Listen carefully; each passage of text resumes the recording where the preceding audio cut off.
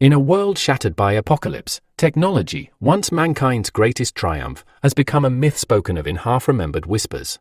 Amid the ruins and acid rains, Shiosu hunts, not for glory, but to survive.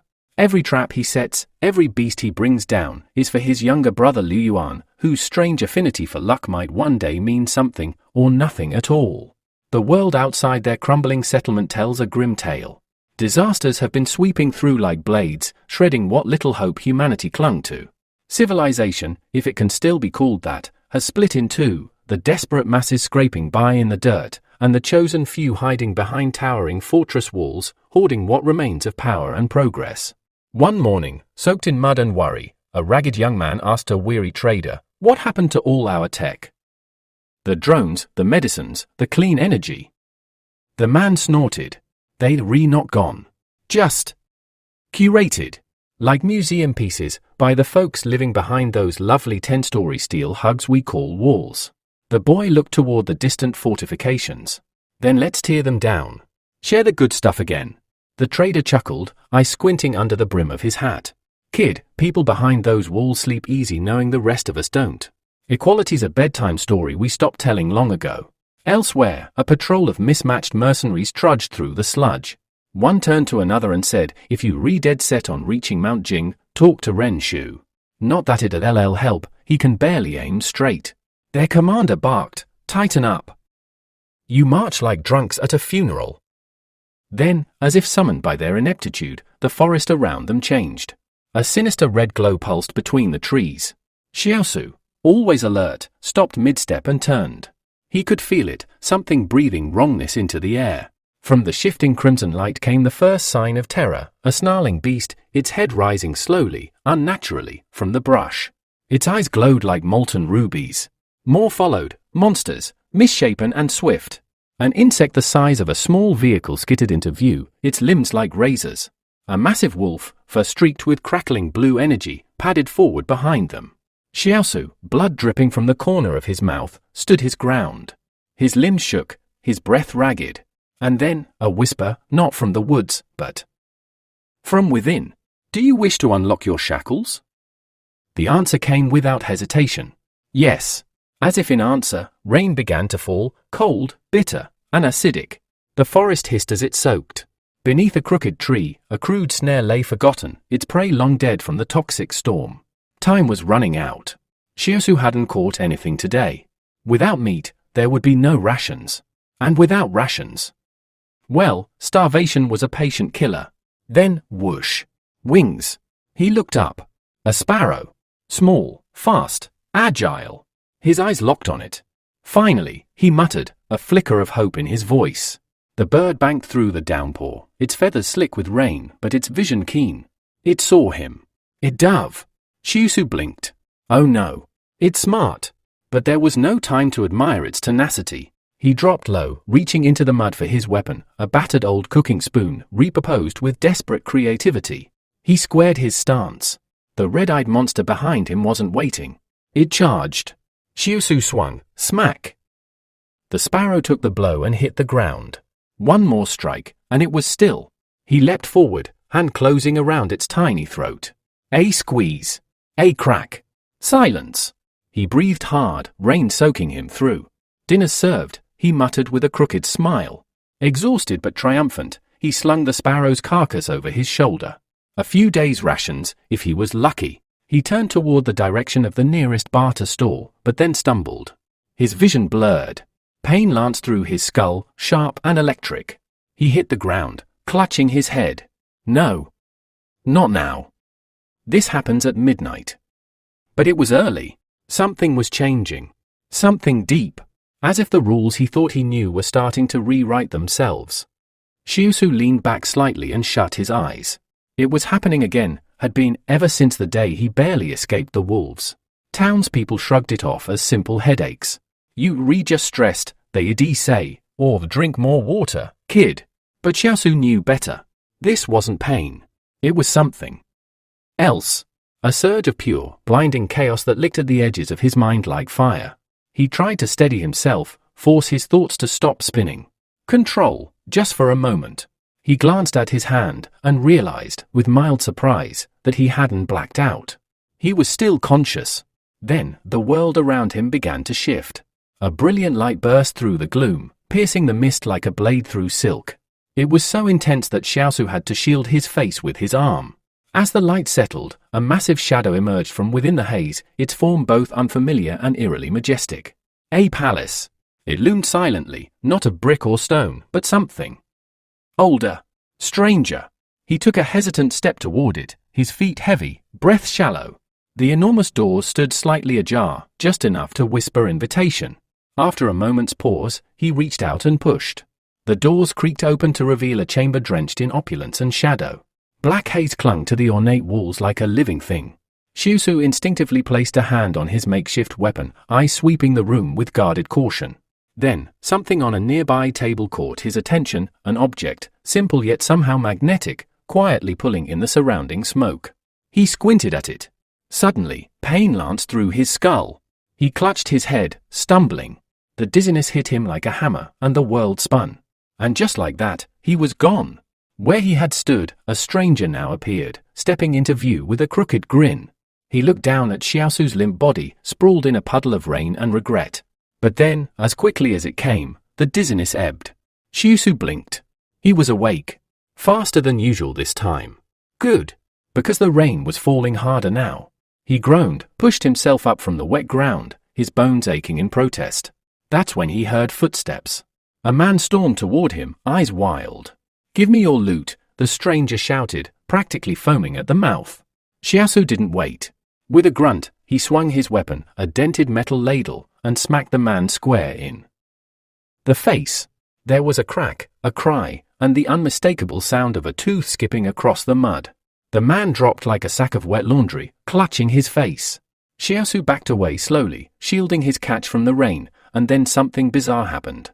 A translucent blue window popped up in front of him, floating mid-air. On it, glowing words, "Task, transfer the loot to the other party."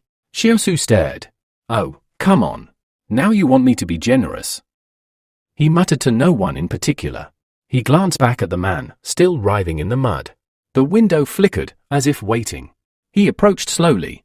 The man looked up, tears streaming down his cheeks, hand pressed to his missing tooth. Xiaosu stopped just behind him, casting a long shadow. Holding up the sparrow's limp body, he asked, flatly, "You really want this?" "Yes." The man cried. "Yes. I need it, I'm starving." With a sigh and a frown, Xiaosu extended the bird carcass. Ding! Another window appeared. Task complete. A shadowy image of the palace flashed briefly before vanishing. On the table inside that memory space, a scrap of paper floated up into the air, hovered, and slid neatly into what Xiaosu now recognized as an old-fashioned typewriter. The keys clicked by themselves, printing something new. Reward, basic profile settings unlocked. Scanning enabled. View survival and hunting skills of others. Interesting. Very interesting. Then the man below him whispered, eyes wide, "You a good person." Xiaosu blinked, then slowly raised the sparrow again, and snatched it back. "Nope," he said. "On second thought, you're not getting it." And with that, he turned and bolted, sparrow in hand, leaving the man sputtering in disbelief. "You lunatic!" The man shrieked after him. "It's people like you that drag the world into this abyss." Xiaosu didn't even look back. Eventually, he slowed to a walk, panting, the precious prey still slung over his shoulder. He wiped rain from his brow, glancing up into the blank, slate-colored sky. Ahead, the settlement came into view, crumbling homes like crooked teeth surrounding the rusted gate. He passed by a small crowd huddled near a broken barrel fire. They saw him. They always saw him. "There he is again," one man muttered. "Back with meat. Every damn time." Another's fist clenched. "Bet he thinks he's better than us." Xiaosu met their stares. With cool disdain, fingers brushing the handle of his weapon in warning. One man took a step forward, but a hand gripped his shoulder. "Leave it." His friend whispered, "Don't mess with that one." After a tense pause, the man backed down. Xiaosu turned away, the echo of their bitter muttering behind him. "He's sick in the head," someone hissed. He didn't respond. He didn't need to. Song-Su kept walking, boots slapping against muddy ground, past the sagging ruins of homes half swallowed by rust and rot. He approached the large metal gates and veered off, spotting a squat building tucked between leaning shacks. With a deep breath, he stepped inside, the smell of dust and iron thick in the air. He slammed the sparrow carcass onto the counter with a damp thud. "How much?" he asked. Behind the counter, the shopkeeper jolted, flinching at the sound. "Watch it, boy." "That glass is expensive," he grumbled, shooting a disapproving glance at the now smeared counter. Muttering, he leaned over the sparrow and examined it, poking at its ribs with 2 bony fingers. He fetched a set of old metal scales and began weighing the bird. 3 jin, 6 liang, the merchant muttered. Xiongsu raised an eyebrow, unimpressed. "And that gets me." The man scratched his jaw. 700 coins. Xiongsu blinked. 700? For this? He jabbed a finger toward the bird. "That's robbery." With a tired sigh, the shopkeeper raised his hands in reluctant surrender. "Fine. 800. But only because you didn't bruise the meat." 800 still low, Xiongsu snapped. "Times are hard, and I nearly lost an arm getting it. 900 or I walk." The man crossed his arms and shook his head slowly. "You're not easy to deal with." Xiongsu turned on his heel. "Then I'll take it to old Li. He knows the value of prey." As he reached the door, a forced smile spread across the merchant's face. He moved quickly, blocking Xiongsu's path. All right. Let's talk." "No need to get Li involved. I'll talk after I see what he offers," Xiongsu said, brushing past. "Fine." 900, the man called out. "Think about Liu Yuan's tuition." Xiongsu paused. Slowly, a sly grin crept across his face. "You know, for bringing that up, the price just went up. 1200. 12. The shopkeeper's jaw dropped. He stared at the bird like it had suddenly grown golden feathers. Muttering curses under his breath, he rifled through his till, counting notes with the energy of a man parting with his soul. Eventually, grumbling all the while, he handed over the full sum. "Get me a jacket," Xiongsu said as he pocketed the coins. "For you?" or the merchant asked, already pulling one off the shelf. "For Liu Yuan." "What about your coat?" "That thing's falling apart." Xiongsu didn't answer, just stood still until the man handed him a smaller, neatly folded jacket. He took it with a nod. "Anything else?" the merchant asked, his tone lighter now. "Anti-inflammatories?" "You look half dead." "How much?" 600. Xiongsu scoffed. 600? It's winter. Nothing inflames in winter. Forget it. The shopkeeper chuckled, wrapping the jacket. "Next time, bring a live sparrow." By the time Xiongsu returned home, the rain had slowed to a tired drizzle. Inside, his younger brother sat hunched over a makeshift desk, scribbling away with a stub of pencil. The room smelled faintly of smoke and wet wood. The boy looked up, startled. "Brother!" Xiongsu gave him a tired smile and dropped the wrapped jacket on the table. The younger one stood. "You're back early. Was the hunt bad?" "It was fine," Xiongsu said, ruffling his hair. "How's studying?" The boy's eyes lit up. "Great! But hunting sounds way cooler. When can I come with you?" Xiongsu crouched beside him, suddenly serious. "Never. It's dangerous out there. Studying is safer. Smarter." He turned away, tossing a few scraps from the sparrow onto the fire. "Besides," he muttered, "if I could afford it, I'd be studying too." His brother noticed the torn sleeve and the dark bruise beneath. "Your arm, just a scratch," Xiongsu replied quickly, already slicing the guts into a pot. Before long, the soup was ready, if it could be called that. He ladled a bit into a bowl and slid it across the table. "Eat." The boy shook his head. "You need it more." "I'm fine." "No, you're not." 2 days ago, someone died from an infection. The boy's voice cracked with worry. His eyes welled up with tears. Xiongsu gritted his teeth. "Enough." His voice dropped, hard and cold. "If you study, really study, you won't have to go into the wilderness like me." The younger boy sat, biting his lip to keep from crying. He began eating in silence, anger and sorrow simmering behind his eyes. Xiongsu tried to soften his tone. "Here, try the jacket. Fits better than your old one. Where's yours?" But Xiongsu was already lying down on the cot, turning his back. "I'm going to rest." The soup vanished slowly, and the room grew quiet. Raindrops tapped at the broken window. Sleep didn't come. Instead, Seong-su stared at the ceiling, thoughts drifting. That palace, the dream, or whatever it was, kept tugging at the back of his mind. Something about it felt unfinished. He blinked. A sound. He sat up suddenly, heart pounding. The room blurred, and when his vision cleared, the palace stood before him once again. No door creaks, no footsteps. Just there. Drawn by a force he couldn't explain, Seong-su approached. The black haze still hung thick in the air. He reached out, trying to feel it, but his fingers passed through. Intangible, he whispered. Of course you are. And yet, something in him pushed forward anyway. Seong-su stepped deeper into the strange palace, guided by instinct more than reason. Minutes passed in silence until he reached a familiar place, the painted table with the ancient typewriter sitting like an artifact of another world. He approached it slowly, each footstep echoing off the invisible walls. The same sheet of paper waited there, resting just as he had last seen it. He picked it up. The handwriting was neat, deliberate. A task, to share food. Just that. Seong-su narrowed his eyes. Simple on the surface, but loaded with meaning in a world where kindness costs more than bullets. He set the page down and stared at the typewriter, its keys etched with strange hieroglyphs. He ran his fingers over the carvings, each one pulsing with a sense of quiet power. Reading them, an odd thought crept into his mind. They're asking me to be good. In this place? His lips tightened into a line. Impossible, he murmured to the emptiness.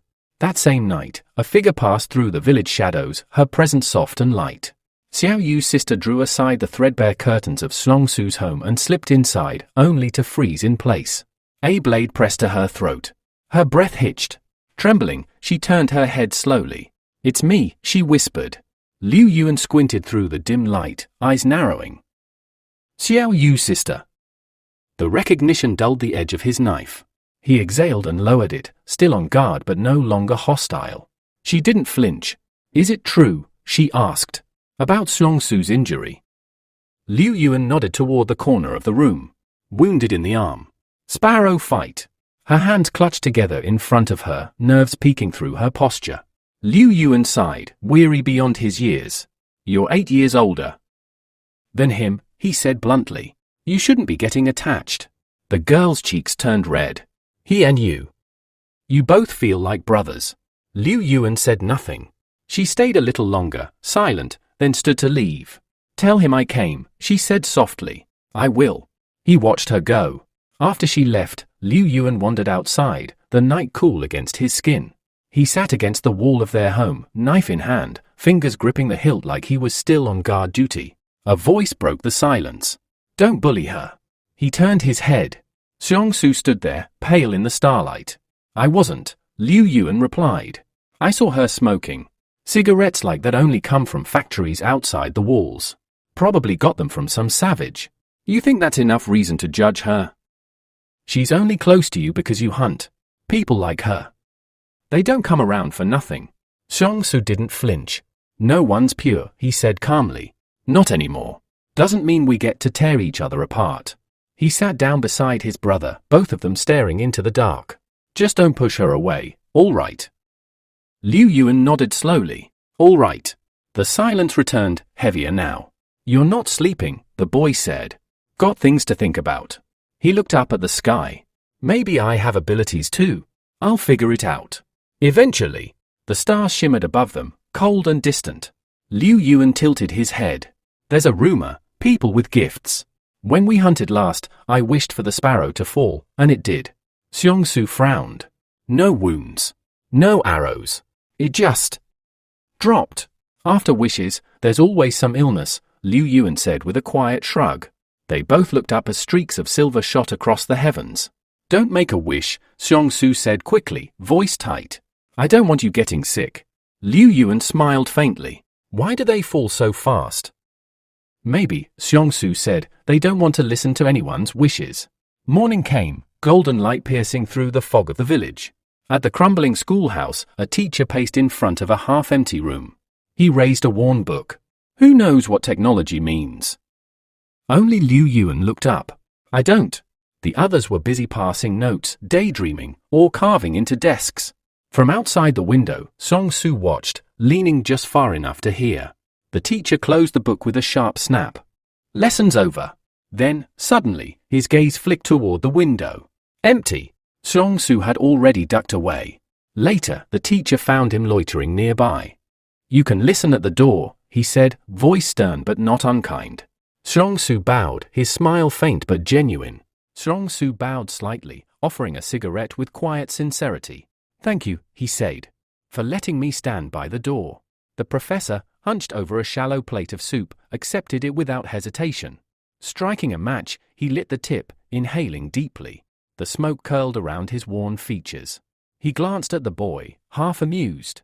"You're one of the few who actually wants to be here," he said, exhaling a thin grey ribbon. "Why?" Xiongsu's expression didn't change. "Because learning something new is never bad," he replied. "And teachers are respected. No one steals from them. No one dares to take their vegetables." The professor chuckled, a dry rasp that quickly turned into a cough. His shoulders trembled slightly as he reached for a cloth. Xiongsu leaned forward. "There's something I've wanted to ask for a long time."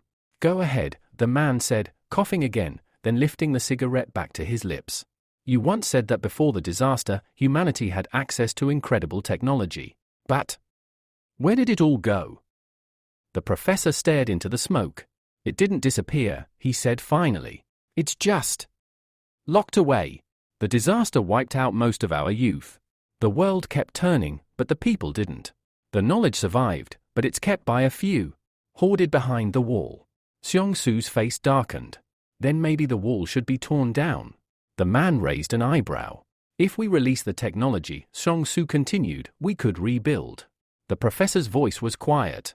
"As long as the wasteland is out there, the outcasts will gather near the wall's edge. And the consortium inside? They'll never let it fall. That wall isn't just stone and steel. It's a boundary between those who rule and those who are ruled."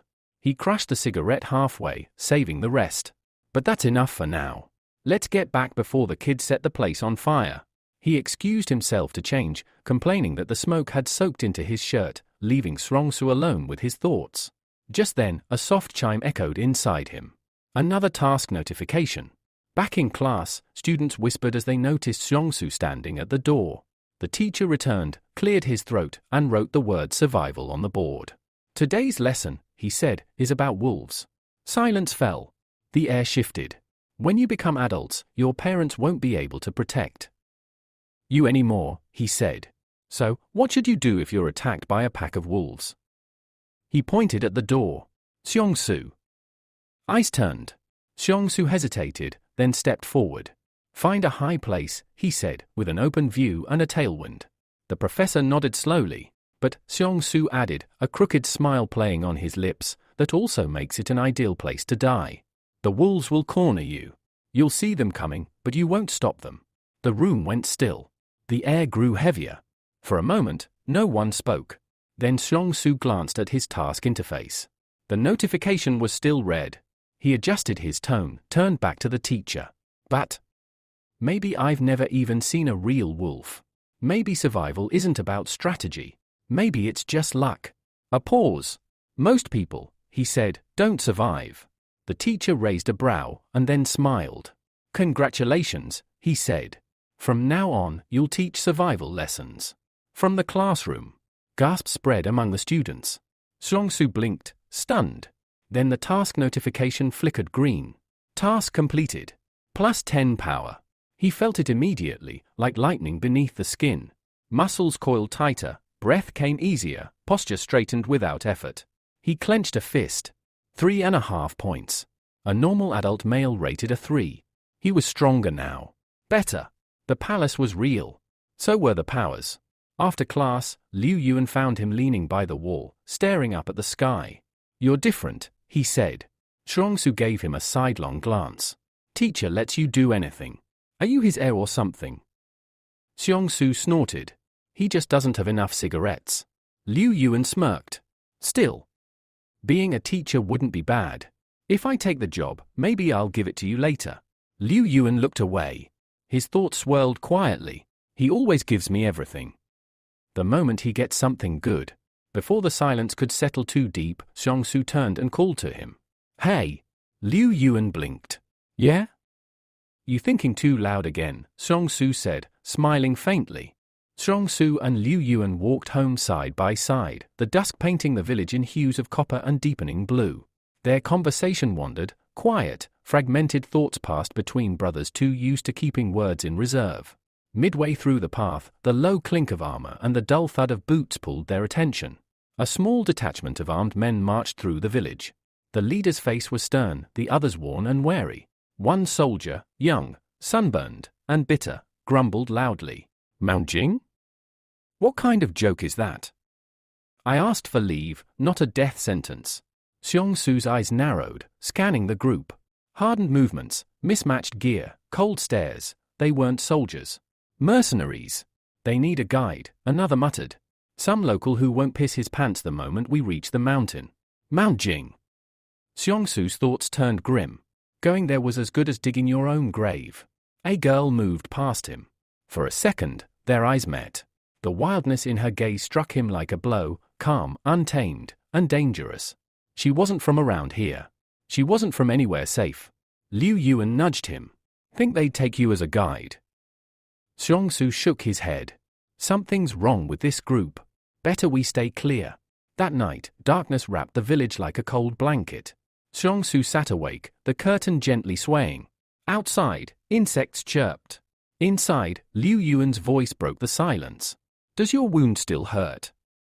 Xiongsu gave him a half smile. "It's fine. You're lying. I'm not risking my life, all right? Don't worry so much."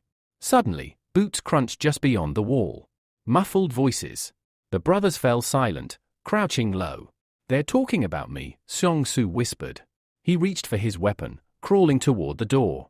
Through the sliver of wood and shadow, he saw them as mercenaries, armed and alert, and Wang Fuji, the merchant.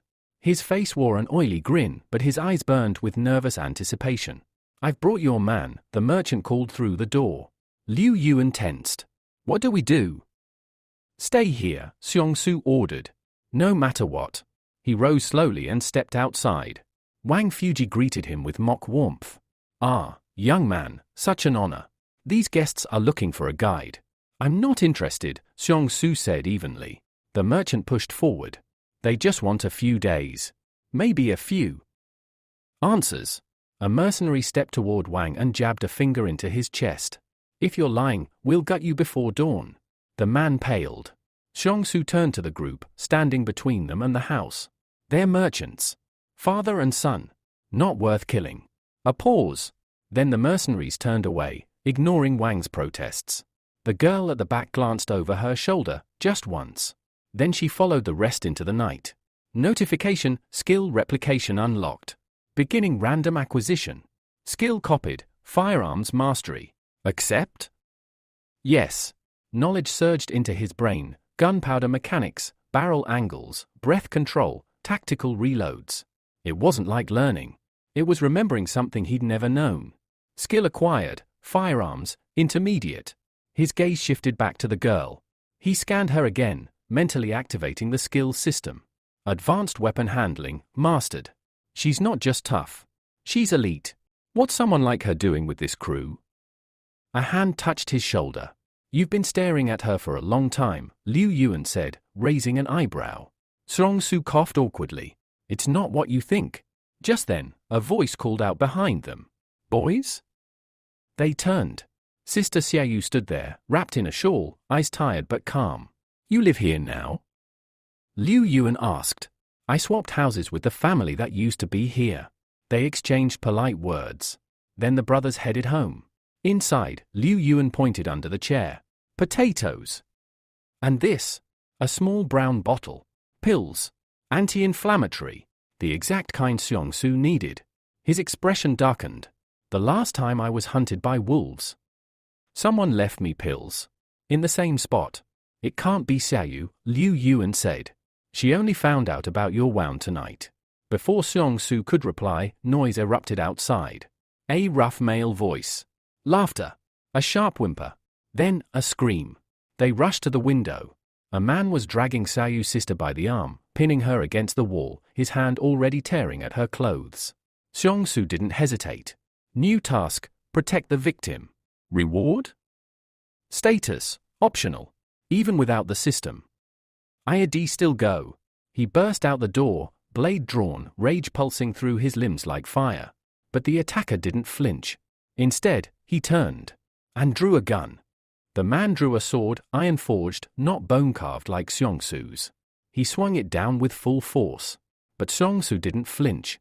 His hand shot forward, catching the blade mid-swing, and with a single twist, snapped it in half like it was brittle glass. The mercenary gasped, but before he could react, Seong-Soo stepped in and hammered a fist into his ribs. 1, 2, 3 strikes, fast and heavy. The man choked on air. Seong-Soo seized him by the neck and slammed him into the ground. A deep thud cracked through the night air, followed by a wet gasp. The attacker bled from his nose and mouth, wide-eyed, trying to understand how a teenage boy had this kind of strength. Turning to Xiao Yu, who was clutching her torn clothes, Seong-Soo asked coldly, "Who is he?" Still shaken, she stammered, "A foreman at a coal mine. A man was killed in the market last night. He said he wanted to try something new." Seong-Soo's eyes went dark. He reached down and picked up a shard of metal from the dirt. His arm raised for a killing blow. New system notification, task issued, leave the target alive. Reward, skill copy scrolls ×2. He froze. A long breath escaped his lips. Without a word, he slashed the metal across the foreman's side. Blood sprayed. The man screamed. "You've got 3 minutes, Seong-Soo said, his voice calm and chilling. "If you reach the clinic and get stitched up, you might live." The foreman, now shaking, clawed at the dirt to crawl away. The pain lit fire in his limbs, and he stumbled to his feet and ran, leaving a trail of blood behind him. The 3 watched him go, silent. System notification, task completed. Reward granted, skill copy scrolls ×2. Liu Yuan exhaled. He might come back for revenge. Seong-Soo crouched, picking up the broken blade and examining its jagged edge. No, he won't make it to the clinic. Beside them, Xiao Yu stood quietly, her hands trembling. Tears dripped down her cheeks. Seong-Soo approached her. "Can you stop smoking?" She shook her head violently, lips trembling. "They're not that addictive," he said. "Poppy seed laced." Wang said the ratio was low. "You can quit if you want to." Then, with a smirk, "Also, I may be handsome, but we're not going to end up together." Xiao Yu looked at him, startled. "You idiot, I see you like a brother." A beat of silence. Seong-Soo gave a sheepish grin, turned on his heel, and dragged Liu Yuan away from the awkward scene. Behind them, Xiao Yu's laughter, quiet and harmless, floated softly into the night air. Inside the palace realm, a typewriter clacked away on its own, striking paper with unnatural rhythm. New side quest received, collect 100 sincere expressions of gratitude reward, personal weapon blueprint. A slip of paper slid onto the hero's desk. Seong-Soo picked it up and read the task, eyebrows raised. He grinned slightly. Not bad. And the system even counted Xiao Yu's thanks. Later that night, Seong-Soo jolted upright in bed. "Hey! Thank me!" Liu Yuan, startled, almost dropped his textbook. "What?" "Come on," Seong-Soo said. "You're grateful, right? Say it." Liu Yuan blinked, then said awkwardly, "Thanks for always being there." +1 gratitude counted. Seong-Soo beamed. "Too easy." "Again," he said. "Thanks." "No increase." "Who?" Seong-Soo frowned. "Say it again, but sincerely." So began a strange, one-sided ritual, Seong-Soo coaxing thanks out of his confused younger brother, trying different tones, expressions, and even guilt-tripping. But no matter how many times Liu Yuan said it, the counter refused to go up. Half the night passed. Only 1 point earned. Seong-Soo slumped into a chair, muttering, "There's got to be another way." Back in the palace, coins clinked onto the table, soft, metallic echoes. Seong-Soo reached out and picked one up. Inscribed on it, in delicate etching, were the words, "Thank you. Xiao Yu's sister." He smiled. Then, the air behind him shifted. Shadows coalesced like smoke poured from a crack in space. A silhouette formed, mechanical and inhuman. With a hiss and a rumble, a heavy machine gun emerged from the darkness, piece by piece, as if summoned from some ancient arsenal buried beneath reality. Seong-Soo turned, eyes narrowing. His hand went instinctively to his side. The weapon hung in the air, waiting. Seong-Soo approached the strange machine, eyeing its slick, industrial design. It stood motionless in the center of the shadow-filled room, waiting. With cautious curiosity, he leaned closer and examined the device, noting the odd symbols etched into its metallic frame. It was unlike anything he'd seen in either world. After a moment of thought, he reached into his pocket, took one of the gratitude coins, and tossed it into the machine. A sharp clang echoed through the chamber. A second later, something small dropped from the chute and struck the floor with a dull clack. Seong-su picked it up. It was a glass bottle, about the size of a thumb, filled with a luminous, pale green liquid. There was no label, no inscription, no clue what it was. Then, dizziness. A wave of disorientation swept over him, pulling his mind somewhere else. The palace, the shadows, the machine, they all vanished. And just like that, he was back in the real world, bottle still in hand. Liu Yuan, wide-eyed, looked up from his notes. Where did that come from? Seong-su didn't answer right away. He twisted off the cap and examined the liquid inside. A part of him feared it could be poison, but curiosity and instinct told him otherwise. He dipped 2 fingers into the fluid, brought them to a wound near his shoulder, and closed his eyes as he applied it. Instant relief. The pain disappeared like it had never existed. Staring down at the bottle, Seong-su finally understood gratitude could buy miracles. He clenched the small vial and whispered to himself, I need more coins.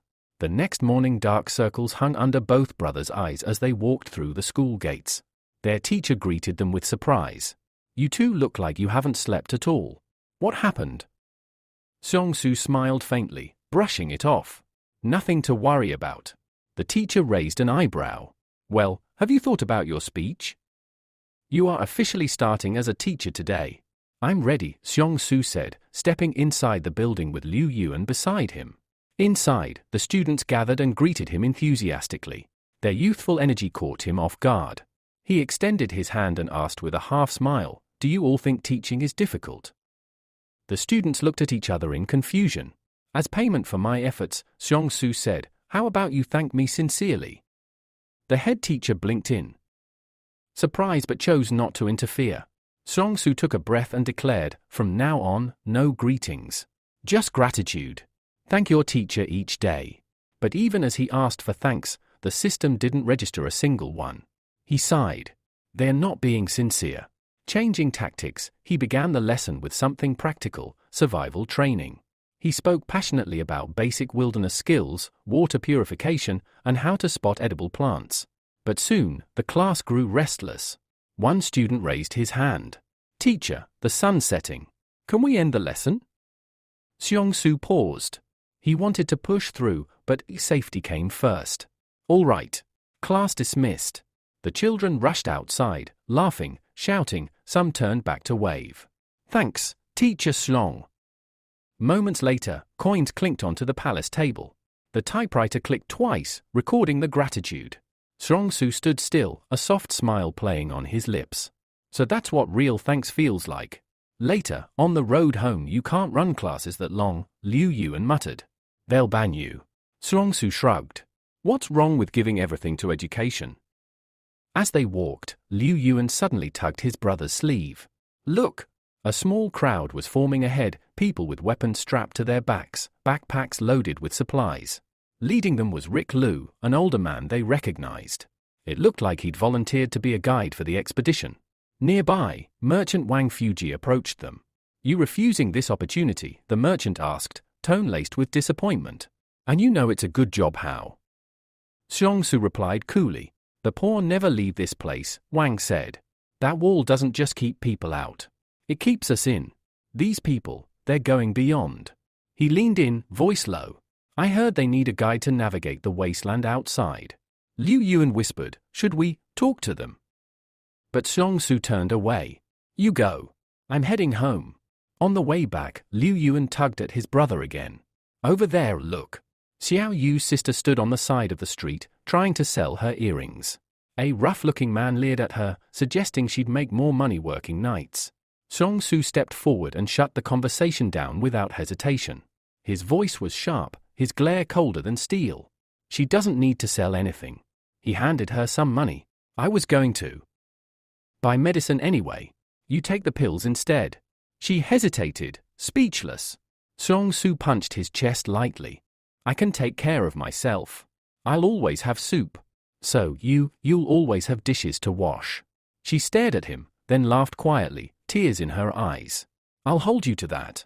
As the evening sun faded behind the wall, Xiongsu looked out across the town and saw a group of people gathering near the clinic.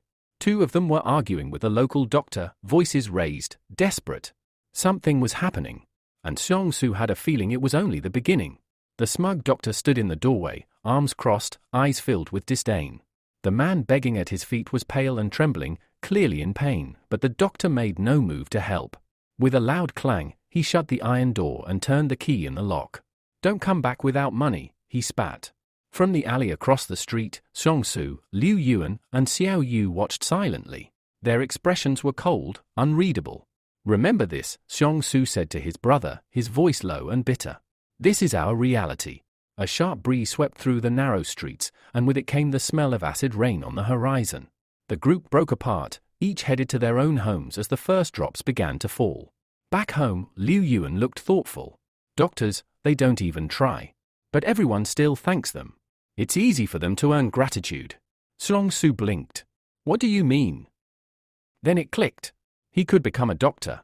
If he learned medicine, he could treat people, earn coins, and get stronger.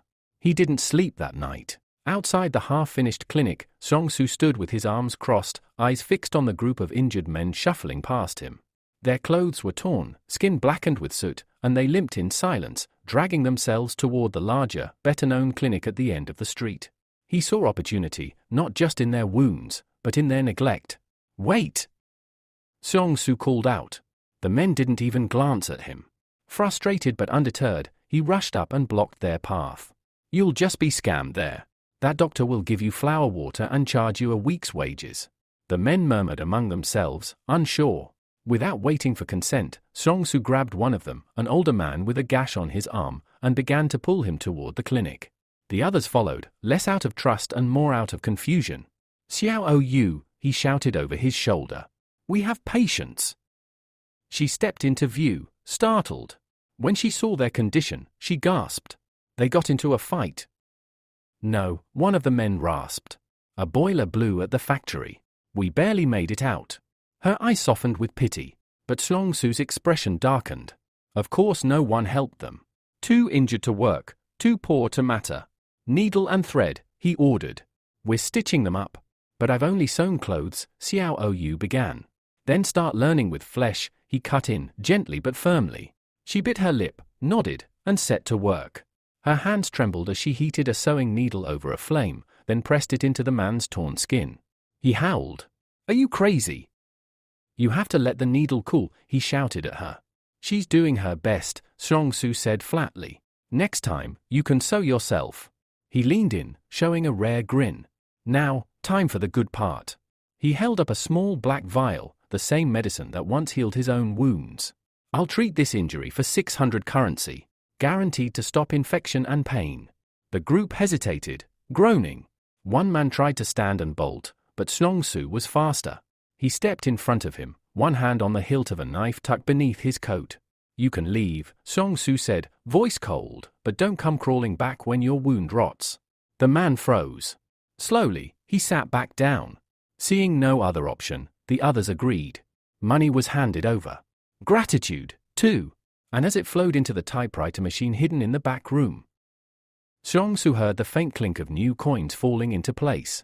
Later that day, after the patients left with bandaged wounds and pain dulled by medicine, Xiongsu stood outside, cleaning his hands. He saw Wang Fuji leaning against a post, arms folded, grinning like he'd won something. "Word travels fast," the merchant said. "I heard you patched up a man named Tartu yesterday." "A trader." Xiongsu nodded cautiously. "So?" "He said your medicine works differently, like Viagra." Xiongsu raised an eyebrow. Wang Fuji chuckled. "I want a bottle. You want medicine for a cut, or for your pride?" Xiongsu asked dryly. "I'm serious. I'll pay." He handed over 600 currency and leaned closer. "And you'll have my sincere thanks." The moment he said it, the machine inside the clinic clattered softly again. Wang Fuji whistled. "That's a clever setup you've got, kid." He left with a bottle in hand, grinning. But Xiongsu watched him go, uneasy. Elsewhere, Wang Fuji slipped through a narrow corridor to a back room filled with serious men in dark suits. "I brought it," he said, holding out the black vial. One man stepped forward, took the medicine carefully, and studied it without a word. Back at the clinic, Xiongsu hammered a new sign above the door: Xiongsu's emergency cut clinic. Pain ends here. The next time someone walked past bleeding, they might think twice before choosing the other doctor. But just as he turned to go back inside, a scream erupted behind him. One of the men he'd treated, the one who tried to escape earlier, was running down the street, clutching his side, blood dripping between his fingers. Xiongsu reacted instantly, dashing after him. "Stop!" he shouted. The man turned, panicked. "No. I feel weird. Something's wrong." People nearby began to gather. Inside Xiongsu's pocket, one of the gratitude coins began to flicker faintly. Would you like the cause of the man's panic to be a reaction to the medicine, something mysterious about the black vial? A setup by a rival, trying to discredit Xiongsu? Or an activation of a hidden ability unlocked by the medicine? "Stitch him up, Xiao Ou," Xiongsu said as he dusted off his sleeves. "I'll bring the coward back myself." He stepped outside, his eyes locking on the blood trail the escaped man had left behind. The other patient nodded weakly, slumping against the wall with exhaustion and pain, but also trust. Xiongsu followed the trail into a dark alley where the fugitive crouched, panting, hand pressed to his stitched wound. Before the man could run again, Xiongsu's cold hand landed on his shoulder. The man flinched, genuine fear flashing in his eyes. "Back! Now," Xiongsu ordered, voice like iron. Within minutes, he returned to the clinic, dragging the reluctant patient behind him. Inside, Xiao Ou was threading the needle with surprising steadiness, finishing up the final stitches on the other man. As she tied the last knot, the system in Xiongsu's mind pinged softly: white heavy check mark, task complete, treat 3 patients, reward, +1 skill point, +150 gratitude. One of the injured men shifted on the mat and muttered in disbelief, "It doesn't even hurt anymore." A new notification appeared: new task unlocked, heal 10 patients, reward. Before Xiongsu could comment, the sounds of panic erupted outside. Screams. Running feet. Then a shout: "Wolves! Wolves are in the city!" He, Xiao Ou, and Liu Yang shot to their feet.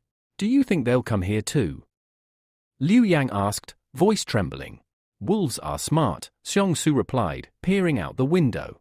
"They'll go where the blood is. The factory. But they'll break through, right?" Xiao Ou asked. "The wall can't collapse, can it?" Xiongsu stared at the horizon. "Nothing is eternal." As if to echo his words, a deep mechanical creaking echoed through the air. The enormous city gate slowly opened with a metallic groan. Armed soldiers in black combat uniforms emerged, weapons slung across their backs, their faces set with grim resolve. "Firearms, they actually have guns," Liu Yang whispered. "Don't ask too many questions," Xiongsu muttered. From the crowd, a voice scoffed, "What's the point? Wasting bullets on corpses and animals." But Xiongsu wasn't listening. His thoughts drifted back to the factory manager who had once pointed a pistol at him, only to be later torn apart by wolves. If the manager had a gun, it might still be there. He turned to Liu Yang. "Go to Xiao Ou tonight. Stay with her until the elder returns." "Where are you going?"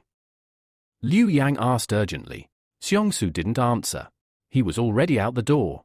As he ran through the darkened streets, a shadow moved near the old clinic. The smug charlatan doctor stood in the doorway, frowning. What the hell is that boy doing now? But Xiongsu didn't slow down. Smoke from the exploded factory still hung in the air like a ghost, illuminated by the flickering glow of street fires and burning barrels. Ahead, the wolves had arrived. Massive, fanged, and utterly fearless, the beasts prowled the wreckage. Some were injured from gunfire, but none were retreating. The military had opened fire, but to Xiongsu's horror, bullets barely slowed the creatures. A direct hit to one wolf's foreleg only enraged it, making it lunge with terrifying speed. The wolves struck as a pack, their snarling echoing through the empty streets. Soldiers screamed as they were pulled into the dark. From behind them, an older officer barked orders, even shoving his own men forward. "Keep shooting! Use everything you have got!" Blood sprayed across the debris-covered pavement. Xiongsu ducked behind a pile of scorched crates, then slipped into the factory grounds under the cover of chaos. Bodies littered the ground, and every step he took crunched glass or bone. But he kept moving. This section looks untouched. They didn't come this far, he thought. Drawing a dagger from his belt, he slipped it into his palm as he moved against the shadows. Blood was everywhere, but none of it was fresh. At the far end, he saw it, the tall administrative tower of the factory, still standing. Perfect, he whispered. Thanks to the increased agility granted by his system, he scaled the side wall using a half-collapsed support beam. He grabbed a rusted ladder, fingers burning from friction, and climbed to the top. Reaching the roof, he crouched low and looked through the cracked glass. The window was dusty but intact. Inside, he spotted an overturned desk, lockers, and something glinting faintly beneath a flickering light. His heart raced. There's something in there. He pulled his hood tight over his head, took a breath, and slammed the butt of his dagger into the glass. It shattered loudly, shards flying inward as he slipped through, landing like a shadow in the dust. He stood, alone, inside the factory office. Somewhere in this room was the gun. And outside, the wolves were getting closer. Xiong-Su landed hard on the cold factory floor. For a moment, he crouched still, breath shallow. Silence. Then the scent of blood, old and thick, hit him like a wave. Throwing back his hood, he scanned the room. Bodies were everywhere, twisted in unnatural positions, some still clutching tools, others with eyes wide open in terror. But something felt off. Every corpse faced the same direction. They all ran, somewhere. Xiong-Su muttered. In a crisis, people instinctively flee toward safety. Toward weapons. He followed the grim trail of bodies deeper into the industrial labyrinth.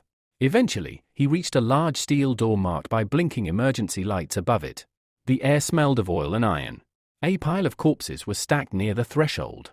Some had clearly died desperately trying to enter. He ran a hand along the metal surface. The door was locked. After a moment's hesitation, he knocked. To his surprise, the panel hissed, and the door cracked open. Xiong-Su jumped inside just as the mechanism clicked again, sealing the room behind him. A man inside nearly dropped his gun in shock. "You're not with the military, are you?" the man asked, voice sharp with paranoia. Xiong-Su's eyes narrowed. Wang Dongyang. Recognition dawned in the man's eyes, followed quickly by suspicion. He raised the gun again, hands trembling. "Stay back. You're one of the medics. You came to loot me, didn't you?" Xiong-Su tensed, one hand drifting toward his belt. He recognized the factory manager immediately, though Wang looked different now, wild-eyed, sweat-drenched, desperate. "Put that thing down," Xiong-Su said calmly. But the muzzle never wavered. "You left everyone to die, didn't you?" Xiong-Su continued, voice quieter now, colder. "You ran in here. Lock the door. Let them scream out there alone." Wang's jaw clenched. "If you want to live, take me back to the city. I'll tell them you helped me. I can make things good for you." Xiong-Su smiled faintly. "Or I tell them the truth." For a moment, the manager's bravado cracked. He sneered. "Then I'll kill you right here." But Xiong-Su's eyes were already locked on the gun's safety switch. "You forgot something," Xiong-Su said, easing forward. "Your gun's still on safety." Wang blinked, glancing instinctively at the weapon. That was all Xiong-Su needed. In a flash, he drew his bone blade, slamming the weapon upward and knocking the gun aside. Steel met skin. The manager grunted as Xiong-Su's blade sliced across his forearm. A punch to the chest knocked him backward, winded and stunned. Xiong-Su stepped forward, placing the blade's tip against his ribs. Wang choked, blood already spilling from his mouth. Wait! I can tell you where I keep my things." "You want weapons? Ammunition? I'll give it all to you." "Where is it?" Xiong-Su asked coldly. "Spare lockers, northeast wing, 3rd floor." Wang gasped. "Please, let me live," but Xiong-Su wasn't buying it. "You're stalling. Your lungs are already collapsing. You've got minutes, at most." He stepped in and pressed the blade deep. Wang gasped, eyes wide, then collapsed like a puppet with its strings cut. Blood pooled beneath him. Xiong-Su didn't linger. He crouched beside the body, searching Wang's pockets quickly and efficiently. He found 3 full magazines, a worn map, and a broken radio. Satisfied, he turned toward the stairs. The sound of distant gunfire echoed from outside. He needed to move, now. By the time he returned home, sweat clung to his brow and his boots were stained with blood. Liu Yang rushed to meet him. "You're alive." Some of the soldiers came back, injured, but alive. They say the wolves were nearly unstoppable. Xiong-Su gave a slow nod, already processing the implications. So guns do slow them down. Not enough to win, but enough to survive. Just as he was about to speak further, a low rumble vibrated through the ground. Military trucks rolled into the settlement, engines growling like beasts. One by one, soldiers climbed out and fanned into the streets. They began banging on doors, shouting commands. "Everyone out! Line up outside your homes!" The people murmured, confused and afraid. "What's going on?" someone shouted. A soldier responded with indifference. "Whoever left the trading city today, identify them and receive a reward." Seong-su's heart skipped. They were looking for him. He had disguised his injuries, made them look like wolf bites, but they must have checked Wang Dongyang's body. His pistol was missing. From the doorway, Seong-su stepped into the crowd, Liu Yang at his side. He scanned the soldiers. Their eyes were searching, their hands already on their weapons. A lone hand rose from the murmuring crowd. Everyone turned. A man in a dirt-stained white coat stood tall, a doctor from the clinic. His face was pale but determined. It was him, he shouted, arm outstretched. "He left the city last night." "That boy, Seong-su." The crowd gasped. Soldiers snapped to attention, their eyes now fixed on Seong-su. A bolt of fear surged through him, setting his nerves alight. His body tensed as the soldiers approached. "Search him," barked the commander. Seong-su stood still, hands raised, forcing calm into his expression even as panic scratched behind his eyes. Before the soldiers could touch him, a voice rang out from the side. "Wait." It was Wang Fuji, the merchant with deep pockets and deeper secrets. He stepped forward, arms crossed casually but voice firm. "This one is under Boss Law's protection," Wang said. "He's not to be touched." The soldiers exchanged uneasy glances. "Boss Law," one muttered. The name alone drained the confidence from their faces. "I suggest you confirm with him yourself," Wang added, voice edged with warning. "I don't speak out of turn." A heavy silence fell. The commander finally grunted, "Even if he's with Law's people, we still need to check." They turned to Seong-su and began to search his clothes and body, slow and thorough. Inside the small house, 3 soldiers forced their way in. Liu Yuan stood in their path, trembling, clutching a rusted kitchen knife. "Back off," he shouted, his voice cracking. "Yuan, move!" Seong-su shouted from outside, voice sharp. Frozen, his younger brother looked at the knife, then at the soldiers, then slowly stepped aside, eyes wide with fear. The soldiers tore through the house. Liu Yuan could only watch helplessly, hands clenched into fists.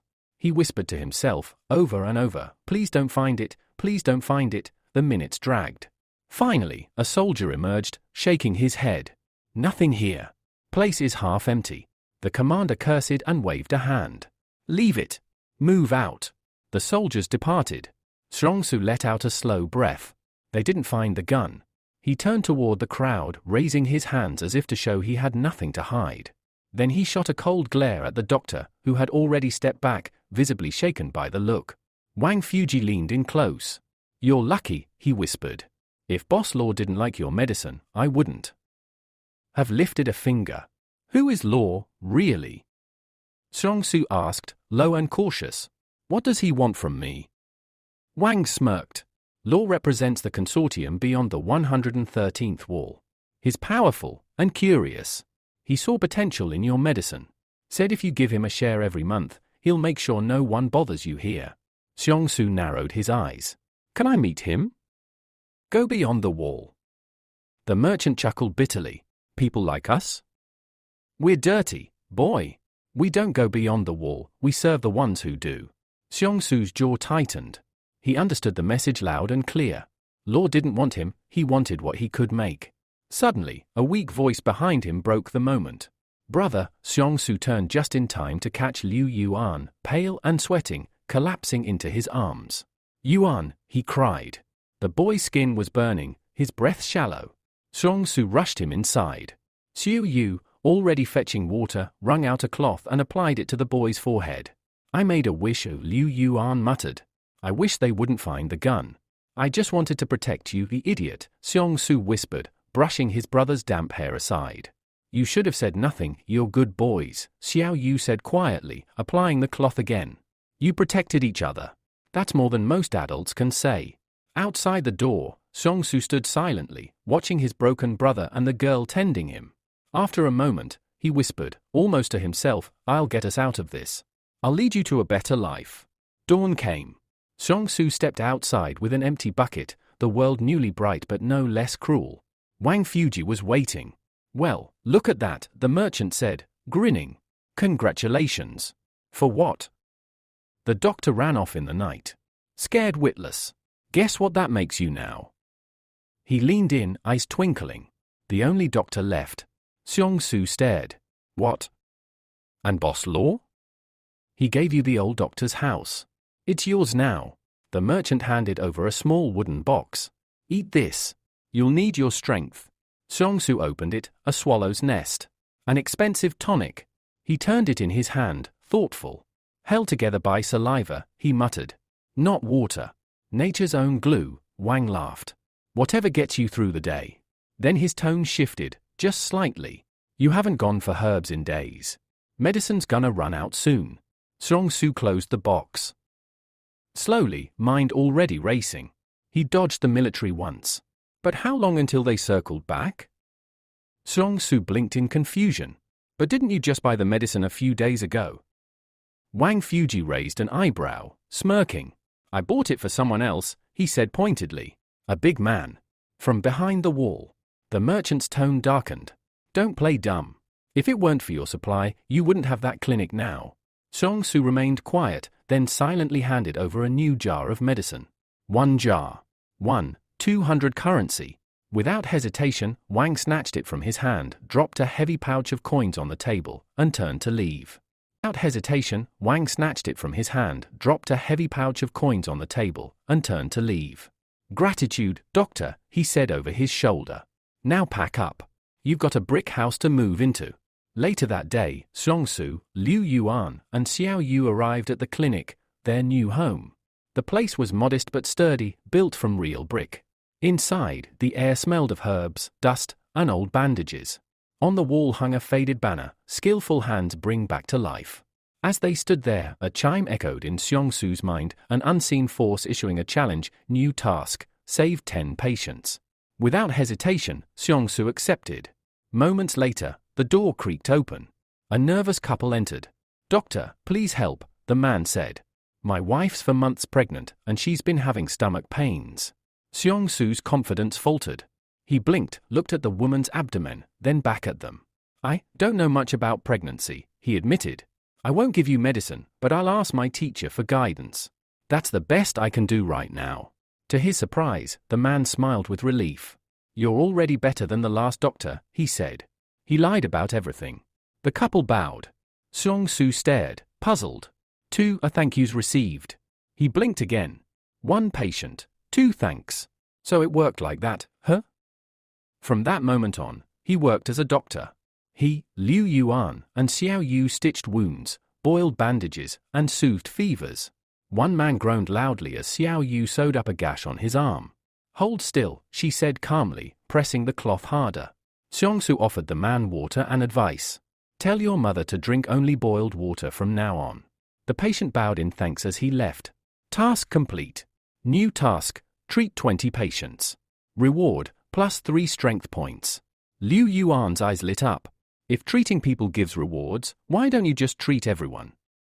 Xiongsu shook his head. "I'm not going to lie to people for profit." The last doctor didn't know what he was doing either, and when trouble came, no one helped him. "But no one will help us either if something happens," Liu Yuan whispered. Xiongsu placed a firm hand on his brother's shoulder. The grip startled him, it was stronger than expected. "Then don't let the sorrow of this century become your sorrow too," Xiongsu said quietly. Liu Yuan fell silent, the words settling deep in his heart. A bell jingled at the clinic entrance. A new man entered, shifty-eyed, shoulders hunched. He leaned in close to Xiongsu. "Doctor," he whispered, "I need your help. But it must stay between us." Xiongsu nodded. "Of course." The man closed the door slowly, then stepped back. "Don't be afraid. I'll show you." His cheeks suddenly swelled like balloons, and a strange blue glow appeared around his jaw. Before Xiongsu could move, the man seemed to spit something blue, a small orb, right at him. The orb hovered midair, then cracked open, releasing a howling vortex of blue energy. The gale knocked Liu Yuan clean off his feet. Papers flew. The windows rattled. Then, silence. Xiongsu stared, stunned. That was definitely not a bubble of saliva. The man smiled sheepishly. You don't think I'm sick? No, Xiong-su said, brushing dust from his shoulder. I think you have a special ability. The man's shoulders sagged with relief. He bowed deeply. I'll tell my parents. Thank you. Another thank you received. Night fell. The world outside grew quiet, the stars dim behind grey clouds. Xiong-su lay in bed, thoughts swirling. People with abilities, in small towns. The world's changing fast. Too fast.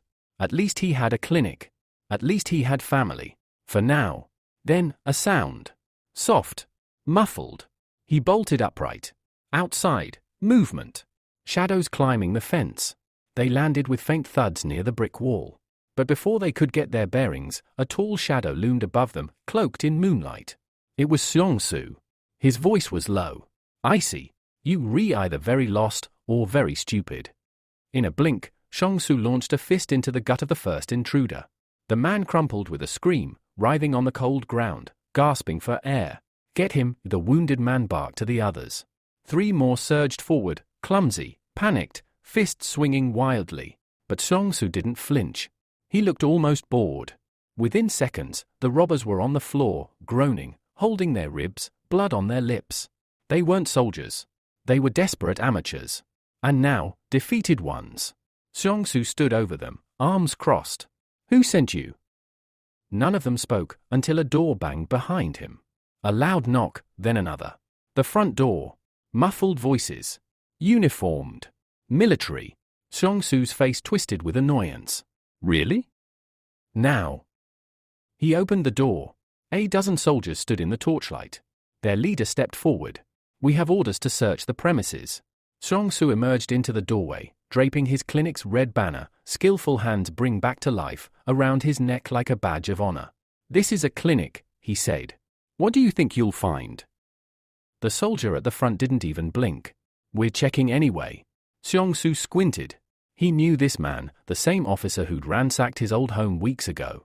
He stepped aside with a sigh. Be my guest. The soldiers poured in. He sat on a stool as they tore through shelves, drawers, bedding. A few grumbled at the smell of herbs. But Xiong-su stayed calm. He'd de-hidden the pistol days ago. Deep in the rocks near Mount Jing. They wouldn't find anything tonight. Eventually, the lead soldier returned, empty-handed. We didn't find the weapon, he admitted. But you be careful. He stepped close, clamping a hand on Xiong-su's shoulder. If you'd been born outside the wall, he said, you could have made a fine soldier, instead of this, whatever this is. Xiong-su didn't answer. The soldier's words lingered like smoke. The troops withdrew. As silence returned to the night, Xiong-su exhaled in relief. But he didn't sleep. At dawn, a cry echoed outside the clinic. They've returned. They're back. Xiong-su and Liu Yuan rushed out into the morning haze. A military transport truck rolled down the dirt road. Soldiers staggered out, battered, bloodied, trembling. Many leaned on each other.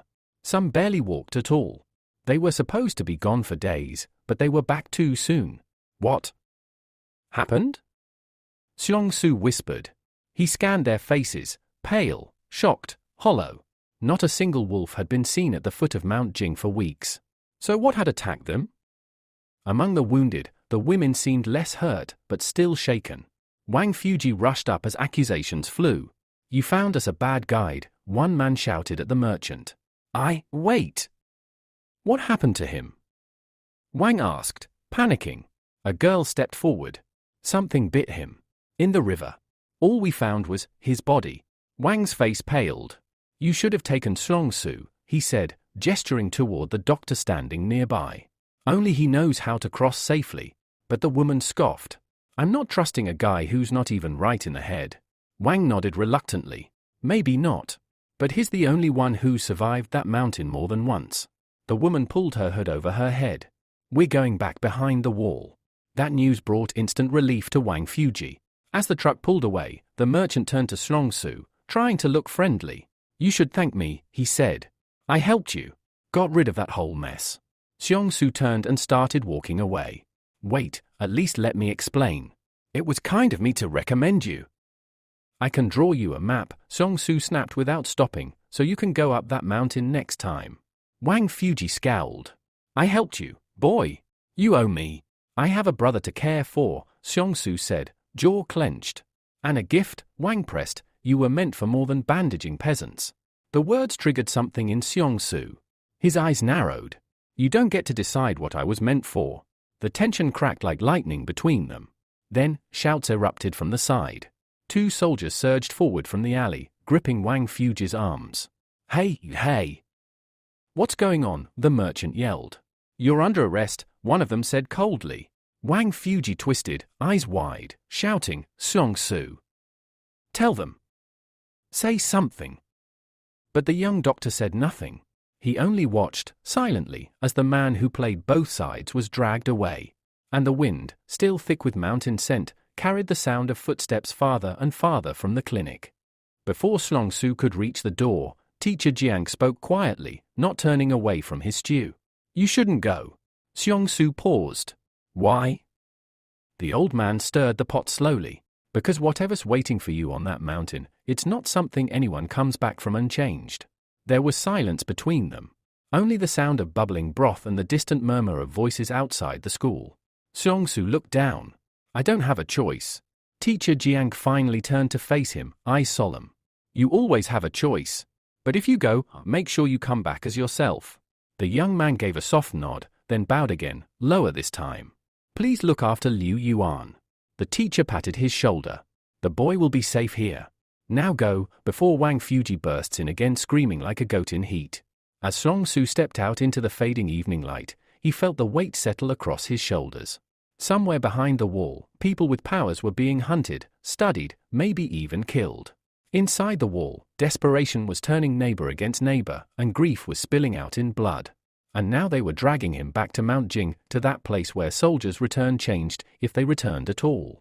He reached the clinic, where Liu Yuan sat silently packing a small satchel of herbs and bandages. I'm leaving soon, Xiongsu said gently. Liu Yuan didn't look up. I heard. A long pause. Then the boy asked, will you come back? The older brother knelt beside him. I will. Promise?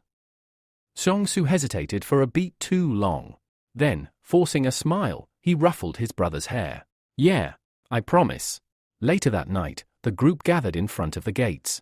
Wang Fuji was already shouting at porters to load crates onto the transport. The girl from the failed expedition was there too, her expression distant, unreadable under her hood. The soldiers avoided eye contact. Everyone moved with quiet urgency, as if the mountain itself might hear them coming. Wang Fuji turned as Xiongsu approached. Ah. Finally. Thought you'd vanished again. The young man ignored him, climbing silently into the back of the truck. As the engine roared to life and the walls of the settlement faded behind them, Xiongsu couldn't shake the image of the man who died in the street earlier, the woman who followed him into death, the boy with the bubbles taken at gunpoint.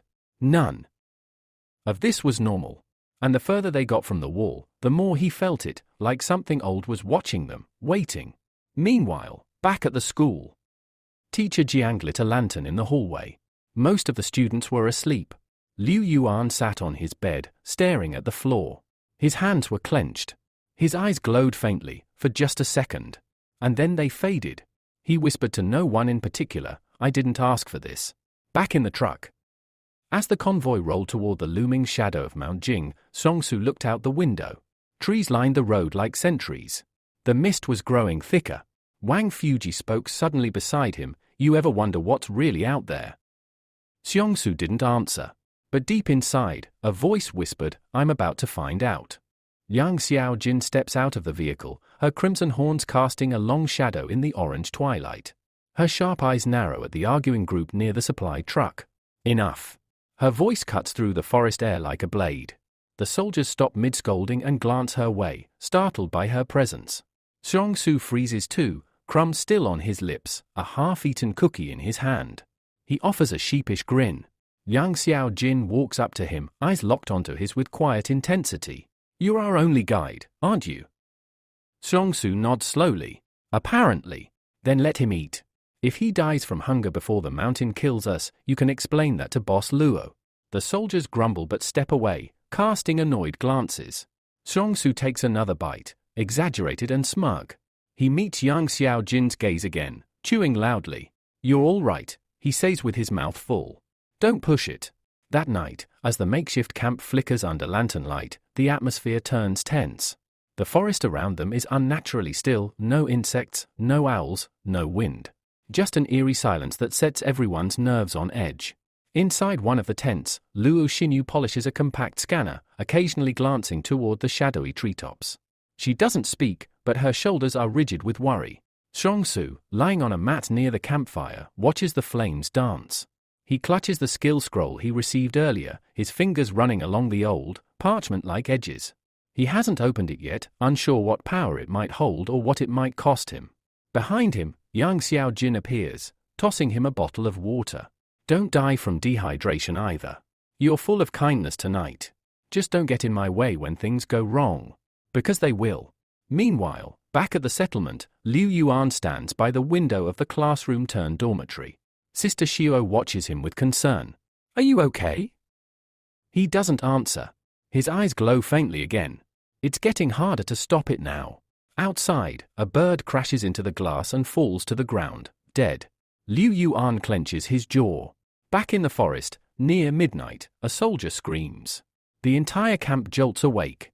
The scream is sharp, desperate, and then, nothing. Guns are drawn. Lights flicker on. Yang Xiaojin and Luo Xinyu step out fully armed. Xiongsu rushes to the edge of the camp, scanning the trees. One of the soldiers, pale and shaking, points into the woods. He just disappeared. Something grabbed him. I swear. There's blood in the grass, dragged in a long arc into the dark forest. Yang Xiaojin whispers, "We're not alone on this mountain." Xiongsu's heart pounds. The memory of the soldiers returning broken from the last expedition flashes in his mind. He tightens his grip on the scroll. He thinks, whatever's up there, it's not just wolves. Yang Xiaojin sits in silence for a moment, the firelight reflecting off her sharp eyes and crimson horns. Xiongsu doesn't say anything at first, just continues slowly turning the fish over the fire. The skin crisps and crackles, and the scent is richer, smokier than before. You're not useless after all, she finally says, breaking the silence. Xiongsu smirks without looking at her. That's the nicest thing anyone said to me today. Even if it's a low bar. She watches him a little longer, then gestures to the fish. That was clever. Using the ant queen. Would have been cleverer not to almost get eaten by its dad, he mutters, glancing toward the river. There's something huge in that water. Bigger than the one I killed. Smarter, maybe. Yang Xiaojin's expression turns serious.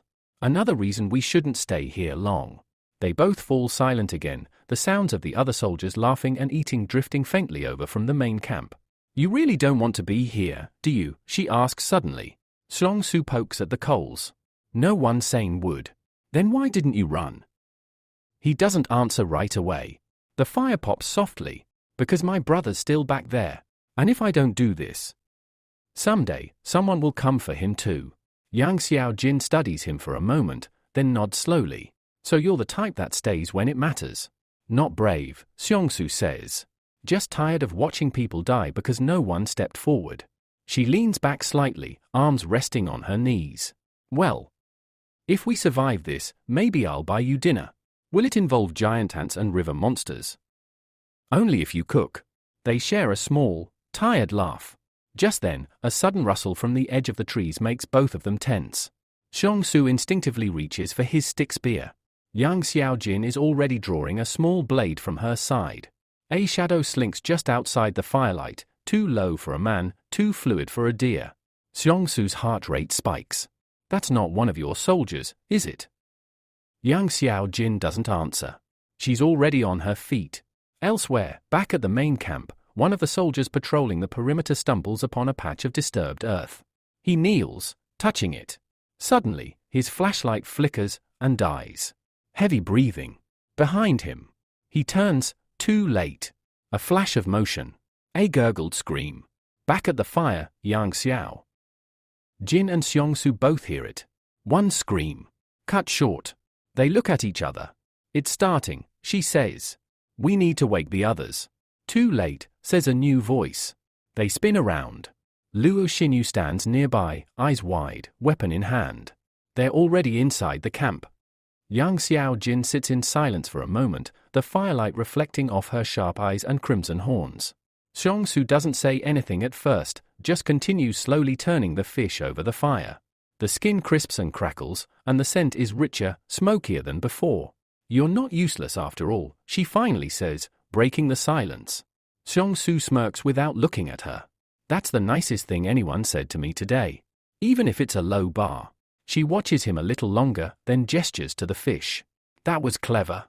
Using the ant queen. Would have been cleverer not to almost get eaten by its dad," he mutters, glancing toward the river. "There's something huge in that water. Bigger than the one I killed. Smarter, maybe." Yang Xiaojin's expression turns serious. "Another reason we shouldn't stay here long." They both fall silent again, the sounds of the other soldiers laughing and eating drifting faintly over from the main camp. "You really don't want to be here, do you?" she asks suddenly. Xiongsu pokes at the coals. "No one sane would. Then why didn't you run?" He doesn't answer right away. The fire pops softly. "Because my brother's still back there. And if I don't do this, someday, someone will come for him too." Yang Xiaojin studies him for a moment, then nods slowly. "So you're the type that stays when it matters." "Not brave," Xiongsu says. "Just tired of watching people die because no one stepped forward." She leans back slightly, arms resting on her knees. "Well, if we survive this, maybe I'll buy you dinner. Will it involve giant ants and river monsters?" "Only if you cook." They share a small, tired laugh. Just then, a sudden rustle from the edge of the trees makes both of them tense. Xiongsu instinctively reaches for his stick spear. Yang Xiaojin is already drawing a small blade from her side. A shadow slinks just outside the firelight, too low for a man, too fluid for a deer. Xiongsu's heart rate spikes. "That's not one of your soldiers, is it?" Yang Xiaojin doesn't answer. She's already on her feet. The girl said only one word, fish. Not exactly a warm introduction. Without hesitation, she raised her gun and pointed it directly at Shangu, clearly threatening him. Startled and confused, Shangu reluctantly agreed to hand over 2 pieces of fish. He was unpleasantly surprised by her aggressive behavior but knew better than to argue with someone holding a loaded weapon. Before he could say anything else, a second woman appeared from behind the tents, also demanding 2 pieces of fish. It seemed Shangu had unintentionally started a seafood buffet. He gave up the fish, he couldn't refuse them, not with armed women popping up like mushrooms after the rain. Just then, a young man named Luo Shinu approached. He reached into his coat and offered Shangu a chocolate bar in return for his generosity. In a blink, he popped the entire thing into his mouth, barely chewing before it was gone. Shangu blinked, surprised. Luo grinned and muttered, "I'll bring you another one," already regretting his impulsive generosity. Meanwhile, the first girl, Yang Xiaojin, still hadn't lowered her weapon.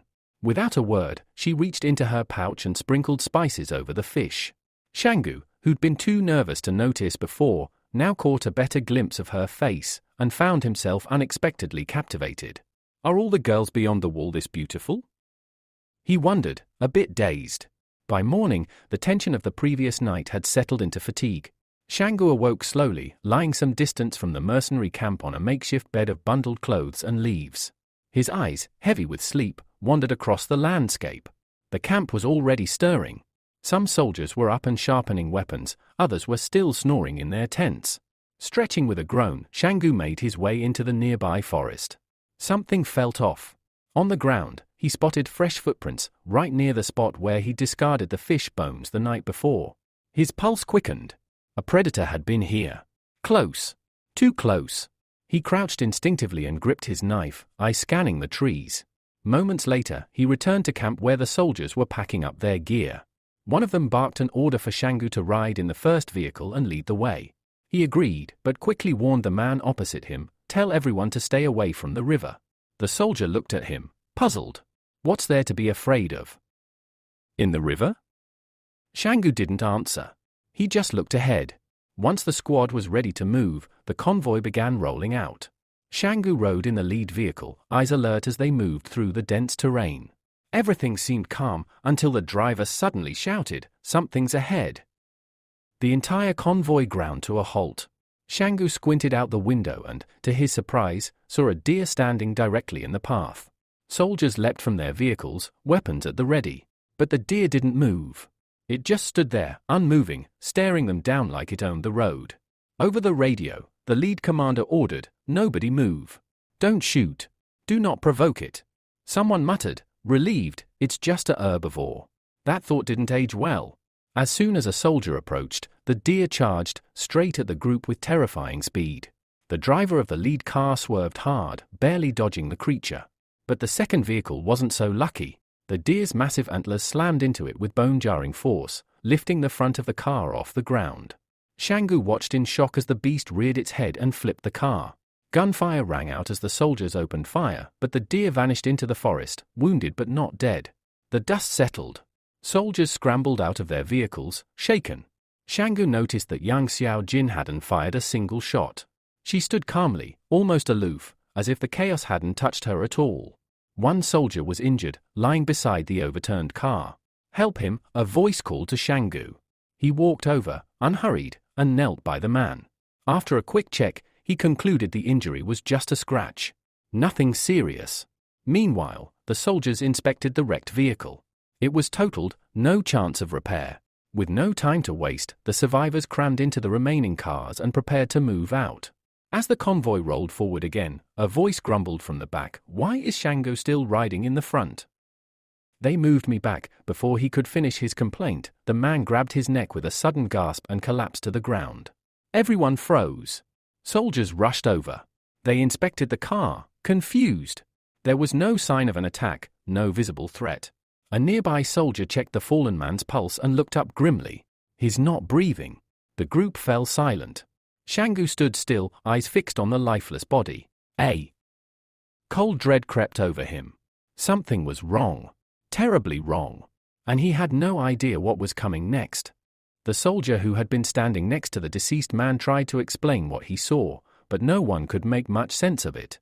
As tension thickened in the air, a strange sound echoed from deep within the forest. Everyone froze. It was too loud and too unnatural to ignore. Whispers spread quickly. There was something out there. One soldier, clearly unnerved, suggested that they should call off the mission and turn back. "It's getting too dangerous," he said. But the senior officer, firm and unyielding, snapped back, "We have our orders. We complete them, or we don't come back at all." Before the argument could escalate, Luo Shinu, who had been quietly observing the commotion, interjected, "Enough bickering. Let's just get out of this cursed forest." She threw a glance at Shango and added with dry sarcasm, "You ride in the back this time. Try not to attract any more wildlife." As the soldiers prepared to move out, they examined the body of the dead soldier one more time. That's when they noticed it, a small, almost invisible beast sting lodged in his neck. Shangu frowned. He wasn't a medical expert, but it seemed far-fetched that a grown man could drop dead from just bee venom. Back at the vehicles, some of the soldiers called out for Shangu. He responded that he was coming and began walking back. The soldier's body was zipped into a bag and loaded into the truck, right next to where Shangu would be sitting. This didn't seem to bother him in the slightest. He helped himself to the military's food supplies, chewing contentedly while staring into space. The soldiers heard him talking to himself in the back and exchanged glances. "I'm telling you," one of them whispered. "There's something off about that guy." Another soldier broke the silence with a strange observation, "Why is it getting hotter the further north we go?" The temperature was rising, noticeably. By late the next day, the convoy reached a mountain range veiled in dust and smoke, its peaks still faintly glowing under the fading light. The soldiers disembarked at the base of the mountains, tired and wary. One man suddenly pointed upward. "Look! There's something written up there." They all looked up. Before them stood a massive stone slab, weathered by time but unmistakable in its message, "Better not to enter here alive." The soldiers stared at the message in stunned silence. Who had carved this ominous warning? One of them turned to Shangu, who stood at a distance, gazing up at the stone. "Did you know about this?" the soldier asked. Shangu shook his head. "No. This wasn't here last year." The atmosphere shifted. Suspicion filled the air. "Why were you here last year?" another soldier asked, stepping forward with a narrowed gaze.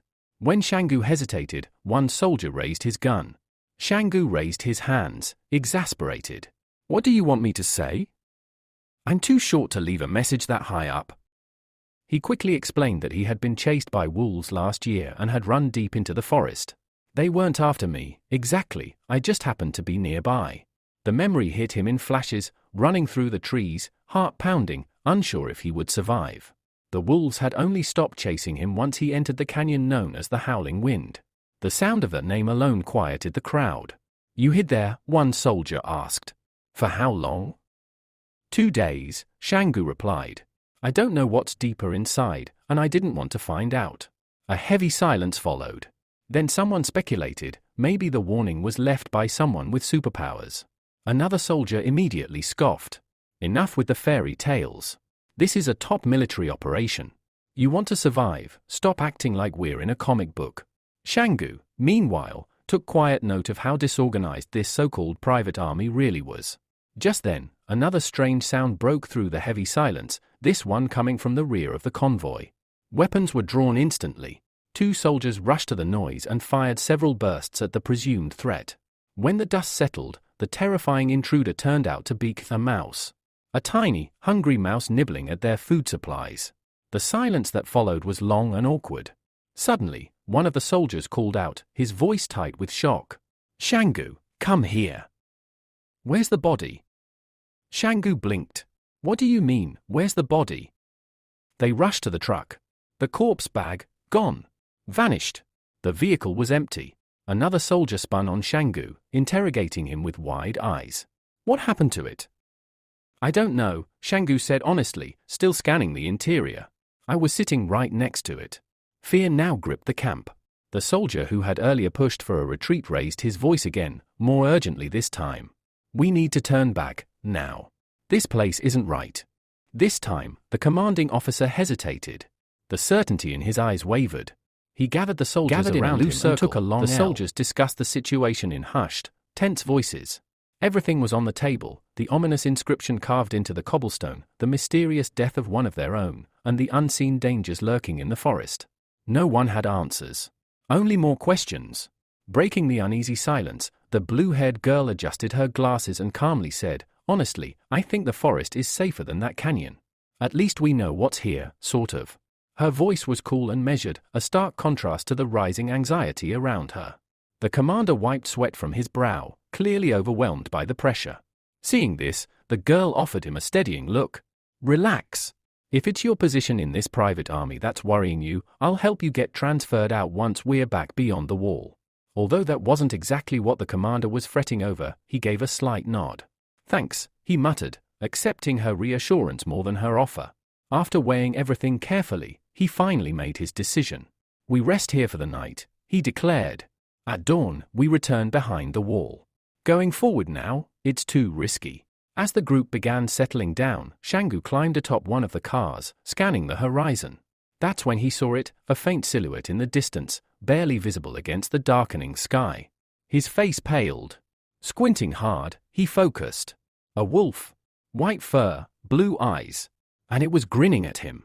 Heart pounding, he shouted down to the others, wolves. Everyone to the gorge. Now. Gasps and chaos followed his cry. One soldier shouted back in protest, are you crazy? We'll be torn apart in the gorge.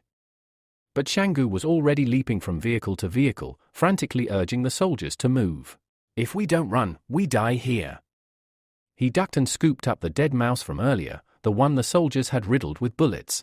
At the same moment, the first of the wolves emerged from the tree line, snarling, savage, and not alone. The pack charged. Without hesitation, the wolves descended on the soldiers, attacking with terrifying speed and brutality. Screams filled the air. One beast lunged straight at Shangu. He barely managed to leap from the back of the car and roll to the side before it could sink its teeth into him. Nearby, a soldier was pounding on a car door, trying to get in. Open up. Let me in. But the soldier inside shouted back in panic, we need to go. Now. The vehicle surged forward.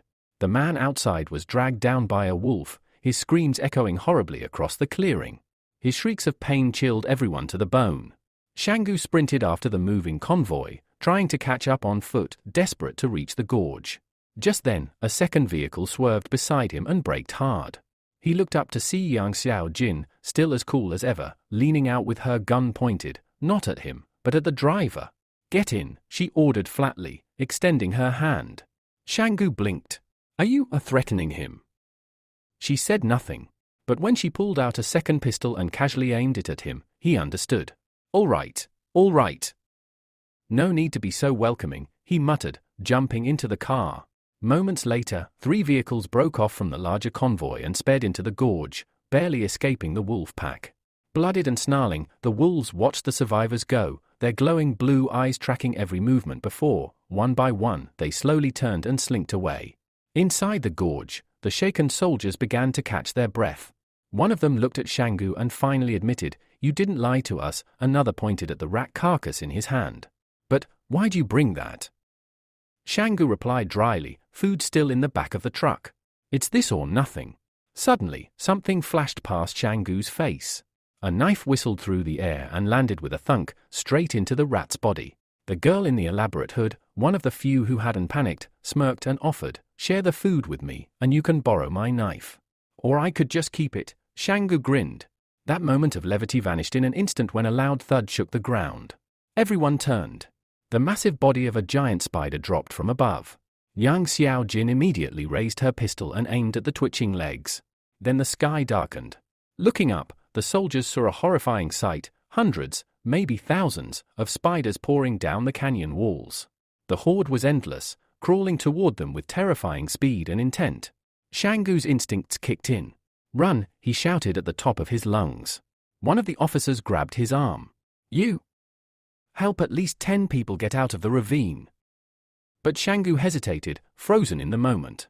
His mind raced, the spiders closing in, the fate of everyone teetering on his next decision. The soldiers barely have time to catch their breath before a new horror descends from above. Panic took hold of Shangu's face as the chaos around him escalated. The other soldiers, finally snapping out of their own shock, began to flee in all directions. But there was no safe path. Spiders weren't the only threat anymore. New creatures, monstrous and grotesque, descended from the sky. They resembled flies, twisted, oversized versions, their wings buzzing with a sound that froze blood. Frantically, the soldiers rushed toward the cars scattered nearby, climbing in, slamming doors, screaming orders. But the monsters kept coming. It was like a nightmare come alive. Some soldiers, despite their desperation, couldn't make it. One man stumbled, looked back, and froze. A massive beast dropped from above, pinning him down with a wet, sickening crunch. He screamed, struggling under the monster's crushing weight. But behind him were more, dozens, maybe hundreds, of skittering horrors. No one dared help him.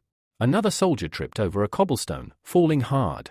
He tried to crawl, but his body trembled uncontrollably. Fear had completely paralyzed him. A shadow loomed over him. Too late. A splatter of blood burst into the air as a monster lunged.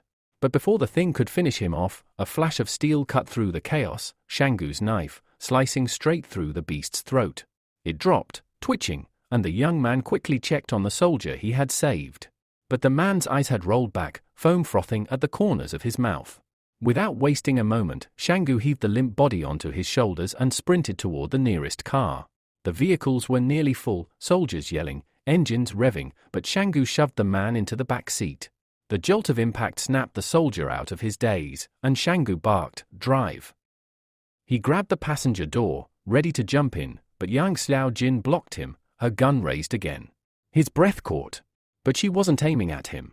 With a deafening bang, she fired, hitting a monster that had been right behind Shangu. Its body dropped with a wet thud. Shangu stared at her, unsure whether to feel thankful or threatened. She stared back coldly. "Get in," she ordered. They both jumped into the car just as more monsters swarmed around them. The rescued soldier fumbled at the controls, barely functioning. But there was no time to wait. "Drive! Now!" Shangu roared, slamming a hand on the dashboard. As if shaken. Awake by the sheer force of the moment, the driver stomped the pedal. The car lunged forward, but then a monster landed directly on the windshield, blocking the view with its disgusting, alien body. Shangu and Yang Xiaojin worked in sync, knives slashing, guns firing. The beast shrieked and slid off the hood. Finally, the car broke free, racing away from the monsters swarming behind them. In the rearview mirror, the spider horde faded into dust. Shangu breathed hard, clutching the door, heart pounding. They made it. Yang Xiaojin, watching him out of the corner of her eye, seemed quietly impressed by his strength. She glanced at the driver slumped beside her. Shangu had carried that man while outrunning monsters. The soldier behind the wheel looked back, eyes wide. "You saved my life," he said quietly. "I'll repay you.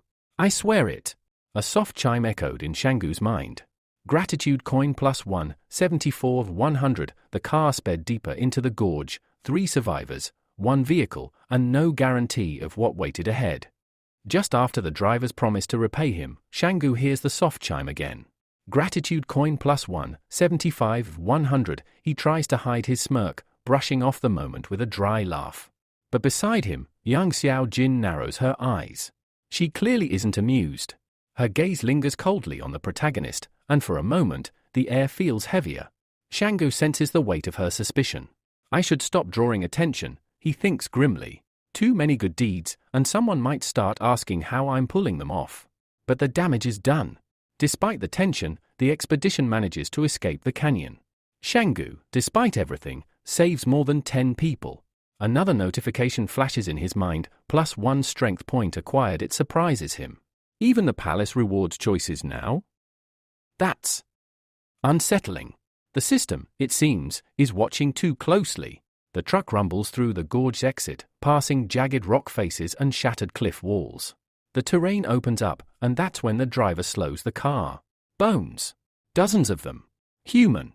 Strewn across the gorge like brittle autumn leaves. Shangu swallows hard.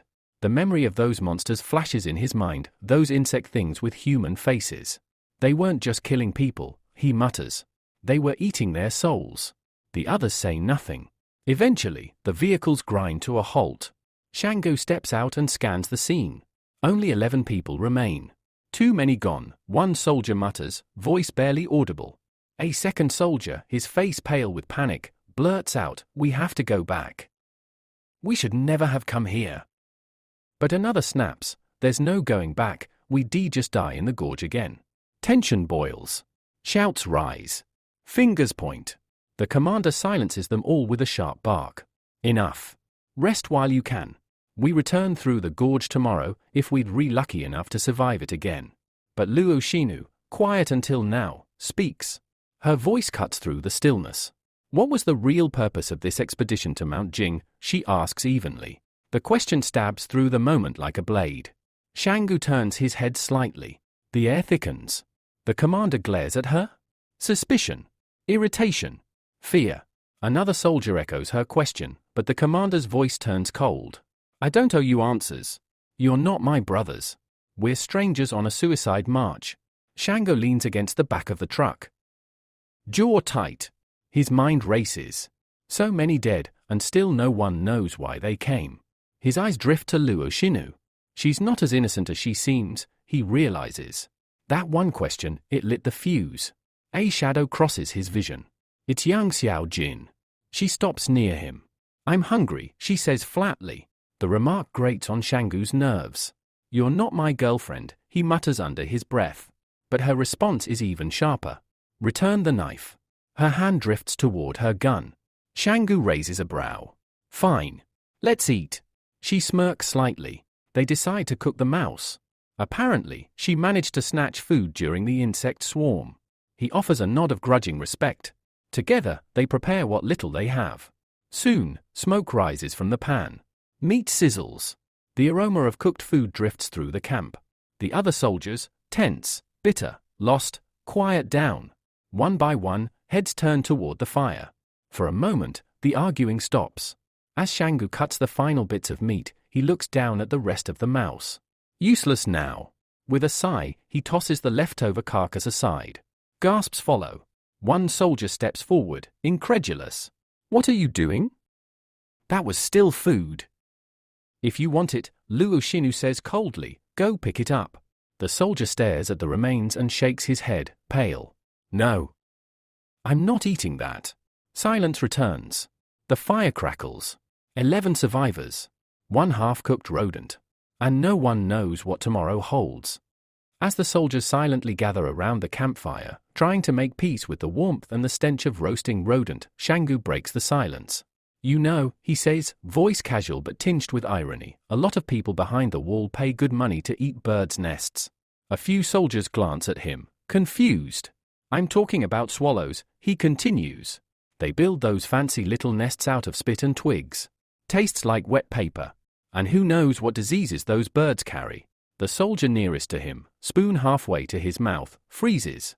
A flicker of irritation crosses his face. Shangu shrugs, tossing a glance toward the still smoking mouse bones. Compared to that, a mouse isn't the worst thing you've eaten. No one argues.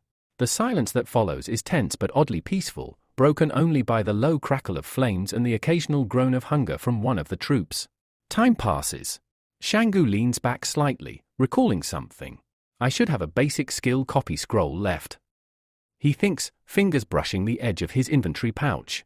He opens his interface and tries to request skill data from Yang Xiaojin through the palace system. Access denied, target skill visibility restricted. He frowns. I've accessed her skill profile before, he argues mentally. Why block it now? He asks the palace again for just the level of her skills. Yang Xiaojin, skill tier, advance the word sting. His fists tighten slightly in his lap. So she's stronger than me, how officially. But those are refined, polished skills, he reasons. Mine are born from surviving hell. He smirks bitterly. No way she beats me in a real fight. With a sigh, he activates the basic skill copy scroll. Copied skill, efficient pebble sorting, passive utility. Seriously, he mutters aloud. Before he can reflect further, Yang Xiaojin glances at him. How's the meat? Shangu looks up and forces a smile. In the wasteland, you cook food and boil water longer. Especially when you don't want to die in your sleep. He pokes the sizzling meat with a stick. It's done now. Right on cue, the sound of growling stomachs fills the air. The other soldiers glance over, eyes locked on the cooked food. The commander steps forward. Anyone still hiding rations? He asks gruffly. Silence. Shangu's grin widens. No one's going to admit it. Not after everything. The commander's eyes narrow. He turns to Shangu. Then since you seem to know how to survive, you'll be in charge of food tomorrow. New task received, acquire rations for the unit, reward pending. Shangu sighs and rises slowly, still holding a skewer of cooked meat. He looks around deliberately, then points at one of the men across the fire. He says calmly. I saw you hide food in the back of the truck earlier. The entire group turns to the accused soldier. The commander steps forward, palm open. Hand it over. But the soldier doesn't move. Then, rage flares in his eyes. Without warning, he yanks a sidearm from his belt and levels it at the commander. The fire's glow dances across his furious expression. You don't give orders to me, he growls. This is my food. You think you can just take it? The commander freezes. A hush falls over the camp. Shangu steps slightly to the side, quietly calculating the distance between himself and the gunman. But the commander doesn't retaliate. He lifts his hand slowly, voice low and even. We're all trying to survive here. If we work together, we might actually make it out. The gunman's jaw tightens. Another soldier speaks up, trying to mediate. Let's look for food together in the morning. No one's saying we'll take everything. But the man holding the gun shakes his head. And if we don't find anything? Then what? You expect me to starve while you eat off me? His eyes flicker around at the others. Paranoia. Desperation. He doesn't lower the weapon. And before anyone else can speak. Out of the corner of his eye, Shangu caught a blur of motion, the commander suddenly lunging forward. With a sharp, precise kick, the captain's boot slammed into the rebel soldier's stomach, sending him flying. The force of the blow was enough to throw the man off balance. He crashed to the ground with a grunt but stubbornly kept his pistol raised, trembling slightly as he fought to rise. Breath heaved from his lungs. His face twisted in fury, hatred, and disbelief. Before anyone could move, a chilling shift occurred in the air. One of the other soldiers, who'd remained quiet until now, suddenly lunged toward the commander from behind, knife gleaming under firelight. The commander turned just in time, eyes wide in genuine shock. But he didn't raise a hand. He didn't need to. From his shadow, a dark creature exploded forth, shapeless at first, then solidifying into a twisted, shadowy mirror of the commander himself. It moved fast. Too fast. With inhuman fluidity, the creature intercepted the assailant's strike, redirecting the knife, slamming it back into the attacker's own abdomen. Gasps rang out around the fire. The man screamed and dropped, clutching his bleeding gut. Then, another shot rang out. The man who had hoarded the food had managed to fire his pistol, but the shadow creature moved again, standing between him and the commander. The bullets tore forward but collided against the dense, black form with a metallic clang, deflecting off like they'd hit steel. One by one, they dropped to the ground, glowing slightly red from the friction. No one moved. No one breathed. Even Shangu sat frozen, stunned. That wasn't a skill. That was a real superpower. He turned his head toward Yang Xiaojin. She was still sitting beside him, calmly chewing a piece of cooked meat, eyes half-lidded, showing no reaction at all. Typical. The firelight flickered across the commander's still form. The two shadow duplicates stood flanking him in perfect silence. For a moment, he looked almost like a god standing before mortals. Then, the shadows dissolved into wisps of black mist, vanishing into the night. The commander exhaled and lowered his head. His voice was firm, but low. I wasn't trying to hurt anyone.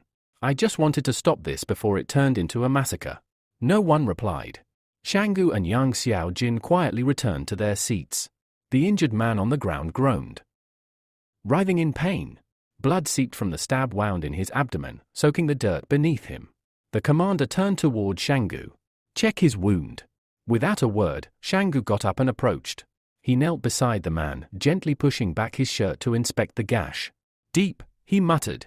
Clean entry. But not fatal. The wounded man's eyes flickered open. His face was pale with pain. How long do I have? The commander answered before Shangu could. I didn't hit anything vital. Then he looked down at the protagonist again. Shangu, use your medicine. Heal him. Shangu hesitated for a moment, just a breath. Then he reached into his pouch, pulling out a compact medical pack wrapped in cloth. He opened it slowly. As Shangu knelt beside the wounded man, he didn't reach for his medicine immediately. Instead, he straightened, crossed his arms, and looked up at the commander. I was hired as a guide, he said coolly. Not your personal medic. You want my supplies? Then pay for them. The commander narrowed his eyes. I lost my wallet during the ambush. Shangu didn't flinch. Not my problem. A sudden thought crossed his mind. With a smirk, he reached into the injured soldier's jacket, and sure enough, found a pouch of crumpled bills. Well, he muttered. Looks like he was holding out. He waved the cash with mock cheerfulness. Payment accepted. From nearby, Luo Xinu stepped forward. I've got a sewing kit, she offered, casually. The commander nodded. Stitch him up. As she knelt to help, the commander crouched beside the fire, gaze distant. His voice came low and measured, almost thoughtful. A long time ago, there were traces of civilization in this region, before the cataclysm. We were sent by the higher-ups to mark the paths through these mountains, to prep for future expeditions to the ruins. He paused. But when I came here, I realized something. These mountains hide more than just ruins. There are secrets buried here. Things the higher-ups probably never wanted to face. He looked around, his voice quieter. I changed my mind. I'm not going back behind the wall. It's more dangerous there now. Especially after what happened earlier. His meaning was clear, his superpowers had been exposed. There was no return for someone like him. He scanned the soldiers. You've seen what's out here. You've seen what's following us. If any of you still want to go back, I won't stop you. But if you want to live, you follow me. A brief silence followed. Then Yang Xiaojin stepped forward, licking the last of her food from her fingers. I'm coming, she said simply. Too dangerous to go alone. Another soldier nodded. Best way to stay alive is to follow the guy who can summon shadows. One by one, hands began to rise. The commander gave a short nod of approval. Then Luo Xinu, standing by the fire, looked at Shangu. I'll go too, if he goes. Shangu raised an eyebrow, and then lazily raised his hand. The group was decided. Good, the commander said. We move at dawn. He turned to the vehicles. We'll abandon the cars. There's forest ahead. We go on foot. He looked at the wounded soldier still lying on the ground. Someone will carry him. Before anyone else could speak, Shangu stepped forward. I'll do it, he said, surprising everyone. I could use the arm workout. The soldiers blinked, unsure whether to be impressed or suspicious. With the help of another soldier, Shangu hoisted the wounded man onto a makeshift stretcher. They moved together into the dense forest. The commander walked alongside, stealing glances at Shangu, his brows furrowed. He didn't understand what the young man was playing at, too helpful, too calm. But Shangu didn't care. He tended the wounded man's bandages gently, professionally. And with every groan of relief, with every whispered thank you, he felt the weight in his palm, the tingle of another gratitude coin forming. Click! Another one. He grinned to himself. This was easier than he thought. Shangu was quietly satisfied. So that's how it's done, he thought smugly, glancing down at the gratitude coin in his hand. Play the hero, earn a thank you. Easy. Without breaking pace, the group pushed deeper into the forest.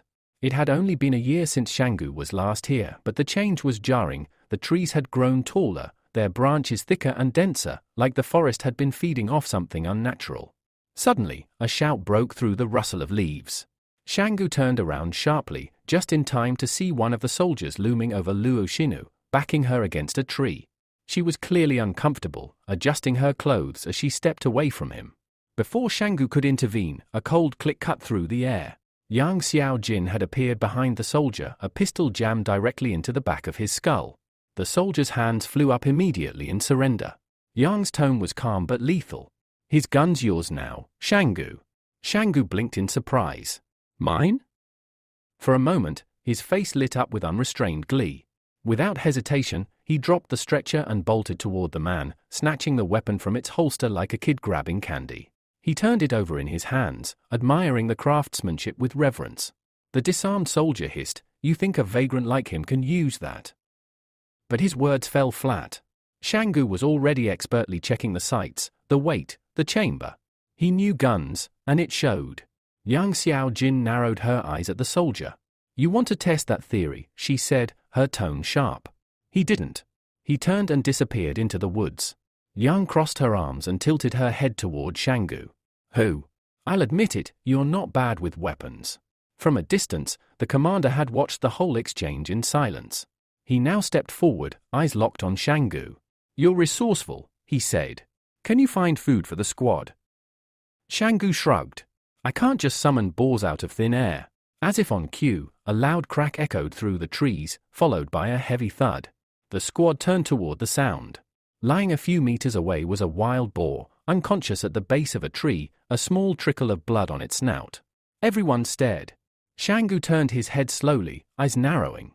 That little brat again? He could practically feel his younger brother's distant wish shaping the world around. Soldiers wasted no time. Knives flashed as they began butchering the animal. Shangu approached calmly, watching the red pool grow. "Don't leave any for later," he warned. "And be careful with the blood. Out here, you reek of meat and you'll wake up to thumb-sized ants chewing your bones." The commander, though already familiar with these dangers, gave him a nod of genuine appreciation. "Thanks. Good call." Luo Shinu, standing nearby, silently observed the exchange. Her gaze lingered on Shangu, thoughtful, maybe even impressed. That night, the squad finally rested. Campfires crackled softly, and the rich aroma of cooked meat hung in the air. Shangu ate quietly under a tree, savoring the rare moment of peace. Luo Shinu sat down beside him, brushing her hair back. "Not bad," she said, voice light. "Moonlight, fire, good food. Almost romantic, don't you think?" Shangu didn't look up. "We're surviving," he replied flatly. "Not dating." She laughed, unbothered. "Still, you're pretty charming. Handsome, too." Shangu chewed slowly, one eyebrow raised. His instincts flared. Why now? Why the sudden attention? He'd seen her hovering near the commander more than once, clearly trying to cozy up to him, but each time, she'd been brushed off. Now she was here, beside him, turning on the charm. He glanced at her from the corner of his eye, suspicious. "What are you really after, Luo Shinu?" Shangu leaned back against the tree, chewing slowly, watching the firelight flicker across Luo Shinu's face. "She thinks I'm just another naive kid," he thought, some fool who'll melt at a few sweet words and a pretty smile. His expression hardened. "Stay away from me," he said sharply. Luo Shinu blinked, taken aback. She rose from the log, brushing off her clothes, trying to recover her composure. "You've got it wrong," she said softly. "I like you. Really." She reached out and gently touched his cheek, her fingers feather-light.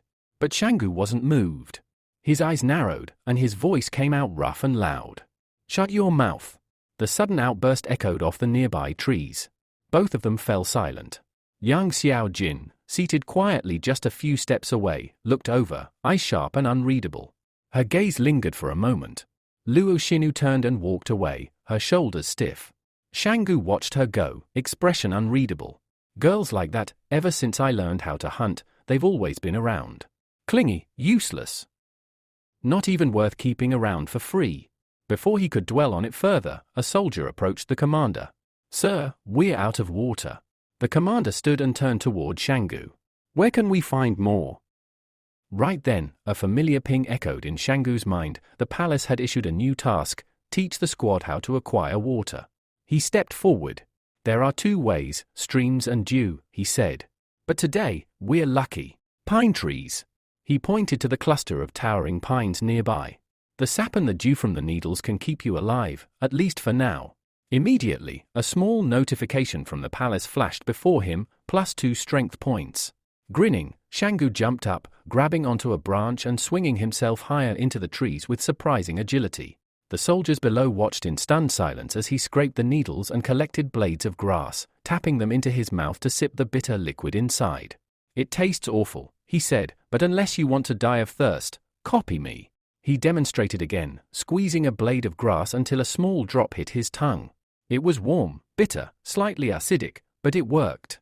Above, Yang Xiaojin was already perched on a branch, watching him closely. Without a word, she mirrored his actions, sipping dew from a pine needle. Shanggu smiled at her, genuinely, for once. Then, the palace chimed again, new skill available, bomb creation. Accept, he said quickly, then added, analyze nearest target. A new notification blinked into view, stealth assassination skill, passive scan complete. Shanggu smirked. Now this is more like it. After a while, he descended, landing softly on the forest floor. Around him, soldiers awkwardly tried to mimic his method, clambering up branches and awkwardly tipping grass into their mouths. Then the sky darkened. A sudden crack of thunder rolled through the mountains. A cold, noxious wind blew through the leaves. And then, the rain came. It hissed as it fell, turning leaves black where it landed. Shanggu's eyes widened. Acid rain, he shouted. Cover up. The camp exploded into motion. Soldiers scrambled to throw hoods over their heads and haul their gear under shelter. The wounded man was pulled on a stretcher through the mud. Shanggu tugged his coat tight and scanned the forest. There, a cave. They ran. The first drops were already sizzling against exposed skin, leaving faint red welts. By the time they reached the cave, the downpour had turned the forest into a toxic curtain. Inside, soldiers lit torches and scattered candles across the stone walls. The air was damp, the firelight trembling. As one man lifted his torch higher to scan the walls, his breath caught. Commander, he said slowly, stepping forward. There's something written here. The flames flickered across an old inscription, carved into the stone, faint, ancient, almost glowing. And suddenly, the cave wasn't just a refuge. It was a relic. And it was hiding something. The flickering flame illuminated an eerie inscription, carved deep into the stone. The letters were old, worn, yet somehow fresh. Like they'd been burned in, not chiseled. The words read, I saw them. Dark figures, in the trees. Then we all disappeared. Silence settled over the soldiers like a blanket of ash. Outside, a red lightning bolt cracked the sky, the thunder so close it shook dust from the cave ceiling. No one spoke at first. Who the hell could have carved that? One soldier muttered. The commander stepped closer, frowning. The 112th wall. Maybe someone from their unit hid here before they vanished. Left a message. A warning. Nearby, Shanggu turned toward Yang Xiaojin, curiosity burning behind his eyes. You mentioned a satellite phone earlier, he asked. Do we have one? She shook her head. Not this time. After the disaster, we captured a few satellites, kept communications going between the walls. But for this mission? They didn't give us anything. Shanggu frowned. That's insane. They sent you all the way out here without a way to call for help. Doesn't make sense to me either, she replied flatly. The commander turned, snapping out orders. Set up patrol shifts. We don't know what's out there. Yang Xiaojin stepped toward Shanggu. You take the first watch. I'll take the second, she said. That way, we've always got each other's backs. He hesitated, watching her closely. There was something about this girl, too calm, too confident, too deliberate. Still, he nodded slowly. All right. I trust you. Yang Xiaojin smiled faintly. I'll go take a look around. You stay here. As she turned to leave, Luo Xinu suddenly stepped forward, her voice cutting through the quiet. I'll go with her, she said, eyes fixed on Shanggu. Unlike some people, I actually understand how girls think. Shanggu raised a brow but didn't respond. A moment later, the two women stepped into the toxic downpour, cloaked in protective gear. Acid rain hissed against their coverings as they vanished into the darkness. Nearby, two soldiers smirked. Would be a real shame if those two girls just didn't come back, one whispered. Minutes passed. Then more. The storm raged on outside, and the soldiers grew restless. Finally, the girls returned, peeling back their hoods and shaking off droplets. Nothing unusual, Yang Xiaojin reported calmly. The tension in the cave eased slightly, until a few soldiers got up, asking to step out to relieve themselves. Make it quick, the commander warned. Stay within sight. Back near the rock wall, Shanggu sat, watching everything quietly. His eyes narrowed as he thought about Yang Xiaojin. Something didn't add up. Why would she come on this expedition at all? And Luo Xinu, she's always near her, even though they act like strangers. But sometimes there's something else there.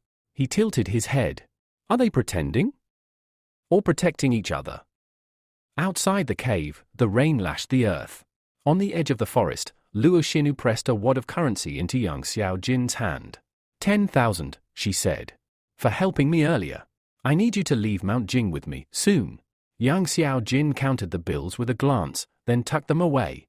I helped you once. Don't count on me again. Back in the cave, the soldiers still hadn't returned. The commander checked his watch, lips tightening. They're late. 10 minutes. One of the remaining soldiers jumped up suddenly. Something wet, on me. Everyone braced for an attack. But Shanggu stepped forward, touching the stone where a slow drip fell. It's just water, he said calmly. From the rocks. Perfectly clean, cleaner than well water. Safe. The commander gave him a sharp nod. Everyone, collect what you can. Fill the canteens. The squad moved with purpose, kneeling near the stone pools, letting the clear drops fill their bottles. Relief washed over them with each canteen that filled. But outside the cave, the storm still raged. And somewhere in the forest, something was watching. The commander stood at the edge of the cave, arms crossed. I'll take the first half of the night watch, he said. Two soldiers lounging nearby exchanged glances. Then we've got time to smoke a couple of cigarettes, one said with a grin. Be on guard, the commander warned, giving them a sharp look. As the acid rain continued to hiss outside, the rest of the squad began settling into uneasy rest. People arranged themselves in whatever sleeping positions they could manage, some curled on the cave floor, others leaning against rock walls. Near the entrance, the two soldiers smoked quietly, casting stealthy glances across the cave. Their eyes moved from face to face, calculating. Without a word, the two returned from their break. Their hands slid into their belts. From the shadows, cold steel glinted in the torchlight. They raised their blades silently over their unsuspecting comrades. Time to go to hell, one of them muttered. But just as the blade came down, bang! A single gunshot shattered the silence. Yang Xiaojin, who had only pretended to sleep, had her pistol drawn and aimed. Her bullet struck the first man in the chest, dropping him mid-strike. The second attacker lunged toward Shanggu, but the protagonist was faster. He intercepted the blow with ease, twisting the man's arm and flipping him onto his back. The knife clattered across the floor. Traitor, the wounded man coughed, blood pooling at his side. Gritting his teeth, he yelled out, Sun Jun Zhong. Now! Do it! But Sun stood frozen. What? I don't know what you're talking about, he stammered, backing away slowly. His eyes darted between Yang Xiaojin's pistol and Shanggu's iron grip on the dying man. The cave fell into silence. The rest of the squad had woken up, groggy and confused, but quickly grasped what was happening. Tension electrified the air. The commander activated his superpower, a shadowy aura enveloped his form as he prepared to strike if needed. Shanggu kept his grip tight on the attacker's throat, eyes narrowed. He wanted to understand why. Why betray them now? Then, the palace issued a command, deliver a painful death to the enemy. No hesitation. Shanggu tightened his grip. The man gurgled as blood spilled from his mouth, his eyes wide with agony, until his body went limp. Wait! Please! Sun cried out from the side, pale and trembling. I didn't know. I had nothing to do with this. Yang Xiaojin turned to him coldly. Then how did you know there was going to be an attack? Sun froze.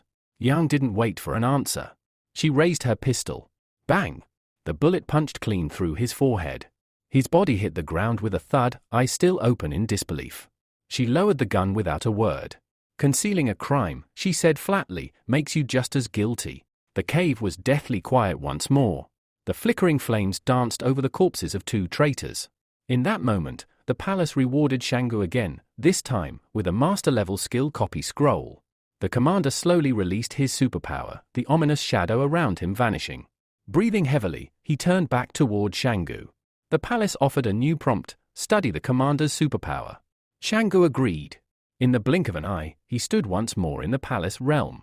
A red haze curled around him, heavy and suffocating.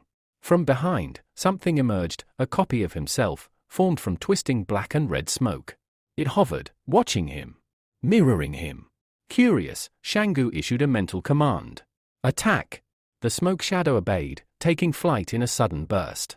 It darted toward him, fast and fluid. Shangu moved to intercept, a brutal battle beginning as fists clashed with darkness. Each blow was precise, calculated. The shadow fought with his exact moves, but with feral aggression. Breathing hard, Shangu found an opening. He clenched his fist and slammed it forward. Crack! The shadow shuddered, broke apart, and dissolved into dust. He stood alone again in the red mist, victorious, more skilled, more dangerous than ever before. Shangu admitted to himself that the shadow was at least twice as fast and twice as strong as his physical body. According to the palace's assessment, the shadow form was undying, sustained only by the user's spiritual energy. As long as he had enough of it, he could continue to summon and control it. Curious, Shangu asked the palace to reveal his current level of spiritual power, but access to that information was denied. That alone was enough to make him drop the matter for now, though it nagged at him. Why were strength and agility expressed in clear numbers, yet spiritual power remained a mystery? Still, with his new skills, Shangu finally felt like a true superhuman. Later, the commander addressed the group. He acknowledged that the ambushers had brought their deaths upon themselves. However, he firmly believed Sun Junjiang wasn't involved and didn't deserve to die. Then, as if shrugging off the weight of moral judgment, he added, but out here, in this wilderness, there's no such thing as right or wrong. Shangu watched him go, still tense from the night's events despite his fatigue. A girl nearby turned to the boy next to her and asked if he'd been pretending to sleep. Shangu answered coolly, confirming her suspicion. He had long since developed the habit of staying alert, even in slumber. With a small smirk, he moved away. Eventually, dawn broke, and with it, the acidic rain ceased. Shangu walked toward the bodies of the 3 dead attackers. It struck him as odd, these corpses had been lying out all night untouched, while another body, killed earlier in the forest, had vanished without a trace. The inconsistency unsettled him. Still, the journey had to continue. The commander rallied the group. Though they had no idea what awaited them next, they needed to find a safe location to set up camp before nightfall. He grimly noted that the 2 soldiers who'd gone out to relieve themselves at dawn had yet to return. He assumed the worst. One wounded man, who had been resting quietly, now attempted to stand. He called for help, but Shangu stepped forward. Without hesitation, he tore the bandages off the soldier's torso.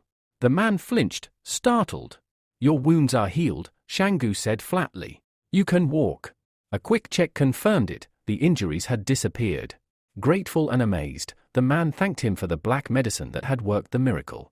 The commander, observing the interaction, approached and asked if Shangu had any more of the medicine. "Out of stock," Shangu replied. But the commander wasn't deterred. "I'll pay double. Out of my own pocket." That caught Shangu's attention. He raised an eyebrow. "Well, there's a little left." The commander smiled. "I got the money from the pockets of the men who attacked us. Looted it from their corpses." They made the exchange carefully, both moving simultaneously to avoid any funny business. The commander handed over 8,000 in currency, swearing it was all he had left. Shangu accepted it and checked his inventory. It now showed 20,000 in total. At that moment, the palace offered him the opportunity to purchase a personal vault. He accepted. A new space opened up within the palace, his own private storage. However, upon entering, Shangu was disappointed to find only a tiny chamber behind the vault door. All that money, and this was all the space he got? As time passed, the sun climbed higher, casting its rays over the ridges and illuminating the dense forest below. The group of survivors continued their journey deeper into Mount Jing's wilderness. Walking beside the commander, Shangu asked, "Do you know what's really kept on Mount Jing?" The commander paused, then replied, "Some believe the mountain holds secrets related to the evolution of animals, or perhaps the origin of a new stage in evolution itself. Are there ruins here, like you mentioned before?" Shangu pressed. "Not ruins exactly," the commander corrected. "More like a hidden city. Something ancient and mysterious." Those words made Shangu visibly tense. He had a bad feeling. The group pressed on, navigating through increasingly thick vegetation. Shangu recalled that the commander had once spoken of remnants of a pre-disaster civilization, knowledge that could potentially help superhumans. "What is the real secret behind this place?" he asked. The commander looked ahead grimly. "Superhumans have started to appear more frequently than ever. There's even a whole organization of them now." Shangu's brows drew together. "Did your forces try to capture this group?" The commander shook his head. "These people are far more powerful than you think. The leadership behind the fortress walls has done more than just create shelters to defend against superhumans. They want to harness them." He looked up at the towering trees, his voice heavy with warning. "What Mount Jing holds, we don't know exactly. But when Wang Kongyang left, he learned that other elite teams were already en route. Whatever's here, others are after it too. To the average person, superhumans aren't considered part of society anymore," he added. "And people are capable of terrible things when facing someone they don't see as human." Shangu could see now why the commander had no intention of returning behind the walls. Suddenly, a soldier behind them spoke up. "Don't worry, sir. I won't reveal your secrets." The commander glanced back, a rare smile breaking across his face. "Out of everyone here, you're the one I worry about the most." He turned to Shangu then, eyes sharp with curiosity. "Tell me, are you a superhuman?" The question took Shangu off guard, his expression hardening, but the commander laughed it off. "Relax, I'm joking. You just seem to have a real knack for irritating people." Shangu didn't smile. A little later, the young man warned the group to avoid stepping in puddles. Leeches this time of year can be deadly. They continued their cautious march, the skies remaining unusually clear. Then, the commander abruptly raised his hand. "Stop!" Everyone froze. A soldier up front gasped. "What the hell is that?" Leaning against a tree up ahead was a strange girl dressed in white. Her presence was surreal, her stillness unsettling. The commander spoke aloud, more to himself than to anyone else, trying to make sense of the vision. They decided to avoid her, but before anyone could act, the girl leapt into the air. In a flash, she landed again, hands touching the ground like a predator poised to strike. As the mysterious girl in white landed with a predatory crouch, Shangu and Yang Xiaojin immediately raised their guns in defense. The girl reacted by spinning through the air with unnatural agility, evading any direct line of fire. Her movement caused a wave of panic among the soldiers, some instinctively stepping back in fear. The commander quickly regained control, shouting, "There's nowhere to run. We hold our ground." He devised a plan on the spot. He would use his shadow ability to restrain the girl, giving the soldiers a chance to neutralize her. With a nod, the squad prepared to move in. Charging forward, the commander hurled his shadow toward the girl. The dark figure materialized out of thin air, a red-black blur rushing straight at the target. As the girl hovered momentarily in midair, the shadow reached her, its smoky hand gripping her jaw with supernatural precision. In an instant, it slammed her into the ground, immobilizing her. Everyone held their breath. The girl, if that's what she was, had been subdued. Cautiously, the group approached. The figure restrained by the living shadow looked less like a threat and more like something broken. Shangu frowned, noting something beneath the tree she had been leaning against. Approaching it, he knelt and uncovered a small, weathered box. Inside was a single object, a plastic note with a faded code printed on it. He turned it over in his hands. "It's a code." "Maybe to scan something," he muttered. The team gathered around, puzzled. The commander examined it and speculated it could be a map. Maybe even to the city hidden in Mount Jing. Yang Xiaojin pointed at some faint text. "Scan the code to pay." She read aloud, confused. No one knew what it was truly for, but the commander decided to keep the plastic item. It might prove important later.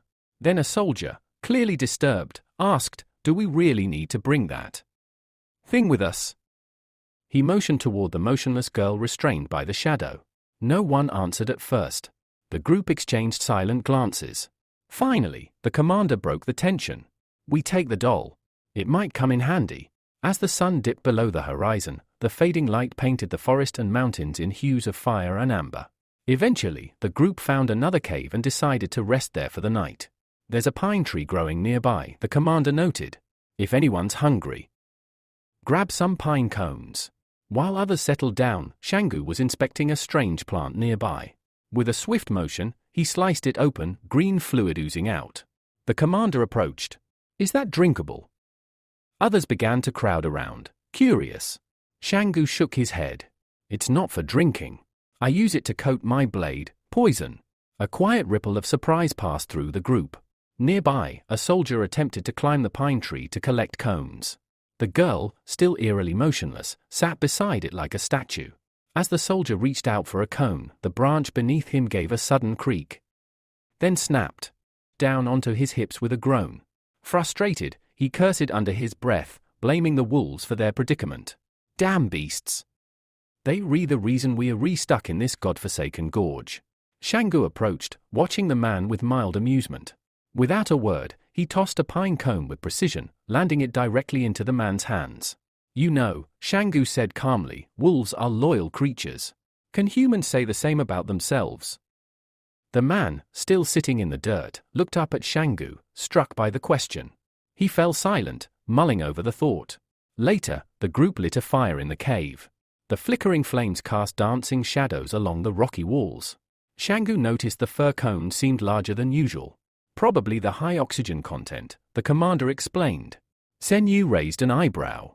"You know quite a bit," he said, impressed.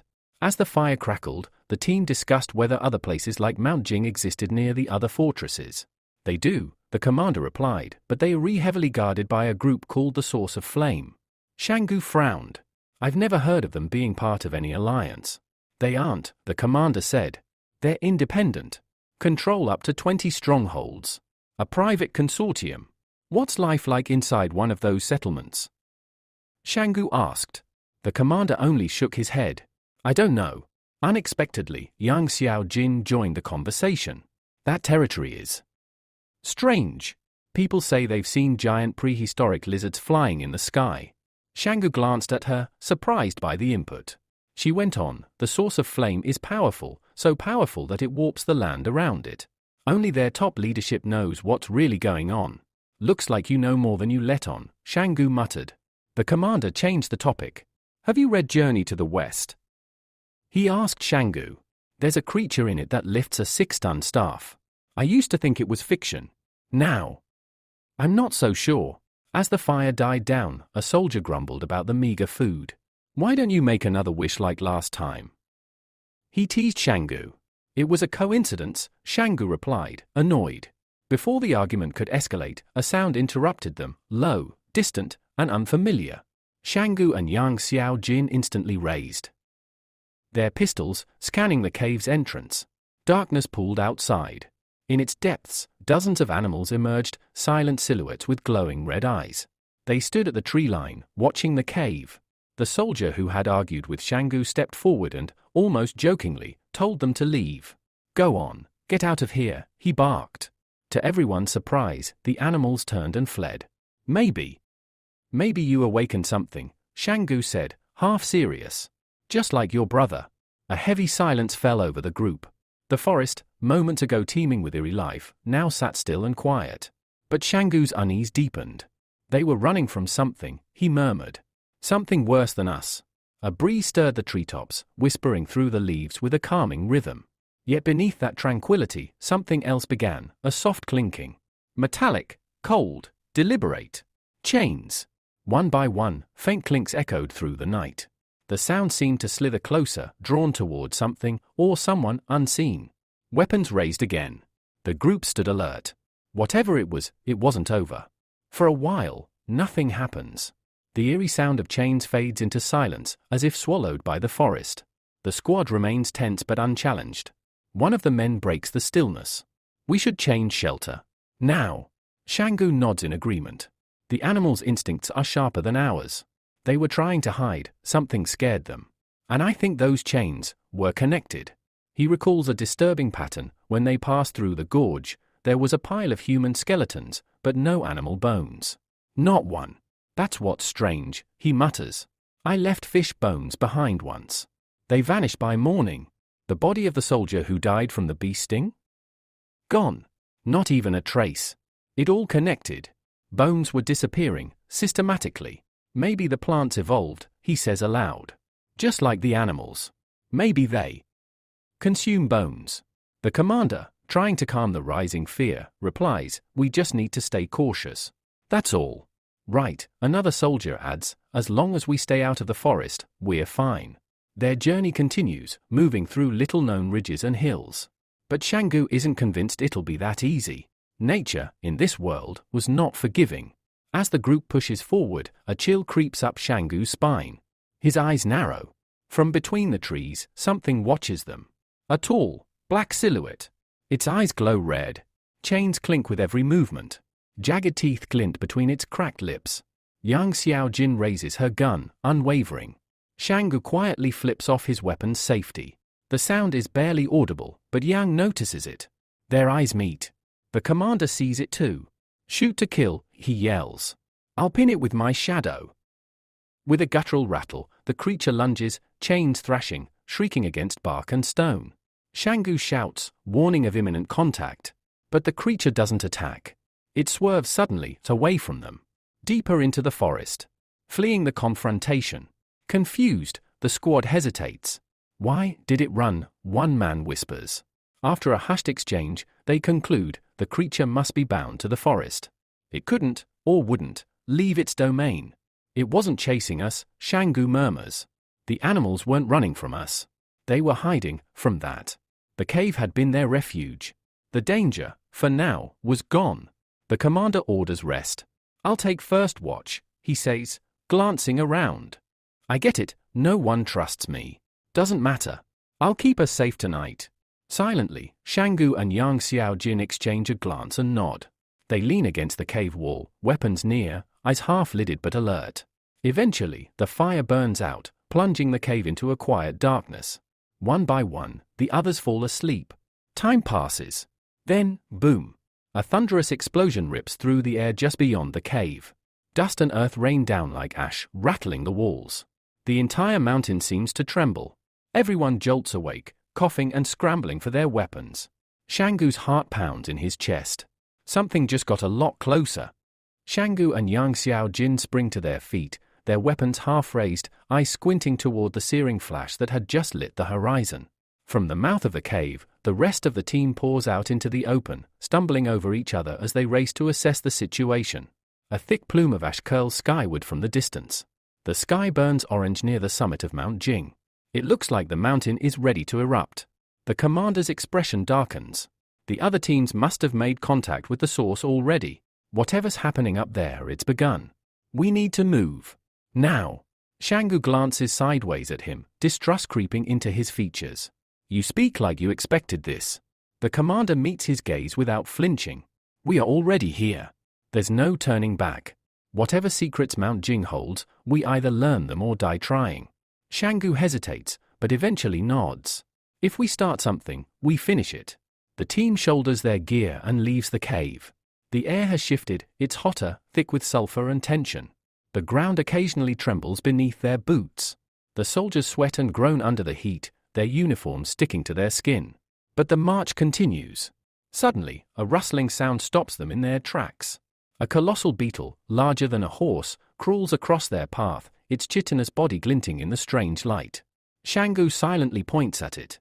The team begins to whisper, uneasy. Why are the animals so huge now? One soldier mutters. It's the mutation, Luo says. Humans didn't grow bigger, but we got superpowers instead. The commander nods grimly. Throughout history, human evolution was never about brawn. It's always been about the mind. Intelligence. Shingu joins in.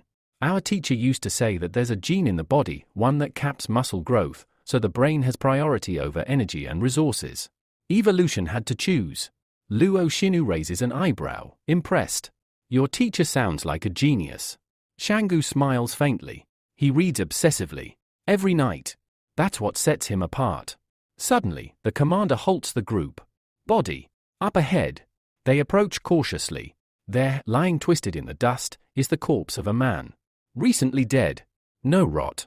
No scavengers. Just silence. How did he end up here? Someone whispers.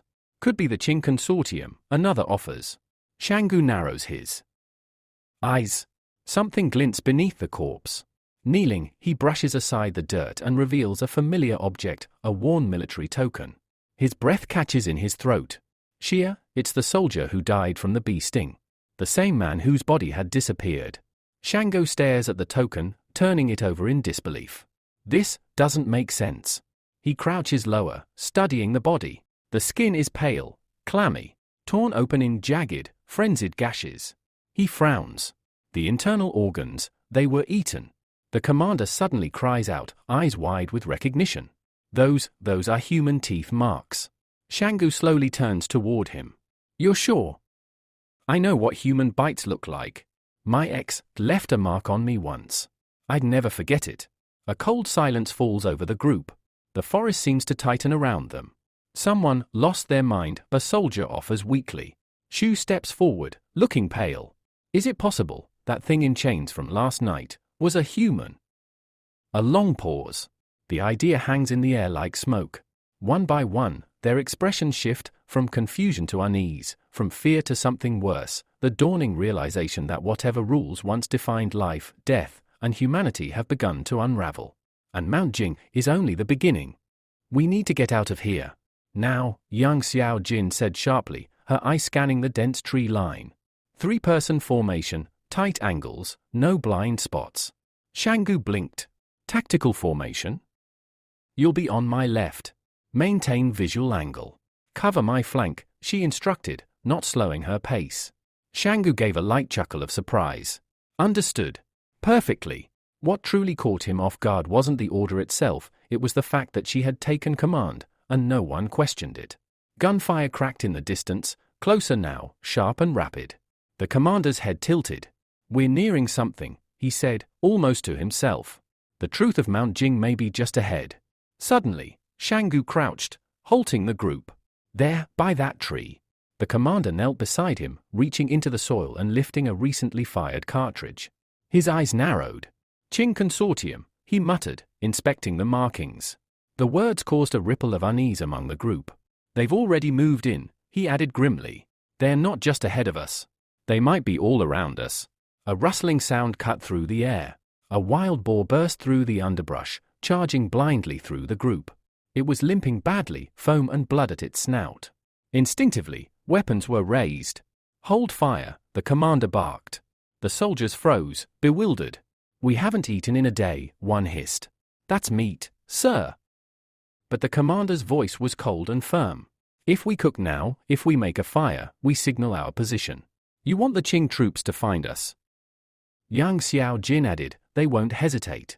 If they see us, we're dead. Grudgingly, the weapons lowered. The boar disappeared into the trees. Keep moving, the commander ordered. Behind us is only defeat. The group plunged deeper into the forest. Gunfire still echoed, but now it was fainter. More sporadic. The commander leaned toward Shangu, whispering, if guerrilla fighting breaks out, we may have to split. You, me, and young Xiao Jin, we can move fast. The rest, they're a liability. Shangu hesitated, and then nodded. He understood. Then the commander straightened and looked around. Wait, where's young Xiao Jin? The group froze. She was right here, a soldier said. Wasn't she? No one had seen her go. No sound. No signal. She vanished, Shangu said slowly, eyes narrowing. Maybe she broke away intentionally. Or something took her. The commander stared at him for a moment. Then he nodded once. Too convenient. A sudden clang echoed through the forest. The soldiers spun around as the unmistakable rattle of chains grew louder. Heavy. Unnatural. Eerie. Not again, one of the men whispered, panic rising in his voice. It can't be that thing, it can't. The sound moved closer, metal scraping wood, links grinding against bark. The soldier turned to look for leadership, only to find that both the commander and Shangu had vanished. He stumbled back, breath quickening. No, the remaining 3 soldiers were left in the middle of an unfamiliar, darkened forest, utterly alone. Somewhere between the shadows and trees, the chains continued to move, slowly, deliberately. The sound of chains grew louder, heavier, closer, relentless. Panic gripped the trio of remaining soldiers. One of them, his eyes wild with fear, broke first. Without a word, he turned and ran. The others followed, their injuries forgotten, survival instincts kicking in. But fear has a price. One man lagged, his breath ragged, a sharp pain shooting through his limbs. Desperation flashed in his eyes. He reached out and shoved the runner ahead of him. The soldier fell, hard, crashing into the underbrush. Someone has to be sacrificed, the injured man muttered, eyes wide with justification. We can't all die. The fallen soldier tried to scream, only to freeze in terror as a dark silhouette appeared behind him. Chains clinked. Red eyes gleamed. The scream was cut short. Snap. The body fell silent. The man who tripped him turned around, breath catching as he saw the creature, its limbs bound in rusted chains, its face twisted into something once human, but no longer. It roared, a sound not of rage, but of torment, and the remaining 2 fled for their lives. Luo Xinu sprinted ahead, heart hammering. Behind her, the hysterical soldier's voice cracked with desperation. Please? Leave me alone, he begged the creature, the forest, the gods, anyone who would listen. Then he saw Luo stumble briefly, her breath ragged. His thoughts turned dark. Another chance. He reached for her, planning to shove her into the path of the monster. But Luo saw it coming. She twisted mid-run and dodged his grasp, shooting him a look of cold fury. Before he could try again, something even more unexpected stopped him. Shouts. Flashlights. Red laser sights danced across the darkened trunks. Drop your weapons, barked a new voice. They froze. A dozen uniformed figures emerged from the underbrush, weapons raised. Tactical armor. Cold eyes. Who are you? One of them demanded. We're being chased, the man shouted. A monster, it's right behind us. The soldiers didn't relax. Down on your knees. Feet behind your heads. Luos complied slowly. The man followed, still pleading. A soldier spoke into his radio. Control, we've located an escapee. Possibly contaminated. Requesting immediate backup. The squad began advancing in formation, rifles trained forward. Coordinated, cold efficiency. They weren't there to rescue anyone. They were here to contain. Then it came with the thing in chains. It burst from the trees, snarling, howling with bloodlust. Without hesitation, the soldiers opened fire. A storm of bullets ripped through the air. Smoke and light. A sickening screech echoed as the creature was driven back under the hailstorm of firepower. Behind the firing line, 2 soldiers frisked the kneeling survivors. One of them paused, puzzled. Sir, what the hell is this? Under the soldier's cloak, they had found something strange, a lifelike human doll. Unnervingly detailed. Its eyes almost real. Far above, Shangu crested a slope, sweat glistening on his brow. He paused, staring across the canopy below.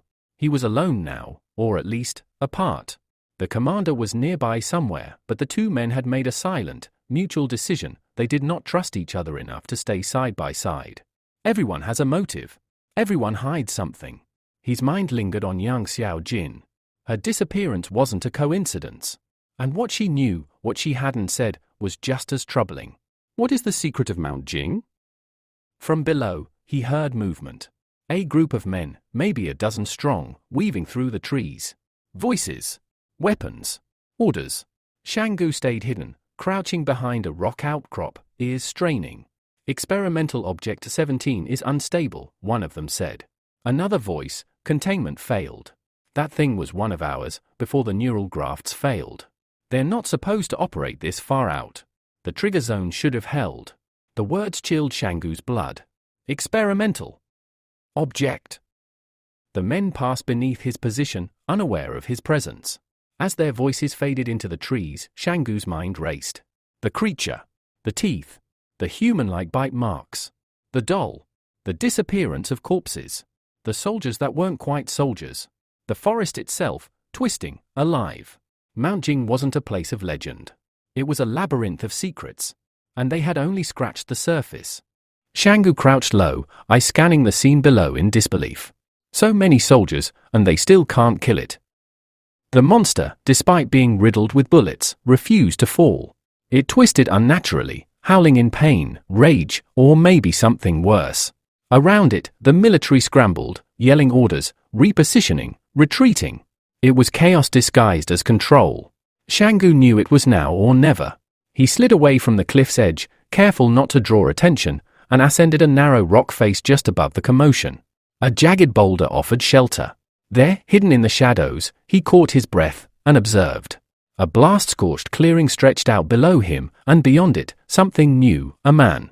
Isolated. Focused. He wore a sterile white lab coat, completely out of place amid the rubble and ash, and was carefully extracting blood from the corpse of a mutated beast.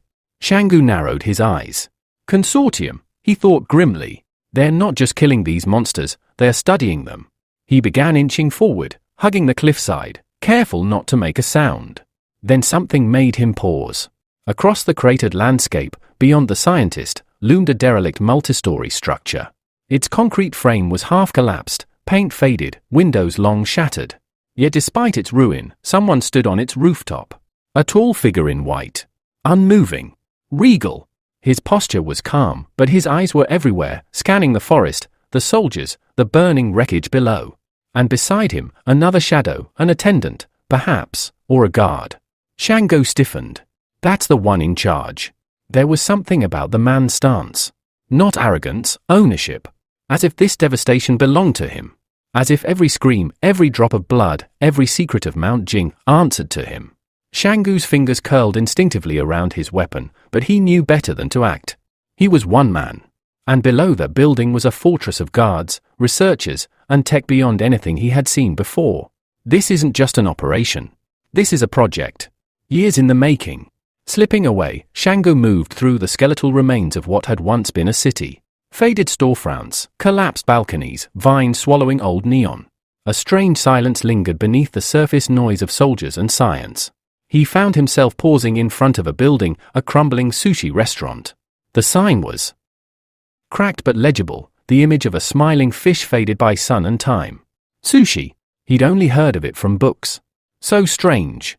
So far from home. What was this city before the fall? He allowed himself a moment to imagine what it must have been like: bustling crowds, the scent of fresh rice and fish, neon lights blinking above cheerful music. Then the thought passed, and he moved on. Ahead, he noticed a tobacco shop, its glass doors shattered, but the shelves inside, still mostly intact. A grin tugged at his lips. Tobacco. Maybe even alcohol. Might as well get something out of this disaster. He approached cautiously, heart a little lighter. Surely the military wasn't interested in a place like this. Slipping inside, he noted the plastic-wrapped cartons, their labels faded but legible. He reached for one, only to find the packaging brittle, the content spoiled by time and moisture. He checked another. And another. All ruined. His satisfaction soured. So much effort, and nothing lasts. Still, he wasn't ready to leave empty-handed. He began digging through drawers, lifting cracked floorboards, searching for anything worth salvaging. Not for profit. For proof. A memory of a world before everything broke. Then, under a counter, tucked between old newspapers and broken glass, he found something, a sealed tin, heavier than it looked. The lid was hard to pry off. Inside, cigars. Dry, but intact. Shangu chuckled under his breath. Not bad. He slipped them into his bag. But just as he turned to leave, a distant sound reached his ears, a heavy mechanical thud. Then another. Not footsteps. Not chains.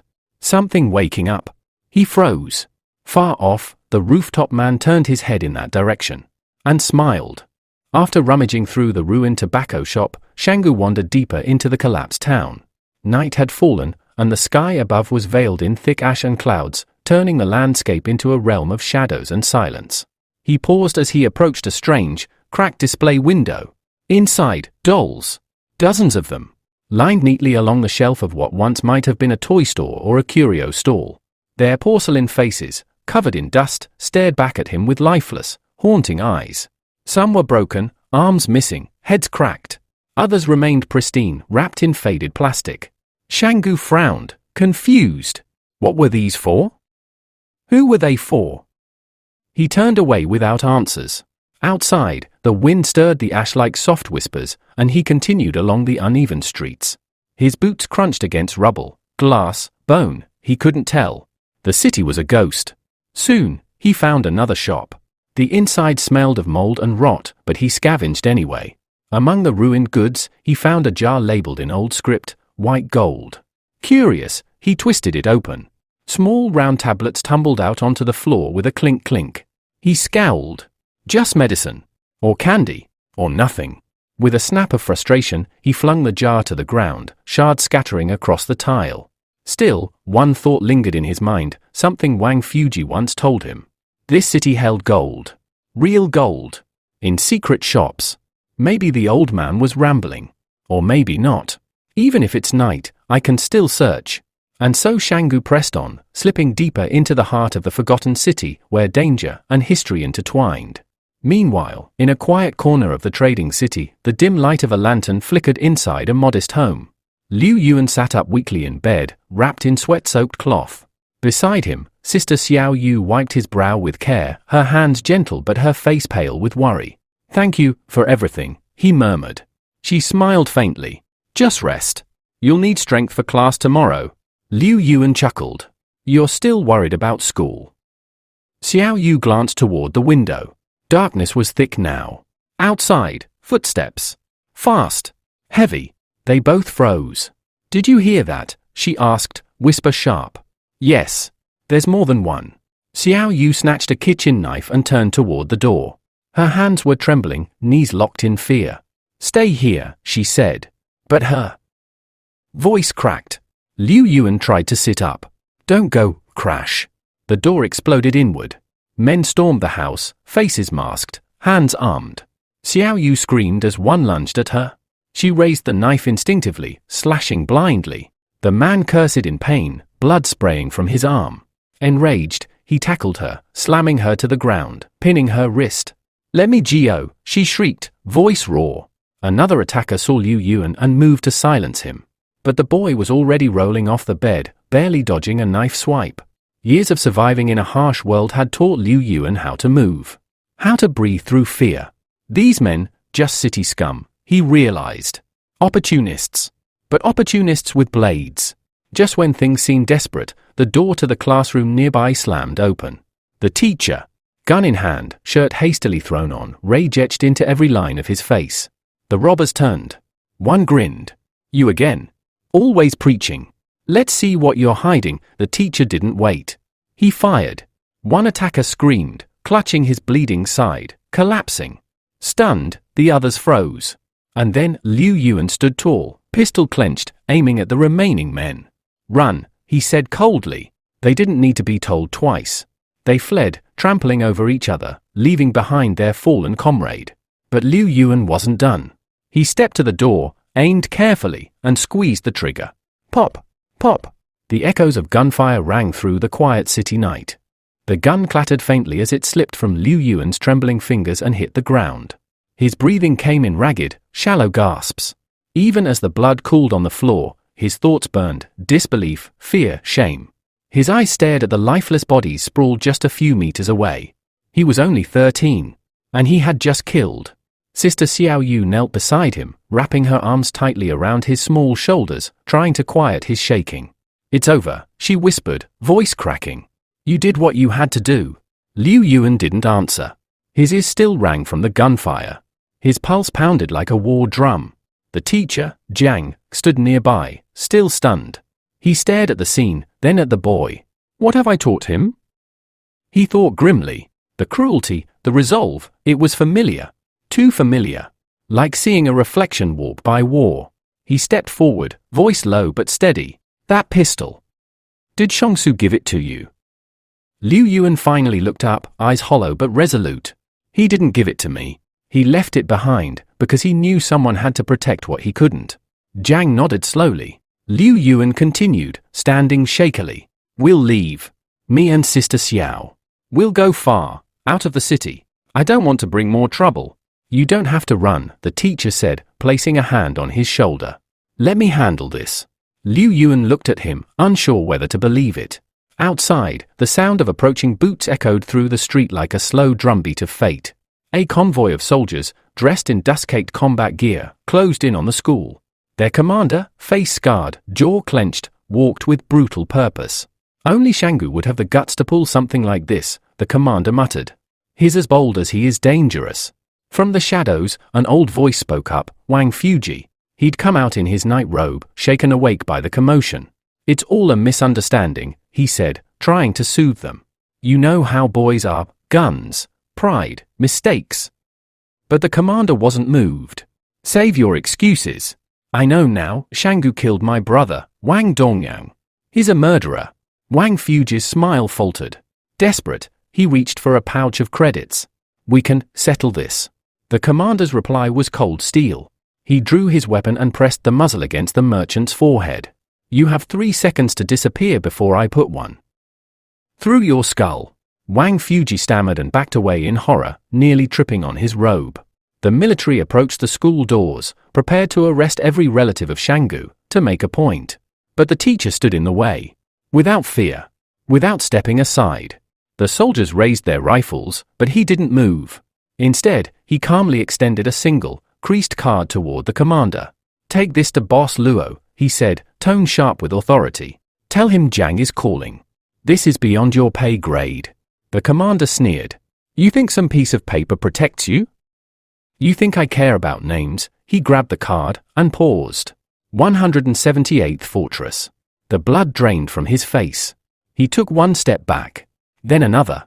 The commander's composure cracked, jaw twitching, breath uneven.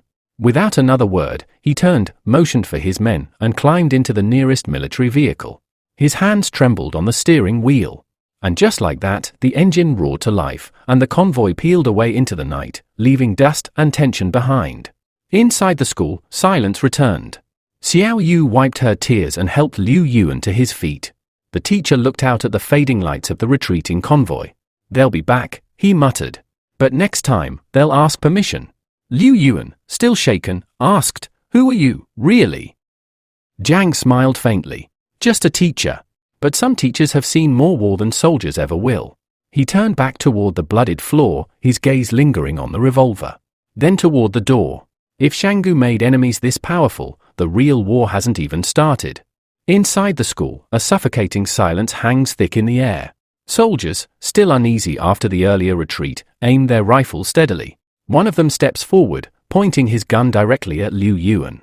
Where's the weapon? He demands coldly. But instead of fear, he's met with something unexpected. Liu Yuan's eyes flare with fury, sharp and unblinking, like a wolf cornered but not broken. For a fleeting moment, the soldier hesitates. There's something unsettling about the boy's stare. He lowers his voice, but he also lowers his weapon slightly. Xiao Yu clutches Liu Yuan's hand. Will we be okay? She whispers to Jiang. Jiang nods, calmly. Yes. No one here will be harmed. Not tonight. Liu Yuan bows his head slightly and says, I'm sorry, teacher, for bringing this trouble. Jiang's expression softens. You protected your home. There's no shame in that. Then, the boy looks up, curious and cautious. Teacher, what did you do before you came here? Jiang looks out the window, where stars flicker faintly behind clouds of dust and war. I was a soldier, he says simply. Why did you stop? A long pause. Because war doesn't save anyone, Jiang replies quietly. It only teaches you how to bury things, hope, people, yourself. Liu Yuan swallows that answer with the solemnity of a boy who's seen too much already. I thought you were going to leave the city, he asks. I am, Jiang says. I was planning to leave soon. Back to Sanbei. Liu Yuan's eyes widen slightly. Sanbei, the far northwest? Where the snow never melts. Jiang nods. Where yellow dust buries the roads, and the white fields never end. There's hardly a tree for miles, but, he smiles faintly, the people still wait. Wait for who? But the teacher says nothing, only offering that quiet, enigmatic smile that keeps his ghosts hidden. Jiang crouches down to Liu Yuan's level. The military won't hurt you. They don't want this problem. Especially not with Luo on his way. Meanwhile, at the outer gates of the city, the sound of metal groaning fills the air as giant reinforced doors begin to creak open. Sparks fly from old machinery as soldiers crank the gears to life. A black, Heavy-duty military vehicle waits beyond the gate. Inside, Boss Luo sits like a swollen toad on a throne of leather and tension, phone pressed to his ear. Yes. I have Jiang Jinglan with me, Luo says, dabbing sweat from his temple. The voice on the other end pauses. Are you sure it's him? Luo swallows. Not entirely. Not yet. Then kill him, the voice replies coldly. We can't let people like him disappear into the shadows. Luo's smile falters. Do you think the 178th fortress would forgive me for that? The voice chuckles darkly. It's the same man who stood on the rooftop overlooking the ruined city, calm, precise, and untouchable. No, he says. But maybe they'd send a thank you note if you were discreet. Luo glances out the window, heart pounding. I could have him. Disappear quietly. No need, the man replies. Send him back. Let Jiang be someone else's headache. Luo scowls. That's easy for you to say. Because I don't make stupid enemies, the man replies, then shifts gears in the conversation. Tell me, Luo, you mentioned a boy. Shanggu. You have him? A gleam appears in Luo's eye. Yes. Not in custody, but we know where he is. The man's tone turns sharp. Did he find anything? Luo shrugs. He wandered the ruins. Didn't report anything of use. I see, a brief pause. Have you heard anything about Yang Xiao Jin? Luo furrows his brow. Who? It's the first time I've asked, the man replies, voice now like ice. But I suggest you start asking around. Back in the city, Jiang feels the distant tremor of something shifting. Political forces are moving. Old alliances are stirring again, and dark names, Yang Xiao Jin, are resurfacing like bones from the earth. And somewhere in the half-ruined city of Mount Jing, Shanggu stands alone, unaware that all eyes are turning toward him, military, mercenaries, and monsters alike. He's not just being hunted anymore. He's becoming the spark of a coming war. Luo's hands tremble as he pockets the phone, the weight of Qing Jun's orders still hanging over him like a noose. He turns to the squad commander. Don't touch the younger brother. His name is Liu Yuan, Luo says, his voice low. Qing Jun was clear. Do what you want with the rest, but not him. The squad commander grits his teeth and nods stiffly. He doesn't like it, but Qing Jun's voice carried the weight of far more dangerous consequences than his own pride could handle. Inside the walled compound, beneath flickering floodlights and growing shadows, Qing Jun finally sets the device down. His eyes, cold and calculating, shift toward the prisoners. I am Qing Jun of the Qing Family Consortium, he says with calm menace. You should have heard of us. Before him, Luo Xinu and her surviving partner kneel with backs straight, defiance flickering in their eyes despite exhaustion. Xinu's glare is sharp, anger mixing with barely contained fear. Qing Jun walks slowly toward them, the hem of his pristine white coat dragging faint trails of dust behind him. Tell me, he says, everything about Slong Su and Yang Xiao Jin. How are they connected? The man beside Luo Xinu clears his throat nervously. They're not connected. Not that we know of. Yet the names sound alike, Qing Jun muses. Strange, don't you think? The kneeling fighter nods quickly, eager to stay on the man's good side. But it's just a coincidence. That's all. We did encounter someone else, Commander Shu Zanu. A superhuman. Controls shadows. Qing Jun's brows rise slightly. But Slong Su, the man continues, lowering his voice, he's the one you should worry about. He ran the opposite way during the canyon ambush. Carried a wounded man over his shoulders like it was nothing, and still outran a Mokar. He could be a superhuman too. Qing Jun turned slowly, his attention now locked on the speaker. Interesting. Why didn't you say that sooner? The man's face pales. I didn't think it mattered. Please, we're just civilians. Without missing a beat, Qing Jun gestures to his aide. Commander Shu, risk factor C. Xiong Su, risk factor F. The moment the record is made, the soldier grabs the frightened man by the arm. He begins pleading desperately. Please? I told you everything. We had nothing to do with anything. But Qing Jun raises a hand. Luo Xinu and your partner, come with me. The rest are not our concern anymore. Night falls heavily over the ruined edges of the trading city. Under cover of darkness, Qing Jun and his unit move toward a secure warehouse. Several soldiers carry an enormous, metal-reinforced cage, their boots thudding rhythmically against the ground. The metal creaks and groans with every step, as if protesting what it holds. Shinu watches in horror as they lower the cage. "What is that?" she whispers, voice cracking.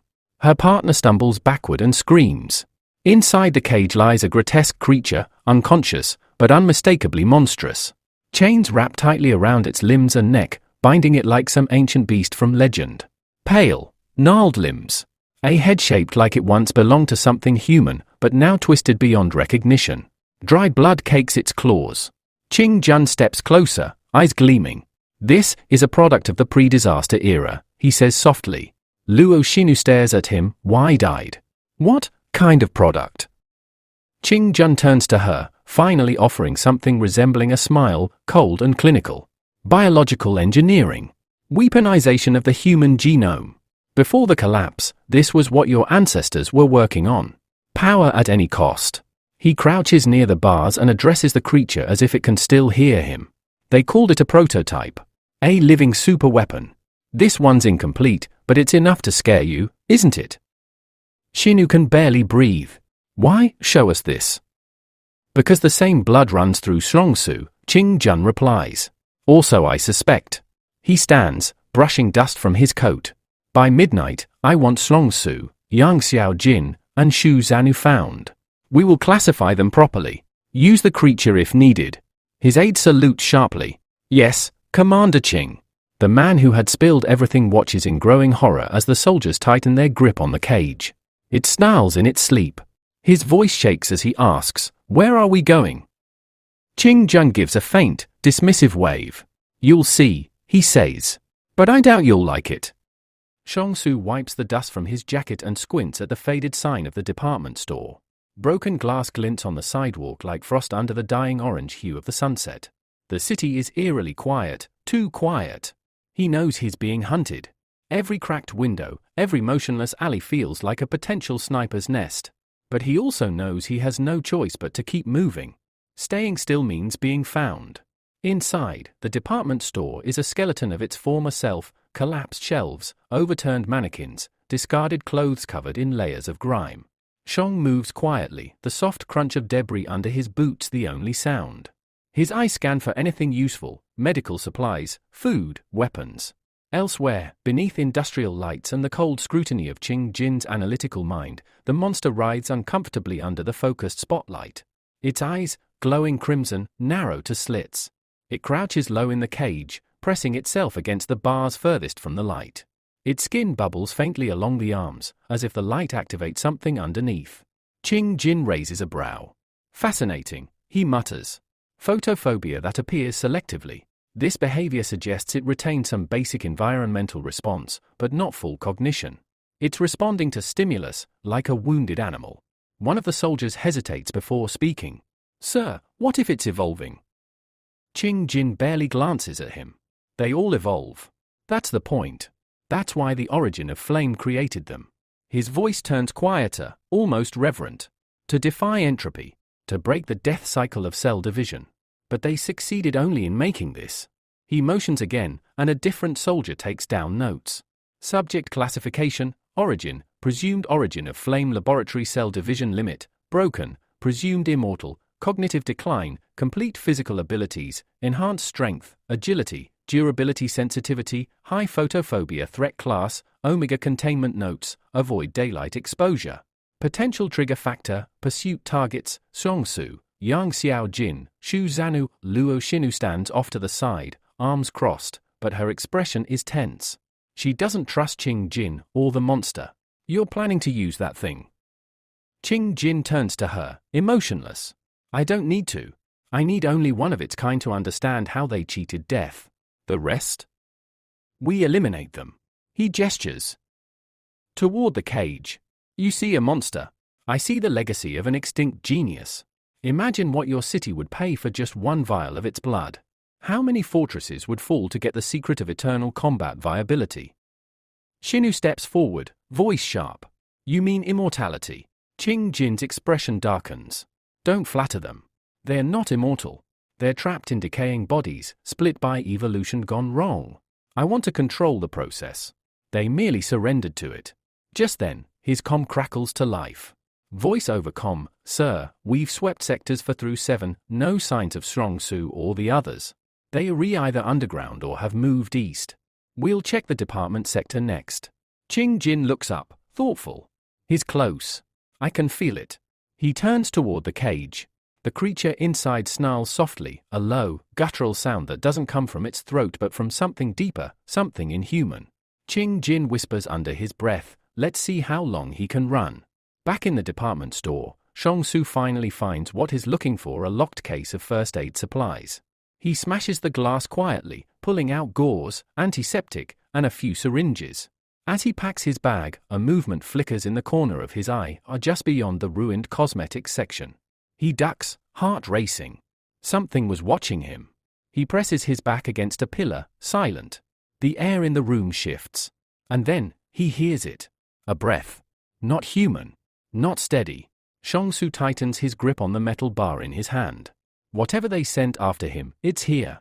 Su's heart pounds in his chest as he clutches the gold-filled cloak tighter. His body is tense, crouched behind a collapsed counter, the faint shimmer of polished jewelry peeking out beneath the folds. He knows the military doesn't come back to a place they've already swept, unless someone or something tipped them off. His breath catches when he hears the telltale crackle of a comlink outside. Soldier's voice, Sector 9 confirmed. Possible tampering. All units, prepare breach formation. Outside, boot shift. Safety switches click. Shadows move past the broken glass. They're not searching anymore. They're hunting. Meanwhile, just across the plaza in the toy store, the unit commander slowly walks past the very shelves Su had touched minutes earlier. His gloved fingers brush over a dusty action figure, then stop. Its placement is subtly off, the dust around it disturbed. He doesn't say a word, but his hand slowly rises into a clenched fist, a silent signal. His squad fans out silently, forming a perimeter around the department store across the street. Commander, whispering no mistakes. Confirmed contact. The target might still be inside. Back inside, Su peers through a crack in the wall. He sees them, more than a dozen soldiers, now with shields and short-range weapons at the ready. Too many to fight. Too many to outrun if they block the exits. He retreats deeper into the ruined store, eyes scanning for anything he could use. A service elevator shaft. A back hallway. A ceiling panel. Escape routes long forgotten. But every step he takes, he hears them moving too, closer, more coordinated, as if they know his position. He grits his teeth. Why did they come back, he whispers. And then it hits him. The gold. The cabinet glass. The smashed jewelry display. His fingerprints. His smell. His presence. They're tracking him, not through sight, but behavior. He disturbed the environment. Left a trail. Suddenly, over the soldiers' comms, Qing Jin's cold voice cuts through. "Qing Jin, radio, do not kill him. Su is to be taken alive. If he resists, disable. But preserve the spine." The soldiers freeze momentarily at the wording, "preserve the spine," before nodding silently. One mutters, "He's not just a fugitive. He's a specimen." Su hears this too, faintly, through a half-open comm device left behind in a soldier's pack. His face darkens. They're not trying to arrest him. They're trying to dissect him. He tucks the gold deeper into his cloak, ties it tightly around his chest, and runs a hand across the nearby wall, cold, smooth, cracked open near the back. A maintenance crawl space. Small. Tight. Barely enough room to move. But it leads somewhere. And right now, anywhere is better than here. Su skids to a halt on the rooftop, his breath ragged, boots scraping against the weathered concrete. His eyes narrow as he stares at the building ahead. The silhouette is unmistakable. Yang Xiao Jin. She stands like a statue in the shadow of a shattered window, her long coat fluttering in the wind. The faint glint of metal shines in her hand, a sniper rifle, already raised, already aimed. In that instant, 100 thoughts race through Su's mind. Is she here to help me? Or is she here for me? Her eye is pressed to the scope. Time slows. From behind, soldiers burst onto the rooftop he just left, shouts echoing across the city blocks. Red targeting lasers begin to dance over nearby walls. Then, the rifle barks. The sound cuts through the wind like a whip crack. Su flinches instinctively, but the bullet isn't meant for him. Down below, on the opposite rooftop, a soldier collapses, his head snapping back violently, helmet rolling off. Screams of confusion rise as chaos erupts among the pursuing troops. From her perch, Yang Xiaojin quickly pulls the bolt and chambers another round. Her expression is calm, cold even, as she speaks into her comm unit. Yang Xiaojin, Songsu is moving east. I've cleared his path. Keep extraction point Delta clear. A voice responds over the comm, garbled by static. Operator, understood. We've locked down the western perimeter. Package must exit within 4 minutes. No more than that. Songsu doesn't waste time. He runs. Each rooftop feels like it's collapsing beneath his feet, but he pushes forward, ducking low to stay out of sight. The flash of Xiao Jin's rifle fires again, dropping another soldier trying to line up a shot. She's covering me. The realization settles in his chest like a second wind. But he also understands something deeper now. They were expecting him. Xiao Jin, the operator on the comms, the extraction team, all of them. This wasn't just luck. This was a rescue mission. Planned in advance. For him. As he jumps to the next rooftop, soldiers below are shouting, "Sniper! Zone 3! Fall back!" and retreating into cover. The commander, however, doesn't flinch. He watches from behind a corner, calmly taking out a cigarette and lighting it. "Commander, radio, he has backup. Someone embedded inside the city. Adjust protocol, Songsu is no longer a rogue element. He's part of an organized unit. Voice on comm. Authorization for lethal suppression? Commander, negative. New order, capture. No body damage. They want him intact." High above, Yang Xiaojin reloads, eyes never leaving the figure sprinting across the cityscape. Just a little more, Songsu, and in the distance, the evac team begins to mobilize. As the thick grey smoke rolls across the rooftop, cloaking the scene in a dense fog, Songsu watches everything unfold from his vantage point, heart pounding, adrenaline surging. Yang Xiaojin's shot had landed, but not on the herself to protect Qing Jin. Her ruined weapon scatter in the wind as her body collapses. Blood stains the rooftop tiles, stark against the pale light of dawn. Yet Qing Jin doesn't even blink. He simply straightens his coat with quiet dignity, picks up the bullet that nearly ended his life, and studies it with a cold, calculating gaze. The engraved casing gleams faintly, custom work. A message. Not just a bullet, but a signature. Qing Jin, TSK.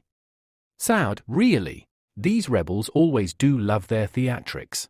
A nearby soldier, tense and alert, yanks the pin on a smoke grenade and tosses it down. It detonates with a sharp pop, releasing a thick column of smoke that quickly billows up, swallowing everything. Soldier, radio to sniper confirmed, southeast quadrant. Rooftop, the abandoned building. Another voice, permission to engage. Qing Jin, no. Not yet. Track her. She's more valuable alive than dead. He turns to the man still on the ground, the one who had sold out his companions, trembling, afraid. Qing Jin, stoic, you're very brave, and very stupid. You didn't even realize the girl beside you was a superhuman. He tosses the spent bullet toward the man's chest. It bounces off with a clink, the sound louder than it should be in the heavy silence. From above, Xiongsu grits his teeth. Luo Xinu, the superhuman? Since when? How many of us are still pretending to be ordinary while hiding something deeper? He glances at the spot where the smoke is thickest, trying to trace Xiao Jin's position, but the military is already converging, cutting off sightlines. I have to move, now. Meanwhile, deep in the smoke, Qing Jin gives his next order. Qing Jin, to radio a reassign units. Forget the sniper, circle her position but don't push. I want Songsu alive. No mistakes. Luo Xinu too. Soldier, and the girl with the fans. He looks back once at the body. Qing Jin, flat, she's already done her job. Back at the rooftop, Yang Xiaojin ejects the spent shell, reloads, and whispers under her breath, damn it, that should have worked. But she doesn't. Hesitate. Her eyes flick to a grappling hook she's prepared. Time to move. As Songsu crouches among the thick foliage at the forest's edge, his breath shallow and his heart thundering, the volcanic sky above casts an ominous red glow over the trees. Smoke billows in the distance, Mount Jing has awakened, and with it, the entire world seems to shift beneath his feet.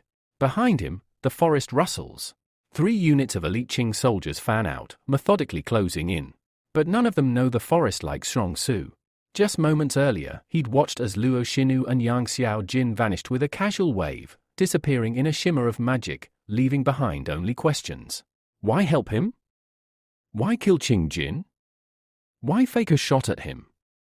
It wasn't a missed shot, Xiong realizes. It was a warning, a signal, a setup, or a test? His thoughts are interrupted by gunfire. The commander had burst through the rooftop door, shield first.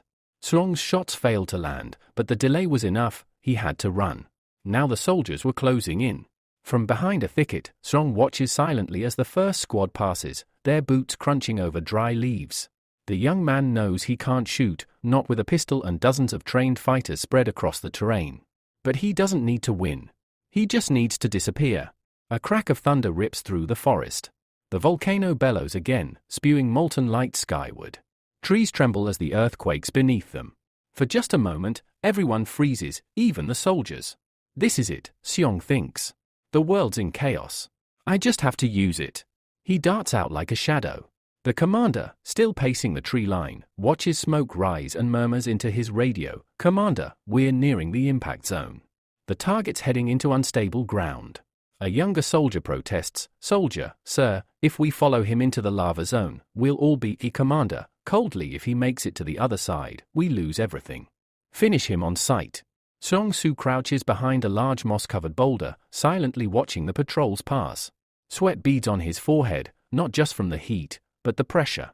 He knows the terrain won't hide him forever. They'll sweep this place clean. Magic or not, I'm outnumbered. I need an edge. Then, just ahead, he spots it, a collapsed root system, twisted over a hollow underground tunnel, likely carved by lava flow decades ago. Narrow, dark, and treacherous. It's perfect. He slips inside the tunnel. Back at the tree line, the commander stares into the choking black horizon. "Commander, he's going into the fire." "Soldier, what now?"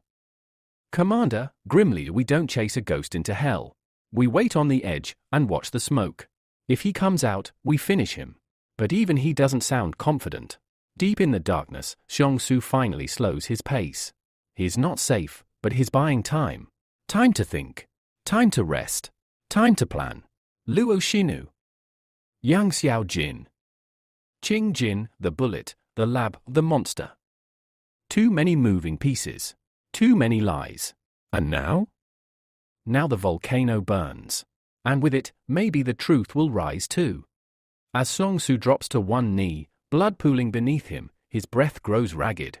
The sharp pain radiating from his pierced leg, his wounded torso, and his bruised fist signals the stark reality he is no longer in control of this fight. The monsters, red-eyed, chained, and inhumanly silent, close in, undeterred by his defiance. The air grows heavy with iron and smoke. They weren't tracking me, Xiong realizes. They were waiting. Waiting for his moment of weakness. Waiting for his shadow to leave him vulnerable. And worst of all, his dagger is gone, stolen, perhaps, by someone he trusted. One of the monster's lunges, its jagged claws gleaming, aiming to end him. But at the last second, Xiong Su rolls away, the claws raking a fresh gouge into his shoulder. He screams but keeps moving. "I need my shadow back. Even if it kills me." Through gritted teeth, Xiong Su forces himself to his feet, the world spinning around him. He stretches one trembling hand toward the air and summons the red shadow again, despite knowing full well the cost. A deep hum pulses through the forest. And then, it appears. The red shadow materializes once more, erupting from Xiong's body in a burst of blood mist. The force of the emergence knocks back the nearest monster, shattering trees and flinging dirt skyward. Xiong gasps as a sharp wave of phantom pain courses through his body, the price of summoning. The shadow doesn't hesitate. It lunges at the monsters, tearing through them like a spectral demon. Chains snap. Bones crack. One of the creatures is bisected mid-lunge, dissolving into smoke. But Xiong Su feels every blow the shadow takes, each blocked strike echoes in his ribs, every glancing hit dulls his vision. His body is reaching its limit. "I can't take much more." Finally, only one creature remains. It moves with inhuman speed, dodging the shadow's flurry, and grabs Xiong by the throat, lifting him effortlessly into the air. Xiong chokes, eyes bulging, fingers clawing at the air, and then, the monster suddenly jerks violently, its chest erupting with a glowing shard of blue steel. The creature drops slung and collapses. Behind it stands a slim figure cloaked in silver ash, holding a blooded blade. "You really are reckless," the voice says flatly. The smoke clears just enough for Strong to see her face, Yang Xiaojin. Her sniper rifle is gone. In its place, she wields his dagger, gripped backwards, still humming with energy. Strong collapses, coughing blood, unable to form words. "You can punch yourself later," she mutters. "For now, rest. I didn't steal it, idiot, I saved it. And you." She kneels beside him, places the dagger in his hand, and presses a glowing palm to his chest.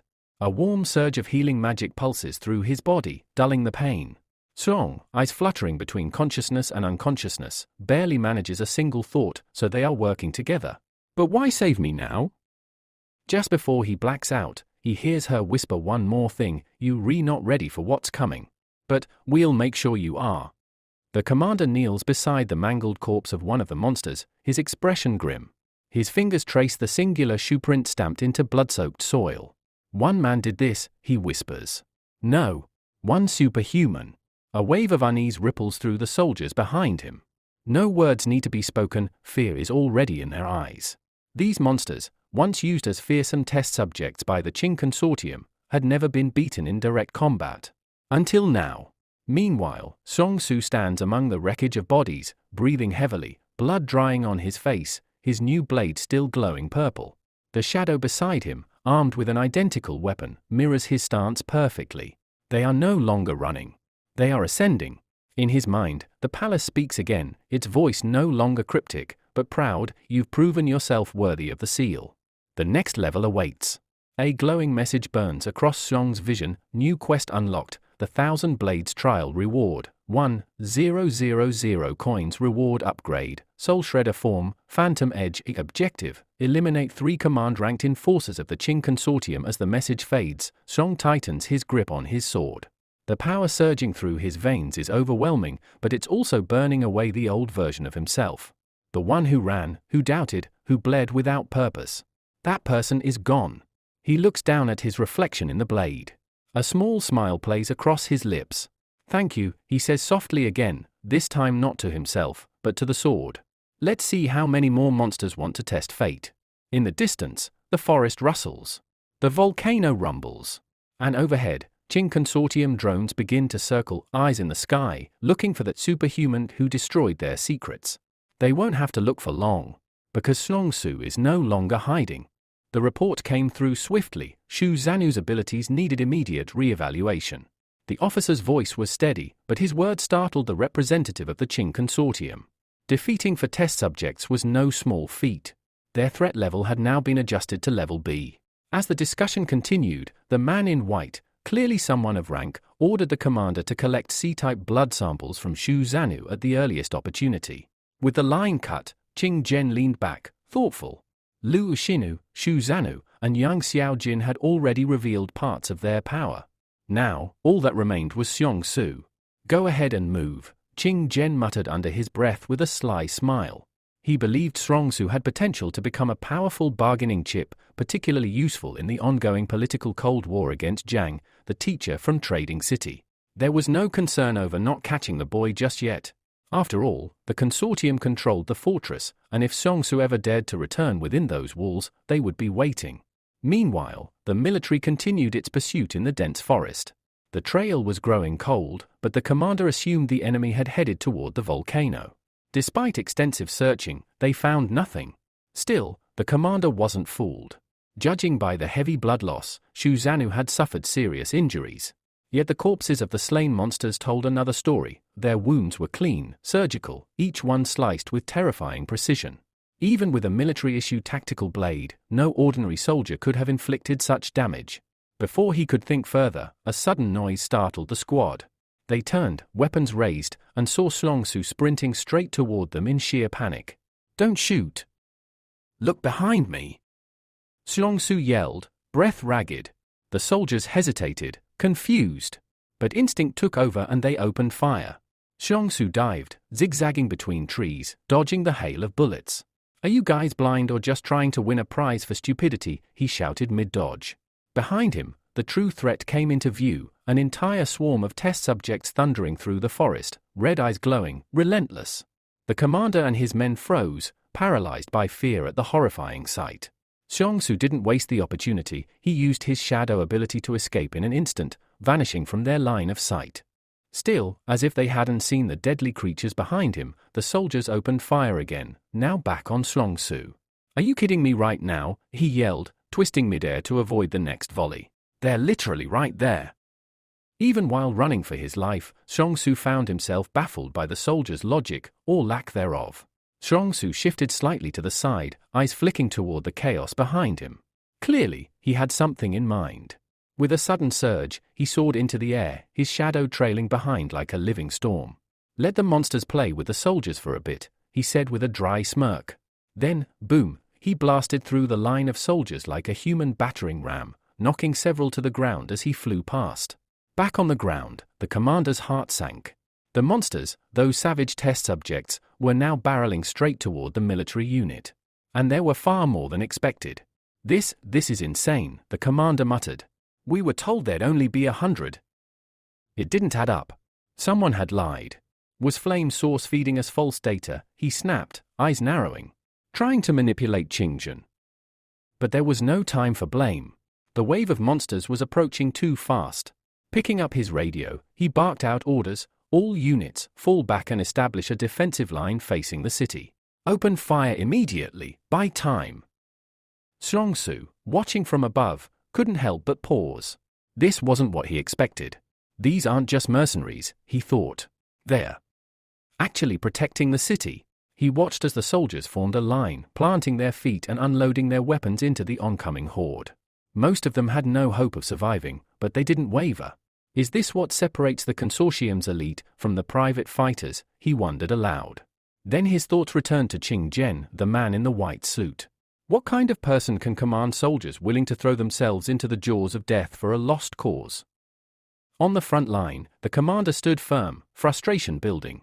"Bullets aren't doing anything," he shouted. "These things are tanks with claws." Through the haze and fire, a radio crackled with new orders, permission to slowly retreat toward the city outskirts. It was the best they could do now. "Hold formation," the commander yelled. "Cover each other's retreat, don't let them break the line." One by one, squads fell back. Others stayed behind, firing into the tide of monsters, buying every second they could. Far ahead, Xiongsu darted through the trees, grinning. "Worked like a charm," he muttered. "They're all too busy with the monsters to worry about me." He could still hear the commander's voice echoing in his head, the confusion, the shock. "Didn't expect this either, did you?" Xiongsu laughed to himself, gloating in his small victory. Maybe I'm not the only one being underestimated. But the moment didn't last. Suddenly, from deep within the volcano, a sound rumbled like thunder tearing through the earth. Xiongsu stopped cold and turned. From the mouth of the volcano, a colossal hand, dripping lava, slowly rose into the sky. His eyes widened. No way, something survived in the lava. Far away, watching the same spectacle unfold from a safer vantage point, Qingjian narrowed his eyes. Beside him, a soldier adjusted his glasses, unable to believe what he was seeing. Qingjian's expression remained calm, but his voice was laced with quiet tension. "We're pulling out," he said, turning away from the blast of molten fury. "The mission is a failure." Then, after a beat, he added to the soldier beside him, "Call the brother of the Qing consortium member. If that thing breaks through, the 113th barrier won't hold." As the volcano roared like an awakened beast, Qingjian gave the final order: "All units, prepare for immediate retreat." The sound of molten fury grew louder, shaking the air itself. The volcano was now fully erupting, vomiting streams of lava with terrifying force. In the chaos, military vehicles were prepped for evacuation. An officer in black, still exchanging fire at the front, turned sharply to his unit. "Fall back now," he shouted. "We'll cover you." Obeying without hesitation, the soldiers began retreating toward the evacuation point, while the officer and one other stayed behind, firing their last rounds into the monstrous swarm. But the monsters were relentless. No fear. No mercy. Just pure destruction. Eventually, the two remaining soldiers rejoined the others, who had already gathered near Qingjian. As the troops marched to the vehicles in tight formation, Preparing for exfiltration, Qing Zhen stood still, eyes fixed on the dark forest beyond, a strange device clutched in his gloved hand. And then, the monsters appeared. They came in hordes, clawing and charging toward the evacuation zone, showing no signs of slowing down. Without a word, Qing Zhen raised the device and pressed the large center button. Boom! A devastating explosion tore through the landscape. The shockwave rippled across the field, tearing trees from the ground and sending monster corpses flying in every direction. The blast was so powerful, it distorted the very air around it. That should hold them for now, someone muttered. An officer in black approached Qing Zhen, sweat on his brow, face stiff with regret. Sir, we couldn't retrieve Su. But the man in white waved it off calmly. It doesn't matter. Get in the car. Later, as the convoy prepared to move out, one of the vehicles abruptly stalled. A soldier ran over, reporting a flat tire. No problem, I've got a jack and a spare, said the officer, rolling up his sleeves. But something wasn't right. Another soldier crouched beside the wheel and frowned. Sir, this wasn't a puncture. This tire's been slashed. They checked the spare, also slashed. Qing Zhen's calm expression didn't change. But a flicker of true irritation crossed his face. This is the first time, he said coldly, I've actually wanted someone to pay for this with their life. He requested a bulletproof vest, strapped it on himself, and assembled a small detachment. I'm going out. Stay here and secure the rest. The officer hesitated. And what about Su? Qing Zhen glanced back over his shoulder. Luolan will take care of him. He's just a shadow thief. He won't cause much trouble.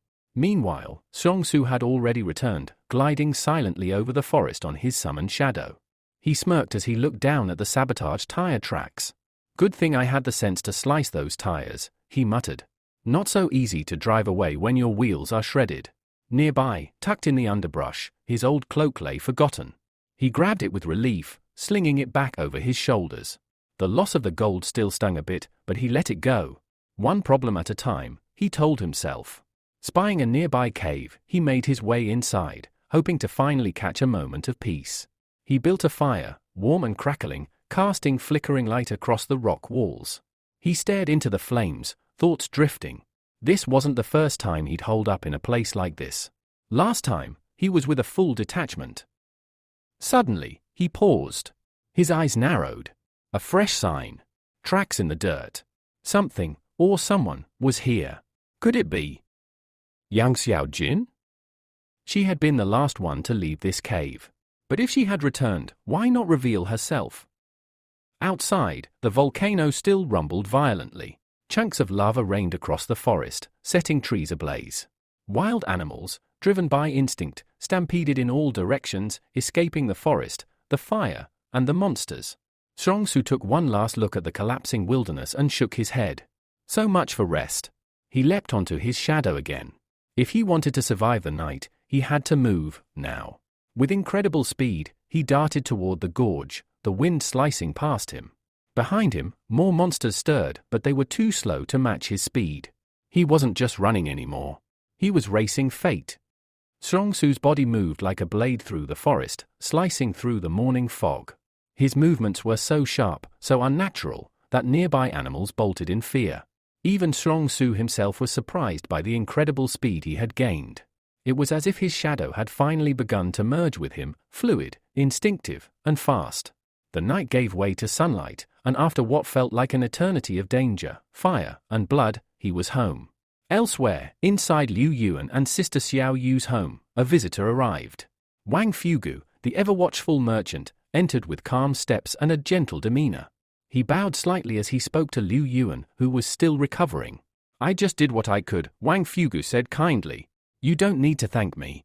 We got lucky. Liu Yuan, lying in bed, managed a weak but genuine smile. Sister Xiao Yu, sitting by his side, tried to lift his spirits. You'll be up on your feet in no time, she said cheerfully, though worry still lingered in her eyes. Despite everything, a quiet peace had settled over the house. Liu Yuan took a deep breath, closing his eyes. Deep inside, he was relieved the chaos had paused, if only for a moment. Yet, one thought remained, I just wish my brother were here. Xiao Yu, perceptive as ever, didn't say a word. She understood. She always did. Wang Fugu moved around the room, carefully placing hot food on the table. Eat. You'll need your strength, he said. As they ate, Liu Yuan quietly recalled a memory, his brother's words from long ago: happiness doesn't come from pleasure. It's born from grief. When sorrow is deep enough, people start fighting for life. That moment, the moment someone chooses to fight, may go unnoticed by others, but to the one who's fighting, it's everything. That lesson had stayed with him. Even now, it kept him hopeful. Though Mr. Jiang was gone, leaving no other teachers in the trading city, Liu Yuan was confident. When his brother returned, and he'd continue to teach and protect. Wang Fugu, glancing out the window at the distant smoke rising from the volcano, spoke again. I heard rumors. That eruption could have been near your brother. I can't imagine what's happening out there. But Liu Yuan refused to accept the worst. He's alive, he said firmly. He has to be. The younger brother had made his wish with his entire soul for Songsu to come back alive. He wasn't ready to believe in anything else. Wang Fugu's eyes narrowed as he looked down the street. There are too many new faces outside. Strangers. Quiet ones. They're not the kind you make friends with or ask for directions. He turned back to the siblings with a low voice. Be careful. If anything goes wrong, I'll help you disappear. You have my word. Sister Xiao Yu frowned. Why are they here? What do they want with us? They're not here for you, Wang Fugu replied. They're here for your brother. I don't know what he did out there, but whatever it was, it got the fortress's full attention. Back in the dense forest, Qing Zhen and his remaining subordinates moved cautiously. Their mood was dark, their expressions grim. How far to the 112th fortress? Qing Zhen asked coldly, brushing branches out of his path. There was no answer, only the distant hum of panic spreading across nearby towns. In one such town, a frightened civilian was shoved aside by a soldier trying to maintain order. Amidst this confusion, Songsu slipped through the city gates, cloaked in shadow. He didn't waste time. He made a beeline for the school grounds, kicked open a familiar wooden door, and stood in front of Liu Yuan and Sister Xiao Yu. Both of them stared at him in disbelief. Brother! Liu Yuan shouted, beaming with joy. But Songsu was already scanning the room. Pack your things. Fast, he said without pause. He looked over his shoulder, tension etched into his every move. Suddenly, he turned and pointed a gun at Wang Fugu. You're staying. Just until we're gone. Wang Fugu raised his hand slightly, trying to keep the mood calm. Hey, easy. I've got no plans to stop you. Liu Yuan blinked in confusion, not sure what to believe. Songsu twirled the gun once, lowering it, but his tone remained firm. No one stopping me. Not this time. Wang Fugu sighed, stepping forward with caution. You've always been like this, bold, reckless. But don't forget, as long as Mr. Jiang is around, the Qing Consortium can't touch you. Songsu froze for a moment, clearly surprised. That name again, Mr. Jiang. Even now, his presence lingered like a protective shadow. Despite the tension in the room, Songsu lowers his weapon, then speaks with unexpected honesty. I'm not running because of the Qing Consortium, he says quietly. I'm leaving because of what's coming out of that mountain. His words stop Wang Fugu cold. The mountain, the merchant asks cautiously. What exactly did you see on Mount Jing? There's a moment of silence. The kind of silence that carries weight. Songsu doesn't answer directly, but the look in his eyes is enough. Something terrible is coming. Wang Fugu hesitates, then takes a step forward. Take me with you, he says, voice calm. I want to be part of your team. I trust you with my life. That surprises Songsu. He had expected Fugu to abandon him the first chance he got, but instead, here he was, offering loyalty. You? Songsu smirks. You're weak. What can you even do? Wang Fugu doesn't back down. I know medicine. I've patched up more people than you've shot. You'll need me. The young man narrows his eyes, calculating the risk. After a pause, he nods. Fine. Go find your son and bring him here. Wang Fugu's face lights up, grateful for the chance. As the merchant leaves, Liu Yuan speaks up from the side of the room. Brother. I killed someone.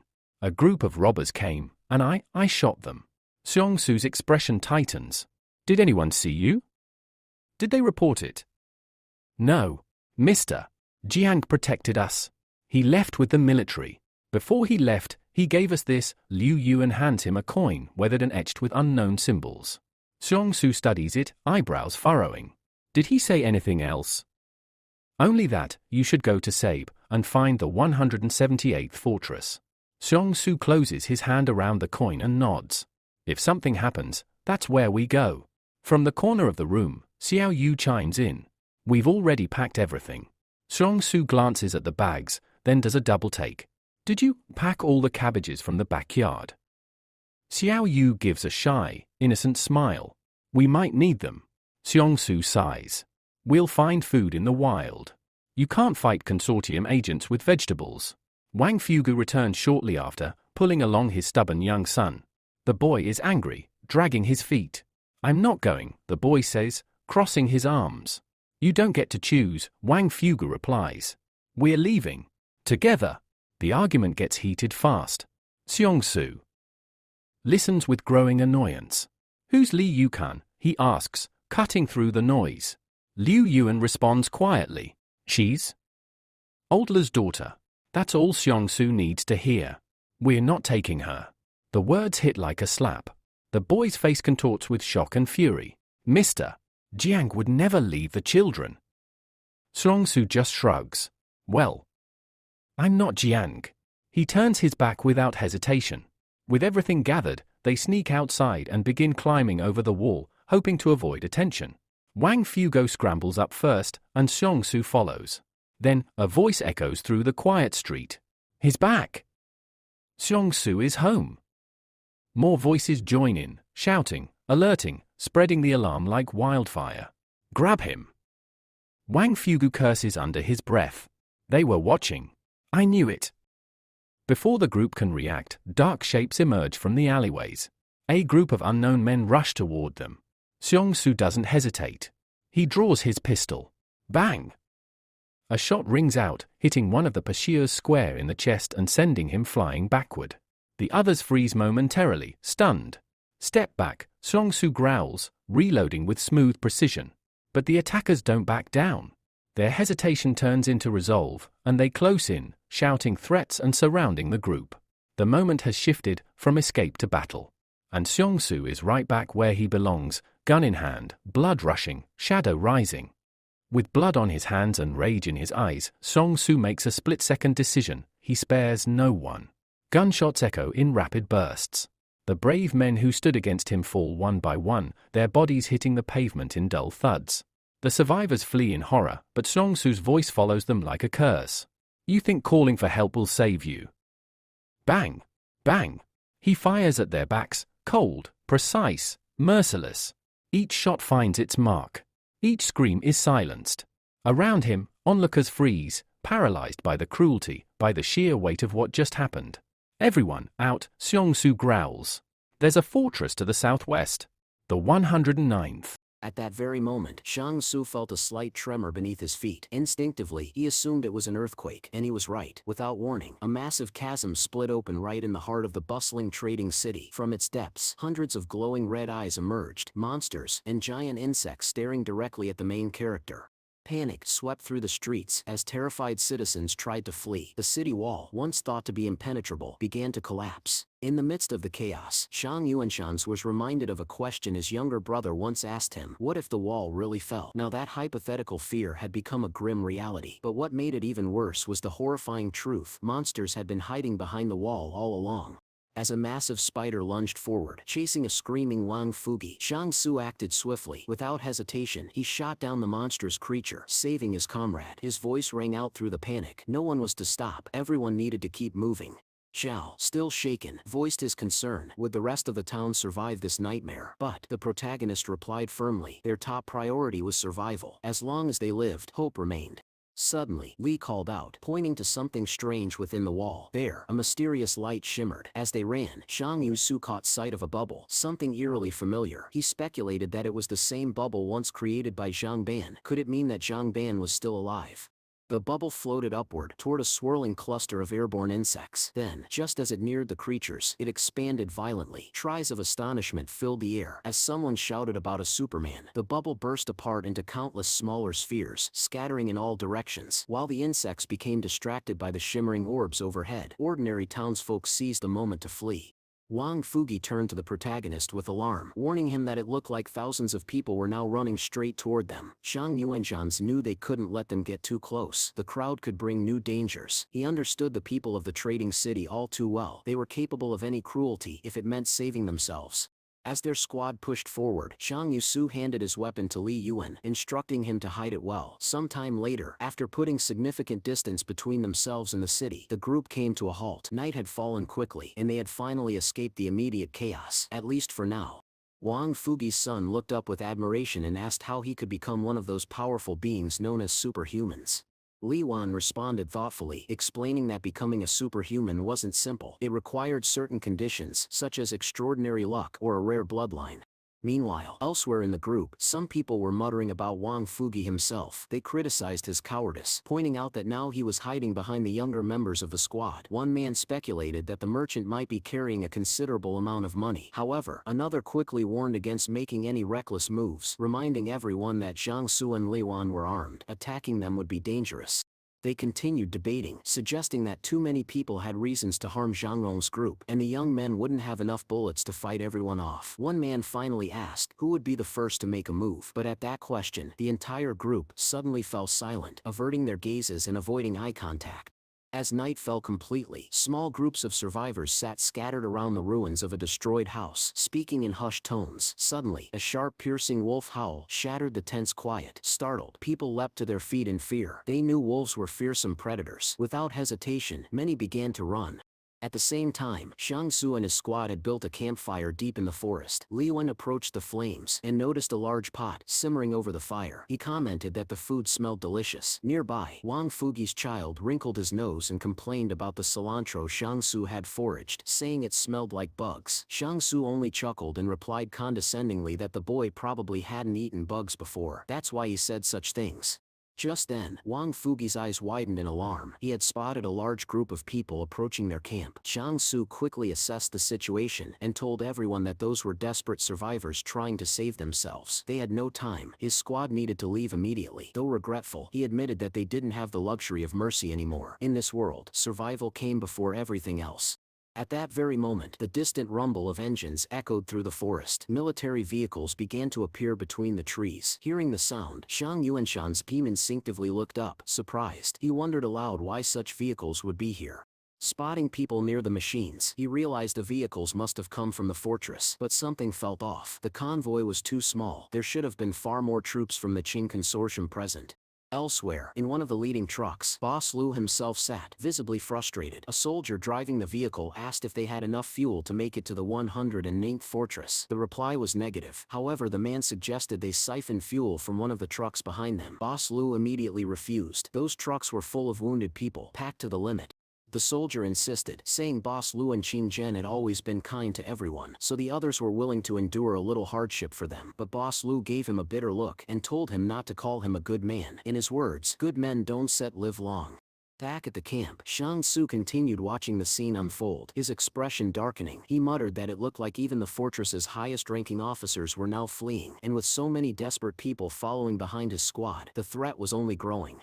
Still, Zhang Yuanzhan Su made a quiet vow. If their group was attacked by a small number of wild animals, he would stay behind and fight them off so the others could escape. Eventually, his squad rejoined the larger group of disaster survivors. As things settled for a moment, Wang Fugi turned to Zhang Su. Although he acknowledged that now was not the ideal time, he couldn't help but ask what had happened to Zhang Su's companions who had gone with him to Mount Jing. The protagonist solemnly states that when they had first departed for Mount Jing, their group numbered 21, but now, only 4 had survived. Wang Fugi, taken aback by this grim revelation, begins to wonder if Xianglong might truly be a superhuman. The main character doesn't deny it. He admits that Mount Jing was overrun with mutated monsters far beyond what they had anticipated. Hearing this, Wang Fugi confesses that had Xianglong Su not returned when he did, they all would have surely perished. As the night wears on, Zhang Yu and Shan Su's squad presses forward through the forest, carefully navigating between the trees. Suddenly, the protagonist halts and silently raises his hand, signaling the others to stop. What they witness next is a disturbing scene: an unknown man holding another at gunpoint, demanding all his food. The armed man orders his accomplice to search the victim for anything valuable. The terrified man being threatened can hardly comprehend why this is happening to him. Without hesitation, the gunman, Wan Ken, pulls the trigger and shoots the man in front of him. Wan Ken coldly explains his reasoning. Fortress 113 has vanished, and everything in Fortress 109 is now starting over. In his mind, possession of a weapon makes him the new ruler of this broken world. He declares himself the true boss, and demands total obedience from those around him. He points to a few standing bystanders and orders them to search the people lying on the ground. At first, they hesitate, unwilling to become part of such cruelty, but Wan Ken shouts at them, forcing them into submission. Reluctantly, two men step forward and begin demanding valuables. The helpless victims, desperate to survive, surrender their jewelry and other precious belongings. Wang Fugi, watching from the shadows, becomes anxious. He whispers that their group could be next, but Shang Su, calm and resolute, assures him that no one will be taking anything from them. Soon, the robbers' attention shifts. One of them recognizes Zhang Su and quietly murmurs his name. Whispers spread through the group. Despite his youthful appearance, Zhang Su carries a dark and dangerous reputation. Afraid of provoking him, the thugs decide to back off and leave. But before they can, Zhang Su himself calls out to them. The group freezes. Zhang Yushan's sword steps forward, his eyes locked on one of the men wearing multiple wristwatches. With a faint smile, he tells them to hand over the watches, unless they want trouble. Given his reputation, the men don't argue. They quietly hand over the watches without resistance. Zhang Yubi distributes the watches to his team, ensuring that each member can now keep track of time. With the situation diffused, the group continues on their path, looking for a safe place to rest before sunrise. After some time, the squad approaches what appears to be a mountain and decides to circle around its side. As they move along, they hear a voice behind a large rock, someone repeating pleas of fear over and over. Curious, they move behind the boulder and come across a small detachment of people. All of them are dressed in the same uniform. Observing their demeanor and discipline, Zhang Su quickly deduces that these individuals must be disciples. As night falls again, Zhang Yu and his squad settle down and begin building a fire to set up camp. As the flames flicker, the protagonist looks up at the group across from them and notices a familiar insignia on their clothing, the emblem of the Fortress Second High School.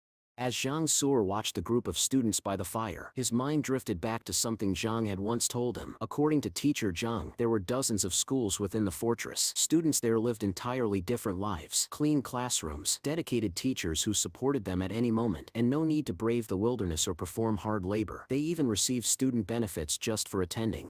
The thought made Zhang Su pause. What would his life have looked like if he'd been born inside a fortress? A life of structure, safety, and opportunity, so different from the harsh reality he now knew.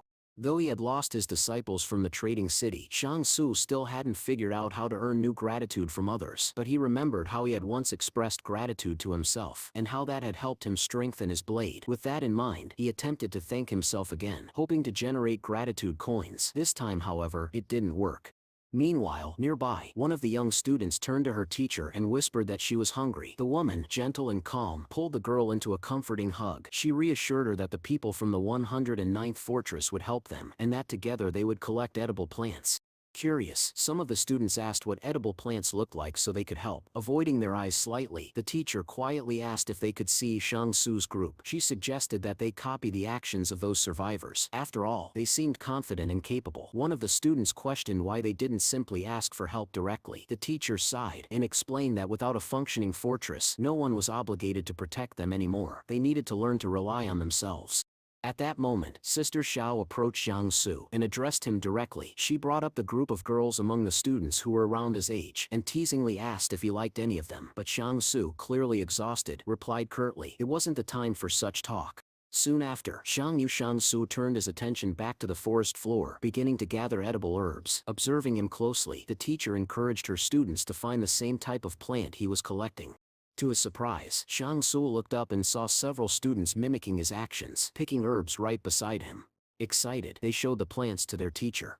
Proud of their find, Zhang Yuanshan quietly walked over to Wang Fugi, showing him one of the plants. He warned him that this particular herb was absolutely unsafe to eat. The surrounding students, watching closely, were stunned as Zhang Su tossed away his entire collection of gathered plants with visible frustration. One student, overwhelmed by the tension, slammed a plant into the ground in frustration. It was then that Zhang Su realized this group of disciples had begun taking their cues from him. They were following his lead without question. He calmed himself and pointed to a small plant near Wang Fugi's feet, explaining that this one, unlike the others, was perfectly safe to eat. Wang Fugi, somewhat defensive, told Zhang Su not to underestimate him. He was already well aware of this plant's properties.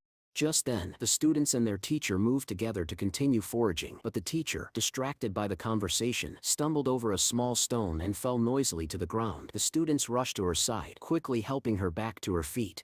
Even in the middle of the chaos that defined their new world, moments of learning, connection, and quiet humanity still remained. The teacher reassured her students gently, telling them everything was fine, but one of the boys looked at her and pointed out that they were no longer in school. She didn't have to take care of them anymore. The woman simply smirked, her tone unwavering, and replied, "I'm your teacher, and I'll lead you to the fortress safely." Watching the interaction from a distance, Zhang Yasu remained silent. Her words stayed with him. Time passed. The students began eating the herbs they had gathered, only to find them bitter. The taste, combined with the stress of their journey, began to take its toll. One by one, the students approached their teacher, confessing that they missed home deeply. Lu Yan, noticing the mood shift, quietly pointed out that a group of girls had begun to cry, but Zhang Yusu, still emotionally detached, stated that they didn't need to get involved. At that moment, distant shouting interrupted the scene. People came running toward the fire, their faces filled with relief and joy. They had found other survivors. They crowded around the white-haired man and praised him, calling him a remarkable superhuman who had led them to safety. Zhang Yushan and the rest of his group turned to the newcomers, their expressions weary and unwelcoming. The protagonist narrowed his eyes, taking in the man at the center of the commotion. He wore the tattered uniform of a mental hospital patient. Skepticism spread quickly among those watching, but Shang Suo kept his thoughts reserved. Despite the man's appearance, there was something strange, something real, about him. After all, he had managed to guide an entire group to safety. Perhaps he truly was a superhuman. Suddenly, the man's eyes landed on Zhang Su. His expression changed instantly. His eyes lit up as if he were looking at the most precious treasure in the world. He shouted loudly, demanding the crowd make way, and charged toward Zhang Nan with uncontainable excitement. Lu Yan, confused, leaned over and asked if Shang Su knew this man. The protagonist replied with a simple no.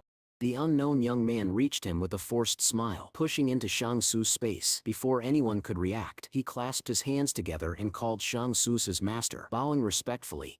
Zhang Yuanshan's horror was stunned. He froze, unable to find words. It was all too strange, too sudden. With the confidence of a prophet, the mental patient told the surrounding people to take care of themselves. Then he declared that he would lead his master Zhang Su westward to attain the Holy Scripture. The survivors stared at him, bewildered by both the statement and the man himself. No one could quite make sense of what was happening. Wang Fugi, watching the scene unfold, burst into laughter. But the man turned toward him, tone shifting instantly. "What are you laughing at?" he asked sharply. Then, with a grand gesture, he embraced both Wang Fugi and his child, and proclaimed that they too would go west in pursuit of the Holy Scripture. Needless to say, Zhang Yushan's group was not thrilled to have such a man as a potential companion. Zhang Su grabbed the young man by the shoulder, voice firm, and told him to stop calling him master. He made it clear he was not going west. The young man pulled away calmly and asked where Shang Su was headed. The answer came quickly: the 109th fortress, located southwest. The strange man brightened immediately. "That sips the west," he said triumphantly. "You Shang are already on the path to the Holy Scripture. You just don't know it yet." Zhang Yuan Zhangrong's raised his hand in protest, firmly asserting that he would stick to his direction. A heated argument broke out between them as others turned away, clearly uncomfortable with the absurd confrontation. But just then, before the chaos could settle, danger crept closer. The same robbers who had been tormenting desperate survivors earlier now approached a new target, a group of students from the fortress. Suddenly, the man dressed as a mental hospital patient picked up a wooden staff and pressed it threateningly against the chest of someone he called Zhang Fang. The tension skyrocketed. In a defensive reflex, Zhang Yuan Fang reached for the pistol hidden in his belt, but before he could properly aim, the young man struck first, slamming the shaft into his head. Still, Zhang Yuan Fang managed to fire his weapon in panic. Seeing the gun go off, Zhang Yuanshan instinctively moved in front of his squad, trying to shield them with his body. Meanwhile, the young man waved his staff dramatically, proclaiming that no bullet could pierce it. But Li Yuan, observing from the side, dryly pointed out the obvious, that the bullet hadn't struck the staff, but flesh. A moment later, the young man seemed to grasp the same fact. He muttered a short curse as he looked down at his chest. Blood was flowing from the wound, yet he remained standing. Roaring with defiance, he declared that a pathetic bullet could never harm him. Miraculously, the bullet dislodged itself from his body and clinked to the ground. The onlookers gasped. Even Xiang Yuan Feng, the shooter, stared in disbelief and muttered, "A superhuman."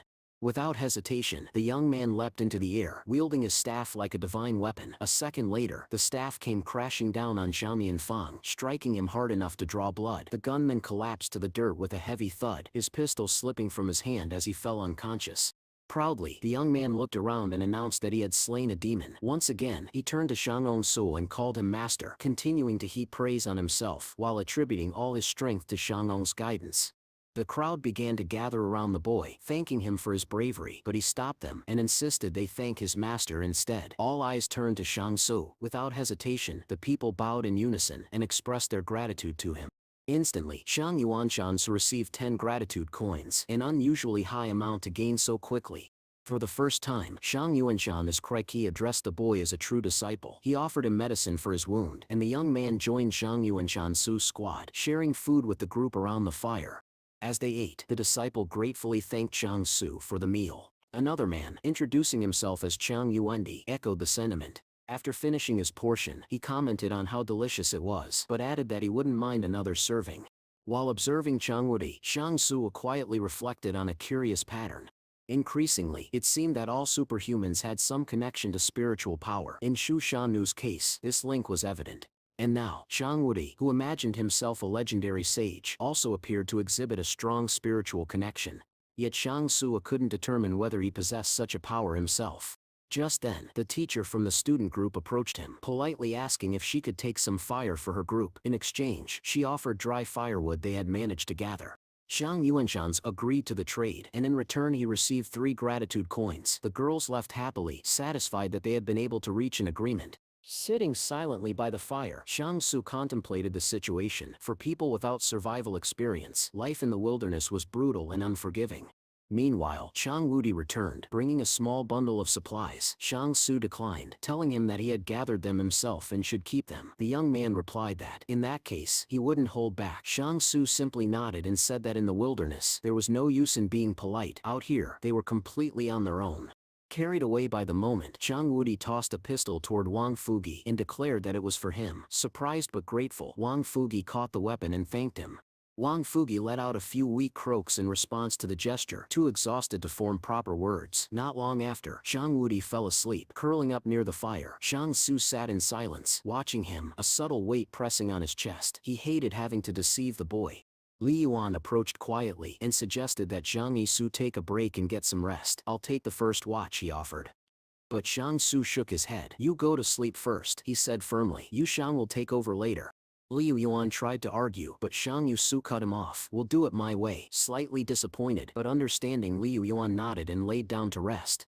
Sitting alone beside the flickering firelight, Shang Su reflected on their journey. They were already halfway to the 109th fortress. The golden medicine he had hidden back in the palace should be enough to keep the squad alive for now. Still, worry gnawed at him. Would the boys be able to cross the wall into the fortress, or would they be forced to settle in the trading town outside? Before long, Zhang Yuanshan Wudi stirred and opened his eyes. He turned to his master and asked softly, "Why aren't Setchu sleeping?" Zhang Yushans raised an eyebrow. "Why are you awake already?" The boy smiled and explained that he only needed 3 or 4 hours of sleep each day. The two of them sat quietly by the fire, the night calm and heavy around them. Chang Wudi began to share more about his past. He said that he was first admitted to a standard psychiatric hospital, but later, he had been moved to a different facility, one where they drew his blood for testing. Curious, Zhang Yusu asked if he knew Zhang Ban, the man who created bubbles. Chang Wudi nodded. "He was in the room next to mine," he said. "There was another patient before him, but I don't know where that one went." That caught Shang Su's attention. He began to wonder seriously, where had the third patient disappeared to? He looked at the young man beside him and asked gently, "Do you have any plans for the future?" Without hesitation, Zhang Ruji straightened up and declared, "I will follow master to the west." Xiang Su blinked, taken aback. But what if I don't wanna go west? The boy looked heartbroken. His expression fell instantly. Seeing how much it meant to him, Xiang Yu and Xiang Su finally sighed and relented. All right, we at Skull go west. Relieved and delighted, Xiang Wudi's eyes lit up. Xiang Zi then asked with a smirk, do you even know where the west is? The boy shook his head, clueless. Xiang Yu and Xiang Zi allowed himself a quiet smile. Morning arrived slowly, and with it came a new problem. Around the camp, people began coughing, harsh, frequent, and unsettling. Xiang Yu and Xiang Yu immediately grew concerned. This place looks like a contamination zone, he warned. Wang Fugi, clearly disturbed, agreed with him. We should move quickly. But just as the group prepared to leave, Xiang Wudi stepped forward and blocked their path. We can just leave these people behind. Xiang Yu and Zhan So looked at him, his face unreadable. I second going west to find the scriptures, he said. If you want to stay here, that's up to you. Xiang Wudi paused, torn between compassion and devotion. After a long breath, he turned his gaze back to the coughing, struggling people. His eyes squinted with sadness, but then he exhaled and turned to follow his master. My task now, he said quietly, is to accompany you to the west. Zhang Yuanzhans watched him run to catch up, and nodded. I'm glad, he said calmly, that you finally made up your mind. At that moment, one of the girls in the student group turned to the teacher and suggested they remain where they were to help the ordinary people. The woman, however, shook her head gently and told them that before they could help anyone else, they needed to save themselves. She urged her students to follow her. They began trailing behind Zhang Rong's group, with the teacher instructing the students to gather any edible greens they could find along the way. One of the students grimaced at the taste of the plants, complaining that they were awful, but the teacher reminded them calmly that they had no choice. Survival came first. Meanwhile, Zhang Yu's group continued moving without pause. The protagonist found it odd that, despite how far they'd come, they hadn't seen a single wolf. Deep down, he understood the importance of staying cautious. It wasn't yet time to reveal his superhuman abilities. As they pressed on, Lu Yuan tugged lightly at his elder brother's sleeve and pointed ahead. A few broken-down cars stood in their path. Judging by the condition of the vehicles, it looked like they had only recently stopped working, meaning people might still be nearby. Just then, another group of civilians came into view. They had discovered a Qing Consortium military squad and rushed toward them, desperate for help. The sight of soldiers sparked hope in their hearts. Being near the army felt safer than wandering the wild alone. But Zhang Yuanzhans hesitated. Something about the scene unsettled him. He told his group to hang back and remain alert. His gaze landed on a particularly slow-moving heavyset man who seemed to be leading the soldiers. What caught Zhang's attention was how this man hadn't abandoned a wounded soldier. He was still at his side. The fat man finally stood up, and Zhang's noticed something strange. He had been sitting on a seat cover, not just any chair. Then came the order. The leader instructed his troops to confiscate all weapons from the incoming refugees, citing security concerns within the camp. The soldiers obeyed, lifting their rifles and approaching the group. The refugees instinctively stepped back, fear flashing across their faces. Xiang Yu and Zhang Wudi stood unmoving, their faces blank. They didn't resist, but they didn't cooperate either. Night fell soon after, and the fugitives quietly set up camp not far from the soldiers. Xiang Yuan-su decided it was too late to travel any farther, and told the group they would spend the night here. Wang Fugi whispered to him, "Isn't it dangerous to be this close to the Qing Consortium?" Xiang Su tensed, glancing around nervously as if afraid someone might have overheard. After a short pause, he replied, "For now it's safer to stay with the main group. If anyone breaks away, the wolves might be waiting." Wang Fugi didn't argue. He nodded in agreement, accepting Xianglong's judgment without question. Xiang Yuanshan then announced he would go collect firewood with Qiang Wudi and told the others to rest for the night. As they moved away from the camp, the protagonist kept a watchful eye on his eccentric disciple. He had no concrete reason to distrust him, but caution, Xiang Yuanshan reminded himself, was always wise, especially with many long days still ahead. As they walked, Qiang Wudi broke the silence. "Master, why didn't we continue west after a whole day of traveling?" Xiang Yuanshan hesitated, searching for a vague answer, but before he could respond, Qiang Wudi spoke again, more seriously this time. "Please don't treat me like I'm stupid." The boy's sincerity and clarity of thought caught Xiang Su slightly off guard. Xiang Yuanqi stepped closer and gently placed a hand on Xiangwan Yu Yuan and Seek's shoulder. With a steady voice, he asked, "Do you have any other goals besides following me west?" Surprisingly, the question made Xiang Wudi pause. After a moment of silence, he admitted that, in fact, he did. This piqued Xiang Wu's curiosity. "I'm looking for a girl," Xiang Wudi said with sincerity. "Her name is Xia." The name caught Xiang Su off guard. He hadn't expected that answer. Xiang Wudi's expression hardened with resolve. "Even if I have to do it from the outside, I intend to find her and accomplish my goal." Despite the young man's seriousness, Shang Su couldn't help but think he looked a little foolish, earnest perhaps, but naive. Just then, the teacher and her students returned, carrying bundles of brushwood in their arms. Smiling faintly, Shang Su noted to himself, the more people feed the fire, the brighter it burns. He thanked them for their help, and the teacher replied warmly, if you hadn't shared your fire with us earlier, my students would sit frozen last night. After a brief exchange, both groups agreed to head back toward camp together, but as they turned, Shang suddenly stopped and said he'd found something useful. He asked them to gather the students. It turned out the protagonist had discovered a stash of plant-based food supplies. Everyone quickly helped set up camp once more, and the boys sat down to eat, restoring the energy they had lost from their relentless travel. As they ate, Zhang Wudi turned to his master and asked, do you feel like something's missing from our team? Zhang Yuanjing gave a short reply, no.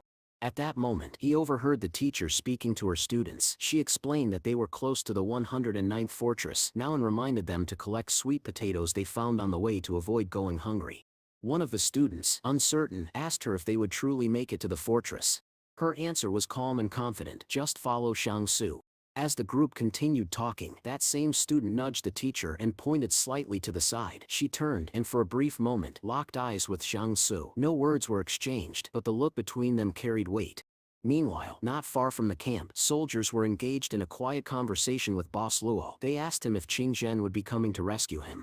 Boss Luo, wearing an exhausted and grim expression, shook his head. He explained that a member of the Qing family might have perished during the disaster on Mount Jing. The earthquake and volcanic eruption had caused severe destruction. Anything could have happened, and he was worried that a nearby fortress might have been affected as well. One of the soldiers tried to console the heavy-set man, telling him that none of it was his fault, and that he had done all he could. Boss Luo nodded, but he was clearly weighed down. He muttered that Qing Zhen himself could be facing severe consequences from the higher-ups within the Qing consortium. At that same time, in another part of the region, consortium officials were trying to reach Qing Zhen, but the man brushed them off, saying he had no time to talk.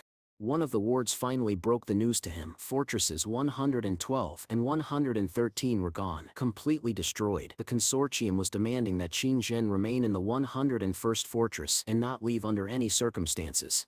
Annoyed but composed, Qing Zhen replied that he would call the 109th fortress and request that someone be sent to retrieve Boss Luo, but that presented another complication. Fortress 109 was under the control of the Lu consortium. Still, Qing Zhen gave the order. And then, with a shadow crossing his face, he added one final message to be delivered. If the man from that fortress doesn't find my brother. He didn't finish the sentence, but the silence that followed said enough. He will die, Zhang Zhan had said coldly. Back at the refugee camp, Boss Luo remained seated among the soldiers, his eyes occasionally scanning the line of exhausted civilians nearby. A soldier leaned in and asked whether they should simply take some food from the refugees, but Boss Luo immediately cut him off. He instructed the man to buy the potatoes instead. The soldier didn't understand. Why not just take it? They are just refugees.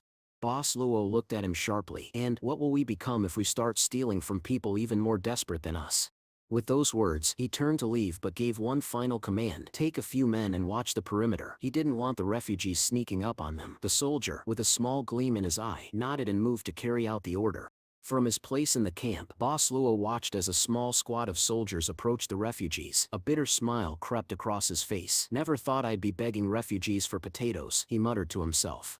Some time later, the soldiers returned. Grinning, they proudly held up their spoils, 6 sweet potatoes, and showed them to their commander. Boss Luo examined the tubers, then gave a new order. The potatoes would be rationed. Each soldier would get half, and any wounded would receive a full one.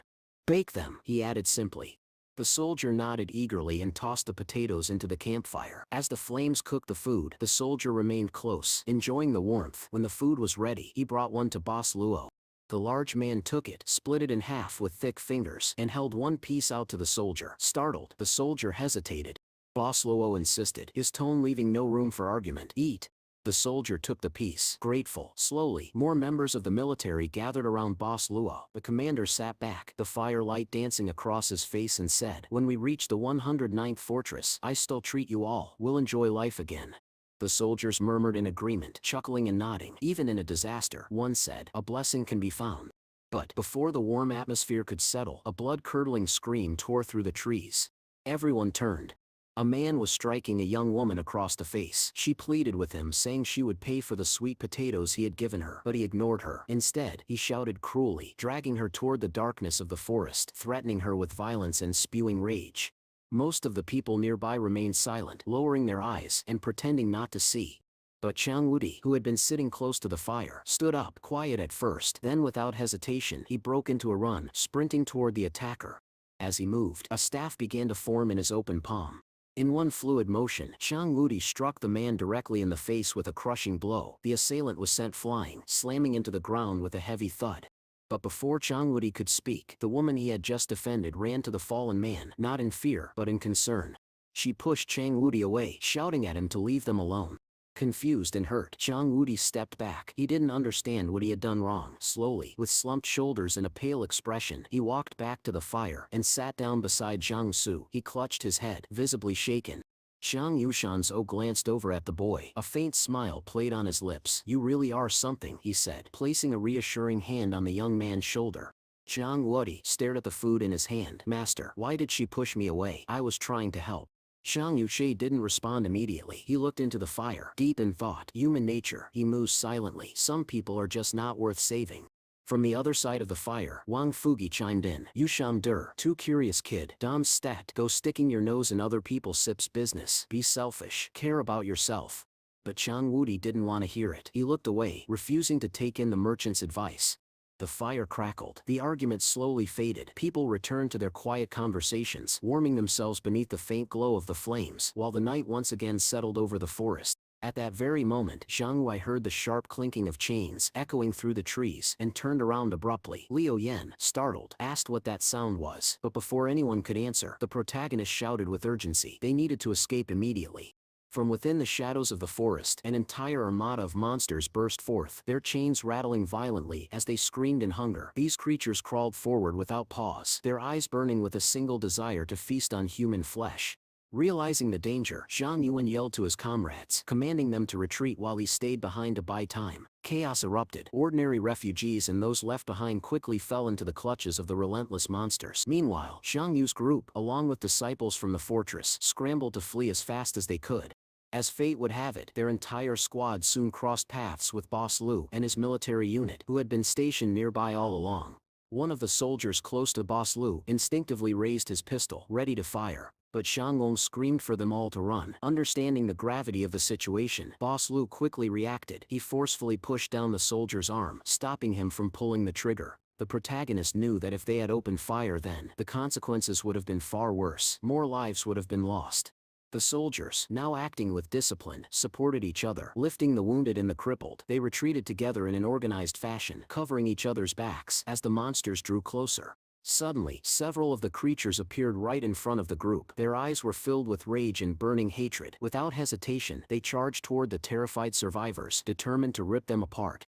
Wang Fugi called out the protagonist's name. Gritting his teeth, the protagonist tried desperately to come up with a plan. Behind them, the agonized screams of those being caught grew louder. The monsters were catching up from behind. SSU grimly declared that there was no longer any space to retreat and suggested they observe how Qing would react next. In response, Boss Lu made a decision. He ordered one of his soldiers to take a group of people, especially the wounded, and head toward the 109th fortress to seek reinforcements. The soldier hesitated, insisting he would not abandon his commander. But Boss Lu swiftly snatched the man's gun and barked at him to follow orders. He then told the others to go as well, declaring that he would stay behind and fight. One of the soldiers standing behind Boss Lu issued a command to protect the commander. Without hesitation, the group obeyed, demonstrating their loyalty and resolve. They grabbed Boss Lu by the arms and began dragging him away, even as he struggled and shouted insults at them. At that moment, the military opened a large dark container. Inside was a grenade launcher. A soldier retrieved the weapon, raised it, and took aim at the advancing monsters. With determination in his eyes, he fired. The missile burst from the launcher's barrel, soaring through the air. As the first explosion rocked the forest, the rest of the soldiers opened fire with their firearms. A deafening boom echoed through the woods, shaking the very ground and tearing apart everything in its path. In the chaos, soldiers began throwing hand grenades, one after another. Explosions and gunfire engulfed the battlefield, the sounds of war drowning out the screams and roars. But amidst the barrage, one of the monsters flanked a soldier carrying a grenade. The man, already half blinded, having lost sight in one eye, couldn't react in time. He turned his head just in time to see the creature leap toward him. The monster bit into his neck, tearing flesh with brutal force. Yet even in his final moments, the soldier acted with heroism. With his last ounce of strength, he triggered the grenade next to his own body, sacrificing himself to ensure the monster would die with him. Xiangyu adjusted his ears, still disoriented from the recent explosion, as if fighting off a concussion. Suddenly, a staff materialized in the hands of Cheng Wudi, who stood ready to face the oncoming wave of monsters. Shang Yuan swiftly issued a command, telling his disciple to move to the right. Without hesitation, the young man followed his master's order. At that moment, the protagonist summoned his sword, a weapon he had received as a symbol of gratitude. With a sharp, fluid motion, he slashed through the air, cutting down the monster in front of him in a single blow. He turned quickly and shouted at his group to keep moving forward, but the others stood frozen in fear and indecision. With growing urgency, Shang Yuanshan rode at them to run. Luan grabbed Sister Zhang Yuan's hand and dashed forward. Wang Fugi and his son followed close behind, racing through the battlefield. Zhang Yuan sat Cheng Wudi, silently inviting him to join the fight. Without exchanging a single word, both young men charged forward, ready to face the monsters head-on. Xiangyu moved with deadly precision, weaving through the enemy ranks, his sword cutting down every creature in his path. But then something caught his attention. Out of the corner of his eye, he saw Cheng Wudi fighting beside him, driving his staff through multiple monsters at once. In the next moment, Cheng soared into the air and brought his staff down with a powerful, crushing blow. The impact was so forceful it shattered not just the monster, but also the ground beneath it. As the dust settled, Cheng Wudi stood triumphantly atop the beast's corpse, gripping his staff with determination. With the immediate threat neutralized, the two warriors rushed after their group. Shang Wudi glanced over and asked if Shang was alright. Shang Wu nodded, confirming he was fine. Just then, they heard someone calling for help nearby. Following the voice, Shang Yuanshan's team ran toward a car parked in the distance. Lying beneath the wrecked vehicle was Boss Lu, pinned down by the massive body of a dead monster. Without hesitation, Shang Yuanshan's sword Wudi rushed forward to assist. Shang Go grabbed Boss Lu's arm, urging him to get up. The man, however, simply sat there, breathing heavily. "I can't move," Boss Lu said, thanking them for trying to save him. But Shang Rong's voice grew firm as he warned of an approaching pack of wolves. There was no time to hesitate. He ordered everyone to move immediately.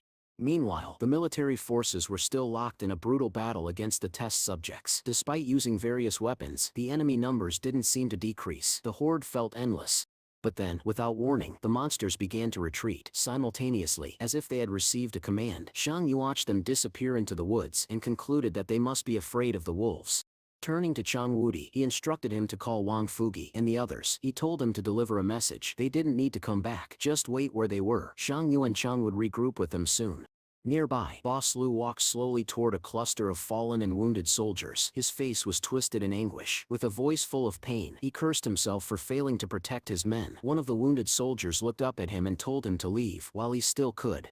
Boss Lu approached and sat beside the soldier, quietly listening. The wounded man, speaking calmly, admitted that he wouldn't make it to the 109th fortress, just like many others. But instead of despair, the two began to joke, sharing a quiet moment of camaraderie. Laughter suddenly broke out between them. Eyes closed, they smiled, holding on to that brief moment of peace. Then came their final handshake, firm, respectful, and full of unspoken understanding. The soldier spoke for all of them, declaring with pride that they had no regrets about following Boss Lu. Suddenly, Shang Yu stepped in. He pointed out that not all of the military men had to die. Reaching into his belongings, he pulled out a collection of special medicine meant to treat external injuries. However, with a smirk, he added that he wasn't going to treat them for free. Shang Yuan gently placed his hand on his younger brother's head and offered a few comforting words. He assured him that from now on, things would only get better. However, Wang Yukugi remained melancholic. He spoke softly, saying that some things in life were simply unattainable. In their world, even the most difficult matters could be settled with words, if only one had the status or power to speak them. Standing nearby, Boss Lu broke the tension. He declared firmly that he would keep his promise to the boys. He would make them official residents of the fortress. Upon hearing this, Wang Fugi's eyes lit up with cautious joy. Then, curiously, he asked whether it was true that Zhang Wu had saved Boss Lu's life. According to Wang Fugi, Boss Lu's life was far too valuable to be risked by entering the fortress under normal circumstances. If word got out that he was let in without merit, people might begin to suspect the Qing Consortium was stingy or showing favoritism. Boss Lu raised an eyebrow. Intrigued by Wang Fugi's reasoning, he asked the boy directly, what more did he want? Without hesitation, Wang Yafugi made his pitch. He asked for a store, suggesting that Boss Lu likely owned more than enough real estate to spare. At first Lu resisted, but Wang Yafugi pressed on, reminding him that even Qing Zhan himself admitted he owed Zhang Yu a favor for saving his brother. That sealed the deal. With a sigh and a chuckle, the plump man relented. He agreed to give them the store and announced that the Qing consortium no longer owed them anything. As the group rested nearby, Zhang Yuanzhan's eyes caught something strange once again, a golden hoop gleaming on Cheng Wudi's head. When asked, the young man again claimed it had been gifted to him by some mysterious, likely imaginary creature. The explanation was just as bizarre as before, and yet no one pressed further. Eventually, the entire group resumed their journey. As they moved forward, the grand trading city of the 109th fortress slowly came into view. Upon arrival, a teacher gathered her students and prompted them to thank the main character. The students bowed their heads in gratitude, and Zhang Yu was awarded a handful of gratitude coins as a token of appreciation. Their car rolled gently through the bustling streets of the marketplace, passing merchants and vendors. Xiaoyu chatted with the teacher, casually noting that Zhang was a teacher too, in his own way. Soon, they arrived at the heart of the market town. The group stepped out of the car one by one. As Boss Lu climbed out, he immediately barked an order, demanding that the manager of the shopping town come out to greet him. At first, the people around didn't know who he was referring to. So, with typical flair, Boss Lu raised his voice and shouted again, more to lighten the mood than out of genuine anger. Zhang Yu introduced Boss Lu to those present and instructed them to report everything that had happened to the fortress leader without delay. However, the teacher watched all this with growing concern. Boss Lu had only promised fortress residency to Xiangruo's group, but not to the students. Their fate, it seemed, would be left to chance. After a short wait, the head of the fortress finally arrived, flanked by a squad of military personnel. A stout, well-dressed man approached with a cigarette in his mouth, nodding toward Boss Lu. He reported that they had sent vehicles to pick up Lu and his team, but contact with them had been lost during the chaos. But Boss Lu didn't wait for him to finish. Without a word, he began walking toward the fortress, ordering Zhang Yu and the others to follow. The fortress leader quickly stepped forward, insisting that everyone in the car must first be inspected and cleared before entry. That was when Boss Lu snapped. He slapped the man sharply across the cheek. "Don't that be arrogant," Lu growled, "and don't that forget who you sit you're talking to." Gasps spread through the crowd. The slap Boss Lu had delivered left everyone stunned. The man who had just been struck looked back at Lu, eyes narrowing, and coldly asked if he had forgotten his place. Yet instead of retaliating, he simply told Boss Lu and his group to move along. As Zhang Yu and his companions stepped beyond the towering gates of the fortress, they were met with a surprising sight. The streets were spotless, the air fresh, and towering buildings stood on either side, like sentinels of progress. Lush trees and greenery lined the roads. It was a world unlike anything they had seen before. Lu Yan, wide-eyed, pointed toward a massive open space just beyond them. "It's so big," he whispered in awe. The female teacher smiled, explaining that the area ahead was a park, a place where residents came to relax, walk, and even dance. Their eyes then fell upon a cheerful couple dancing together, clearly enjoying the moment. Boss Lu, watching them, smiled. "All right," he said. "Time to take you all to the store I promised." Wang Fugi waved to the others, beckoning them to follow. Together they strolled through the pristine city streets, attracting more than a few curious stares. The nervous Leon leaned toward Wang Fugi and asked quietly, "Why is everyone looking at us like that?" Boss Lu soon brought them to a large store, located in a prime location, bustling with potential customers. In addition to the store itself, there was a spacious courtyard, with several rooms, more than enough for living comfortably. "This place, it's perfect," Wang Fugi said gratefully. He then turned to Zhang Yu and sincerely thanked him for bringing him and his son into the fortress. But Zhang Yu waved it off. "No need to be so polite," he said. "I still do everything I can to help you rebuild your store." In response, Wang Fugi declared with pride, "Then from today onward, I am your employee." Zhang Yu chuckled. "Don't worry, I'll pay you a decent salary," he said to himself, quietly noting how loyal the merchant truly was, especially when money was involved. Suddenly, Zhang Yu sensed something. Someone was watching him. He spun around the corner where he thought the gaze had come from, but found nothing. Shrugging it off, he returned to the others and asked the teacher what her future plans were now that they'd arrived. But she didn't answer right away. Instead, she trembled slightly, unsure of what to say. Just then, a man standing nearby stepped in. He announced that the teacher and her students would be able to enroll in a proper school, receiving full support. Wang Fugi, ever cautious, asked whether the man could truly be trusted to keep that promise. The man nodded. "The Li Consortium is so heartless. They will allow this. When profits are involved, all consortiums get along just fine." Zhang Yuan then asked with a grin, "How much is the student allowance, exactly?" Upon hearing the amount, he turned to Lu Yen and said, "You and I should enroll too. We are both thirsty for knowledge after all." The man from the consortium then admitted that the Qing consortium owed Zhangrong nothing directly, which meant he was obligated to return the favor somehow. After thinking it over for a moment, Zhangrong handed him a strange item and asked that it be delivered to Boss Lu. Finally, the entire team stepped into the grand store Boss Lu had given them. The interior was elegant and luxurious, a far cry from the ruins they had grown used to. Wang Fugi called Zhang over and asked him to look at something. They emerged into the courtyard where they would soon divide their living quarters. Xia Yu was given a private room, and she bowed with sincere gratitude. Wang Fugi and his son followed suit, both of them bowing deeply to Shangno in appreciation. Soon, the entire team began tidying up the space. With everyone helping, the surroundings were quickly transformed into a livable area. After finishing their work, they decided to take a well-earned break. For the first time in what felt like forever, they finally had a moment of peace. Wang Fugi remarked that this place might once have been a pharmacy. During the cleaning, several people had arrived asking if a doctor was still available, suggesting the building still carried memories of what it once was.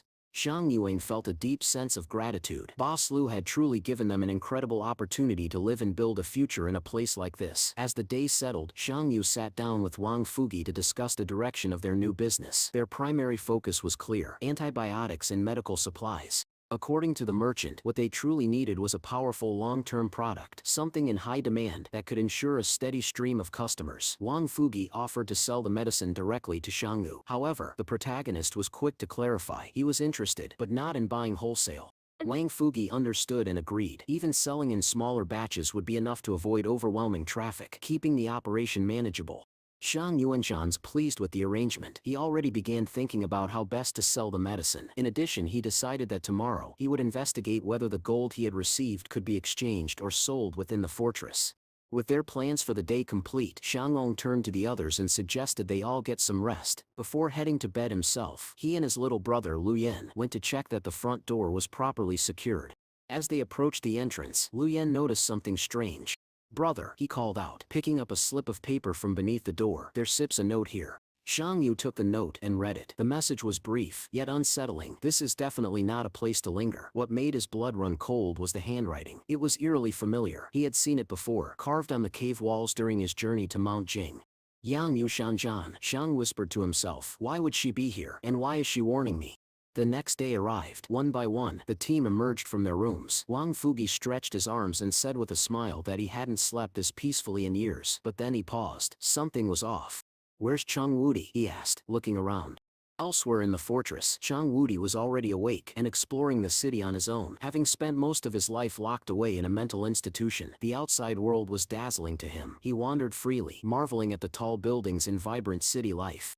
Eventually he arrived at a large public square where dozens of people were dancing in harmony. Enthralled by the scene, Chang Wudi couldn't resist joining in. Without thinking, he jumped into the rhythm, dancing among the women. However, his sudden appearance and strange behavior quickly drew irritated stares. The girls frowned, their training disrupted by his erratic movements. Though their expressions showed clear displeasure, Chang Wudi kept dancing, completely unbothered by their reaction.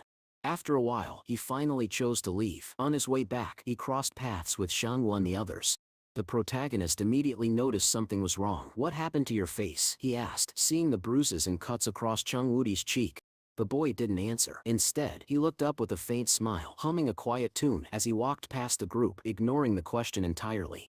Shang Yuanshan settled for a moment. Unsettled, his thoughts went back to the note from Yang Zhangzhen. There must be someone dangerous inside the fortress, he thought to himself. Someone hiding in plain sight. Later that day, Shang Yu and Wang Fugi headed to Li's bank inside the fortress. Wang Fugi tried to exchange his money for Li consortium notes, but the conversion rate was shockingly high. Though tempted to go through with it, the merchant hesitated when Shang Yu advised him not to exchange everything. "If we have to change fortresses again, Shang Yuan, we still need resources." After a moment of thought, Wang Fugi agreed. He didn't like the idea of leaving, but Shang Rong's words planted a seed of doubt. "Do you really think we'll have to move again?" he asked quietly. Shang Yuanqing didn't answer directly. Instead, he looked toward the horizon and said, "Right now, I can say for sure, but what I do know is, we still need a large supply of money." Shang Yuanshan stood quietly for a moment, uncertain of what direction their future should take. He admitted to himself that, despite the calm they now enjoyed, they might eventually need to relocate again. Nothing was ever truly stable, not in a world like this. Stepping out onto the street with the others, they spotted a large bus pulling up nearby. Painted on its front was a curious number, Route 666. Wang Fugi, eager to lighten the mood, suggested they all take a ride to relax and enjoy themselves. The group agreed, boarding the spacious vehicle together. As the bus rolled through the streets of the fortress, a quiet conversation began among the passengers. People were marveling at how life behind the walls seemed so effortless, almost too easy. Lu Yen remarked that the people living here probably didn't even know what real problems were. But Shang Yu disagreed. There are always problems, he said calmly. Lu Yen frowned. Aren't there people who don't have any? Shang Yuanshans turned to him and replied, only dead people don't have problems. Lu Yen sighed. You really didn't have to say something like that on a nice day. As the bus continued along its route, something caught Shang Rong's eye. A sign for a jewelry shop flashed past the window. Without a word, he stood up and exited the bus. Take everyone back, he told Wang Fugi as he hopped off. Wang Fugi looked around, confused. Where did your brother go? He asked Lu Yen. I don't know, the boy answered, eyes searching the street. Meanwhile, Shang walked briskly through the city, telling himself it was better not to involve anyone else, especially when it came to the gold. Entering the jewelry shop, he assumed no one was paying attention to him. But then, something on the wall made him freeze. It was a wanted poster with a familiar face. The man in the image was none other than Xu Zanu. Realization struck Shangrong's instantly. If the Qing Consortium simply tested the gold he had, they might recognize where it came from and who it belonged to. The commander's face wasn't there by coincidence. The Qing Consortium was actively hunting Xu Zhanu. And somewhere far from the fortress, Xu Zhanu himself was on the move. After a long grueling journey, he had finally arrived at a trading village near the 111th fortress. The road had not been kind to him. To survive, he had eaten wild, sometimes even poisoned, plants, anything that could keep him alive. Stopping at a small merchant stall, he approached a counter and offered payment for food. But the merchant behind the stall froze in horror, his eyes locked onto Xu Zhanu's face. Moments later, he shouted, "He Seps wanted." Panic erupted. The 101st Fortress, the central seat of the Qing Consortium, had clearly put out a high-priority bounty on Xu Zhanu, but the commander himself had done nothing to deserve this level of attention. Regardless, he had no time to argue. A shadow emerged beside him, and he vanished into the forest, riding atop his summoned companion. As he flew through the trees, Xu Zhanu navigated with fluid grace, dodging unseen obstacles and kicking up clouds of dust with his speed. Time blurred as he made his way, heading directly toward the 109th Fortress. Elsewhere, Qing Zhen, driving a car en route to Fortress 111, happened to witness something unusual. A familiar silhouette darted across the road, swift, ghost-like. Qing Zhen's eyes narrowed. That was Xu Zhanu, no mistake. Realizing the man was heading straight toward the 109th Fortress, he snapped at his subordinate. Send a message to the 109th Fortress. Tell them Xu Zhanu was coming. With that, the Qing Consortium squad moved out, pushing beyond the safety of the walls, ready to intercept the commander before he could disappear again.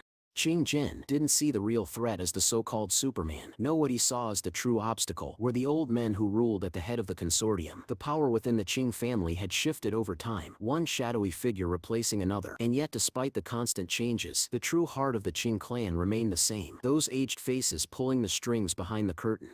There was an old saying within the Qing family: violence is only a method to maintain order, but it can never become order itself. And now that Qing Jin had stepped into the spotlight by confronting a certain company, he knew that the elders would try to suppress him, to crush his momentum with subtle but suffocating pressure. Inside a moving car, dressed in white, Qing Jin sat with his young ward, discussing their immediate future. The ward, aware of the growing tension, suggested that they gather their loyal soldiers and simply walk their own path. After all, they had weapons and manpower. But Qing Jin refused. These men want to return to their families, he said quietly. The ward responded, done set, we all. With a sigh, Qing Jin told him to step out of the vehicle. Once outside, Qing Jin was met by rows of military personnel lined up in disciplined formation. One of the officers gave a rousing speech, reminding the soldiers to uphold their pride and never bring shame to the name of the Qing forces. The soldiers all responded with a sharp, unified salute. Qing Jin acknowledged them, then turned to his ward. Come, he said, we are going to the residence. Later, as their car approached a grand city building, Qing Jin exited swiftly and entered the residence. There, in the solitude of his private quarters, he finally allowed himself a moment of peace. He stepped into the shower, letting the water wash away the weight of the day. Emerging refreshed, he looked in the mirror and spoke with rare warmth. These men, he said to himself, they are more than soldiers, they are loyal warriors. He understood the truth. Now that there was a fracture in the power structure, everyone would be eager to claim their share, and no one would pass up the opportunity. Shortly after, Chang Yushan attempted to leave the house, only to be stopped by a soldier posted at the door. The guard stated clearly he wasn't allowed to leave. Qing Zhen smirked. The elders forbade me from leaving Fortress 111, not my own house. I'm just following orders, the soldier replied, stepping forward. With a calm, firm voice, Qing Zhen continued, I'm just going to listen to music. Everyone here knows I enjoy it. Despite their orders, the soldiers couldn't bring themselves to stop him. He left the house. Moments later, Qing Zhen sat comfortably in a dimly lit lounge, sipping his drink while classical music played softly in the background. He poured himself another glass. The performers on stage changed, moving on to a new piece. The world shifted around him, but Qing Zhen remained the one constant in the room, unbending, unbothered. A messenger approached. The bureau requests your presence at the meeting. Qing Zhen didn't even look up. Tell the bureau they have to wait. Meanwhile, on the other side of the fortress, Xiangwu was walking through the streets, silently cursing himself. Selling gold was now clearly too dangerous. The risks were far greater than the reward. He concluded it would be wiser to keep running the store and relying on the school subsidy, even if it meant swallowing his pride. He frowned, frustrated by the idea that someone as capable as him would be reduced to selling medicine like a street vendor. Still, he had little choice. Returning to the store, he was met with a familiar sight. Yet another patient walking in, complaining about their health. In a moment of dry humor, Zhang quipped, sounds like you're pregnant. The man, understandably irritated, frowned at the joke. Just then, a new quest appeared from the system, a medical mission to treat the sick. Zhang Yuanzhan's expression changed immediately. Well, if there's a reward, he muttered, rolling up his sleeves. Whether the man had actual gastritis or not didn't matter anymore. Zhang Yuan had work to do, and now it even paid. Zhang Yuanshan scared the man a few pills, not out of genuine concern, but simply to complete the quest. Moments later, the system palace confirmed. Task completed. A random skill point was awarded. The patient, satisfied, smiled and thanked him, saying he'd definitely try the medicine. Then, with a casual goodbye, the man exited the store. Just then, the door burst open. Wang Yufugi hurried inside, calling out to Xiangrong multiple times before waving a leaflet in front of him. Intrigued, Xiangrong took the paper and examined it closely. His eyes narrowed. It was an official notice from the consortium. The announcement stated that superhumans were now encouraged to come to the company and donate blood for research. What caught everyone's attention, however, was a bold promise: 1 million yuan for 200 milliliters of blood. Wang Fugi, eyes gleaming with excitement, asked if Xiang wanted to try it. All the other fortresses see superhumans as a threat, he explained, but the flame source not only pays for their blood, it even protects them. As they discussed it, Liu Yan walked by and overheard the conversation. He frowned. There's something wrong with that company, he said firmly. You shouldn't go. He reminded Zhang O how Zhang Wudi had been arrested simply for revealing his identity as a superhuman. Who knew what Flame Source's true intentions were? Wang Fugi hesitated, then nodded. You're more important than any amount of money, he said, adding that they should warn Zhang Wudi not to use his powers either. But Shang Ren's stone was sharper now. Zhang Wudi will stay quiet, he said, or will make sure of it. Liu Yan then suggested a cunning idea to trick the company instead of donating actual blood. They are rich, he reasoned. Why not take advantage? Xiang Yu didn't like the sound of it. He scolded his younger brother gently and told him to go get ready for school. Liu Yan nodded. I get it. His expression darkened a bit, and Xiangrong didn't blame him. The boy had grown up in a cruel world, one where survival shaped his every thought. After a brief pause, Xiang Yu shifted topics. What do you think the numbers in that note mean? He asked Wang Fugi. The merchant speculated that it might be a phone number. Liu Yan lit up with curiosity as Xiangmo explained how telephones could let people communicate over great distances. Excited by the idea, the group gathered around a dusty landline phone, staring at it as if it were a relic from another world. Chung Wudi stepped forward. I think I know how it works. He picked up the receiver and pressed a few buttons. Beeps echoed from the handset. Suddenly, he shouted something into the phone and immediately got yelled at in return. I think I called a psycho, he said, placing the receiver down. Everyone laughed, amused by the strange new experience. Shang Yu decided to try again. He dialed the number on the leaflet and pressed the interaction button. Li Yan, ever curious, spoke to the person on the other end, explaining that they were just learning how to use the phone. The man grumbled and hung up, but the group was already buzzing with energy. Li Yan declared joyfully, "This phone is amazing." Then the unexpected happened. The phone began ringing by itself. Everyone went quiet, staring at the device in shock. Zhang Wen hesitated for a moment, then picked up the receiver. The voice on the other end offered him a loan for his new store. Xiangwei kept the conversation going for a while, trying to understand the terms being used. After a few lines, the voice revealed that he was the very same patient who had recently visited the clinic. Shang Yuanzhan slowly lowered the phone, covering his face in embarrassment. He had jokingly introduced himself under a fake name during that appointment, and now it had come back to haunt him. Wang Fugi walked over, still smiling. "This could actually be good for us," he said. "If we build strong ties with the local people, our business will thrive." He went on to report that he'd already managed to distribute a large batch of medicine across town. Encouraged, Xiang Long gave him a short list. "Good, then go pick up the items from this list, only the ones marked special." The gears of their new life were beginning to turn. With a nod, the merchant carefully took the paper from Xiang Long and promised, "Don't set worry, I'll take care of it."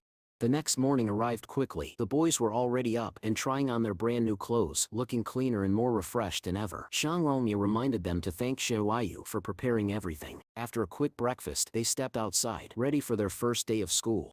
Shang Yu said goodbye to Wang Yifugi, Zhang Wudi and Zhan Yuan Xiao, then led the boys through the streets of the fortress toward the school. The path was filled with other students all dressed similarly, matching uniforms that marked their place in this society. As they entered the school grounds, Xianglong's gaze locked onto a familiar figure standing among the crowd, Yangzhan Zhanzhan. She was watching him with a cold, appraising look.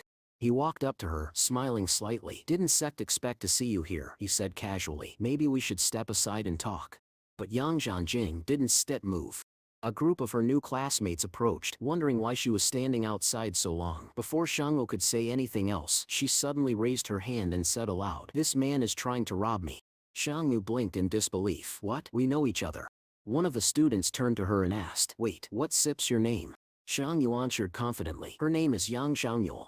But to his surprise, the students looked puzzled. "Her name is Shanggu." "What?" he stammered. "That's Sip's my name." Amused and suspicious, the students told him to follow them to the teacher. From a distance, Liu Yan and Wang Fugi's son watched the scene unfold, unsure whether they should intervene. Liu Yan squinted at the girl. She seemed close to him during the expedition to Mount Jing. Curious, he stepped forward and introduced himself. "I Sep Shan Sustit's little brother." Yang Yushanjin smiled brightly. "Oh, An, Stem, a good friend of your brother." That response clearly annoyed Liu Yan. Later, the teacher examined the enrollment documents. "Shang Yusu, yes, you're already entered in the system." She decided to take him to his assigned class. The room they entered was part of the senior section. A number of students were already seated inside. Xianglong quietly walked to the back, relieved that he wouldn't have to share a class with Yang Yushanjin. As he sat down, the girl next to him leaned over. "Are you a transfer student?" "I came from the 5th school," he replied. She looked confused. "What do you mean? The 5th and 6th schools merged ages ago." Her voice rose a little. "Wait, did you come from behind the wall?" The question made the room feel colder. "Do you have some kind of virus or something?" Before things escalated, the teacher entered, smiling. "All right, class. Exams are coming soon, so let's review the 3 trigonometric functions." He placed his books and materials on the desk, then went straight to the blackboard and began the lesson. Formulas, angles, graphs. Shang Yu tried to keep up, but it was like deciphering an alien language. When the lesson finally ended, the teacher smiled. "Time for a break." But Shang Yu didn't move. He slumped forward, face buried in the desk, groaning in silent defeat. What in the world is sine squared theta? Eventually he dragged himself into the hallway, utterly exhausted. He hadn't expected to be so drained by a math class. Liu Yan caught up with him there. "Hey, big brother." He looked a little troubled. "Our classmates, they are looking down on us, just because we came from behind the wall." Shang Yu sighed. The two brothers headed up to the rooftop, away from the stairs and whispers. There in the quiet open sky, they talked about the weight of judgment and the injustice of being labeled for where you were born. Shang Yu gently ruffled Liu Yan's hair, trying to reassure his younger brother. No matter how many people judged or misunderstood them, the truth was that such treatment would always be unfair. Still, they had to hold their heads high.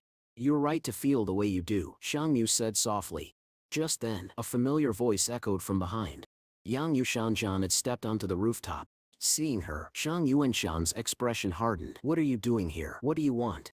Liu Yan gave his brother's sleeve a light tug. Understanding the tension in the air, the boy whispered, "I'll leave you two alone," and quietly slipped away, leaving them in silence. Without a word, Yang Zhanjian suddenly tossed something at him. Shang Long caught it reflexively. It was a small knife, the same one that had gone missing during the expedition to Mount Jing. "Now we stir even," she said coldly. But before he could respond, she drew a gun and pointed it at him. "How did you escape the Qing Consortium blockade?" she asked sharply.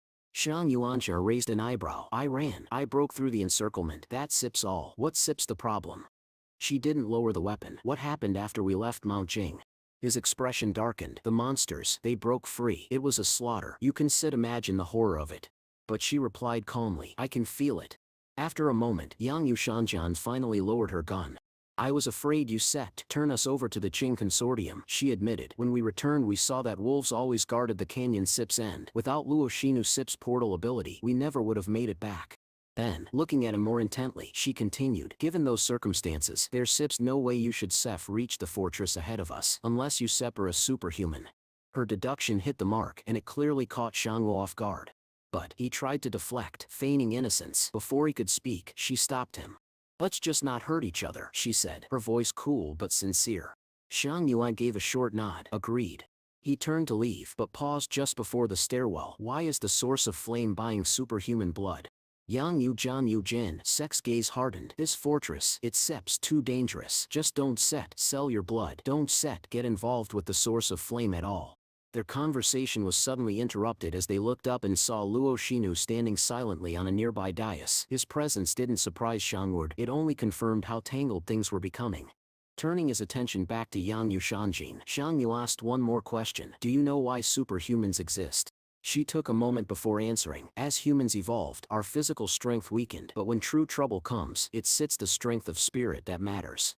Her words struck a chord. They echoed the same thoughts Shang had been wrestling with in recent days.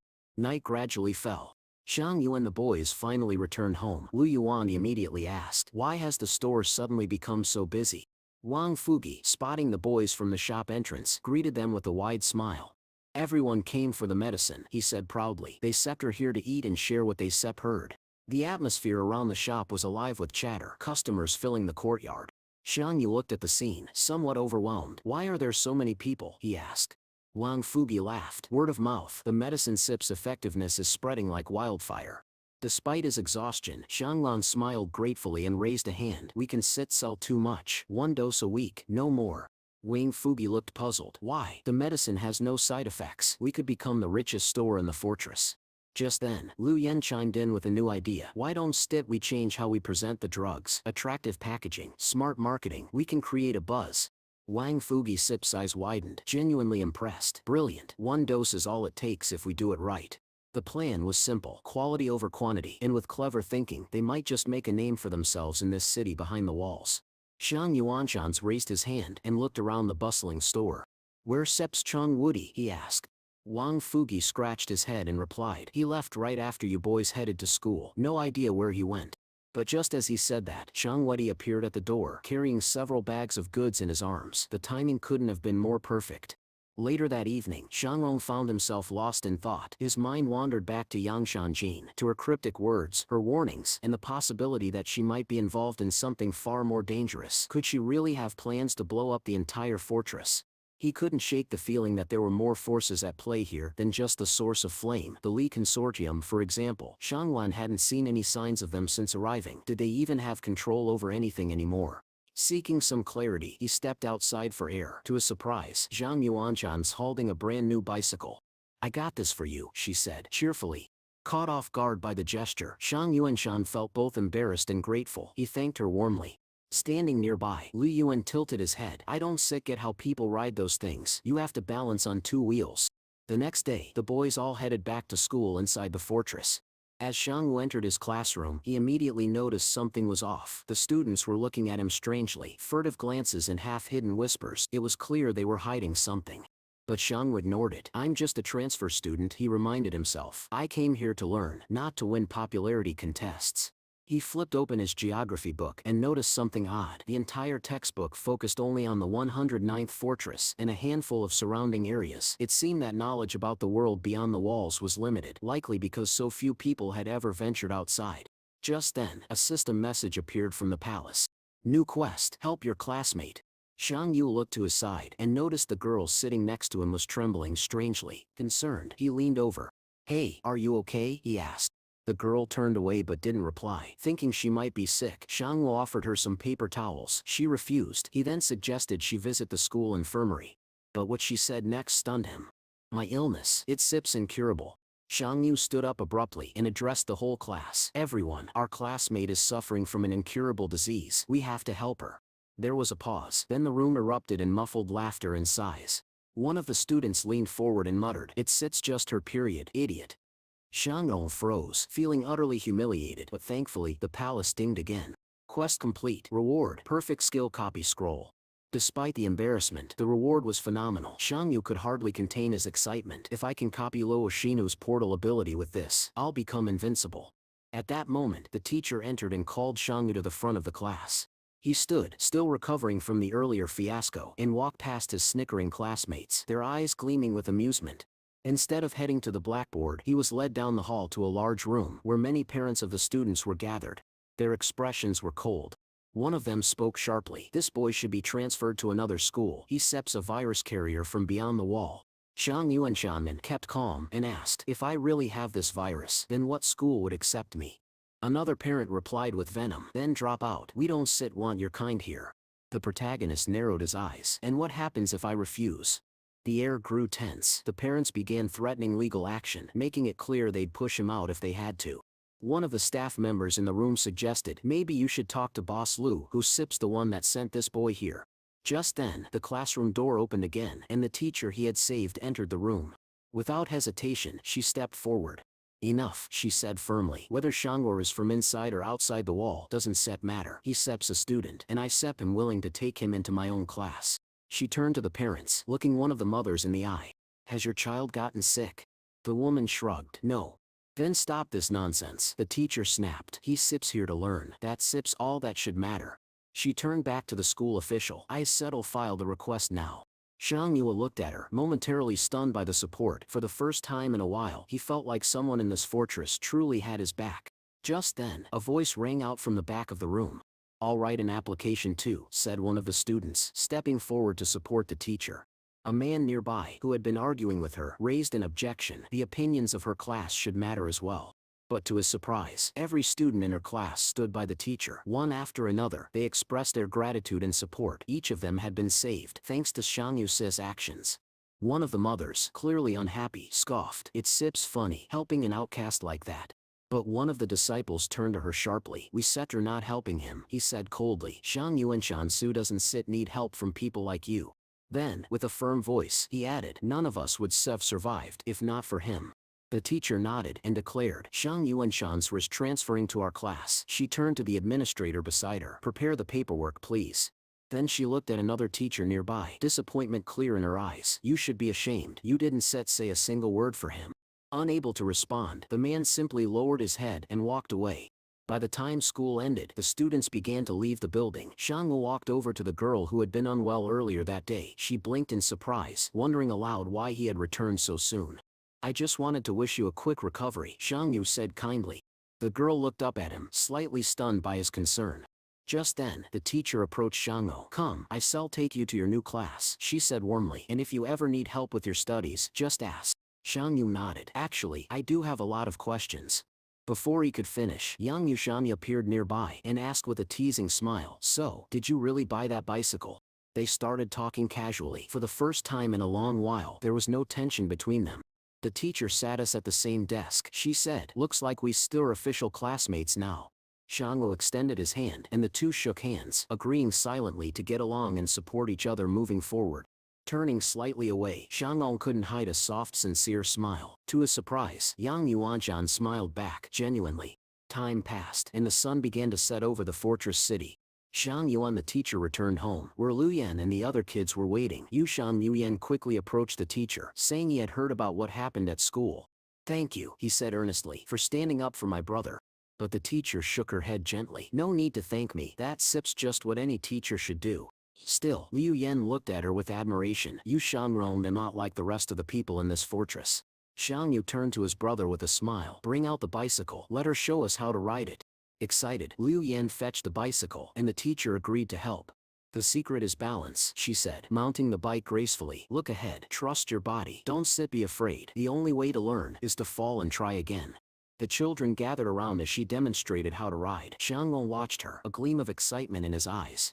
But the peaceful moment was shattered. Suddenly, a terrifying roar echoed in the distance. Everyone froze. Xiang Yuanshan's eyes narrowed. That sounded like an explosion.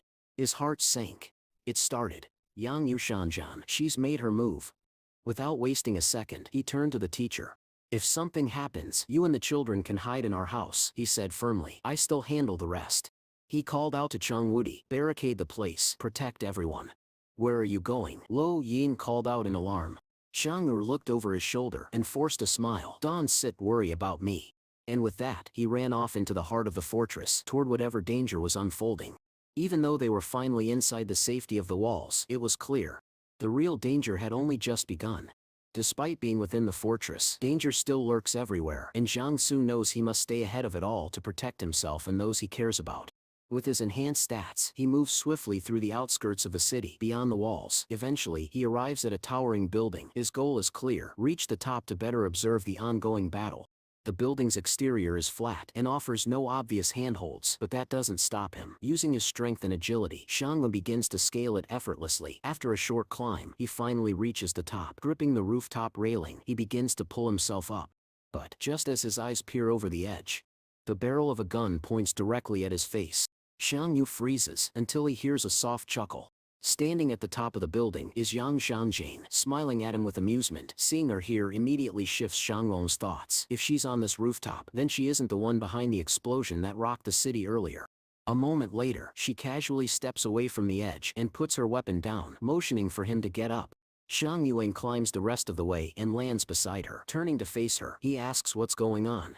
Yang Yushanglong's voice is calm but serious. She reveals that an awakened superhuman had donated blood to the Flame Source Company. When they tried to arrest him, the man somehow escaped. This news unsettles Shangro. He himself had considered approaching the Flame Source, but now he realizes that even such a powerful organization failed to capture a single escapee. Yang Yushanjan adds that it wasn't just one man's escape. A group of superhumans orchestrated a rescue, defying the company's trap. Despite their size, she warns, Flame Source shouldn't be underestimated. What shocks Xiang Yu even more is what she says next. Boss Lu is now involved in this hidden conflict. He's confused. What does Boss Lu have to do with any of this? She explains that Flame Source had previously tried to detain a soldier from Qing Jing's forces, sparking tension between the company and the Qing consortium. That brings Xiang Yu to the next point. He asks, why did Yang Shanzhan try to shoot Qing Jin at Mount Jing? Her answer is cold. The enemy remains the enemy. That never changes. Without hesitation, she materializes a sniper rifle and prepares to fire. She tells Xianglu that both Qing Jin and the Flame Source are chasing after something they were never meant to control, and if they succeed, the consequences will be catastrophic. Suddenly, an explosion thunders from below. Soldiers begin gathering in formation, and the streets erupt into chaos. Through the scope of her rifle, Yang Zhangjian calmly observes it all. Xiang Yu tries to speak again, to intervene somehow, but she silences him with a gesture. She then points to a manhole cover on the road below, which begins to shift. A few seconds later, Boss Lu, exhausted and dirt-covered, emerges from underground, leading several other people with him. Yang Yushanjian tosses Xiang Yu a pair of binoculars. Measure the distance to the target, she instructs, and the wind speed. Reluctantly, he provides the information. Then, with a pit in his stomach, he asks, "Are you going to kill Boss Lu?" But Yang Yuanzhan gives no reply. Instead, she calmly pulls the trigger. The sniper rifle erupts with a deafening blast, and Boss Lu's car explodes in a fiery inferno. Yang Yushanjian lowers her sniper rifle proudly, satisfied with her shot. As smoke billows in the distance and debris flies into the air, she gazes upward calmly, while Xiang Yu stands nearby, shocked and confused. Meanwhile, an enraged Boss Lu, covered in dirt and ash, tries to make sense of what just happened. Furious, he demands to know who opened fire on him, but his companion urges caution, warning that the explosion would quickly attract unwanted attention. Without wasting another second, the trio flees. They disappear into another manhole, slipping away before anyone can catch them.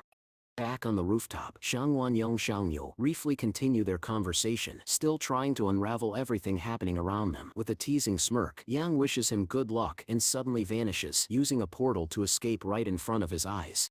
Frustrated, Xianglong is left standing there alone once again. But things only get worse. Soldiers from the fortress arrive. Having seen the explosion and assuming Xianglo is the sniper, with no choice but to escape, he hides, already tired of always being the one left to take the blame after every encounter with Yang Yushanhua. Taking a brief rest in a crouched position, Shang Yuanzhan marvels at his improved agility, but soon, he's reunited with his group. Lu Yuan hurries to check on his older brother, and Shang Yu, wiping the sweat from his brow, explains that a conflict has broken out between the source of flame and the superhumans. Turning to their teacher, he insists on sending Chung Wudi to escort her to safety, just in case things escalate. Then, a knock echoes at the door. It's Boss Lu. Peeking through the peephole, Shang Yu sees that Boss Lu has brought a companion, and they're dragging an unconscious woman with them. Despite his exhaustion and confusion, Shang Yu opens the door.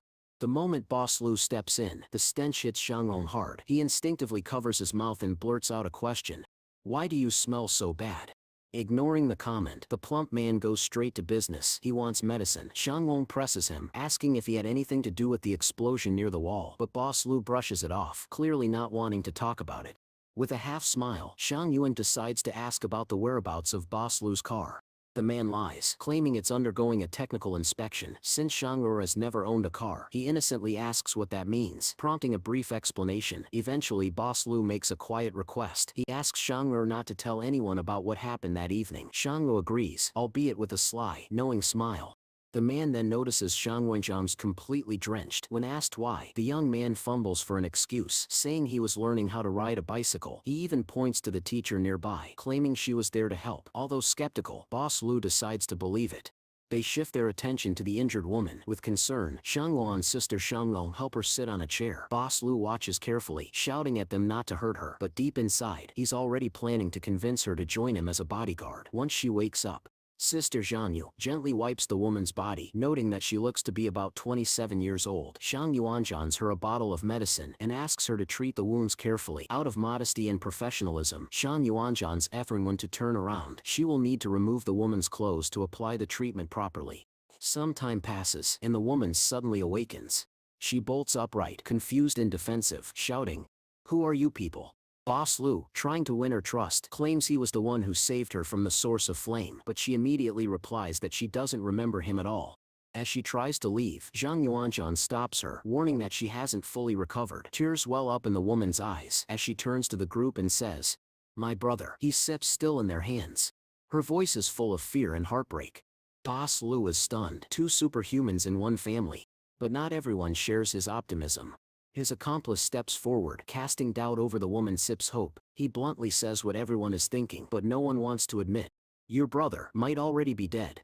Boss Lu's companion continues, telling the girl that he and his boss were only able to save her. There was no chance of rescuing her brother. He adds bitterly that the source of flame wouldn't have any need to keep her brother alive. As the words sink in, Shang Long quietly thinks to himself that Yang Yu Shanjin must be a good person if she's opposing such a ruthless organization.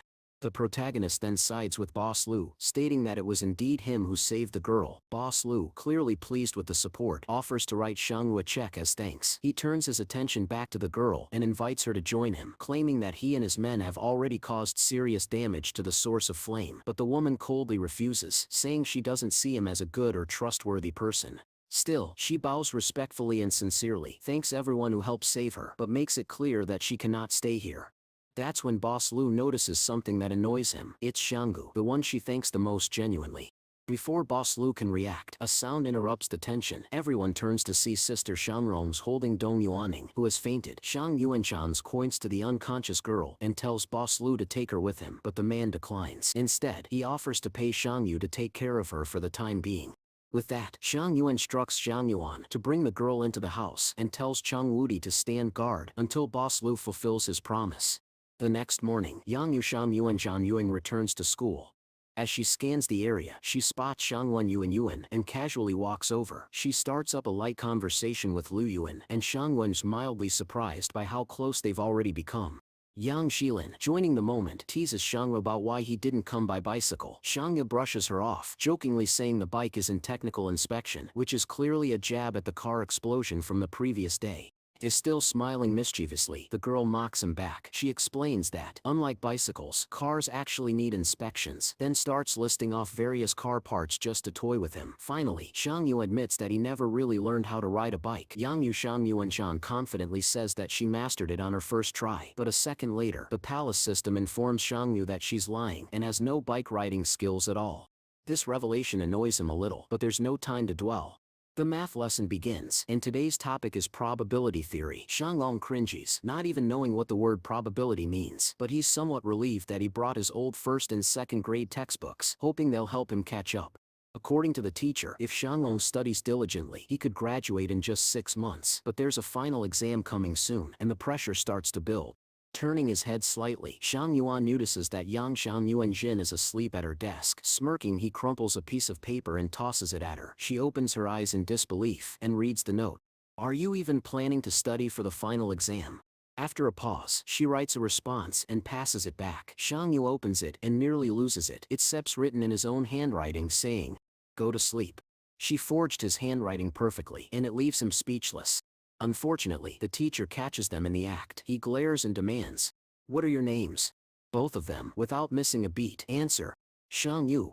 The teacher is stunned. His face twists in confusion and frustration. One of the students even pipes up, confirming that both of them are indeed listed in the class records under the same name. The teacher double-checks and is completely bewildered. Not backing down, he orders Yang Zhanjian to answer a question at the board. In response, she slowly takes off her cap, dramatically drawing everyone's attention to herself. Just a second later, Yang Yuanzhanjian places her cap onto the real Shang Su's head, teasing him once again. Surprisingly, the look suits him, and the teacher, unamused but persistent, insists that the protagonist come to the board. Time passes, the class ends, and students start filing out, but Shang Yu is not done yet. As the others leave, Shang Yuanshan silently decides to tail Yang Yuanshanjin. He's convinced that she's behind all the dangerous devices and explosions. Following her from a distance, he eventually spots her communicating with Luo Shinu through a portal. She's just about to leave when an idea strikes him. Now is the perfect time to use his skill copy scrolls. Shang Yuanshan's has 2 scrolls, one basic and one perfect. Hoping for a game-changing ability, he uses them both. Soon after, the palace system informs him that the skill Shadowgate has been selected. Excited, Shang Yu instantly accepts. This was the same portal skill he had seen Luo Shinu use before, and now he has a chance to master it himself. He begins training at once, successfully creating an entrance and exit portal. With a grin, he steps toward the portal and places his hand into it. But that's as far as he can go. He can't pass through. He realizes, disappointed, that Luo Shinu had only extended her hand when she used the skill, and this might have affected the copy he received. Frustrated, Shang Yuan mutters that the palace is not as reliable as he once thought, but quickly composes himself. "At least I got something," he tells himself. Having some superpower is better than none at all. He continues practicing his new portal skill. A little later, Shang Yuanzhan's why he returned alone and where the others are. He just chuckles and says he'll go back for them in time for dinner. But the teacher narrows her eyes and reveals something suspicious. She saw him leaving school with Yang Zhanjian. Nervously scratching his head, Shang laughs it off, saying he was just in a rush. Just then, an armored vehicle pulls up. From inside, Boss Lu emerges, grinning, and asks if the young man likes his brand new car. Shang Yu not wasting time, cuts straight to business, demanding payment for the upkeep of the superhuman girl. Boss Lu steps out slightly, saying he'll handle the payment by noon today. He's also there to deliver tonic supplements for Dongyuan. Knocking on the door, he asks the girl to open up, but there's no reply. Shang Yu smirks and jokes that Boss Lu must be too much of a big shot to be ignored like this. Trying to steer the conversation elsewhere, Boss Lu asks if he can borrow Chung Wudi for a task, but Shang insists that Boss Lu speak to him directly. When he finally does, Boss Lu confides that multiple forces have been seen approaching the fortress walls. There are whispers of important research being conducted at the university. Naturally, Shang was curious and asks for details, but Boss Lu plays dumb, saying he doesn't know the specifics. Annoyed, Shang Yu turns to leave, but the man calls out that this research could be of colossal importance. Still unconvinced, Shang Yu tells him once again to just talk to Chung Wudi if he wants anything done. At that moment, a military officer walks up behind Boss Lu, whispering something urgently into his ear. While they talk in hushed voices, Shang Yuanshi stands aside, thinking deeply. Something is going on. The Qin Consortium must be behind this. If I could just steal their research using the Shadowgate. Suddenly, Zhang Yuanshan is from a nearby building, drawing attention. Shang Yuanshan's to Boss Lu and bluntly asks why he's so eager to pull superhumans to his side. But, as usual, Boss Lu avoids giving a real answer. Tired of the political scheming and double talk, Shang Long sighs and says they can all do whatever they want. He'll go make dinner. Sometimes it's just easier to focus on something simple. He walks away, deciding for now he'll just keep an eye on Dong Yunan. The palace issues a new mission. Shang Yuanshan's tasked with rescuing 7 people in distress. As a reward, he'll be granted access to new items from the vending machine. While eating, Shang Wu calmly asks the girl what kind of superpowers she possesses. She responds that she's relatively strong. Curious, the protagonist presses further, asking just how strong she is. Dong Yuanshan Zen, reporting that the girl's strength is equivalent to that of 2 adult men, and it's only continuing to grow. However, Shang Yuanshan points out that her escape had more to do with Boss Lu than her own abilities. He then inquires about her plans for the future. She explains that her injuries will be healed by tomorrow, and after that she intends to take revenge on the source of flame. But Shang Wu immediately shuts down the idea, telling her she won't be able to leave. The girl directly challenges him, asking why he believes that. According to Shangwu, the source of flame has already been driven out of the fortress. Even if some of their people remain behind, it's unlikely she'd be able to find them. More importantly, if she gets caught, she will be tortured, and that could jeopardize the palace's mission entirely. Internally, the girl is already plotting her own retaliation, believing she will find a way to turn the tables on them. As these thoughts run through her mind, Shang Yuanshan suddenly catches a glance from Chang Wudi. The protagonist turns to him and asks if he can look after the guests for the next few days. After a moment of contemplation, Shang Wudi agrees, mostly because he enjoys being seen as both important and capable. Lu Yan then chimes in, complimenting Chang Wudi and calling him a very cool person. But things take a dark turn. Sometime later, Shang Yidi ties Dong Yuan's hands and throws her into a pitch-black room. Shocked and confused, she demands to know why he's holding her and where she even is. With bitter realization, she mutters that she never expected her so-called rescuers to be such deceitful people. Without a word, Shang Yidi takes a small rag and stuffs it into her mouth, silencing her. Meanwhile, Shangwu invites Lu Yan to witness his latest superpower, the Shadow Gate. Asking his younger brother to step back, Shangwu announces that he's about to open the gate. Gathering his strength, he raises his hand and tries to activate the ability, but nothing happens. An awkward silence fills the room, as only a tiny crack appears on the floor, far too small for anyone to pass through. La Zuyan skeptically asks if his elder brother can truly control these mysterious gates. Though confused, Shang refuses to give up and keeps trying to open it. Growing uneasy, La Zuyan pleads with his brother to stop, admitting that he's getting scared. Finally, Shangwu agrees to test the ability on himself first.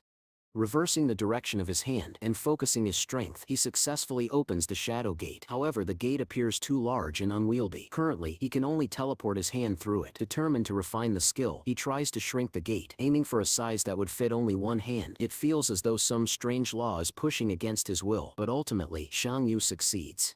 A small compact portal appears before him. Surprised, Shang Yu asks the palace what's going on, but the palace simply replies that it is not authorized to disclose such information. He then tells Lu Yuanqin to bring a live chicken during tomorrow's grocery trip with Xiao Yu. When his brother asks what this new power is even good for, Shang Yuanqin Sek replies smugly that it allows him to hit someone without them knowing who did it. Shang Yuanshan then reminds Lu Yan that he's on guard duty today, while he himself will be spending time crafting explosives. The following morning, the store reopens. Wang Fugu hangs a new sign near the entrance. A voice calls out to him, asking if the store sells a certain special medicine. Wang Fugu replies that due to the complex production process, he can only sell 1 dose per week and at a high price. The man isn't happy with this. He claims the cost is far too steep and insists that he's an important individual. But just then, Shang Yuan appears beside him and bluntly states that it doesn't matter who he is. No special treatment will be given. The man pleads, explaining that he urgently needs the medicine and asks Shanggu to reconsider. Suddenly, a few men approach the group. One of them identifies the man as Shanning. Bowing his head respectfully, Shan addresses the man standing before him, Boss Wang. In disbelief, Shang Yuan turns to the palace and asks if the medicine truly cures infertility, but the palace calmly replies, no, it does not have such a function. Surprised, the main character then questions whether the woman is actually pregnant. The man, however, assures him that multiple tests confirmed it. Somehow, Shang Yuanjian says to mutter that a miracle must have occurred. Some time passes. Shang Rong returns to the school and walks quietly down the corridor. He enters the classroom, takes his seat, and waits. Soon after, the teacher enters the room and calls for silence. She announces that they must now select both a class headman and the head of the student council. One student unexpectedly nominates Shangwu for the position of class head. Meanwhile, as the head of the student council, a proposal that triggers laughter among her classmates. Smiling, the teacher declares that the matter is settled. Curious, Shang asks what responsibilities these roles actually involve and whether there are any additional benefits. When he learns that the duties are simply to monitor the academic process, he can't hide his disappointment. Noticing Yang Yushang Yuanshan's ongoing on her desk, he leans toward her and asks if she's anxious about the upcoming final exams. She whispers back, barely audible, that Boss Lu is planning something dangerous, and advises him to stay away from the man. Her words leave Shangrong visibly stunned. Leaning closer, he urges her to repeat herself, as if doubting what he just heard. Reluctantly, Yang Yushanjin lifts her head. The closeness of the moment suddenly makes Shangwon flustered. Quietly, she explains that she saw people from the Qing Consortium observing the 4th mental hospital and even attempting to rob it. If her words are true, the hospital houses many captured superhumans, one of whom is particularly dangerous. Yang Yushanjin admits she's relieved the man remains behind those walls.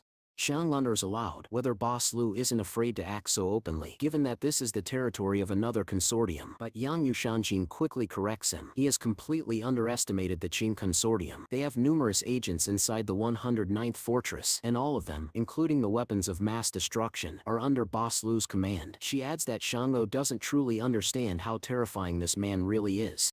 Shocked, Shang Uenqi then asks about the especially dangerous superhuman in the hospital. Each second superpowers this man possesses. Slightly lowering her head, she whispers that the man has hypnosis abilities. For now, he remains confined to a special cell. Food is brought to him while he wears noise-canceling headphones, a measure to block out external stimuli and prevent him from influencing anyone. Curious, Shang Guans asks why they don't just kill him, but Yang Yuan says that the man hasn't committed any actual crimes yet. In addition, she warns Shang to be wary of Dong Yuanan as well, claiming that she too is dangerous. Surprised by how much Yang Yuan's asked revealed, the young man asks directly what exactly is wrong with the girl they're keeping. She replies that investigators confirm there's no connection between Dong Yunan and the deceased superhuman. However, a series of strange murders recently occurred in the 109th fortress. All the victims were drained of blood and transformed into grotesque monsters. Suspicion now hangs heavily over Dong Yunan.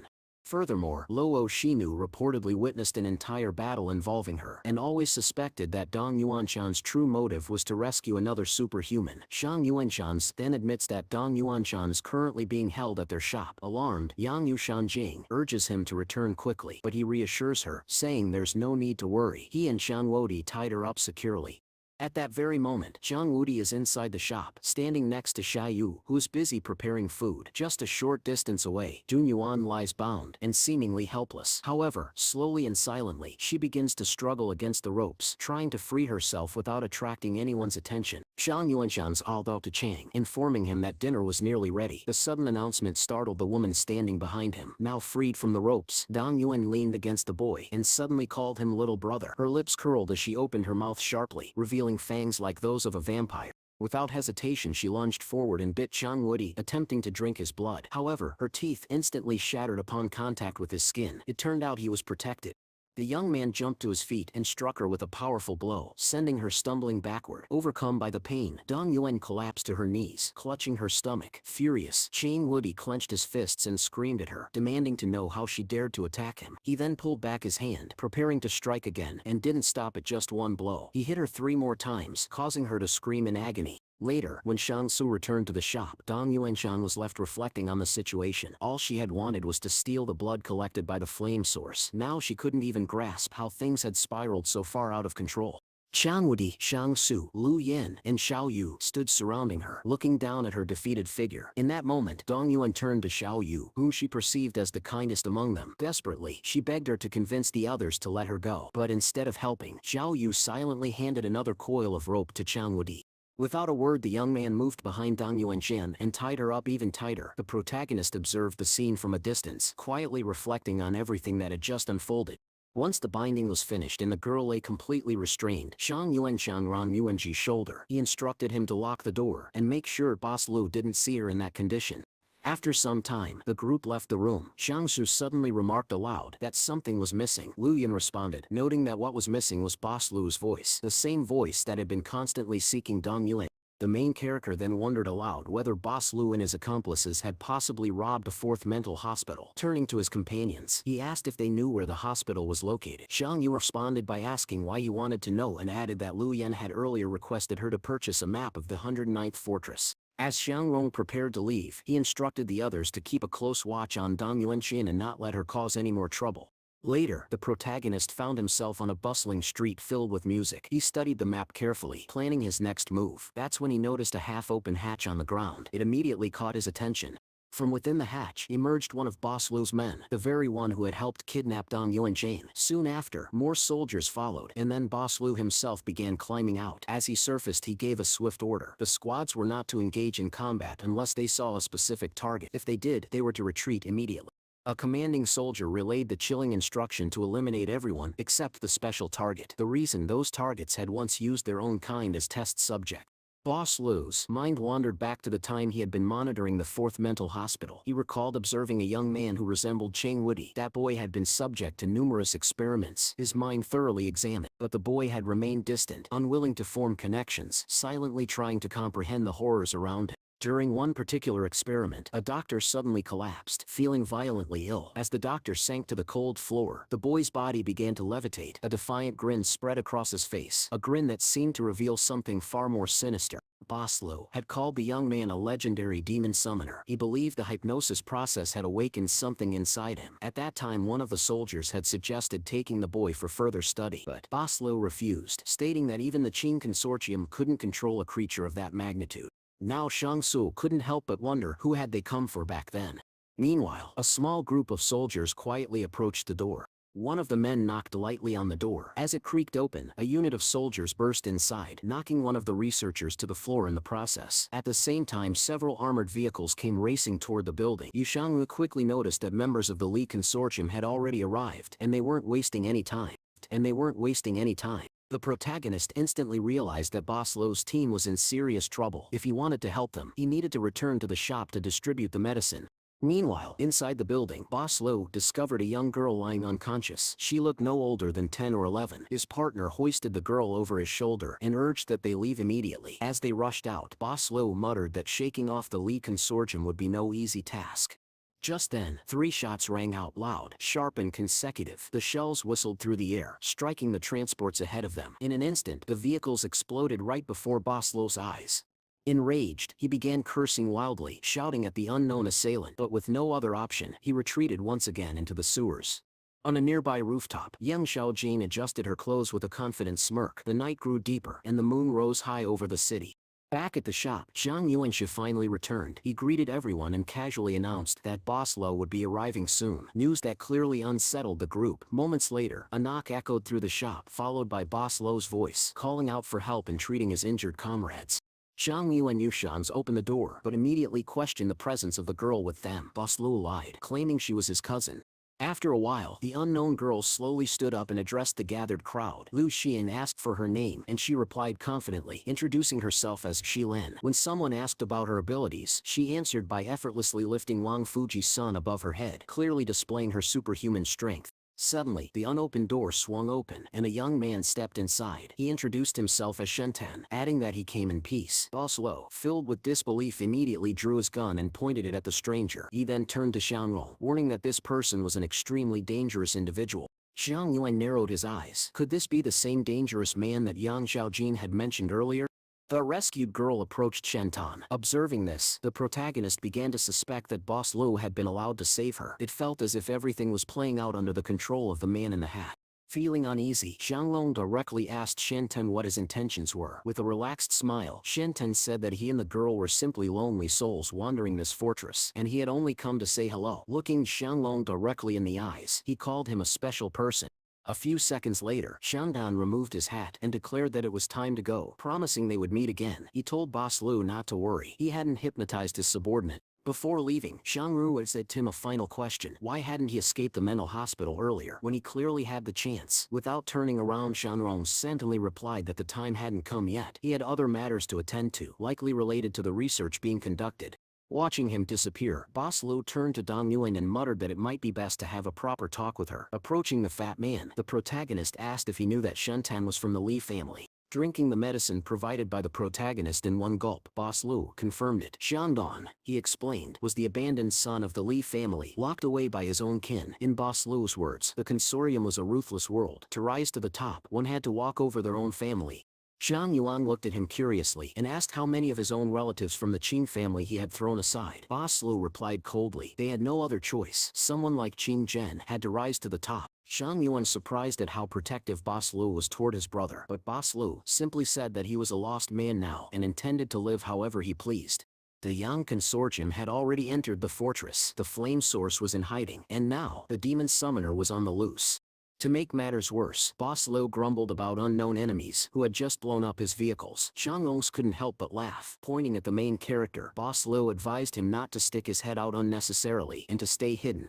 Meanwhile, in the 11 Twin Fortress near Mount Gago, the residents of the Qing family bustled with activity. During a high-level meeting within the consortium, someone asked about Qing Hai. A bespectacled man replied that they had already scouted the area around Mount Qing. Based on their calculations, the consortium had issued a clear objective. They were to reach the 113th fortress. The area had already been cleared of test subjects, and after the recovery team arrived, the search resumed near Mount Jing, focusing on the creatures hidden within the crater. One such creature had now entered a deep slumber once again, possibly due to the volcano's intense temperature.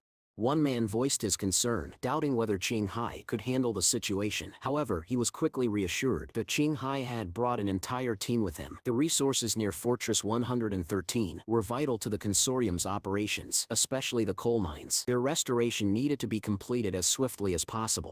A man named Qing Yuan was approached with orders to assist in transporting the remaining resources to the fortress. Then the man with the monocle asked what Qing Zhen was doing. The answer was blunt: nothing. The man seemed pleased that he had managed to suppress Qing Zhen using his own methods. Suddenly, a messenger burst into the room with urgent news. Hyake's brigade had been ambushed by test subjects and was now retreating. The casualties were severe, many were wounded, and numerous soldiers had been killed. The news unsettled the Qing family members present. Hyake's brigade was known to be the most elite, equipped with overwhelming firepower. One member of the group suggested involving Qing Zhen, as he had significant experience battling test subjects. But the man with the monocle objected. He stated that the 7th Brigade could only be overpowered through a lightning-fast raid. This hinted at the emergence of intelligent test subjects. From that moment forward, he forbade Qing Zhen from leaving his villa, declaring that the will of the consortium must not be jeopardized by a single individual. Qin then stepped forward and informed the group that he would be taking command of the 1st Brigade. Saluting firmly, he accepted the mission. Some time later, several military vehicles had gathered together. Beneath one of them, hidden under the chassis, was a fugitive officer with shadow summoning abilities. Climbing up into the vehicle, he finally allowed himself to rest, finding a quiet spot where he could eat and sleep. His attention was caught by several locked crates nearby. He broke them open, and inside he discovered a massive stash of weapons and ammunition. But just as he was preparing to move, his vehicle turned away from the rest of the convoy, heading in a different direction. When it came to a stop, the fugitive, Xiu Shanro, peeked out to find Boss Lo himself climbing into the back, holding a flashlight.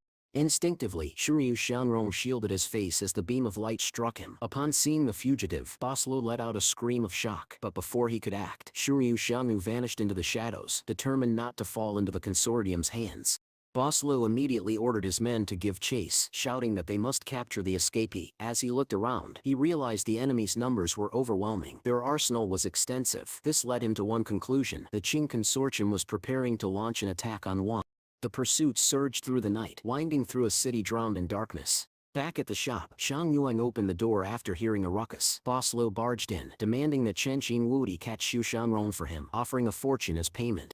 Zhang Yu, however, hesitated. He asked if the man was certain it was truly Zhang Yu. As Lo continued pressing, the protagonist stood still, deep in thought, weighing everything that had just unfolded. After careful reflection, he made his decision. He needed to help Zhang Yu escape. Just then the palace itself gave the young man a divine task: assist someone in distress to flee.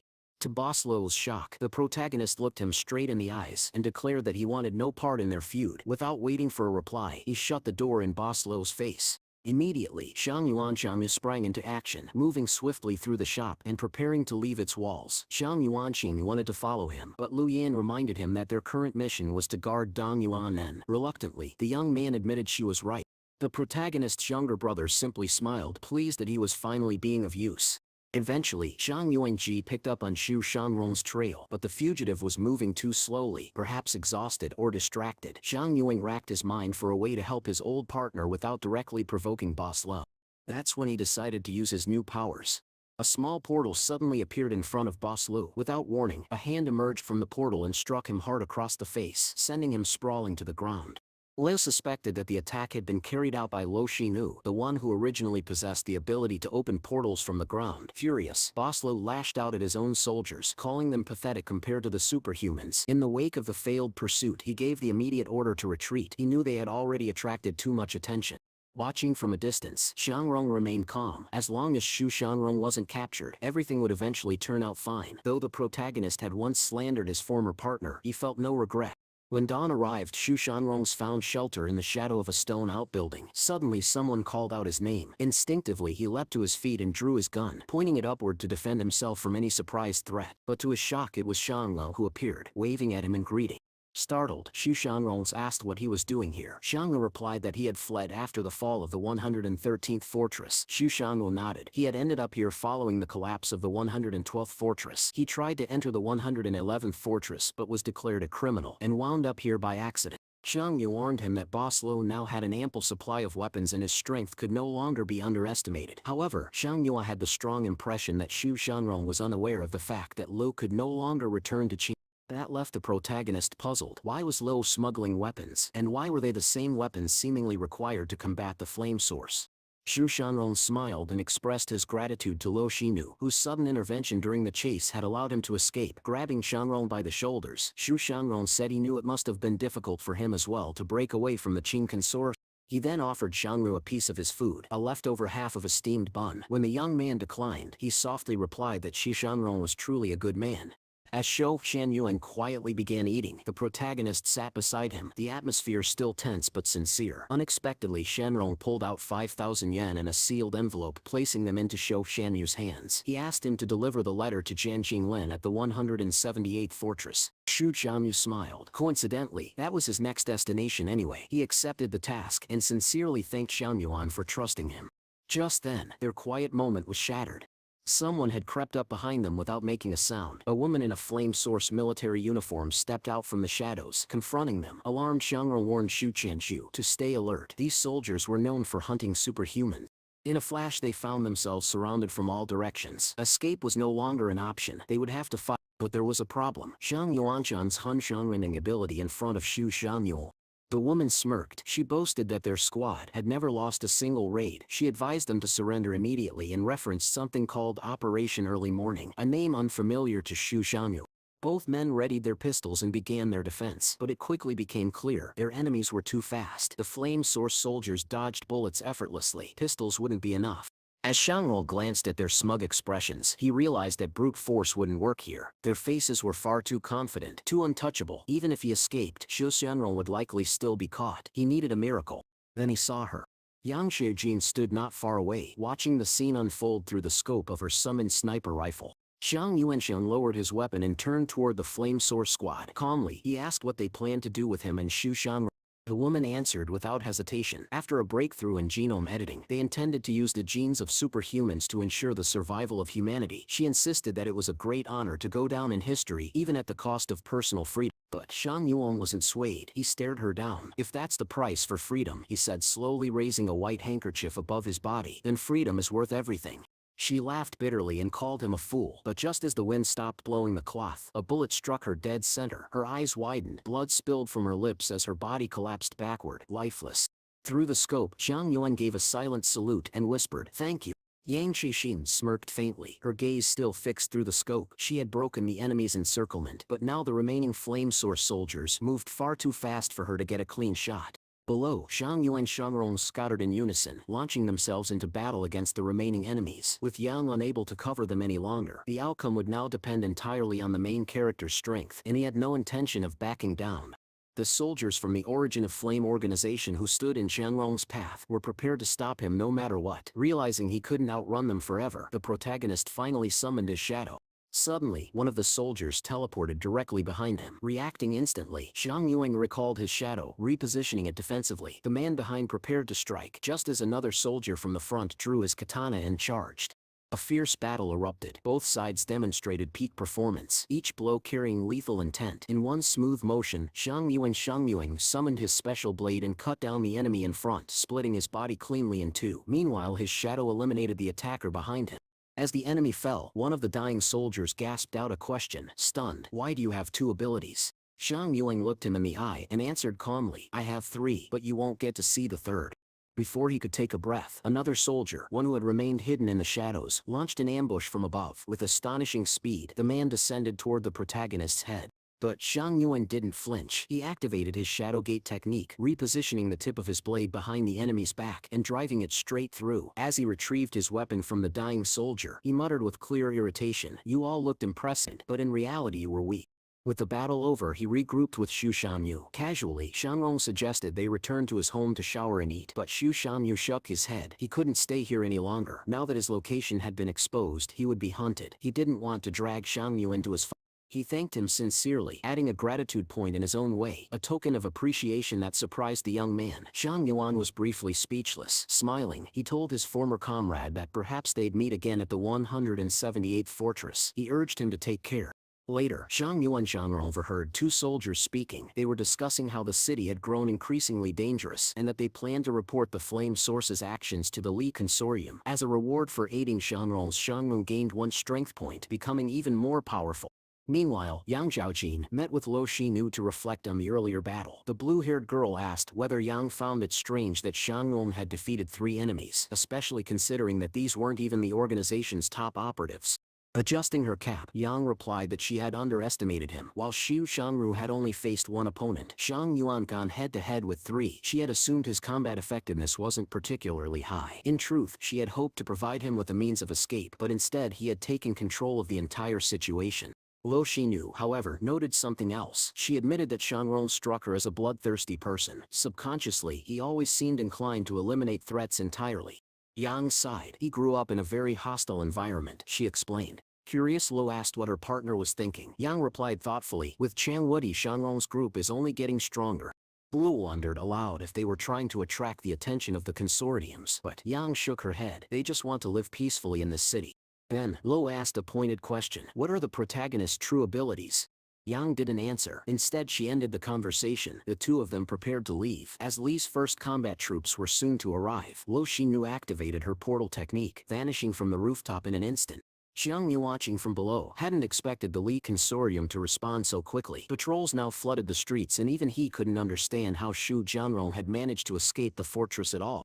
A moment later, Yang Yashaojin appeared beside him and asked, did anything else happen? Something strange, besides the fight with the flame source.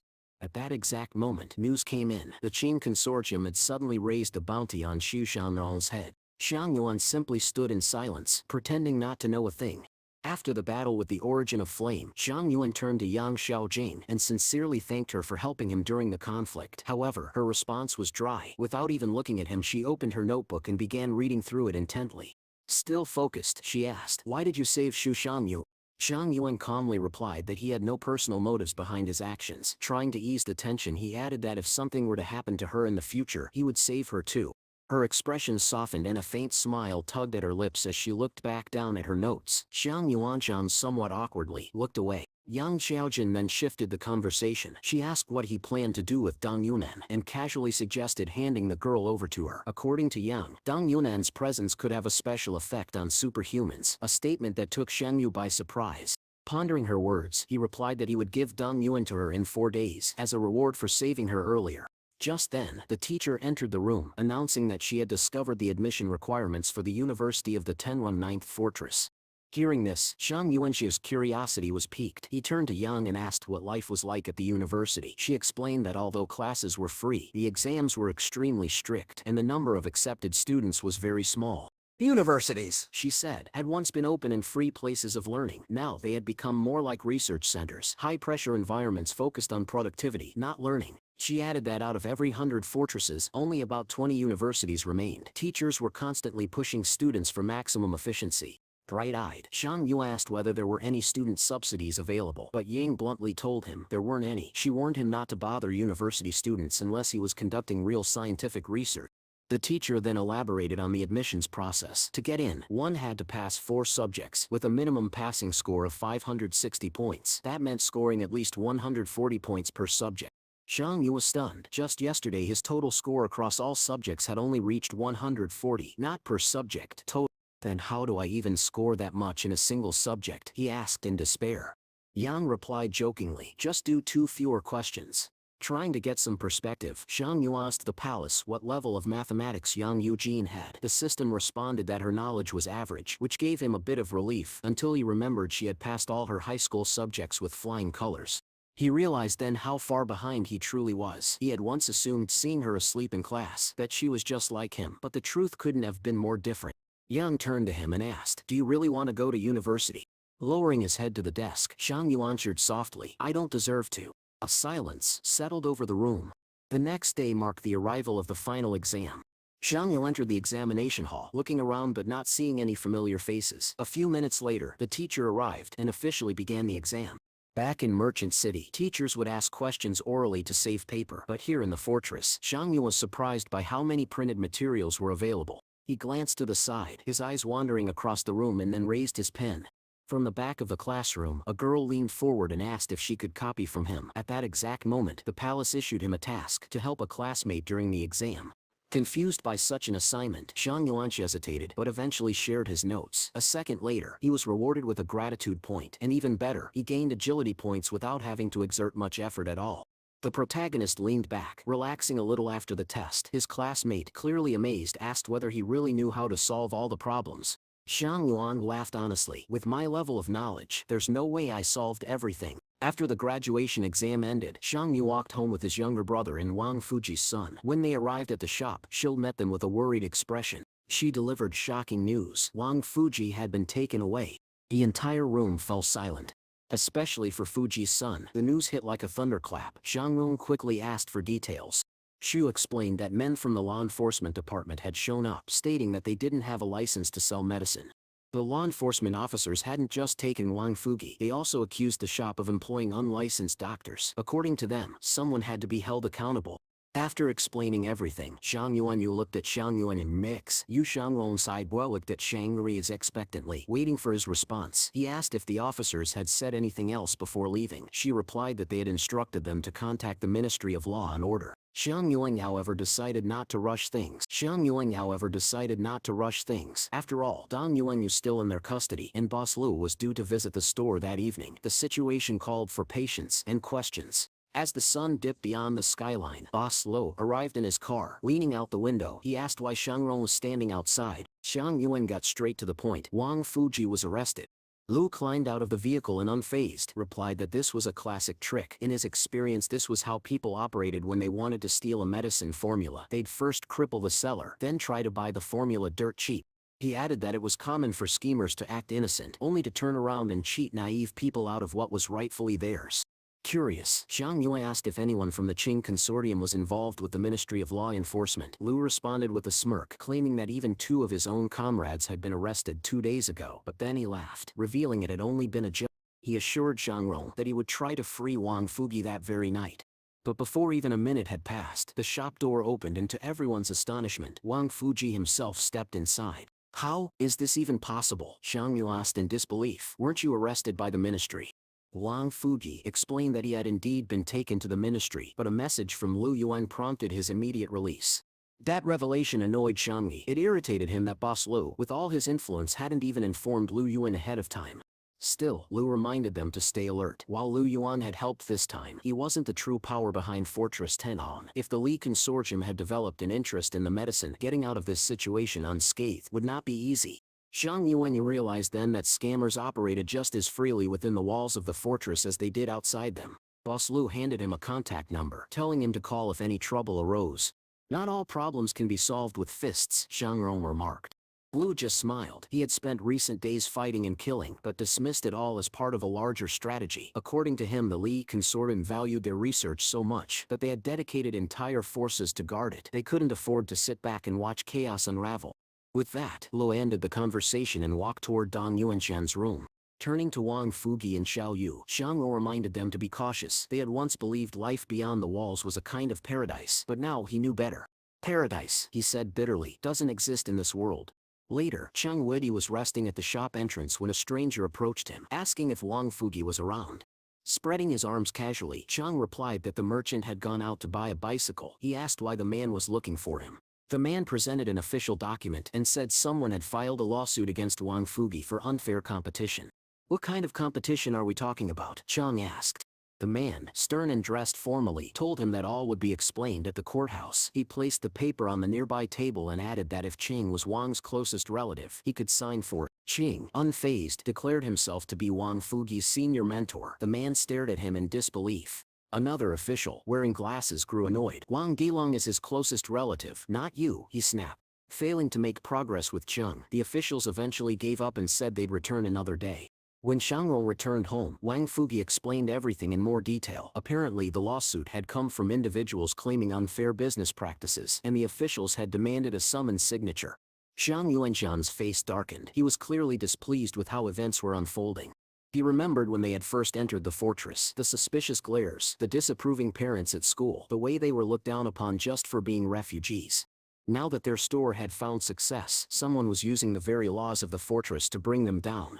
To Xiangyu, it was clear, this was not justice, it was sabotage. He spoke with rising anger, noting how the longer they stayed behind walls, the more uneasy he felt, far less comfortable than when he was out in the wild. But Xiangyu was never the type to cower in the face of danger. He knew he would have to rely on his own strength to resolve the crisis. Without hesitation, he instructed Wang Fuji to take the summons and head straight to the legal department to uncover the mastermind behind everything that was happening.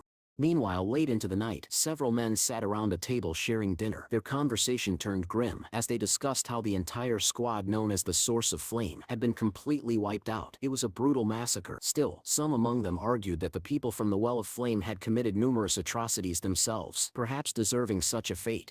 Nearby, a demon summoner overheard the discussion. He speculated that this could very well be the work of the protagonist, a young girl. Upon hearing him refer to Xiangyu as exceptional, asked if it was because Xiangyu could not be hypnotized, but the summoner simply smiled and revealed that he had never even tried. His intuition warned him that if he ever attempted to hypnotize Xiangyu, it might be he who would fall asleep instead. Hearing that, the little girl suggested they should just eliminate Xiangru altogether, but the summoner only gave her a quiet smile, saying there was no need for that now. Besides, the white-haired man believed she wouldn't even be capable of defeating Xiangru. As night descended completely over the city, a unit of soldiers continued their operation, moving in perfect formation. One soldier leaned against the wall, carefully inspecting his weapon. Once satisfied that all preparations were complete, the commanding officer gave a silent hand gesture, an order for the squad to proceed.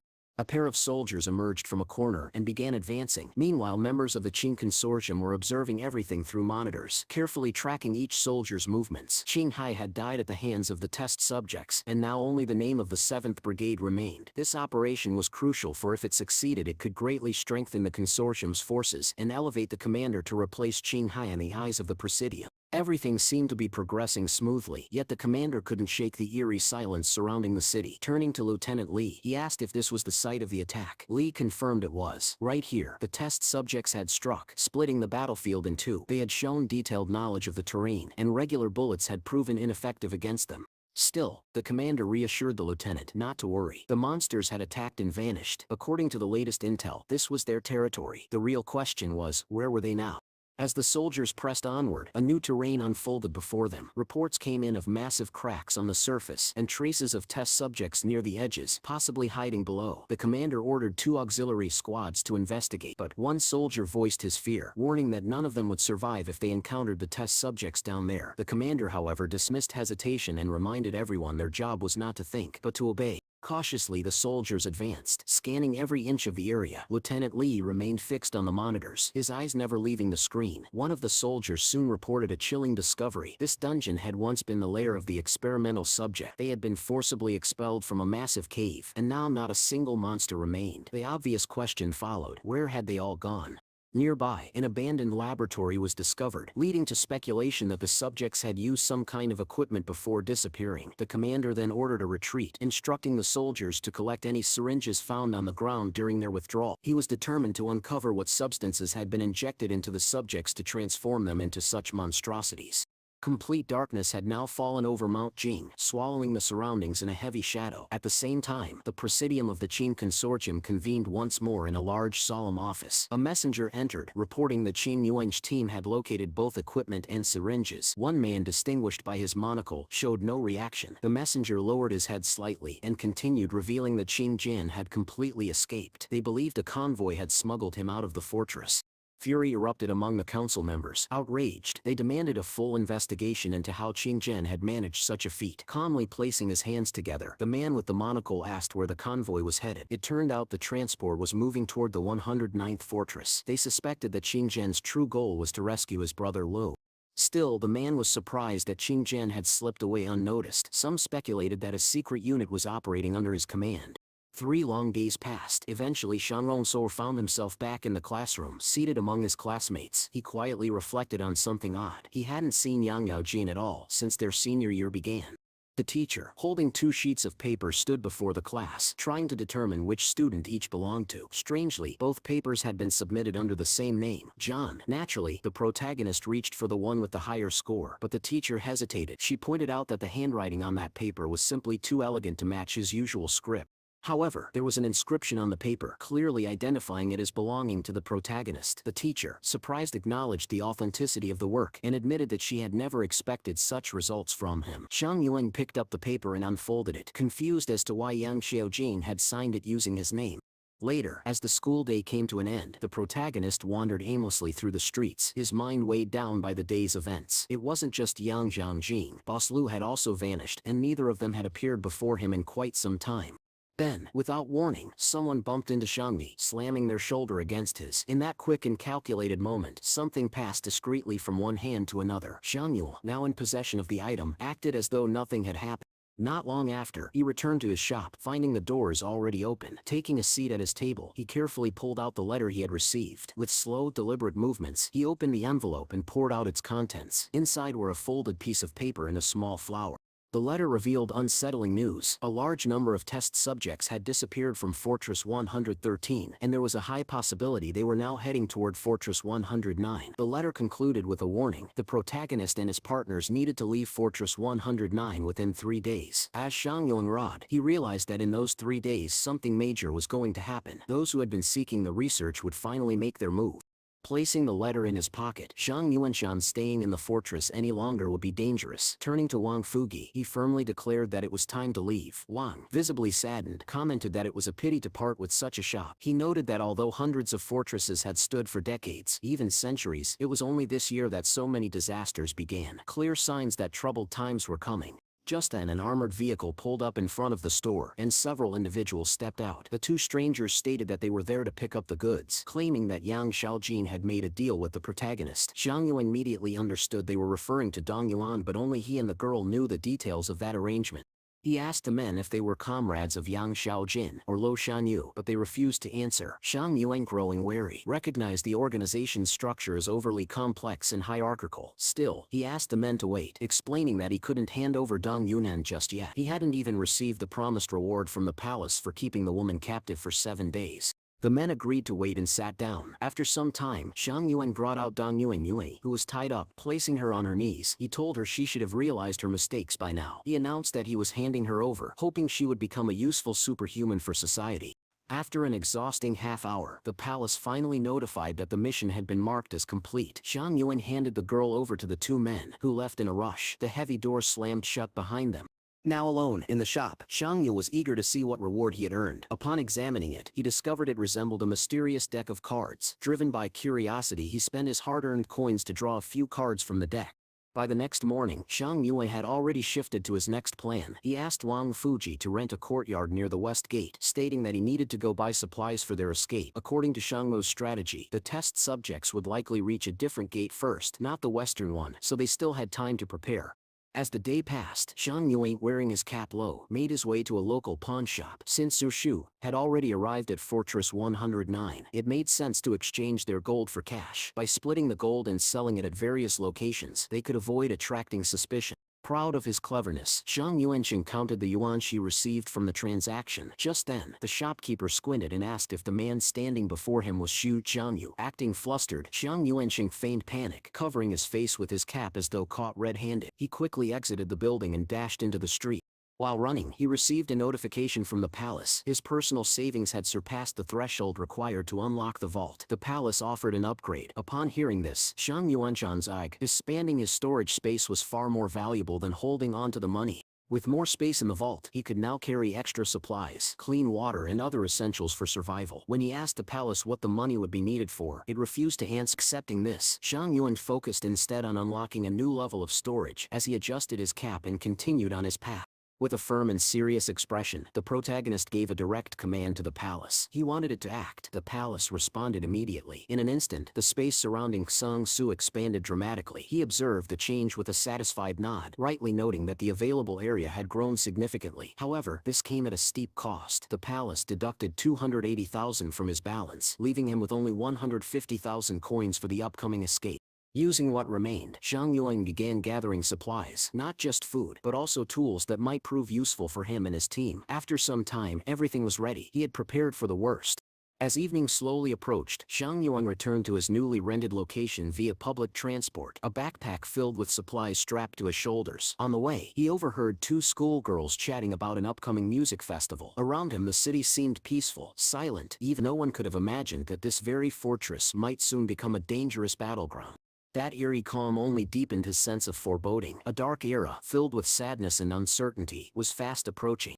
Eventually, Shangrong reached the western sector of the 109th fortress. There, something caught his attention. Lifting his gaze, he spotted the teacher standing nearby. Unexpectedly, Liu Yan was beside her. He explained that he had brought the teacher here on purpose because she deserved to be warned. With a faint smile, Zhang Yu acknowledged that Leo had made the right decision. He promised to inform the others tomorrow. Turning to the teacher, he told her bluntly the fortress would become unsafe by the next day. He had rented this yard specifically to make escape easier. What surprised him most was her immediate and calm acceptance of the news. She explained that she trusted him completely. This stunned Shanghua. Ever since arriving in the fortress, he had always been met with suspicion. To be trusted so sincerely now was something he hadn't expected. He informed the teacher that she could take her students with her, but warned that resources were limited. They would have to flee separately. When she asked if they planned to escape by bicycle, Zhang Yuan confirmed it. A single bicycle cost at least 1,000, and steel was an extremely scarce material at the time. According to him, a bicycle shop stood just a few meters from the house, and when the fortress inevitably fell, it would be possible to borrow transportation from there. Len noted that those bicycles would likely be permanently taken by fleeing survivors. Still, she said she would use a special method of borrowing the bikes without actually stealing them. Zhang Yuan shied, realizing it was because she didn't want her students to become thieves. She admitted as much. He struggled to understand whether this was naive hypocrisy or genuine kindness. In the end, he was simply glad that she had always stayed true to her ideal. Even now, she was willing to give everything to protect her student. Suddenly, Lo Shinu appeared nearby, offering to sponsor the bicycles herself. Coincidentally, the courtyard they had rented was right next door to her own residence. With a teasing smile, she asked Shangrong if he was surprised by the coincidence. He admitted that he was. He asked where Yang Xiaojin was, but Lo Shinu only giggled, avoiding the question. When he pressed her further, asking if anyone else lived there, she confessed that Yang Xiaojin's house was directly across the street. Then, she questioned why he hadn't told her about the Dong Yuanshan incidents earlier. Zhang Yi simply replied that he had decided to keep it to himself.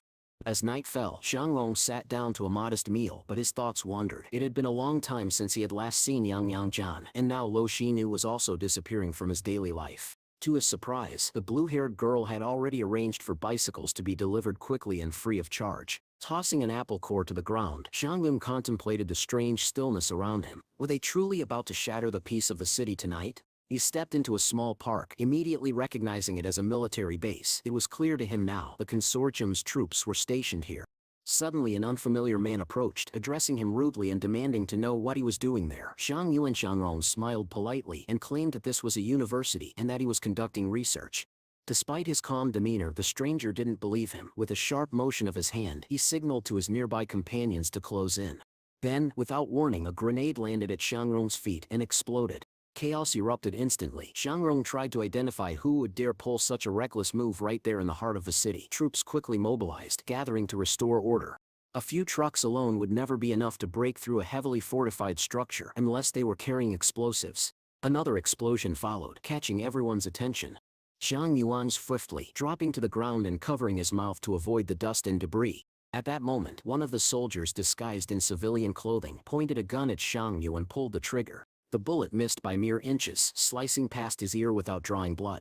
The shooter was stunned. He hadn't expected the young man to dodge the bullets so effortlessly. Another man lunged toward the protagonist, swinging his fist with the clear intent to strike. Xiang Yuan watched the incoming blow. Just before it landed, he ducked to the side and evaded it, leaping away in a swift motion. In the blink of an eye, he was behind the attacker, eyes burning with intensity. He struck with precision, his fist landing hard against the man's neck, causing blood to spill from the man's mouth.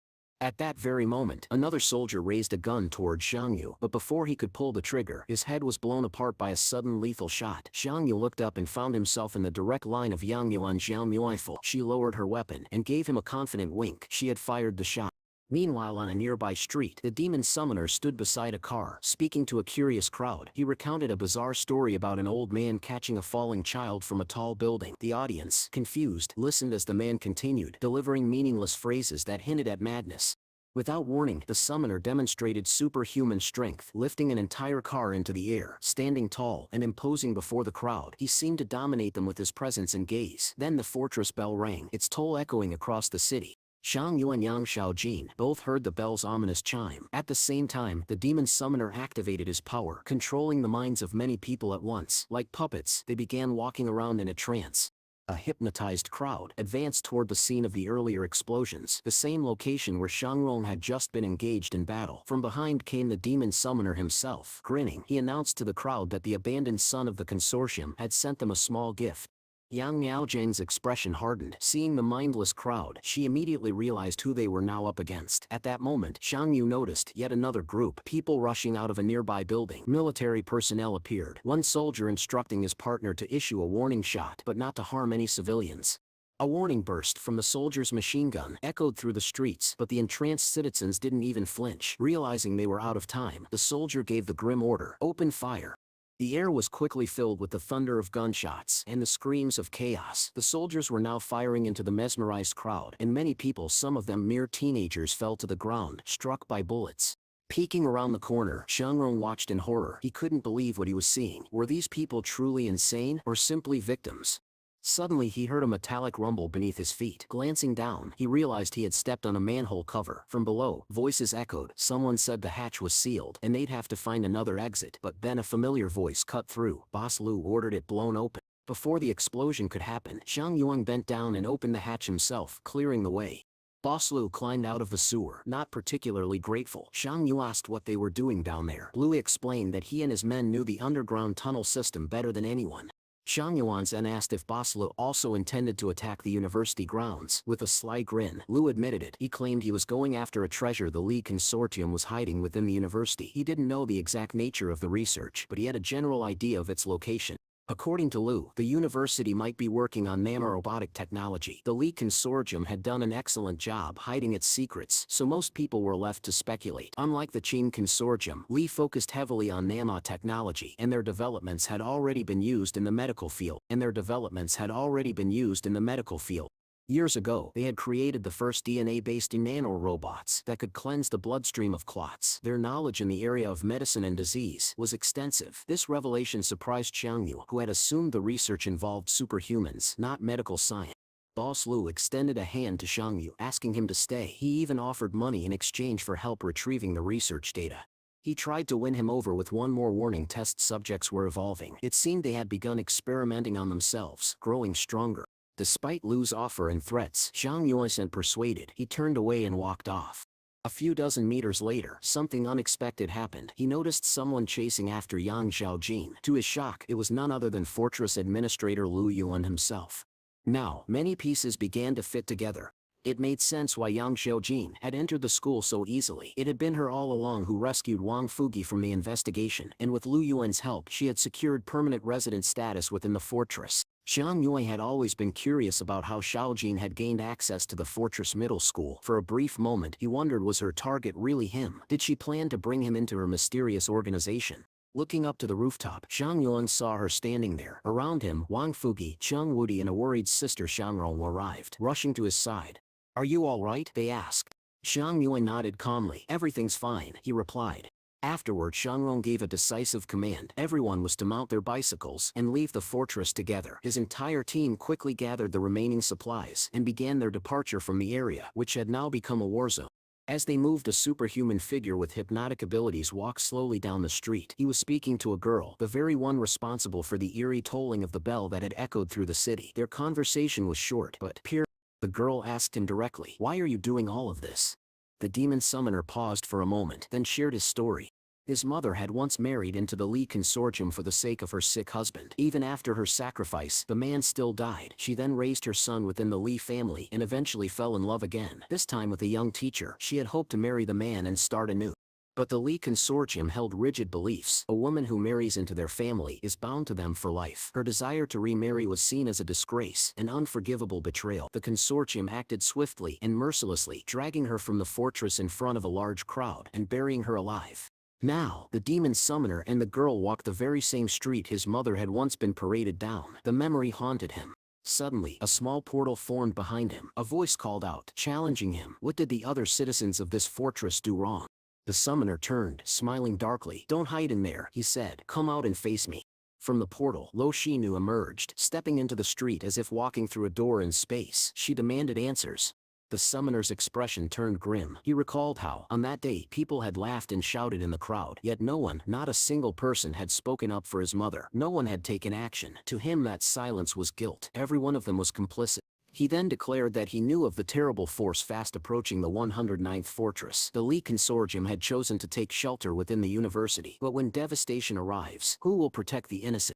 Lo Shinu raised her hand slightly, trying to reason with him. "You've already taken your revenge," she said. "Justice may be delayed, but it is never absent." But the summoner only chuckled, correcting her. "Justice delayed," he replied, "is justice denied." Still, Lo Shinu pushed forward. "Justice delivered through evil only creates shame," she said. Then she asked him directly, "What do you believe the true nature of a superhuman is?" Smiling once more, he answered, "Colossal strength of spirit." He then pointed to himself. "My understanding of mental strength, it means developing your brain." At this, panic flickered across Lo Shinu's face. She took a step back. She tried to argue that the human brain had already reached its peak before the disaster, and anything beyond that was just rumor. But adjusting his hat, the summoner dismissed her claim. "You still don't understand the brain," he said. "We don't even know which part of it governs our emotions." Lo Shinu closed her eyes, repeating the words of a demon spiritualist. "The more powerful a superhuman's ability, the closer they drift to self-destruction. The body cannot endure such strength for long. The will becomes too much, and the body begins to decay." But in the demon summoner's mind, there was one exception. An image of Shangwu appeared, someone who defied that fate. Their dialogue ended. The summoner looked at the girl beside him and told her to go handle her own matters. He would remain there to witness the downfall of the 109th fortress. Without a word, Lo Shinu agreed. Her body began to fade and dissolve, disappearing right in the middle of the street. As darkness crept in, countless test subjects began to gather at the fortress wall. They started climbing. One by one, they reached the top, roaring hysterically as they leapt into the city's heart. Their goal was simple: annihilate anyone in their path. People who had failed to find shelter were now being hunted. A large hole erupted in the wall of the fortress, and like a violent tide, wave after wave of humanoid figures surged into the city. Elsewhere, in a facility designated for chemical storage, a man-made portal opened. Lo Shinu stepped through, gun drawn. Noting that the area was empty, it seemed all personnel were occupied fighting the test subjects. She approached a hard drive sealed in a glass case. "Is the research I need on this?" she wondered aloud. Without hesitation, she raised her gun and fired. The glass shattered and she reached inside, retrieving the hard drive. Clutching it tightly, she hunched down slightly, eyes scanning the room. She had what she came for, but the real battle was only just beginning. Suddenly, the lights in the room flickered on, and just as quickly Lo Shinu's shadow portal began to destabilize and collapse. Her eyes widened with grim realization. The Lee consortium had set a trap for her. Yet in that moment, it wasn't her own safety that weighed on her heart. It was Yang Xiaojin. Meanwhile, high above the chaos, the girl in the caps was already positioned on a rooftop, clutching her sniper rifle, watching the city below with silent focus. At the edge of the 109th fortress, Zhang Long's group finally reached the wall on their bicycles. Lu Yuan turned to his elder brother and asked, "How are we going to open this gate?" With a small, confident smile, the older brother replied that he would take care of it. Before they had even arrived, he had prepared explosives. To everyone's surprise, Zhang Yuanshan stepped forward and carefully placed several identical cards, his newly acquired weapon from the palace, against the gate as if sticking them on like talismans. Moments later, a thunderous explosion erupted. The blast was powerful enough to destroy the gate and even more severe than expected, forcing them all to brace themselves against the shockwave. When the smoke cleared, Xianglong stood tall, satisfied that his plan had worked. Though his companions looked on with disbelief and confusion, he simply grabbed his bicycle and gave the command. It was time to leave the fortress and head north. But just then something caught his eye. On a nearby rooftop stood Yang Xiaojing. Why hadn't she left yet? Without hesitation, Xianglong ordered Chang Wudi to take charge of the group and protect everyone. Then, after seeing them safely off, he turned and sprinted back into the fortress alone. Watching him disappear into the distance, Wang Fugu couldn't help but remark, "He's truly brave." In that moment he knew with certainty, following Xianglong had been the best decision of his life.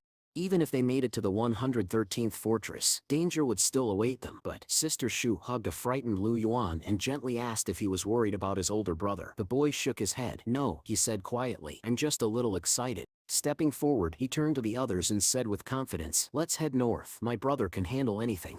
And with that, the group mounted their bicycles and rode deep into the forest, leaving the burning fortress behind. Back in the city, Xiang Yu and Xianglong found himself facing a desperate scene. Crowds of terrified civilians surged past him, fleeing the relentless test subjects that pursued them. As he watched the chaos unfold, he thought bitterly, none of them ever considered the dangers that lie beyond the fortress walls. Suddenly a shot rang out. One of the test subjects collapsed, falling from a rooftop. Xiang Yuan turned and spotted Yang Xiaojing, quickly reloading her sniper rifle with sharp precision. Shot after shot, she picked off the monsters with deadly aim. Xiang Yuan felt a brief wave of relief. At least she could hold them off for now. But he had no time to waste. He pushed his way through the panicked crowd, ignoring the screams and pleas for help. The sheer horror in their voices reminded him once again just how cruel these monsters truly were. Then, a group of test subjects appeared, blocking his path. Without hesitation, Xianglong summoned his weapon, a sharp blade he had received in gratitude from many he had once saved. Gripping it tightly, he charged. He moved like lightning, striking with swift, decisive blows. The monsters fell around him, sliced apart by the fury of his sword. His eyes blazed with anger and purpose as he cut a path through them. When the final creature fell, Xiang Wenyu stood in the midst of fallen enemies, breathing heavily. One girl, trying to flee, suddenly recognized him. In shock, she called out to her mother, exclaiming that it was that boy, the one they had once forced to transfer classes. As if past wrongs no longer mattered, others began to chase after Shangyi, desperate for safety. But he didn't stop for them. He knew better than to be weighed down by false guilt or insincere redemption. Just then the palace sent him a new directive: help the citizens of the fortress escape. In front of him, he spotted a man on his knees. A test subject loomed over the helpless figure and injected something into him with a medical syringe. Xianglong's eyes widened in horror as the man's body began to convulse, mutating rapidly. He was turning into one of them. They're intelligent, Xiang Yuan realized. They're making more of themselves. The capture of the 113th fortress had given them numbers and strength. Now they were powerful enough to take down any stronghold. But Xiang Yuan had no time to dwell on that revelation. He had one goal. He gritted his teeth and began running again toward Yang Xiaojing. He had to reach her before it was too late. Realizing that the gunfire had ceased, Xiang Yuanxingli understood. Yang Yuanshan must now be fighting in close combat. Without hesitation he summoned his red shadow, materializing it right before him. Gritting his teeth, he began climbing the wall of the building, rising higher and higher with urgency. As he ascended, several test subjects emerged from cracks in the walls and shattered windows, blocking his path. To his surprise, only two monsters stood in his way, even though his hands were stained with the blood of dozens of their kind. But these creatures didn't retreat. On the contrary, they advanced toward him with growing ferocity. Xiang Yuan swung his sword with deadly precision, commanding his shadow to strike as well. The monsters, undeterred by his attacks, pressed in closer. One lunged forward, but with a swift, brutal slash to the neck, Xiang Yuan brought it down. Grabbing his shadow's outstretched hand, which gripped a building's edge, he climbed onto the summoned creature's back. Without missing a beat, he ordered it to ascend toward the rooftop. With nimble movements, they rode the creature upward, bounding over ledges and running along the vertical walls with incredible speed. At last, they reached the roof. The moment his feet hit the cold rooftop, Xiang Yuan, his eyes locked onto a devastating scene. Yang Xiaojing, bloodied and surrounded, collapsed onto the rooftop's surface, her strength fading. "Rest," he said gently, stepping between her and the horde. "I'll get you out of here." And then, the fight truly began. Xiang Yuan exploded into motion, displaying tremendous power and agility. The monsters couldn't even track his movements. His blade danced with lethal grace, carving through the test subjects like a whirlwind. The red shadow joined in the battle, turning the rooftop into a brutal battlefield lit only by blood and moonlight. Meanwhile, deep inside the university, Lo Shinu was still locked in one of the chemical research rooms. She knew the test subjects had already breached the fortress walls, and if she didn't escape soon, Yang Yaozhen would be in greater danger. Just outside her door, she heard a familiar voice. "Boss Lu." He was inside the building. Moments later, Boss Lu's men cornered one of the researchers. A heavy-set soldier barked a threat, demanding the access code. With no other choice, the terrified man entered the sequence, and the heavy door slid open. "Get lost," Boss Lu ordered. At first, the researcher didn't believe it, but once he realized he was being spared, he hurried past him. That's when Boss Lu noticed her, Lu Xinu, standing in the room with the shattered data vault.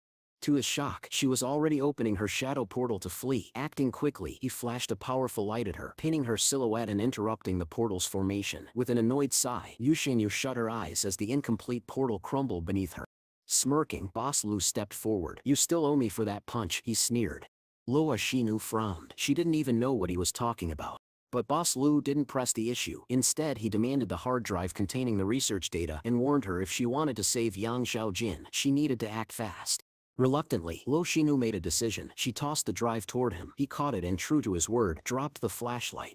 Without waiting another second, Lu Xinu summoned a new portal, leapt through it, and vanished from the university.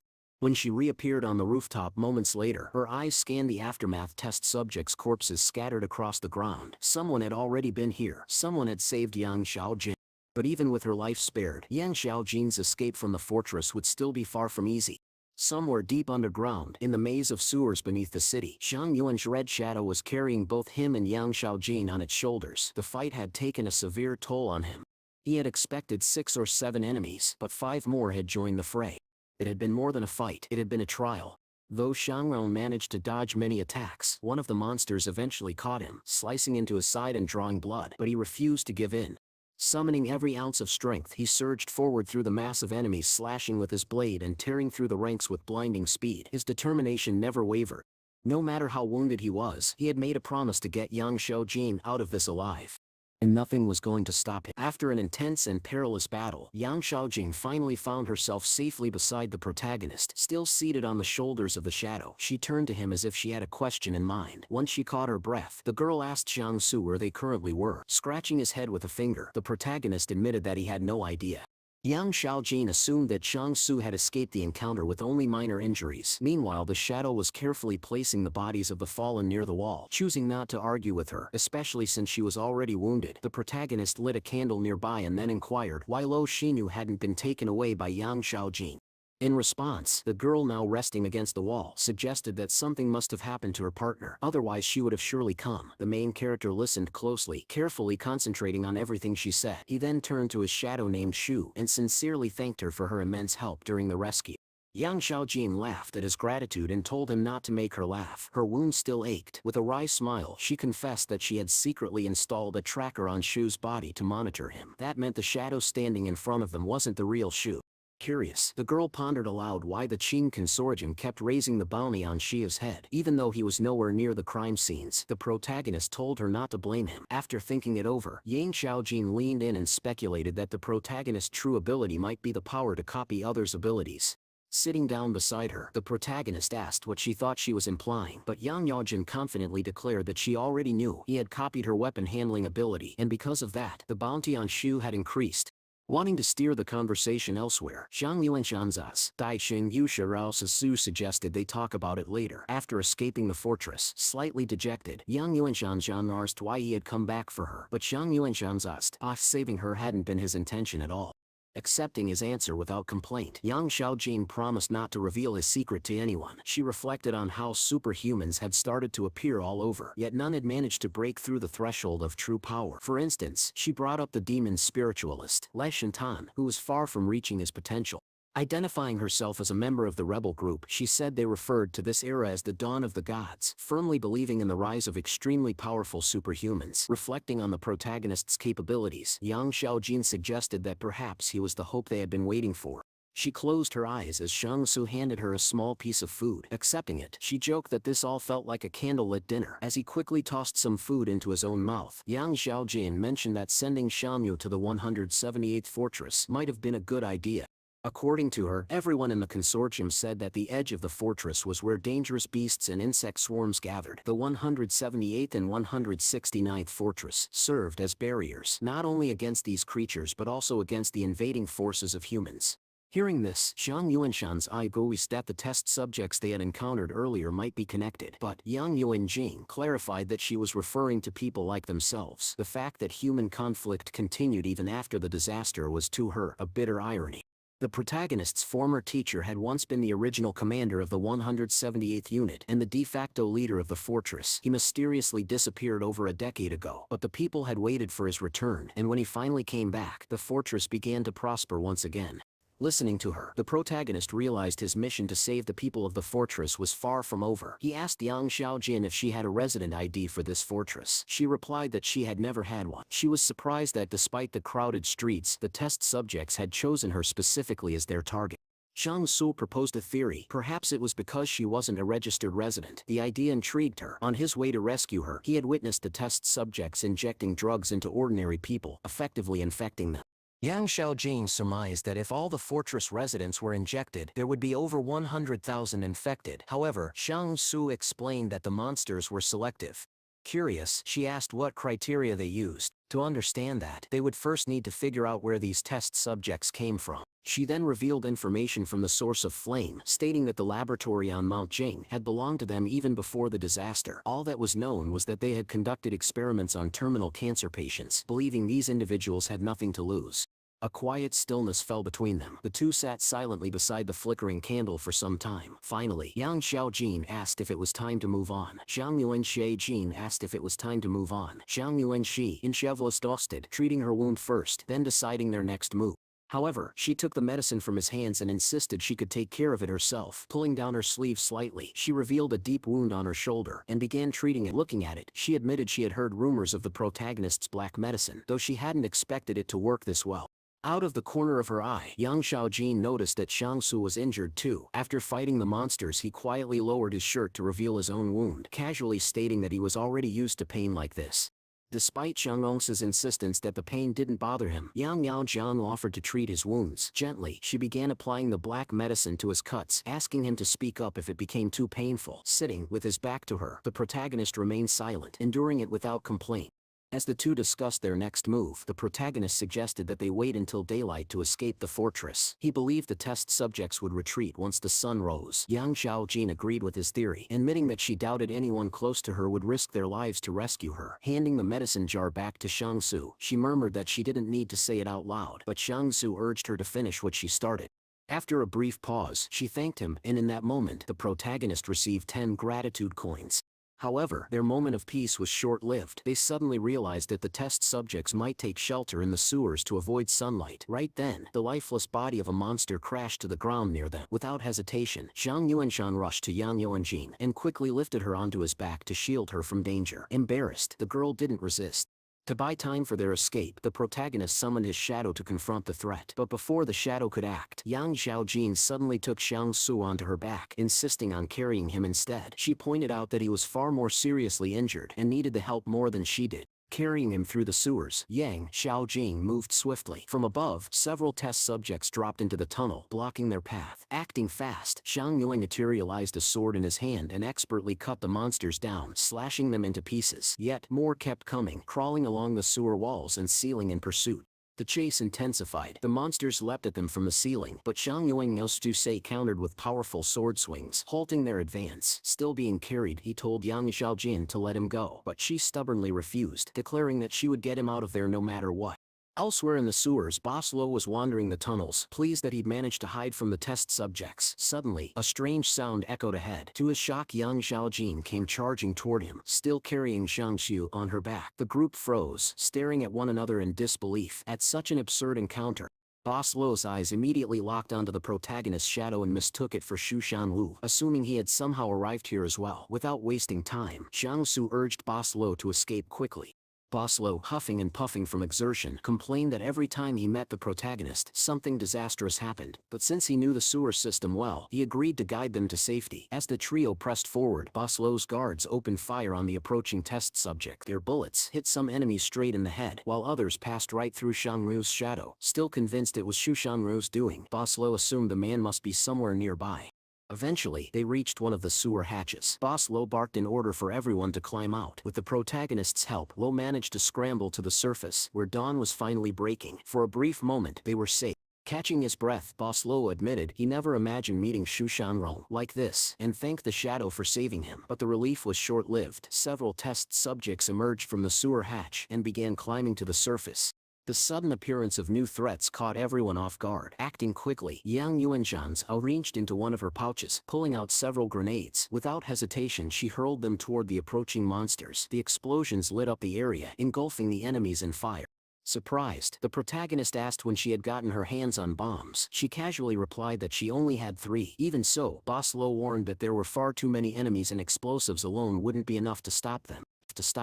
Just then, help arrived. Military personnel and several armored vehicles stormed the area, pushing past the trio to engage the test subjects. The soldiers surrounded the group in a semicircle, using their armored formations to protect them. Suddenly, Qin Jin emerged from one of the military vehicles. Without delay, he ordered the troops to open fire. The soldiers obeyed, unleashing a hailstorm of bullets from heavy machine guns. The powerful rounds tore through the test subjects, piercing their bodies and turning the battle into a massacre.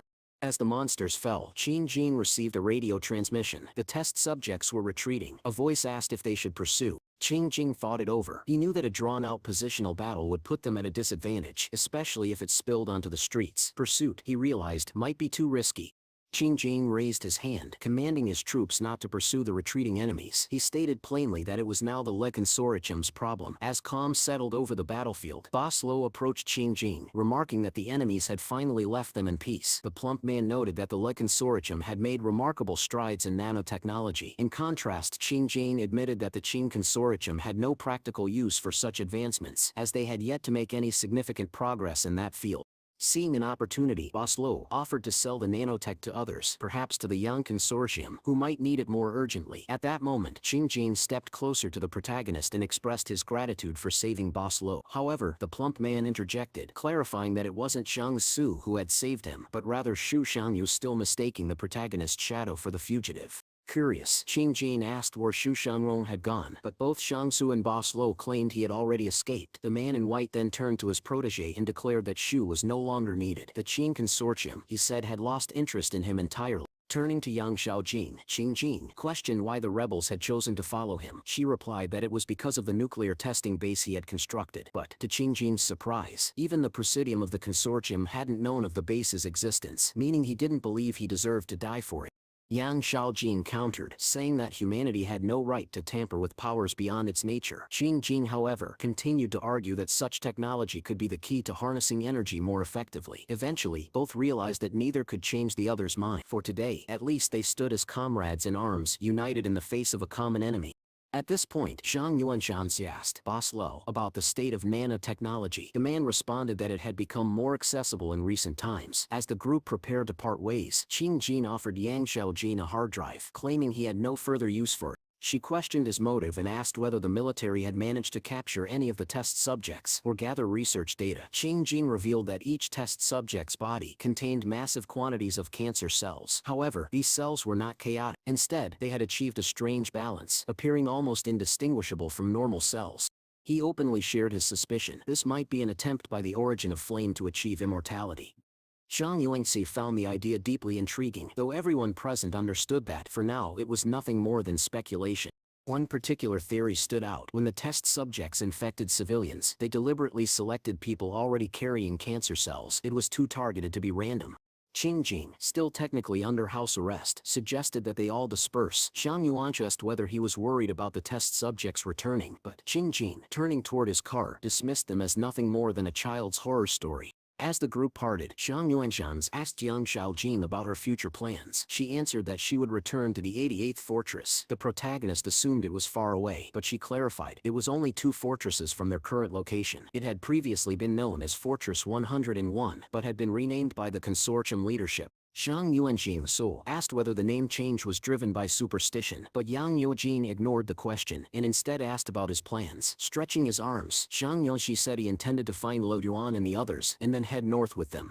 Meanwhile, far from the group, Xianglong stood alone in a desert region, cautiously watching his surroundings. Aware of a dangerous band he'd been warned about, he summoned a black shadow for protection. After a moment, he turned and calmed the shadow with a glance, noticing that it had grown stronger. Back in the car, Qing Jing reflected solemnly. Humanity, he thought, was once again under threat, this time from an inhuman race. The appearance of experimental subjects was a warning, a sign that people needed to rethink the world they lived in. Oslo then asked if it was possible for them to return to the fortress without resistance. After all, the consortium had started discarding those they considered unnecessary. But Qing Jing responded firmly, telling Lo not to refer to himself as a useless person. No matter what the consortium believed, this was their home, and they had nowhere else to go. Turning to his brother, Qing Jing stated that he would remain with him. He criticized Lo for recklessly entering another consortium's territory, but Boss Lo defended himself. He hadn't acted without reason. In fact, he had managed to secure valuable research data. Lo then questioned why his brother had given that research to Yang Xiaojin. Qing Jing explained that now the two rival consortiums would fight each other over ownership of the findings, while he and Lo could sit back and relax. Qing Jing, who claimed to hate conflict, believed it was the perfect solution. But Boss Lo saw through him. He pointed out that his brother had always been neck-deep in fighting and killing and had been considered the best at it. Elsewhere, walking through a quiet forest, Xiang Yu asked Yang Xiaojin, who accompanied him, whether they had truly found the Qing nuclear testing base. With a faint smirk, she confessed that she had lied to Qing Jin. Several scientists who had ties to his people had gone missing, and it was easy to pin suspicion on him. Puzzled, Xiang Yu asked why Qing Jin would do something so drastic behind the consortium's back.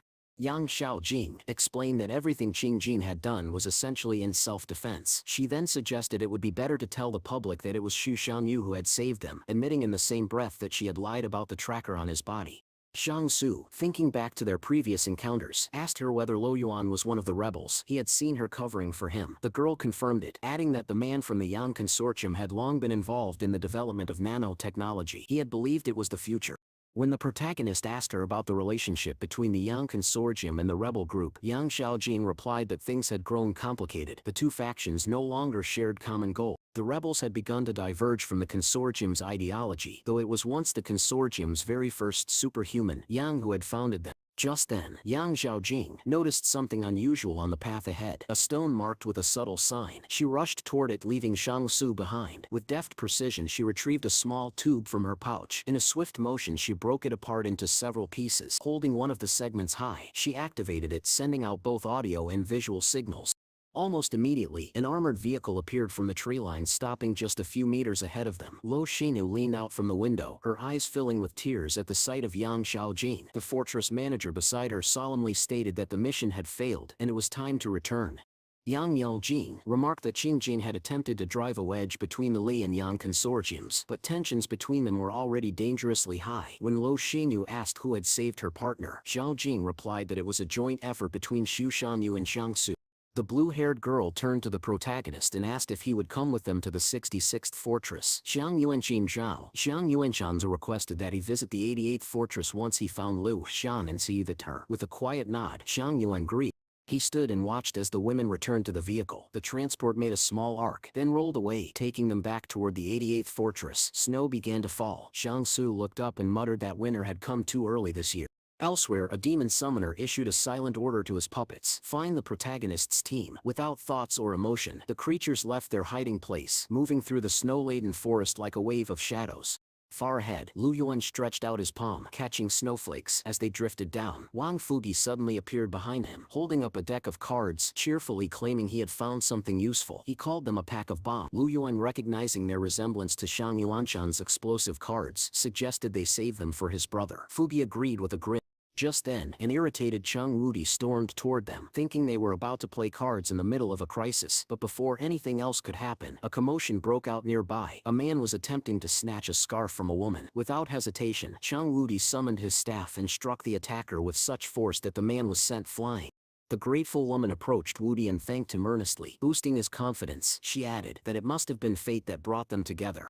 At that moment, Lu Yuan spotted his older brother and waved excitedly. Zhang Yuanshan sat quietly by a fire, and the younger boy asked if he had managed to save Yang Xiaojin. Their conversation was interrupted by the arrival of a woman and a child. The woman demanded that Shang Hongsu share his food with them. When the protagonist silently turned away, she accused him of cruelty and heartlessness. The child, spotting the tiara on Wudi's head, pointed at it and demanded it. Lu Xian scolded the child, saying he couldn't take what didn't belong to him. But the boy began throwing a tantrum. The elderly woman with them supported the child, berating Wudi for not indulging him. At that point, Shang Su stepped forward and in a firm voice ordered them all to leave while he still had patience left. The woman snapped back, warning him that she was a member of the Li Consortium and he wouldn't get away with treating them like this. But Xiang Longsu glared at her, voice sharp and commanding, telling her to leave immediately. After they were gone, a frustrated Shang Wudi asked Jiang Su why such people even existed. Jiang Su replied softly, "Not everyone carries kindness and love in their hearts." Liu Yuan, looking determined, turned to his older brother and asked where they were going next. The protagonist answered that they would head to the 88th fortress. He had an acquaintance there. Liu Yuan questioned how they would get there, since they obviously couldn't ride their bikes all that way. Zhang Liu gave a dry smile and said that they would probably have to borrow someone else's car along the way. Suddenly, a long haunting howl echoed through the forest. One of the men pointed toward the nearby slope, drawing everyone's attention. There, standing proudly and ominously, was a whole pack of wolves, their eyes locked on the group below. Xiang Yuanshan's Chu narrowed his eyes at the sight, suspecting that the wolves were still tailing him specifically, yet their motive remained unclear. Turning to his younger brother, he calmly instructed him and the others to keep moving with the running crowd. They didn't need to run fast. The goal was simply to stay with the group. Though he could have taken a different route, Zhang Yuanqi didn't distance himself from his companions. He stayed close, saying with a hint of dry humor that he had lost his bike and had no choice but to continue on foot. Suddenly, a group of men stopped several schoolchildren on bicycles and demanded their vehicles. Without hesitation, Zhang Wudi reacted. With a burst of energy, he leapt into the air and slammed his staff down onto the heads of the bandits, knocking them out instantly. Approaching the schoolchildren, he dramatically declared that if anyone dared to trouble them again, he would deal with them personally. However, when the children thanked him, Zhang Wudi, displaying rare humility, told them to thank Zhang Ru instead. As he mounted his bike again, Wudi turned to the protagonist with a puzzled question. Why do people always hurt others when chasing their goals? Zhang Longzi replied coolly, "It's just human nature, vile, selfish, and desperate." The group continued their journey, the discussion drifting toward the idea of how truly rotten people could be. Shang Su warned Wudi that if he spent too much energy worrying about small matters, he would wear himself out. Wudi grinned and said he'd shift his focus to bigger, global issues. But the protagonist quickly told him to stop and listen. The wolves, he said, weren't chasing them anymore, otherwise they would never have made it this far. Meanwhile, the group of schoolchildren on bicycles, now joined by Lu Yuan, pressed forward, but something soon caught Lu Yuan's eye. On a rocky ridge, another wolf appeared. Both brothers noticed it and immediately found its behavior strange. Lu Xianyuan admitted that whenever the wolf leader looked at him from afar, he could feel its gaze. It was as if the creature was watching him with more than just instinct. Later, the group set up a small camp. Zhang Yuanshan asked his younger brother and Shang Wudi to keep watch while he scouted the surrounding forest. The two enthusiastically accepted, with Wudi even saluting him playfully. As Zhang Yuanqing walked deeper into the woods, he passed by several people who gave him odd looks. Nearby, a man approached a woman named Fan Yujing, revealing that he was a fan of hers and had hoped to attend the music festival with her. She smiled gently and said she was simply glad he had survived. Venturing farther into the forest, Zhang Yuanshan spotted a group of wolves, but they remained at a distance. They didn't act aggressively or approach the camp. He began to wonder, did the wolves truly see the humans as prey, or was there something else? Suddenly, from behind a thicket, a massive wolf stepped forward. Its fur shimmered blue, and its glowing eyes locked onto him. In its mouth, the wolf held a rabbit. It dropped the prey gently onto the ground in front of Shang Su, then nodded several times as if offering the animal to him willingly. Without another sound, the creature turned and vanished into the woods. Staring in disbelief, Zhang Yuanshan's arms struggled to accept what had just happened. Could wolves truly be capable of sharing? Later, he returned to camp with the rabbit slung over his shoulder. Lu Yuan was astonished. He asked whether his brother had caught it himself. Shang Yuan exhibited that the wolves had given it to him, and that their leader bore no ill will toward them. Though Lu Yuan found it hard to believe, his brother assured him they were safe, for now. Still, Zhang Yuanshan's knew that the real danger wasn't from wolves, but from the people around them. Starving humans were capable of the darkest acts. Lu Junryuan, concerned, proposed setting an example to discourage any would-be attackers. After thinking for a moment, Zhang Su agreed, stating that if chaos broke out, they might have no choice but to kill. Just then, a teacher hesitantly approached Zhang Yu and asked for a weapon. Her request caught him off guard. He hadn't expected this from a teacher. She explained that she feared the hungry refugees might attack her students, who still had food. Her duty, she said, was to protect them. Showing her a small firearm, Zhang Su asked if she even knew how to use it. She admitted she didn't. The protagonist then suggested giving the weapon to one of the students instead, but the woman refused, saying she didn't want to teach children cruelty. At that moment, several men approached from the side. Zhang Su immediately instructed Zhang Wudi to protect everyone gathered nearby. The approaching men shouted angrily, accusing Xiang Su of eating food in front of starving people without sharing. Xiang Su noted silently that they were armed.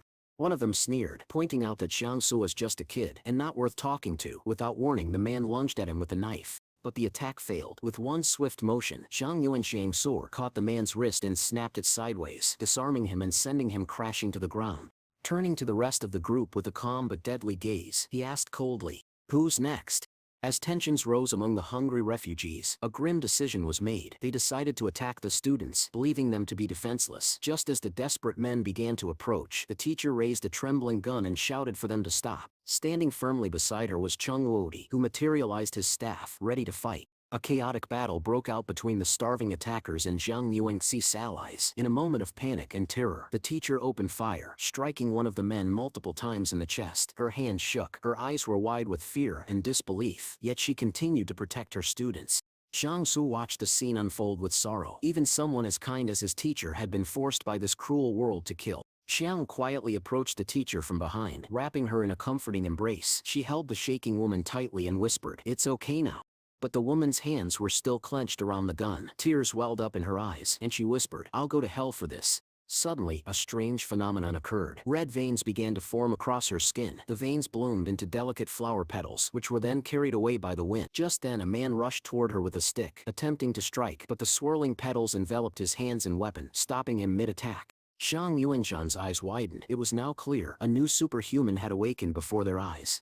The students and others nearby stared in awe, witnessing her transformation with a mix of admiration and disbelief. Wang Fugi glanced at his own weapon, bending his arm in silent reflection. He looked at his gun and then at the woman. Perhaps there was another way. Zhang Su spoke softly to him, "Becoming a superhuman isn't about killing with a gun." Then he smiled, adding, "Even if you never awaken, you're still a good man." In this wild world, only the strongest had the means to survive, but few around them realized that if they simply united, catching a pheasant, a duck, or even a goat would be easy. Most still clung to the selfish mindset that everything had to be fought over, rather than earned together. A heavy sigh escaped from Chung Wudi, drawing in Soa's attention. Wudi confessed that for a brief moment it felt like the shadows of their enemies wanted to devour him whole. Just then Shang Longsu received a message from the palace. A new task had been assigned to stabilize Chung Wudi's condition. Sitting beside him, Shang Yongsu placed a reassuring hand on the young man's shoulder and said, "Everyone is forced to face this ugly world, but even in this dark kingdom, there's always a small ray of light to seek out, and if you feel like the darkness is swallowing you, maybe that's because you are the light." Wudi's expression softened, his mind cleared, his strength began to return, and with that, Shang Yuanshan's arm Suz was rewarded one strength point from the palace. Still, he had hoped for something more, perhaps some skill copy scrolls, but he accepted it. Smiling gently, the protagonist handed a piece of meat to Wudi. "Eat up," he said. "Rest well. Tomorrow will be a long day." By the next morning, a faint fog had rolled in, softening the landscape and slightly limiting visibility. As the team packed their belongings, one of the men shouted that people from the Li Consortium were approaching. A man in armor appeared before the refugees, asking where they had come from. One of them answered, they were all former residents of Fortress. The soldier bluntly explained that they weren't here to protect the refugees. Their orders were simple: return everyone to the fortress and kill the invaders. When one of the refugees nervously admitted they had no home left to return to, the soldier, with a tinge of sympathy, said they could be conscripted into the army or sent to work in factories. Later, the military began discussing plans to deliver the civilians back to Fortress Tunfortring-19. Hearing this, Zhang Yuanshan Shu grew concerned. He wondered aloud if the military draft might affect their group as well. Liu Yuan turned to his brother, asking what they should do. Zhang Wenshu sighed, knowing there was little they could change now. "We'll go back to the fortress," he said, "then figure out how to leave." Turning to the teacher, Zhang Yuanshan's arm reminded her that it would now be her turn to protect the girls, since they would be separated from the men. As preparations for transportation continued, the teacher helped Sister Xiao and the others board the vehicles. One by one, the passengers climbed in, and finally, the convoy began its journey back to the fortress. According to Wang Fugi, who spoke with the soldiers, Li's consortium had declared a military alert. War was imminent. Hearing that word, Yu Shangrong's mind drifted. He began to wonder, did the consortium possess enough strength to wage war using nano-robots? Eventually, the transport vehicles reached the outer gates of Fortress Tenfruton. One soldier admitted that they didn't want to draft everyone into the army, but the order had come from above. They had no choice.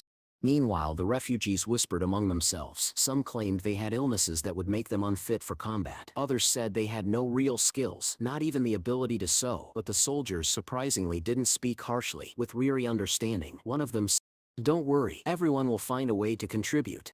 At that moment, Wang Fugi stepped forward and approached one of the soldiers, trying to strike a deal. He pleaded with the man, asking him to protect 20 people from being drafted into the army. Wang tried to justify his request, saying that ordinary school students couldn't do much, but they were still the future of the human race.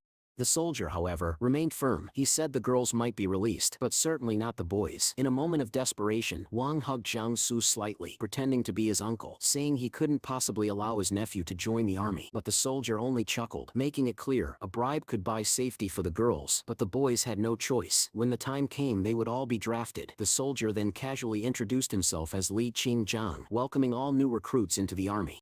He explained that every recruit would be sent to the military registration and enlistment office for a medical evaluation. Some of them might be allowed to return to the fortress afterward. This confused Shang Su. What kind of examination could determine whether a person returned to the fortress or didn't?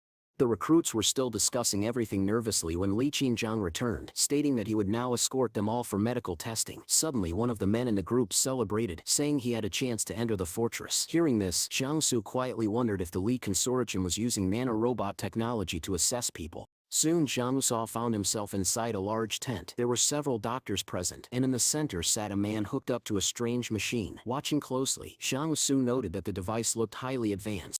One of the doctors checked the machine and called out 81% synchronization. Passed, he added. Curious, Zhang Yuanzhans asked what the synchronization rating meant. Standing beside him, Li Qingjiang explained that if someone scored high, they would be sent to the barrier detachment, a frontline defense unit. The man being tested asked excitedly if he could now enter the fortress. The doctor smirked and asked for his name. Lei Yi, the man replied. But the doctor, unfazed, simply wrote down the name and called for the next person. Now it was Yang Su's turn. He sat in the chair, and at once he felt a strange sensation. Threads of something intangible reached for his mind, trying to connect. But the moment they brushed against his palace, they snapped and dissolved. One of the scientists monitoring the equipment let out a gasp. Synchronization, 0. That was unheard of. It had never happened before. Perplexed, the doctor approached and scribbled down the results, confirming that Zhang Su's neural connections were completely severed. With a confident smile, Zhang Su asked for the test to be repeated, thinking the device might be faulty. But the doctor refused. Don't waste our resources, he said coldly. Next. Still determined, Zhang Su continued to push for a second test.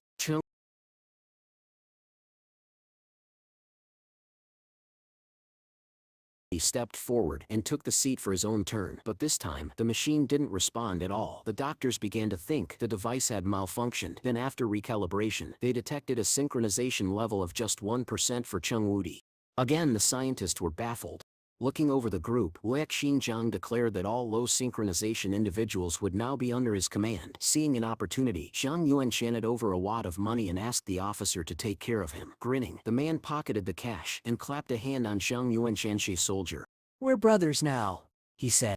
Still, something didn't sit right with Zhangzu. The entire process seemed rushed. The recruits weren't even given proper uniforms.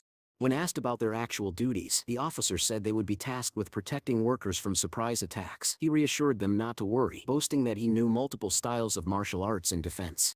Because Zhang Su had bribed him, Li Qingjiang leaned in and promised he'd keep an eye on him.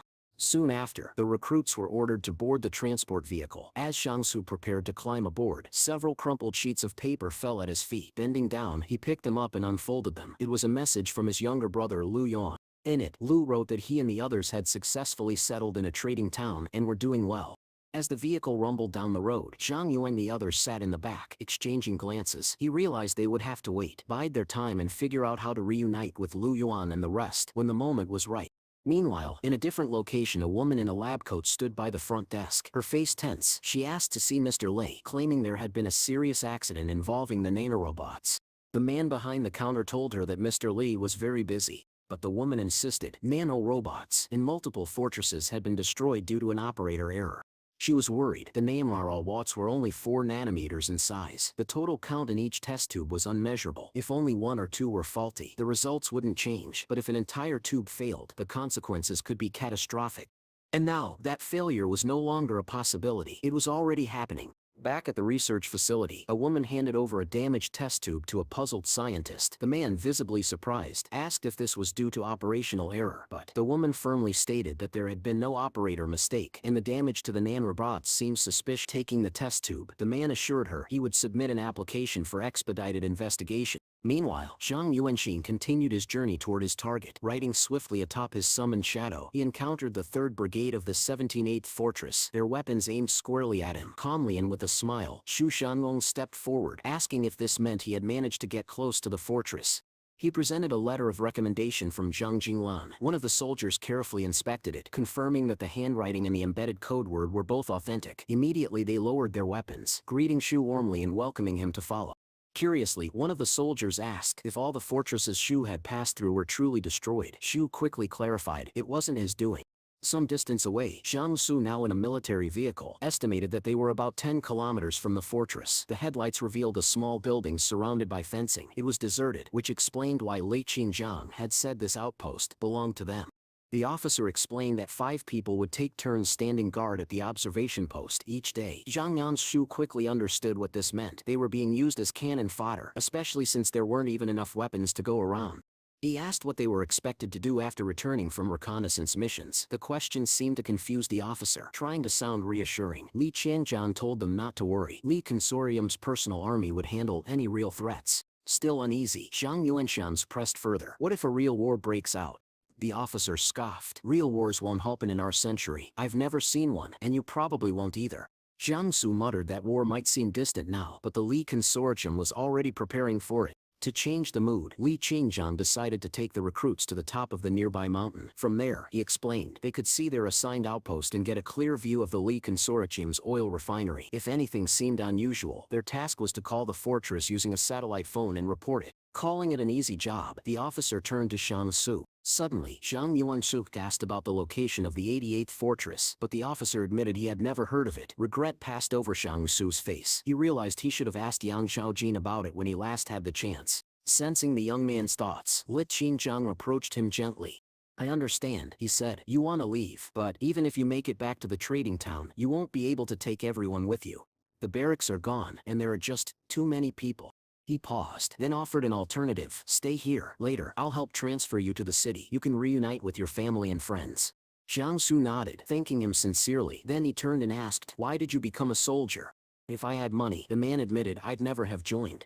Then he added almost bitterly, sending students into the army, it's too cruel.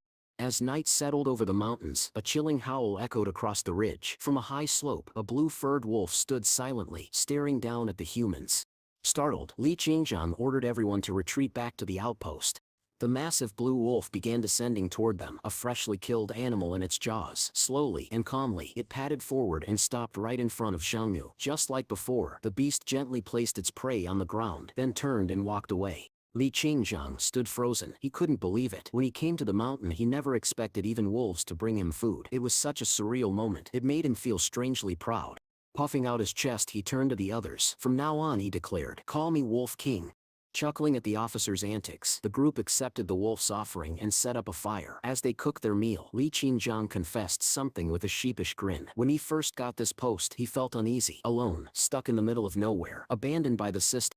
Now, he joked, they would probably just end up as cannon fodder anyway, but at least they had dinner. Now, the man had learned to live a simpler life. He had even begun to find joy in moments like these. As he spoke with a hint of envy, he mentioned the stories he'd heard, tales of the important people inside the fortress, who had the luxury of eating meat every day.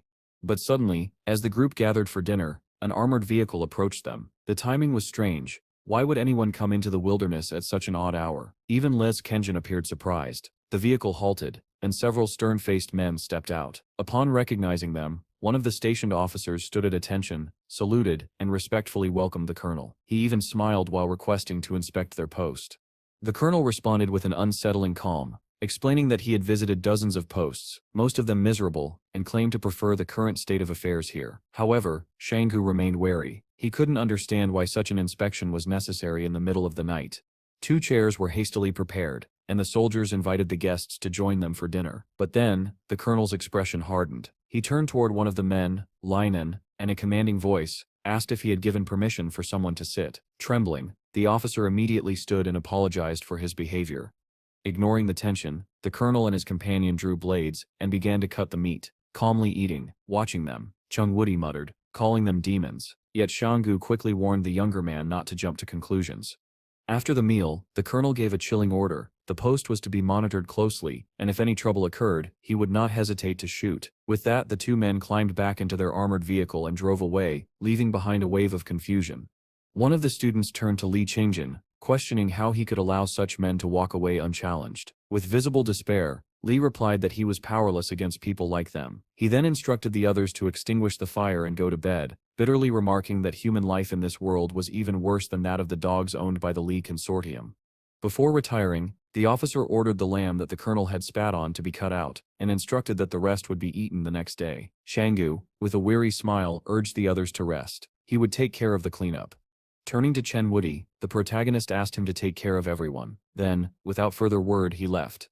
Meanwhile, the colonel's vehicle wound its way down the crooked road. Inside, the two men mocked the soldiers they had just met. The man with gray hair was on his way to undergo the second stage of synchronization, which would allow even more nanorobots to be injected into his body. They spoke in hushed tones about rumors, one of which claimed a child of the Li Consortium was in the 107th fortress and had already passed the second stage. Suddenly, as if dropping from the sky, Shanggu landed directly onto the moving vehicle. Panic erupted inside. Realizing they were under attack by a superhuman, both men leapt from the car, shielding their faces and sliding away. As they turned, they spotted Shanggu standing calmly before them. The colonel immediately realized the impossible truth. Someone from the outpost was a superhuman. Smiling darkly, he muttered that Shanggu would be the first superhuman to face nanorobots. And then the battle began. In an instant, the protagonist landed a powerful blow to the colonel's body. His hand shot upward, gripping the man's neck and squeezing until a sickening crunch rang out. The colonel collapsed, lifeless. His companion, now terrified, tried to flee, but Shanggu, still smiling, caught up in an instant. With one swift strike, he drove his fist into the man's back, twisting his body grotesquely. A loud crack followed, and the second man fell motionless to the ground. Breathing calmly, Shanggu admitted to himself that he never expected to defeat them so easily. With a sly grin, he stripped the colonel's uniform. It might prove useful later. He knew there was a lake on the mountainside. Without hesitation, he dragged both corpses toward it, intent on erasing all evidence. At the slope's edge, he tossed the bodies into the dark water. They sank silently, vanishing into the depths. But then something unexpected happened.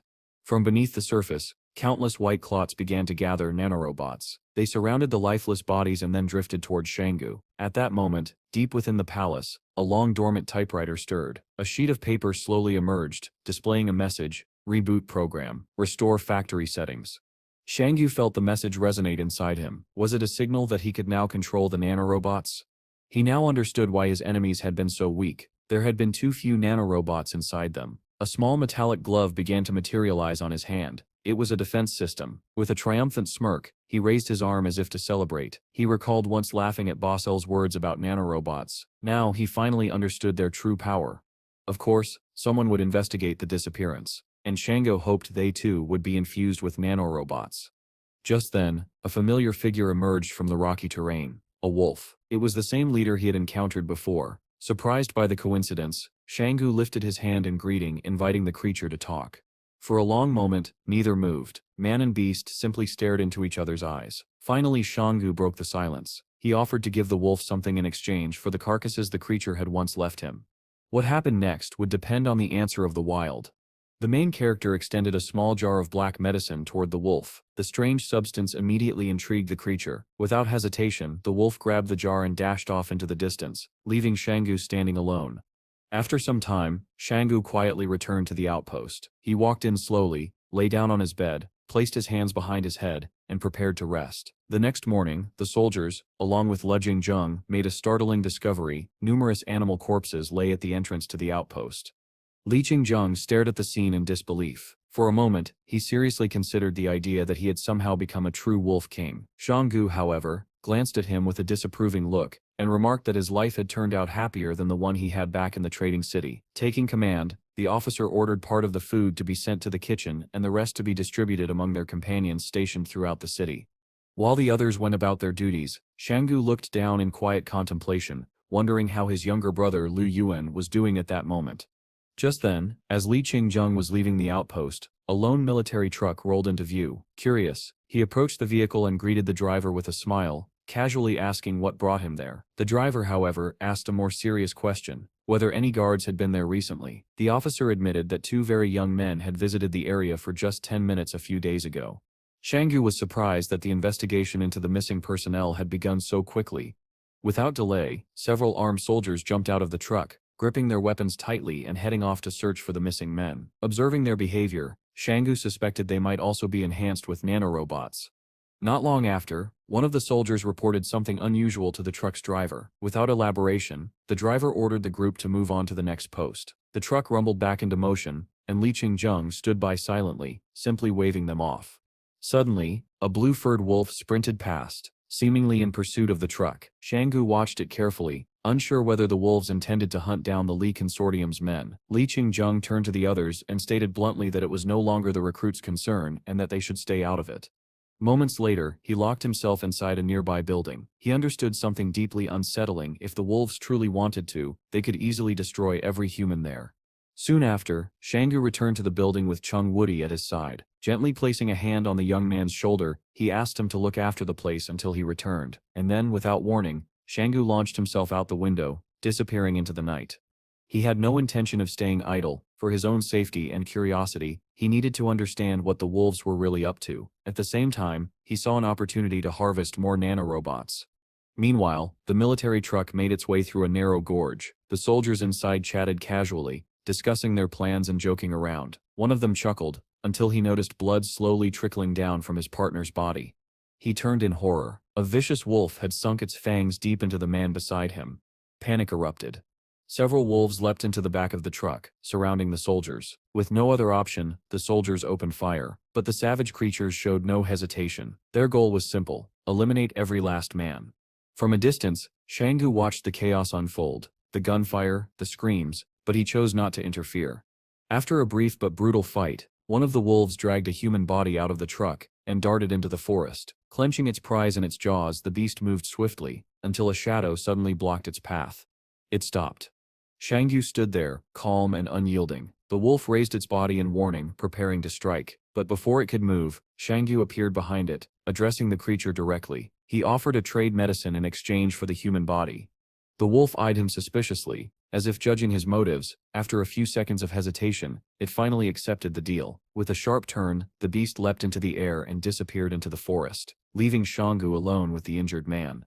Lying on the ground, the wounded soldier looked up at him, fear and anger in his eyes. Leaning slightly closer, Shangu calmly asked how the soldiers replenished the nanorobots inside their bodies.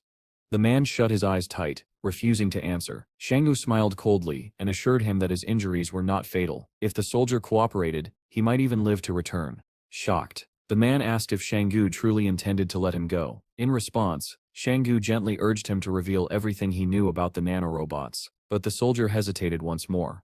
That was enough. Without another word, Shangu delivered a swift, decisive strike, ending the soldier's life instantly. As the body grew cold, Shangu extended his hand and began the process of absorbing the nanorobots from the corpse. A voice echoed from the palace, reporting that the absorption and rewriting were successful. Yet Shangu felt little change in his body. He would need many more, to reach the next level. Later he found a body of water nearby. Without ceremony, he tossed the lifeless soldier into it, watching as the body vanished beneath the surface. Another trace erased. After moving away from the scene of the crime, Shangu found himself reflecting on the wolves. It had only been 2 days since they brought him food and helped capture the officer. Deep inside, he felt a growing urge to repay their kindness. As he wandered through the depths of the forest, a sudden sound caught his attention. Turning toward the noise, he cautiously approached the area. Out of nowhere, a massive wolf leapt forward and landed directly in front of him. Startled, but not threatened, Shangu asked calmly if the wolf had come seeking help for another injured member of its pack. The wolf let out a soft whine, confirming his assumption. Without another word, the wolf turned and began walking, leading the way through the forest. Understanding the animal's intentions, Shangu followed closely behind. As time passed and the sun began its climb above the mountain peaks, they arrived at the wolf's den. There Shangu spotted the wounded member of the pack. It was clear that the bullet hadn't been fatal, but the injury could become infected and dangerous if left untreated. He would need to remove the bullet first. The procedure would be painful, but it was the only way. To his side, Shangu summoned a small shadow portal. Slipping his hand inside, from the palace system, he retrieved a surgical tool designed specifically for such delicate work. As he began the extraction, the wolf writhed in discomfort, but endured it. With steady hands, Shangu carefully pulled the bullet from the animal's body. Then he took out the jar of black medicine and applied it to the wound. The wolf stared at him with gratitude, its breathing calm once more. Evening fell swiftly, casting long shadows across the mountainous terrain. By the time Shangu finished treating the last of the injured wolves, the sun had dipped behind the horizon. Exhausted, he sat down and murmured that the wounds would heal in just a couple of days. Suddenly one of the wolves beside him lifted its head and let out a loud howl. One by one, the rest of the pack followed, creating a chorus that echoed through the valley. Smiling, Shangu admitted that he never expected to leave the wolves' den unharmed. As he stood, he waved goodbye and whispered that it was time to return to his companions. That night, Shangu returned to the outpost. As he crossed the boundary of the camp, he was greeted by an unfamiliar voice. A man, face lined with age and gray hair streaking his beard, examined him from head to toe. Shangu turned to Chongi and asked who the stranger was. Chongi explained that the man was from the Li family, sent to investigate the disappearance of the two missing officers.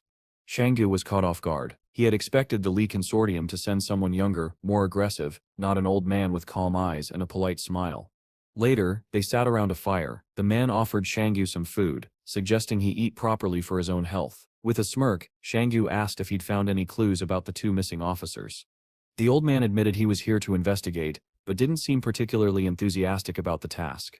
Curious, Shangu asked his age. The man replied that he would turn 73 next year, and introduced himself as Huo. The protagonist found it strange. The man bore no trace of the powerful Li surname. After finishing his meal, Huo stood and thanked Shangu. The young man asked how many posts he had visited that day. With a smile, the old man confessed that this was the only one, making Shangu instantly suspicious. Was it possible he had already found some sort of clue? Hands folded behind his back, Huo casually asked which room he could stay in. Lai Qingjung quickly offered to clean one for him. As the man disappeared inside, Shangu watched him carefully, uneasy about his intentions. Suddenly, Huo announced that he intended to stay for more than one night. This made Shangu even more cautious. The following morning, Shangu and Chen Woody discovered a strange sight, a pile of dead chickens at the outpost. As they stared at the carcasses, Huo silently approached from behind. For a moment, he examined the pile with what seemed like concern, but then he simply walked past it and went about his business, ignoring it completely. This stunned both Shangu and Chen Woody. Unable to hold back, Shangu directly asked why the investigator hadn't asked about the origin of the meat. Huo shrugged it off, admitting that he didn't care. Another morning arrived. The sun climbed higher over the land as Huo stood near one of the outpost's walls. With a light knock, he tapped on the window of Shangu's room, waking him up. Wearing his usual faint smile, Huo asked the young man to get up and prepare breakfast. Shangu was far from pleased. This old investigator had clearly decided to stay for the long haul. Later that day, Shangu overheard a conversation between Huo and his subordinates. They reported an attack by wolves on a nearby outpost. Yet Huo remained indifferent. He said no military response was needed, since the incident had nothing to do with his current case. At that moment, Li Qingjung leaned out of a window, grinning. He mentioned that the person who had delivered Huo's belongings was a colonel. Shangu asked if that was really true. The officer confirmed it again, saying he had no reason to lie. As the new year approached, the mysterious old man continued to stay at the outpost. Despite his age, there were no signs of weakness in his body, no slowness in his movements. He was observant, calculating, and very clearly not someone to be underestimated. With a gentle smile, the protagonist casually asks the old man if he plans to return home. But the man shakes his head and replies that he's fine staying here. He explains that he once had a daughter, but entrusted her to another family for her upbringing. Now he's left with only a small grandson who refuses to live with him. As a light-hearted gesture, Shangu invites the man to stay and celebrate the spring festival with them. To his surprise, the old man takes the invitation seriously and gladly agrees. However, he offers something in return. He proposes to act as a teacher for the students who have gathered in the area. Soon after, everyone gathers inside the outpost, which now resembles a makeshift auditorium. Shangu hadn't expected much, but he is quickly amazed. These guest lectures are far superior to anything he experienced from his former teachers. One particular lecture stands out. HHA, filled with enthusiasm, passionately teaches the students one of the core disciplines. When the lecture ends, the old man announces that anyone who has doubts can approach him with questions. He even shares some snacks with the students to reward them after a long day, earning smiles and gratitude all around. Later, Shangu approaches the old man and admits that he didn't understand the topic at all. Instead of being annoyed, the old man praises Shangu's dedication to learning. When they sit at the table, Hu asks him to point out the parts he couldn't comprehend. Shangu opens his notebook and points to nearly every section, declaring them all as confusing. Hu is momentarily irritated by this, but regains his composure and patiently tells him that he'll have to study the material on his own. Frustrated, Shanggu slaps the table and exclaims that he simply can't do it. Taken aback, Hu gently asks why he's trying so hard. Shanggu replies honestly, he just wants to understand the truth about this world. Hu reflects that modern people often treat knowledge as purely utilitarian, and it's rare to find someone so young who genuinely seeks understanding. Their conversation continues, delving into studies and personal reflections. Soon after, Li Qingzhong invites Shanggu to join him on a trip to the trading city to buy food, and Shanggu agrees. On the way, inside the car, he finds himself thinking about Li Jian and Wang Fugi, feeling a mix of concern and anticipation. As their vehicle rushes through the bustling city streets, it suddenly stops near Shanggu's younger brother. He looks out the window and calls out to Lu Yuan, drawing the boy's attention. Surprised and happy, Lu Yuan immediately gets up from the ground. Shanggu asks what he's doing here. With joy in his voice, Lu Yuan says he sensed his brother would return today. He saw a magpie in their yard and took it as a sign. Shanggu asks where he and the others have been staying, and Lu Yuan reports that the group managed to purchase a house near the fortress gates. Everyone now lives there. Wang Fugi even opened his own shop and started doing business with the fortress administration. Shanggu is impressed, and notes how exceptional Wang Fugi is as a merchant. A nearby woman, noticing the parked military vehicle, approaches Liu Yuan and greets him as if they've known each other for a long time. She hands him some eggs, suggesting he enjoy them with his brother. Shanggu observes that the group has become quite popular in the area, and Liu Yuan agrees. He explains that Wang Fugi started helping neighbors repair furniture to build strong local connections. He even gave out candy to children in the streets. While they did face a few ungrateful people, most of the community has welcomed them warmly.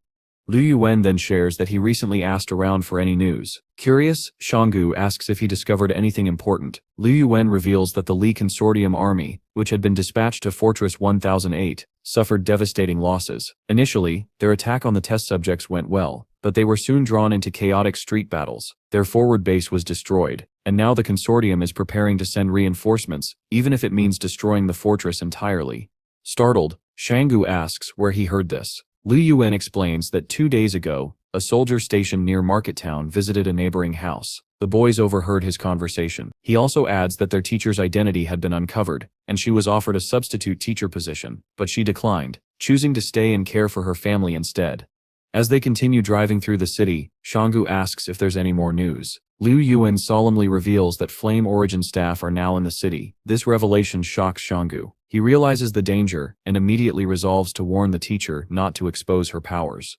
Eventually, the car approaches a familiar building. Shanggu directs the driver to stop right in front. Smiling with excitement, Liu Yuan jumps out and rushes inside, calling for his teacher and sister, Xiao Yu joyfully shouting that his elder brother has returned. The group of men leaves the building, visibly relieved and sincerely joyful about Shangsu's return. Watching this unfold, Li Qingzhang feels a pang of envy rising within him. Meanwhile, Shangsu tells his companions that he has brought back a large supply of meat, inviting them to eat to their heart's content. Shangsu Yu expresses gratitude to Wang Fugi, acknowledging his hard work and contributions to their small family. Li Qingzhang is quietly taken aback. Seeing a shrewd businessman like Wang Fugi listening so respectfully to Shangsu, he begins to realize just how formidable this young man has become. Inside the house, Shangsu checks in with the boys, asking if everything is all right. Shu explains that the city is in a state of chaos. For their safety, all of them, except Wang Fugi, have decided to remain indoors. The protagonist agrees, noting that caution is the only way forward. Vigilance, after all, is never a waste. He instructs that while the girls continue studying with Xiao Yu, they should also be given knives for self-defense in case of danger. Just then, an unexpected figure arrives, the demon summoner himself. Standing at the entrance, he declares that he is here to find Shangsu. The main character freezes at the sound of that voice. It feels like hearing the echo of a dead man behind him. Slowly he turns around and finds Li Shentan standing before him, a strange excitement on his face. With a strained smile, Li Shentan asks why Shangsu hasn't properly welcomed his guest. Immediately, Shangsu turns to Xia Yu, instructing her to gather everyone inside for safety. She nods, understanding the urgency, and quietly leads the women into the house.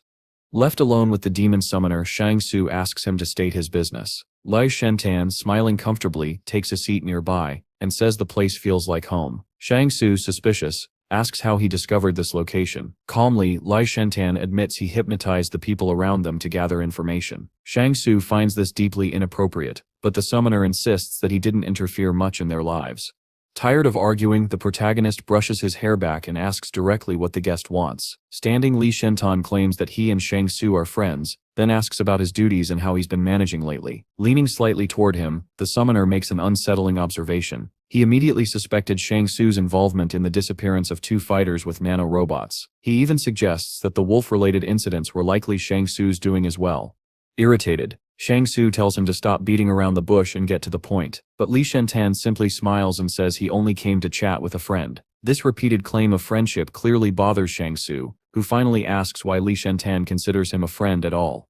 Ignoring the question, Li Shentan changes the subject. He points to his military uniform and introduces himself as an active soldier of the consortium. He reveals that tomorrow, the 4th Brigade will be dispatched to the front lines to confront the test subjects. That news hits hard. Shang Su realizes the consortium army must be in serious trouble if someone like Li Shentan is being sent to the front. Turning away, Li Shentan notes that they likely won't see each other again for a while. He advises Shang Su to take care of himself. With a chilling smile, the summoner casually mentions that he has hypnotized those who threaten Shang Su's friends, and that those people will commit suicide tomorrow. He then reports that the people of the flame source left the city earlier that afternoon, though he does not know where they went. However, it's likely they still don't know about Shang Su's existence. The weight of this revelation leaves Shang Su stunned. Though skeptical, he admits to himself that there might be some truth in the demon summoner's words. Back inside, Shang Su sees Li Qingjiang sitting on the floor, chatting with the girls. As the protagonist approaches, Shang Yu quietly tells him that she had previously seen Li Qingjiang at the store inside the 109th fortress. Turning to the captain sitting on the floor, Shang Su announces that it's time to move out. Li Qingjiang doesn't agree immediately, prompting the protagonist to insist, "This is urgent." Seeing the seriousness on his face, Luan asks his older brother why he's leaving so suddenly. With a warm smile, Shang Su leans in and explains that the new year is approaching. He promises to return soon, so they can celebrate the holiday together. Comforting his younger brother, he assures him that as long as Shang Su is around, their life will only get better. With those parting words, Shang Su and Li Qingjiang leave the house. Taking the wheel, they drive toward the outpost at high speed. Along the way, the captain tries to understand the urgency. As night falls, he shares a memory. A fortune teller once predicted a bleak future for him as a child, but also said he had a chance to change everything if he met a lucky man at the age of 29. And that, he says, is how he sees Shang Su. Shang Su, however, dismisses it all as superstition. As the vehicle nears the outpost, the protagonist suddenly senses something is wrong. Urgently, he orders the captain to speed up. He fears that the flame source may have already reached the outpost, checking whether any superhumans are stationed there. According to the young man's thoughts, Chung Woody was not someone who would reveal himself so easily, and the source of flame should not have treated its disciples so cruelly. As soon as they arrived, both he and the captain leapt out of the military transport vehicle. Shang Su quickly surveyed the scene around him. Together with the captain, he confirmed that the source of flame members were indeed present. However, they weren't attacking. They were standing on the ground, bound and tied up. It appeared that the source of flame had taken a gamble in coming here. They suspected that the disappearance of the 2 officers, who had been equipped with nanorobots, was caused by a superhuman. But what surprised Shang Su the most was that these supposedly dangerous people had been so easily captured. Huo, who was calmly sitting on the ground and chewing on a piece of meat, casually asked why the captain and the young man had returned so soon. With a smile, Shang Su replied that he had simply missed her and decided to return early. At the same time, he asked what exactly was going on here. The old man raised his hand and waved them over to join him. According to him, he had been searching for the source of flame for quite some time but had failed to locate them. They had hidden themselves well. Ironically, now that he had come to this outpost for the new year, the very people he had been looking for had shown up on their own. After saying that, he continued munching on his meat enthusiastically. Shang Su observed how at ease the old man seemed, almost as if he had made himself at home. Curious, the protagonist asked why the source of flame members had come here. Huo simply stated that they came to surrender, and they were most likely responsible for the deaths of the 2 officers. The prisoners tried to protest and explain themselves, but Huo turned sharply toward them and silenced them with an angry command. Leaning closer to Chung Woody, Shang Su asked him to explain what had happened between the old man and the members of the source of flame. In an instant, vivid memories flashed through the young man's mind. He remembered Huo moving with incredible speed and strength, swiftly striking his enemies. One of them was knocked to the ground in an instant, while the others hesitated to intervene. With an unexpectedly deep reservoir of strength, Huo continued battling the raiders on his own. During all this chaos, Chung Woody had remained completely silent. Chung Su mistakenly believed that he was being ignored. When asked about the fight, Chung Woody, unfiltered as ever, only responded with curses. That was the only way he could describe what had happened in the protagonist's absence. Hearing such an intense response, Yang Su asked whether Hua was stronger than Chung Woody. The latter, full of pride, replied, "Not yet," which amused the protagonist with its self-confidence. Still not fully convinced, Shang Su asked Huo again whether he was certain that the Source of Flame members were responsible for the murders. The old man affirmed it without hesitation, but Shang Su remained skeptical. It seemed to him that Huo hadn't investigated at all. He had simply relaxed here instead. When Shang Su suggested interrogating the prisoners, Huo responded coldly. There would be no interrogation, they would be executed. That statement alone sent a chill through the prisoners behind him. As if acting on instinct, all 5 of them suddenly rose to their feet and bolted, desperately trying to flee the outpost. Watching them escape, Shang Su asked the old detective whether he would pursue them, but Huo, claiming he was too old for such things, simply offered for Shang Su to chase them instead. The young man refused, pretending to be just an ordinary person incapable of running fast. The fleeing members of the Source of Flame ran with joy and relief, believing they had escaped punishment. But then, gunshots rang out sharply from the distance. One by one, the 5 figures collapsed to the ground. At that very moment, Huo casually diverted his attention as if nothing had happened. Minutes later, a military unit arrived at the outpost, carrying stretchers. One soldier, pistol still in hand, reported that all 5 fugitives had been eliminated. Huo then instructed his subordinates to return to the fortress and alert everyone about the danger posed by the flame wellspring. He added that there was still one enemy who didn't kill ordinary people, a cryptic but alarming warning. The soldiers saluted and immediately followed his orders. Shang Su, who had been silently watching everything unfold, still couldn't understand what kind of combat unit the old man actually led. Hu, however, was simply pleased to be done with the task. He grumbled that the errands had been burdensome. He hadn't been able to eat or sleep properly. Later, the protagonist approached a group of fellow students and asked if he could borrow their notes to catch up on missed studies. One of the guys promised to bring them later. Meanwhile, Hu Ho stood up slowly, stretched his arms toward the sky and said that he was sleepy. Without another word, he turned around and walked away, leaving the protagonist mildly confused. The young man then turned to Chung Woody, instructing him to retrieve the belongings that Shelu had packed for him from the military vehicle. Noticing the clothes he now wore, Shang Su complimented how well they fit. At that moment, Li Qingzhang, who was sitting on the floor, sighed and commented how nice it must be to have a family. The cold weather was setting in quickly, and the boys were fortunate that Sister Xiao had prepared clothes for them. As he warmed his hands against the biting cold, Shang Su looked toward the forest and reminded himself to warn the wolves about the dangers of nanobot soldiers. Later, he visited a small mountain and spotted a lone wolf slowly approaching. Observing its injuries, the young man thought to himself, those wounds should have healed by now.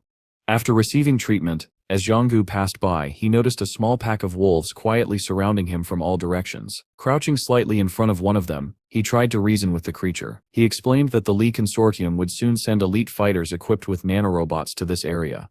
But the wolf's gaze remained unchanged, its expression unreadable despite the young man's words. Curious, Zhanggu asked if the wolf was afraid of such an outcome. In response, he received only a strange, disapproving nod. Taking that as a sign, Zhanggu warned the creature not to eat the nanobot soldiers and requested that their corpses be hidden afterward.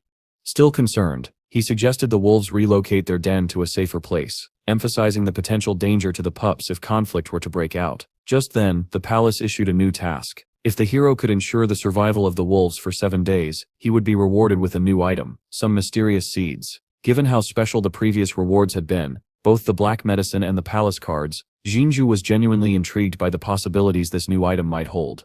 The next morning, several armored military vehicles were parked in front of the outpost entrance. Officer leading Zhang, turning to those behind him, gave the command to clear the area. Zhanggu and the others quickly got to work, following orders and staying alert. The protagonist soon realized that the Li Consortium army now inspected the outpost daily. If they noticed excessive meat consumption, they would likely accuse him of neglecting his duty. Peeking through the gate with his companions, Chang Woody and leading Zhang Shang spotted 7 Consortium soldiers approaching. One of the soldiers, slightly ahead of the others, stepped forward and eyed the officer with curiosity. He claimed the officer's face looked familiar. The gray-haired man then asked if the soldier knew Li Qingzhang. The soldier confirmed, saying he was behind him when they entered the fortress, and expressed surprise that Qingzhang had been assigned to such a remote location. The soldier introduced himself as Lin Su and affectionately called Qingzhang his younger brother, claiming he would have brought an entire kilogram of pork had he known he was stationed here. It was a friendly gesture, as if none of them had eaten meat in ages. Ignoring the meat comment, Officer Qingjiang asked about the purpose of their visit. Lin Su responded that they had come to cooperate in fighting the wolves in the nearby mountains. The main battlefield, he explained, would be at the next outpost. Zhang Yu was relieved to hear that only 40 soldiers had arrived. In his mind, they would be easier to handle if needed. As a show of hospitality, Qingjiang offered the soldiers some snacks, since the main battlefield was still far away. However, Lun Su declined, citing a heavy workload. Lun Su had heard rumors that the rice delivered to this outpost was mixed with sand, making life here quite unpleasant. At that moment, Chang Wudi blurted out that they ate a lot of meat, an accidental slip that drew unwanted attention. Shang Yu quickly tried to defuse the situation with a joke, but the senior soldier didn't buy it. Suspicious, he ordered his men to search the outpost. Lowering his gaze, Zhang Yu muttered to himself that they'd been exposed. Chang Wudi immediately picked up on this, growing nervous. In his thoughts, Zhang Yu speculated that if Huo Shu had truly built his own private army, then he must be on good terms with the Li Consortium. To Zhang Yu's dismay, the senior officer announced he would be staying at the outpost for the new year, which made the young man even more uneasy. Accompanying the military inside, Zhang Yu led them to Huo Shu. Internally, Huo Shu questioned why the young man was dragging him into this problem. When they entered, both the senior soldier and his companion were visibly surprised to see Huo Shu sitting there. The old man calmly stated that he was conducting an investigation, and that the outpost personnel were simply helping him. The soldier bowed slightly, respectfully addressing Huo Shu. He explained that he was a member of the 7th Brigade, and had been transferred to the fortress's garrison. After listening, Huo Shu firmly advised them to mind their own business, and avoid interfering in other people's affairs.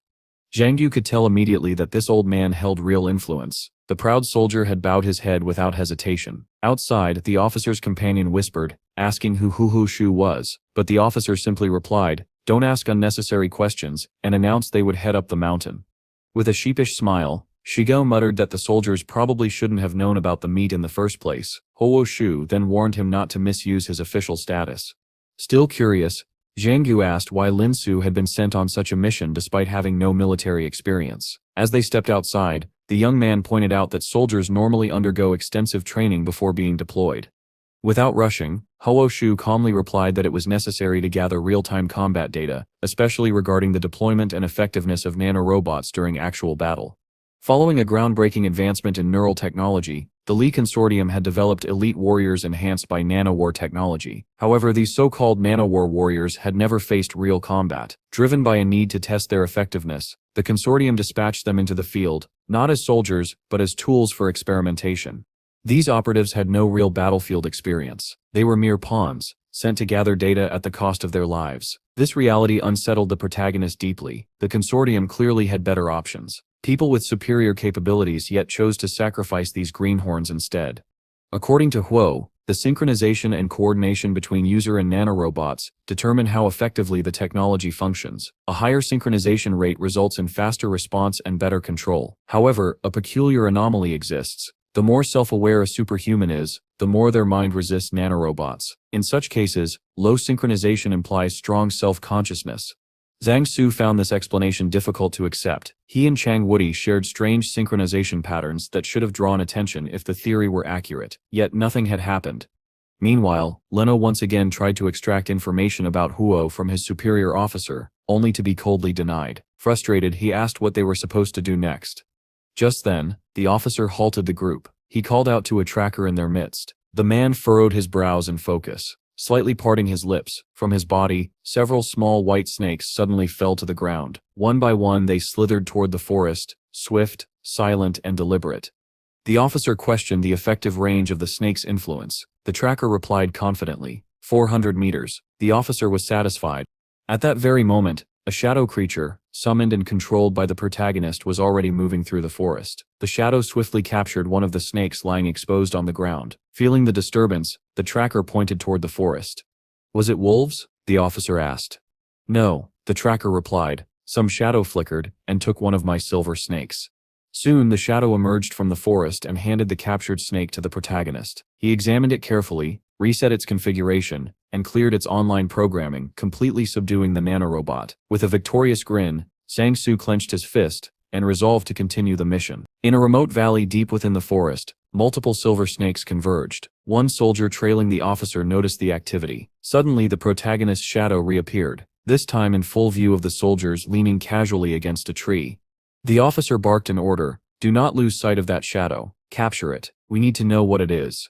Gunfire erupted as the shadow began to retreat into the woods. Song Su, watching from within the forest, was pleased. His bait had worked. The enemy had taken notice, but he couldn't afford to move too fast and decided to wait for the snake. As the shadow darted through the trees, it caught the attention of more creatures. One soldier turned to Captain Joe and remarked that the shadow was moving slowly, yet it had gathered all the snakes in its arms. Seeing this, the protagonist's shadow attempted to flee with its collection. Captain Joe, weighing the risk, called off the pursuit. "Stop," he commanded. "Do not engage recklessly with an unknown threat." Semu stepped forward and retrieved some of the snakes from the shadow's grasp, praising it for its performance. She too reset the snake's programming, bringing them under her control. Meanwhile, the protagonist reshaped the nanorobots to form armor around his wrists. Still, he was annoyed. His pursuers had backed off too easily, depriving him of further data, but Jiang Su wasn't ready to let go. Greedy for more nanotech, he planned to claim every last one. Elsewhere, the soldiers tried to flee the forest. That's when it happened. A piercing howl echoed through the trees. Captain Joe froze. "Wolves," he muttered. "Our actions must have drawn them here." The soldiers reached a small clearing and stopped to listen. Their commander, his face pale with panic, issued a command: "Retreat immediately. Head for the road to the outpost. If we stay, we die." One by one, the soldiers activated their nanorobots, which began to glow on their arms. But one man, having expended his bots on the silver snakes, couldn't keep up. He was left behind, alone, terrified. "Wait, don't leave me," he shouted desperately into the woods. Sinister sounds closed in from every direction. Then, without warning, a pack of wolves stepped into his path. Their predatory eyes locked onto him. The man froze, paralyzed by fear. He could not move. Realizing his dire situation, he began to turn his body ever so slightly, just enough to brace himself. Then, unexpectedly, Zhang Su stepped out of the shadows, calmly petting one of the wolves. The soldier's eyes widened in disbelief. This was the same man who had been ridiculed by Lin Su back at the outpost. Yet here he was, standing boldly among wolves, fearlessly stroking one of their snouts. Little Shangu calmly states that he has calculated the movement speed of people infected with nanorobots. According to his estimate, they won't be able to run far. The soldier finds it unsettling that the protagonist knows so much about nanotechnology. Almost as if on cue, 3 wolves rise from their positions and begin moving directly toward the captured man. One of the creatures turns its gaze to the protagonist, silently expecting a fresh vial of black medicine as payment for its efforts. Though reluctant, Shangu agrees to the deal, even though he was the one who captured the man in the first place. The protagonist then announces that he will move on ahead and instructs the wolf to catch up with him once it has dealt with the soldier. Hearing this, the man in glasses pleads with Shangu not to abandon him, reminding him that they are both human. But the protagonist coldly walks away, leaving the man to be devoured by the wolves. He mutters that being with that man is far worse than staying with animals. Meanwhile, the remaining group of soldiers continues pushing through the forest in search of a safe haven. Eventually, Captain Zhou realizes that the wolves have stopped chasing them. The soldiers are too exhausted to believe it, and Zhou begins to suspect something is off. He wonders if the wolves know exactly how long the nanorobots will remain functional in the soldiers' bodies, and are simply waiting for them to collapse. The idea sounds absurd to him. After all, how could wolves possibly understand something so technical? One soldier approaches Captain Zhou, asking if he has any remaining chargers. The captain sternly tells him to keep quiet. This response surprises the soldier, who assumed a commander would surely carry spare power sources. But before the moment could settle, a loud rustling erupts at the forest's edge. A wolf suddenly bursts out, snarling as it lands in front of the group. The soldiers scream and scramble to escape. Chaos breaks out. Some are caught mid-run and instantly torn apart. The wolves show no mercy, using both teeth and claws to rip through flesh. Bodies fall one after another as the pack tears through the panicked men. From behind a tree, Shangu watches the massacre unfold. He confirms to himself that the Li Consortium had knowingly sent these men to their deaths. Desperate, one soldier draws a long sword from his back. The blade, also crafted from nanorobots, is his only hope of survival. With one powerful swing, he strikes down a wolf, sending its body flying into the air. The remaining wolves pause, startled by the sudden death of one of their own. They begin to retreat slightly, hesitant.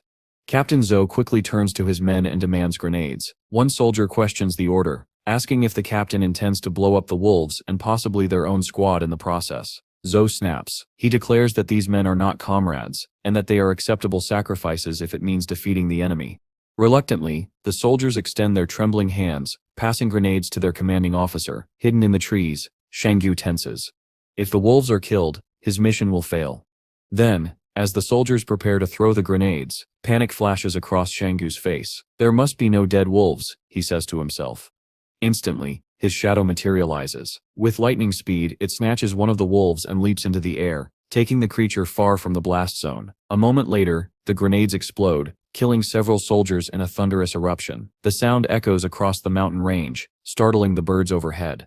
Shangu's shadow lands softly, placing the rescued wolf back on the ground. The wolf lets out a low howl, almost as if thanking the protagonist for saving its life. Turning to the pack, Shangu warns them not to pursue humans again. He tells them it's too risky. Many of them now carry hidden explosives. Still, they manage to collect nanorobots from 9 different bodies. A decent reward. As promised, he gives the wolves 9 vials of black medicine. One by one, the animals walk past him, acknowledging the deal. Shangu sits on the ground silently, watching them. After a moment, he slowly rises and extends his hand. Several glowing threads composed of nanorobots begin to converge toward him. He clenches his fist, absorbing the nano devices into his body. A new glove forms around his hand, and Shangu examines it with interest. With a calm voice, he suggests heading to the mountains. He's certain more soldiers will return, and in even greater numbers. In response, one of the wolves lets out a long howl, as if agreeing with his plan. After some time, Shangu finally made his way back to the outpost. The young man sat down beside the outpost wall, quietly reflecting on the events that had unfolded. He realized that the Lee Consortium would likely begin investigating Captain Zhou and the others after such a confrontation. Just then, Hua stepped outside and was surprised to find Shangu sitting there in the middle of the night. Slowly approaching him from behind, Hua cautiously asked, "Have you really come back?" Shangu turned around and acknowledged the old man behind him, asking about his status. Sitting down beside him, the old man calmly replied that he was the director of military special investigations, holding the rank of lieutenant general. But then he added, almost cryptically, that this was just a facade, one hiding a deeper, more concealed truth. Shangu didn't fully grasp the meaning of his words until the moon rose high above the outpost, bathing everything in a cold, silvery light. Meanwhile, Captain Zhou appeared before the assembled members of the Lee Consortium, who had gathered following the clash in the forest. A small photograph was placed in front of him, clearly showing the shadow of the protagonist. Captain Zhou confirmed that the figure in the image was the same entity responsible for stealing the soldiers' nanorobots. According to one of the consortium members, only Shu was capable of creating such black shadows. He added that the wolves had accidentally attacked a group of people, mistakenly believing they were striking the outpost. The man seated beside him agreed. It made sense. However, another consortium member expressed confusion. Why would Shu Xinggu, a known superhuman, begin capturing nanorobots? Based on current intelligence, the Qing Consortium was actively seeking superhumans like Xu Shanggu, Yang Xiaojin, and Luo Shenyu. Of these, Yang Xiaojin had already been identified as being affiliated with multiple groups, including the rebels and the Yang Consortium. Notably, the only rebels who had publicly revealed their identities so far were women. Therefore, Xu Shanggu was now being classified as a field officer of the Yang Consortium. The man stood and sighed heavily. After this meeting, Xu Shenggu would be officially declared wanted. The Li Consortium had planned to strike first, but they were caught off guard by the Yang Consortium's swift actions. He instructed his subordinates to prepare for anything. Suddenly, a soldier in full military uniform burst into the room. He reported that the brigade which had left the day before had just arrived at the military base, and then lost all contact. The man speaking was visibly shaken. Losing communication with a force of over 4,500 soldiers was no small matter. Back at the outpost, as the holiday approached, snow began to fall gently. People gathered outside while Hu Shu meticulously signed congratulatory scrolls in his own handwriting. Xianggu, watching curiously, remarked that the man's elegant script didn't match his otherwise stern temperament. As he read the scrolls, the protagonist noted the messages seemed strange, focused more on the city's development and wealth than anything personal. Still, Xianggu took one of the scrolls and hung it on the wall, stating his wish to bring Liu Yuan and the others to celebrate the new year together. Hole, however, reminded him that the situation outside the trading city had changed. Retrieving loved ones would not be so simple. According to Hu Shu, the Li Consortium had lost an entire brigade of over 1,000 soldiers, a massive loss. The entire 108th Fortress was now on high alert and preparing for potential attacks. Because of this, Hu explained, Xianggu would not be allowed to leave the city once he entered. The protagonist felt conflicted, unsure what to do next. Hu reassured him that he would handle everything personally. 2 days passed. The new year was just around the corner, but Hud had still not acted. Growing anxious, Xianggu approached the man, who remained seated on the ground. "You've been sitting here for days," Xianggu said. "You miss your family, don't you? In that we are the same." Then, with a strained yet hopeful smile, he asked, Will you help me, or not? He looked up and smiled softly. The new year is almost here. Everyone misses someone, he said. But as for me, I have no one left, except my grandson. Jingyu quickly noticed the sadness that lingered behind Hu's calm demeanor. He offered to perform the New Year ritual together, if Hu didn't mind. Hu smiled again, saying that his grandson probably had more important things to do. At that moment, the protagonist's mind flashed with a possibility. Could the demon spiritualist Li Shentan be Hu's grandson? Trying to uncover the truth, Shangyu asked the old man about his grandson, but Hu wasn't very forthcoming. Suddenly, the sound of an approaching vehicle echoed through the outpost. An armored military vehicle rolled into view. Shingyu assumed the visitors were once again looking for Hu Shu. Together, the old man and the protagonist stepped forward to greet the stopped vehicle. Several individuals dressed in neat uniforms emerged, carrying identical sets of clothing. Hu Shu raised a finger and said that one set was for Shangsu and the other for Qingzhang. Jingyu stepped forward and took the clothes, asking what it all meant. Hu explained, if the young man wanted to move in and out of the city without drawing attention, he would have to wear those clothes. It became clear to Zhangguo, these were the uniforms of the Li Consortium. They were now conducting document checks, and only those dressed accordingly would be permitted to pass through the city gates. One of the officers who had delivered the Li Consortium uniforms quietly handed Zhangguo a small document, stating that everything was prepared. Curious, Zhangguo took the paper and examined it, only to realize that it was an officer's identification badge. Hu Shu assured him that the ID was completely genuine. It bore all the necessary seals and credentials of the special unit, making it highly unlikely that anyone would dare verify its authenticity. With New Year's Eve approaching, Hu offered this as an opportunity for Zhanggu and Qingjiang to safely enter the city and reunite with their loved ones. Accepting the ID with a soft smile, Xianggu finally understood the true weight of Hu Shu's position within the consortium. Sometime later, the young man and Qingjing were seated in a military transport vehicle, speeding toward the city. The atmosphere had changed. Now everyone wanted to enter the city, which had transformed into a fortress. As they rode along, Qingjiang remarked that living in a trading town was far more comfortable. Eventually, their vehicle passed through the checkpoint and entered the city. As the car drove through bustling streets, Qingjiang leaned out to greet his younger brother. However, a nearby woman immediately questioned why he was dressed in a Li Consortium uniform. Zhanggu didn't answer her, brushing off the question. The woman narrowed her eyes, suspicious, and wondered aloud why he needed to impersonate a soldier from another division. Closing the door behind her, she turned and began to walk away, clearly unsettled. Lu Yuan, noticing the woman's behavior, turned to Qingjiang and voiced his concern. He feared that she might stir up trouble. Qingjiang, however, calmed his younger brother with a gentle pat on the head and told him to pack his belongings so they could head to the checkpoint. While they prepared, Wang Fugi casually noted that the store continued to bring in steady profits. Many locals depended on it for their daily needs. But then, the atmosphere shifted. The same suspicious woman returned, this time with several military officers. She pointed at Qingjiang and accused him of plotting something illegal. She explained to the arriving soldiers that the men had appeared in Li Consortium uniforms and demanded that their identities be verified. One of the soldiers stepped forward and asked Jinggu to present his ID. Without hesitation, Jinggu handed over the document, stating with quiet confidence that very few would dare to inspect the credentials of someone from the special department. The officer opened the ID in front of Zhanggu's face. To his astonishment, everything appeared legitimate. Shocked, the woman crouched to the ground in shame, trying to apologize and make amends for her accusation. Reluctantly, the soldier closed the ID and held it firmly. Rising to his feet, Zhanggu asked the soldiers if they were hiding anything illegal, subtly hinting at a smuggling investigation. The officers understood the implication, a bribe, and handed him money. Zhanggu accepted it casually and allowed them to leave. Furious, the lead officer commanded his men to take the woman into custody. She stood frozen, too terrified to move. Xiangyu chuckled and called the soldiers good people for handing over their money so obediently. Watching all of this unfold, Qingjiang realized something: Zhanggu was deliberately deceiving those around him. And yet, Qingjiang couldn't deny that life seemed easier and better because of it. He even admitted to himself that Zhanggu had started acting like the leader of their team. Later, Qingjiang mentioned that he had sold the watch Xianggu had previously given him and offered to return the money, but Xianggu simply told him to keep it. Qingjiang nodded slowly, surprised at how naturally he had accepted Xianggu's authority.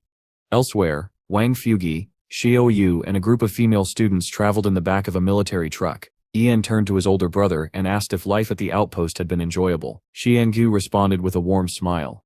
But during the ride, Xianggu suddenly realized that his younger brother had no form of protection. Determined to keep him safe, he decided to build a set of nanorobots for him. At that same moment, Hu Shu was on a radio call. firmly declaring that his unit had no involvement in smuggling investigations. Slamming the phone down, he muttered under his breath that Zhang Yu would be the death of him someday. He had once been happy doing boxing drills, but now Zhang Yu's constant disruptions and questions made even his transfer to the regular army feel like a curse. When Zhang Yu and his loved ones returned to the base, Hu Shu stormed over in anger, demanding an explanation for why the young man had involved himself in smuggling affairs. Zhang Yu tried to defend his actions, saying he only wanted to help. But Hu Shu wasn't having it. He shouted that no one had asked for such help. At that moment, Liu Yuan cautiously approached the lieutenant general from the side and bowed his head politely. Surprised, the old man asked how the boy was doing. With a shy smile, Liu Yuan replied that Zhang Yu had told him the old man was wise and intelligent, and that he should try to become someone like him. Hu Shu was caught off guard. He found it hard to believe that Zhang Yu had said something so respectful. Listening to Liu Yuan's gentle plea not to be angry with his older brother, the old man finally relented. He told them to put away their things, as they would begin cooking soon. Meanwhile, Shanggu caught sight of his younger brother making a hand signal, a playful one filled with warmth. Watching him, Shanggu smiled. Turning to Hu Shu, he asked, "Are you still angry?" The old man sighed and replied, "Everything is fine." Suddenly, with a look of anticipation, Shi Yangyu turned to Hu Shu and asked where the 88th fortress was located. Without even glancing his way, Hu Shu immediately shut down the idea. "Don't even think about it," he warned. "All the forces from both the Yang and Li consortiums are stationed there." Zhang Yu blinked, stunned. "Does that mean there's going to be a war?"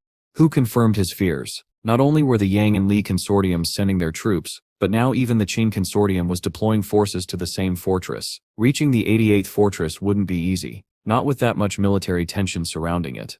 Still, Shanggu insisted. He believed nothing would happen to them at the outpost. They could stay hidden here, but Huppy explained the grim reality. The Li consortium was severely understaffed. To fill the gaps, they had begun using privately hired forces as cannon fodder. Hearing this, Shanggu couldn't said understand. Why are people fighting each other like this when they all survived the same catastrophe?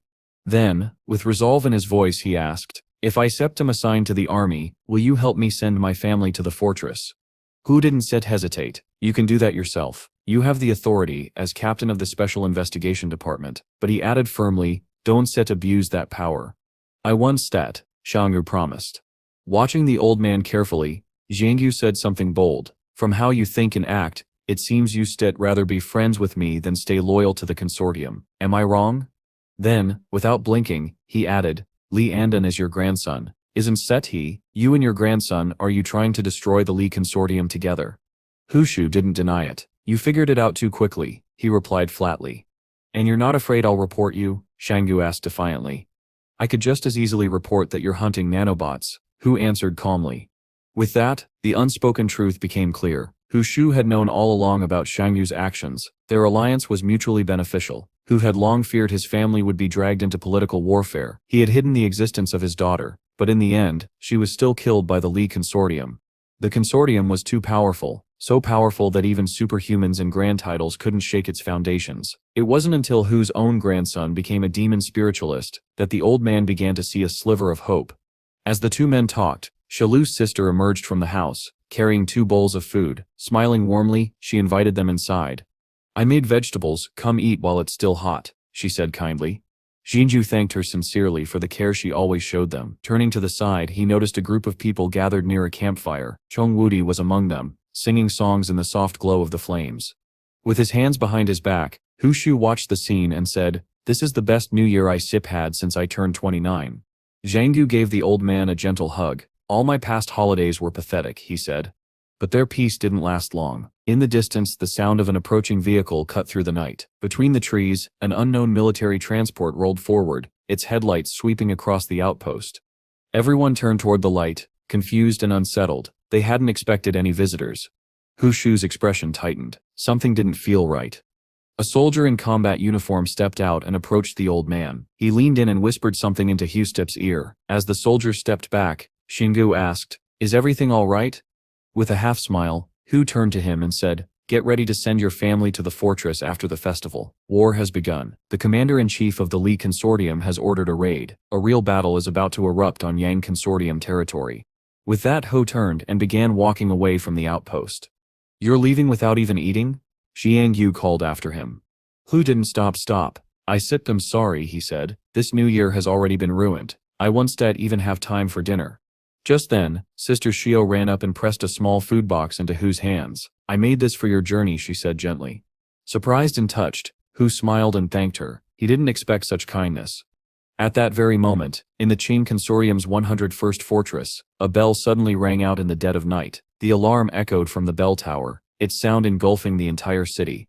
In the courtyard of a villa stood Qing Zhen, dressed in his usual white attire, his hands tucked into his pockets. He stared into the distance, unmoving, waiting. A crow flew toward him, wings cutting through the dark sky. As fireworks burst in the air above the city, the bird circled slowly, then landed on Qing Zhen's outstretched hand. A small scroll was tied to its leg. He carefully untied the scroll and released the crow. Then, silently, he opened the message and began to read. A faint smile touched his lips.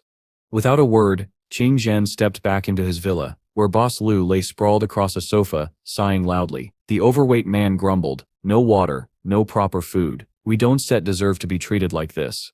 And with that, the shadow of war crept closer. With a warm smile, Qing Zhen allowed him to eat his portion, gently remarking that it was completely wrong to fast on New Year's Day. In contrast, Qing Zhen, with a slightly gloomy tone, told him not to worry because everything would be over soon. Suddenly, the doorbell rang. Boss Lu jumped up and down in delight, thinking food had finally arrived. However, his brother remained skeptical. He knew the man responsible for their arrest would hardly take such a risk. But Boss Lu paid no heed to caution. He rushed toward the door, muttering that while his uncle may be crawling under the Qing Consortium, the so-called Qing uncle was no better. To their surprise, standing at the door was a small, smiling man, holding a box in his hands and bowing politely. With a menacing glare, Boss Lu demanded to know what he wanted. The man requested to be called uncle, but Boss Lu shouted back, asking if the man really believed he deserved such respect. Stepping slightly into the house, the man explained that he had brought some food from the festive table. This only offended Boss Lu further, who snapped that he had no interest in eating leftovers. Left with no other option, the man turned to Qing Zhen and offered him the container of food. But Qing Zhen, dressed in white, calmly asked the guest to step outside and wait for a moment. The unexpected request caught the visitor off guard. Together they stepped out, and there, waiting outside the house, were several armed men. The so-called uncle turned back with visible unease. He gave Qing Zhen a sharp glance and discreetly winked at one of the soldiers. The soldier nodded back, as if they had already discussed what to do in such a scenario. Almost like a synchronized drill, the soldiers raised their weapons one by one and aimed forward. With a sly smirk, the uncle asked what Qing Zhen expected him to do. Suspicious and contemptuous, he braced himself for whatever trick the man in white was about to pull. But Qing Zhen and Boss Lu merely smiled and began offering condolences to the soldiers for not being able to spend the holiday with their families. Wearing the same sly, snake-like smile, both men introduced themselves to the soldiers by name. As a token of their sympathy, they offered to put on a short performance. According to Qing Zhen, the act would begin with the uncle falling unconscious. Right at that moment, a joyful family nearby set off fireworks, lighting up the night sky. As the projectiles burst into color, Qing Zhen spread his arms wide, congratulating the crowd and shouting a cheerful Happy New Year. Confused, the uncle stared in disbelief as the soldiers lowered their weapons, uncertain of what was unfolding. Then, out of nowhere, a high-caliber bullet tore through the uncle's body. As blood oozed from both his back and stomach, the man collapsed onto the tiled street. Some soldiers instinctively stepped back. Qing Zhen, unfazed, mockingly asked the soldiers if they had enjoyed the performance. With worried expressions, the soldiers questioned whether he wasn't afraid of punishment for such an action. But Qing Zhen confidently replied that the Qing Consortium needed him urgently. A small car pulled up behind the soldiers. From it emerged another man, also dressed in white and wearing glasses. He stepped forward with a displeased grin, making his way between the armed men. His gaze quickly locked onto the lifeless body on the ground. When he asked what had happened, one of the soldiers explained that the man had been shot by the captain's men. The newcomer's eyes shifted toward Qing Zhen, who stood nearby with an obvious grin. Approaching closer, the man coldly declared that the act had been foolish. Then, with authority, he instructed the soldiers to go to the front lines as military advisors. Qing Zhen did not resist. With a knowing smile, he silently accepted the reality. Military operations had begun, just as he had foreseen. He entered the car, and it drove away from the villa. Elsewhere, Zhang Su sat quietly beside a fire, deeply concerned about Lu Yuan and the others being sent to the 108th fortress. His younger brother slowly approached, stepping closer until he was right by his side. Noticing how lost in thought Zhang Su was, Lu Yuan gently asked if he was worried about the war. Without hesitation, Zhang Su answered firmly, yes, he was truly worried.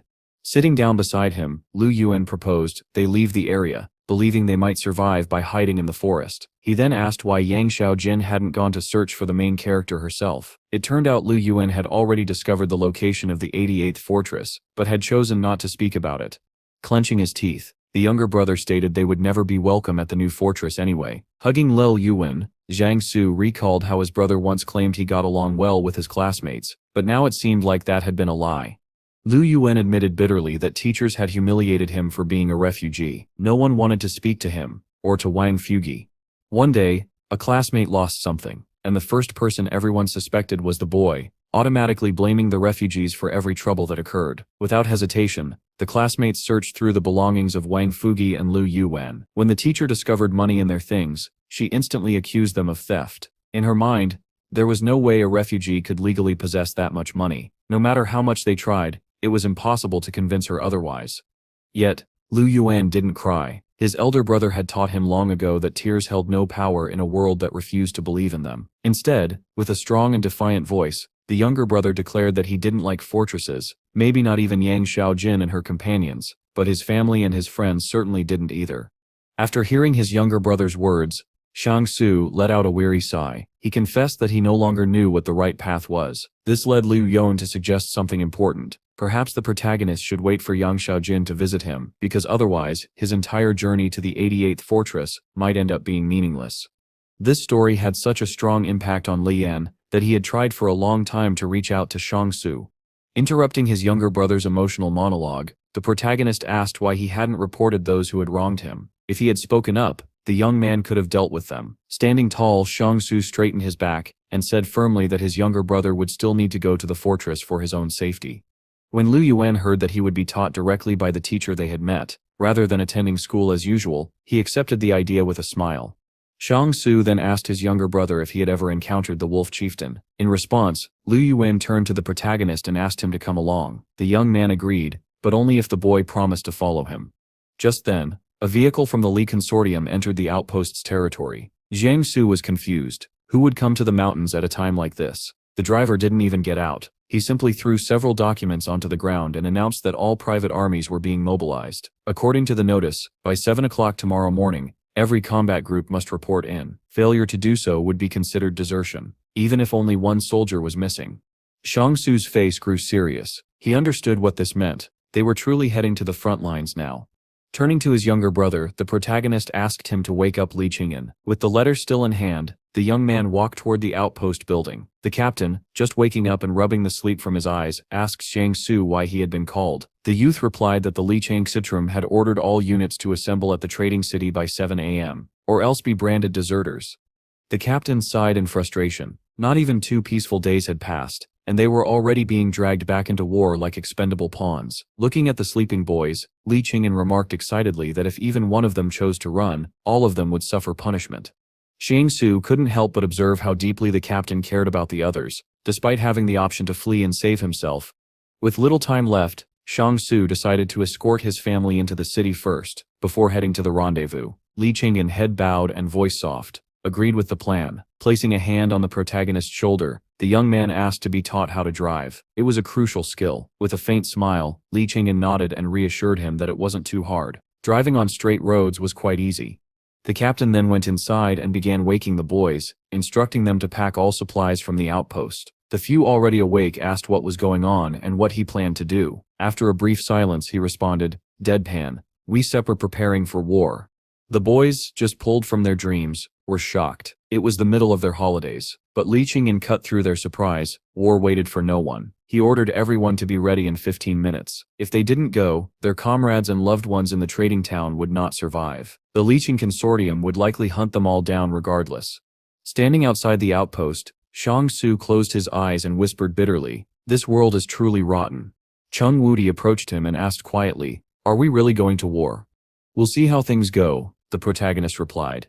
Turning to his younger brother, Shang Su asked him to come along. Liu Yuan, confused, asked what was going on. Leaning the boy slightly against himself, the protagonist handed him a set of nano-robots, stating that it should be enough to form a complete set of nano-armor.